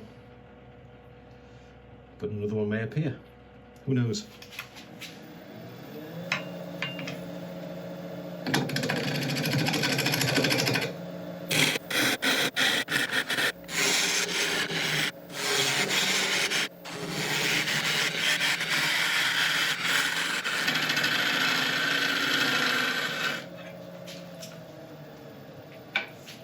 Okay, excellent. All right, not going to go any further than that on the outside. We've managed to keep this edge here, which I am happy with. So all's well. Right, okay, we're going to take the tail stuck away now, get rid of this centre bit, do some final cuts, and then we can sand again. Yay! I do like some sanding.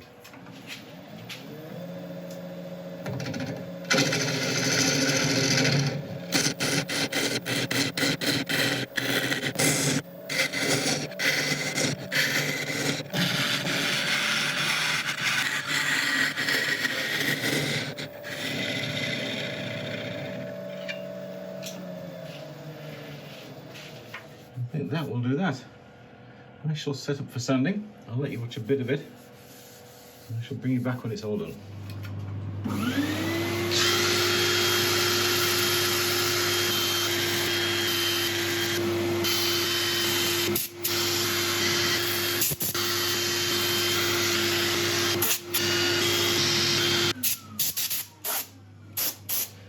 Okay, we're all done. Nice purple alcohol just to clean out all the dust on the piece. And so I'll first look at this beautiful Mallee, this beautiful Burl, surrounded by sea. Right, we'll let this dry and then we'll do the same again with the abrasive paste. Okay, that's all nice and dry, so we'll go back on again with our experimental abrasive paste.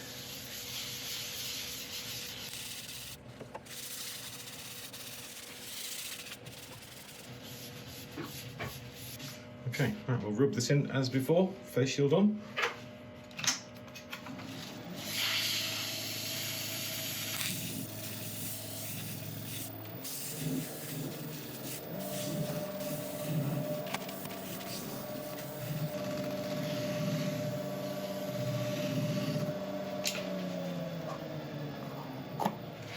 Okay, that's looking absolutely amazing. Right, we'll clean it off with isopropyl.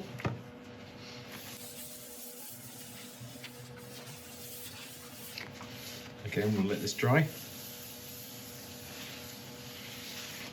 Okay, that's nice and dry, so we're going to go on again with the superfine.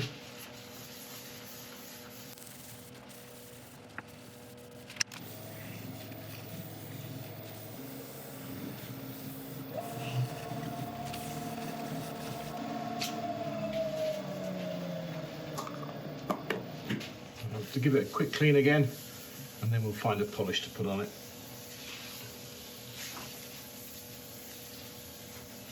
Okay, we'll go on with the final polish.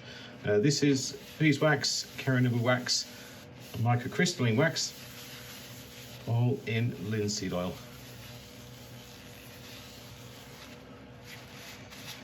We'll do the back as well because we didn't do the back before.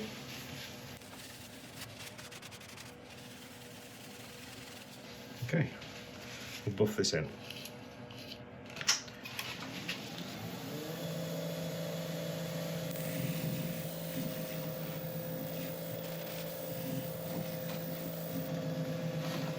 Okay, I'm going to have a quick tidy up and then we'll take a look at what we've done. Well, there we go. The Mallee Burl and Resin Island Bowl. Or platter, whatever you want to call it. I had a few ideas what this would look like at the end, but it has certainly exceeded expectations. I would have loved to have kept a few more islands around the edge, but what we've got probably looks even more natural. We've got a nice sprinkling of islands around the edge. We've got a few around the edge of the islands as well. And if you look carefully, we've also got a couple of inland lakes as well. I think it's really worked quite well. Now I poured 3 different colours and I don't think it was necessary. I think just one colour would have sufficed. You can see the definition between 2 of them on the edge there. The third colour seems to have disappeared entirely. But this is what happens when you experiment. You learn things and you know better for next time. If I was to do it again, I think I would make it smaller so I could get it into my resin chamber, or buy a vacuum chamber as well to degas the resin before I poured it. There are quite a few bubbles in there, but I guess you can say that there's bubbles in the sea anyway, so I'm not too disappointed. Anyway, I'd love to hear what you think about it in the comments. Now, last week I mentioned that I was putting a few items on eBay and those sales are going pretty well, so I've decided to put a few more on. This week we are putting on the Black Locust Burl Bowl we made about 5 months ago. We're also putting on the 2 YEW natural edge bowls we put on. These were both turned from the same branch. It was kind of in that orientation originally. We've turned them the different way up to see how it would look. So they're both going on. And finally, probably one of my favourite pieces of wood. This is a highly figured maple bowl that we made about 8 months ago. And the wood in this is just absolutely unbelievable. This was the piece of wood I got from a luthier, somebody who makes guitars, and I think this piece of wood was initially intended to make a guitar body or something like that. So anyway, there we go. They'll be on eBay when this video goes out, and links to those will be in the descriptions below. But if you've enjoyed this, I would really appreciate a like and subscribe and all the usual things. And if you leave a comment as well, then we are going to be entered into the giveaway when we get to 40,000 subscribers, and that is getting very, very close. We do have some prizes come in as well from other people, so stay tuned and I'll let you know what they are next week. But apart from that, thank you very much indeed for watching, and I'll see you next time. Thank you.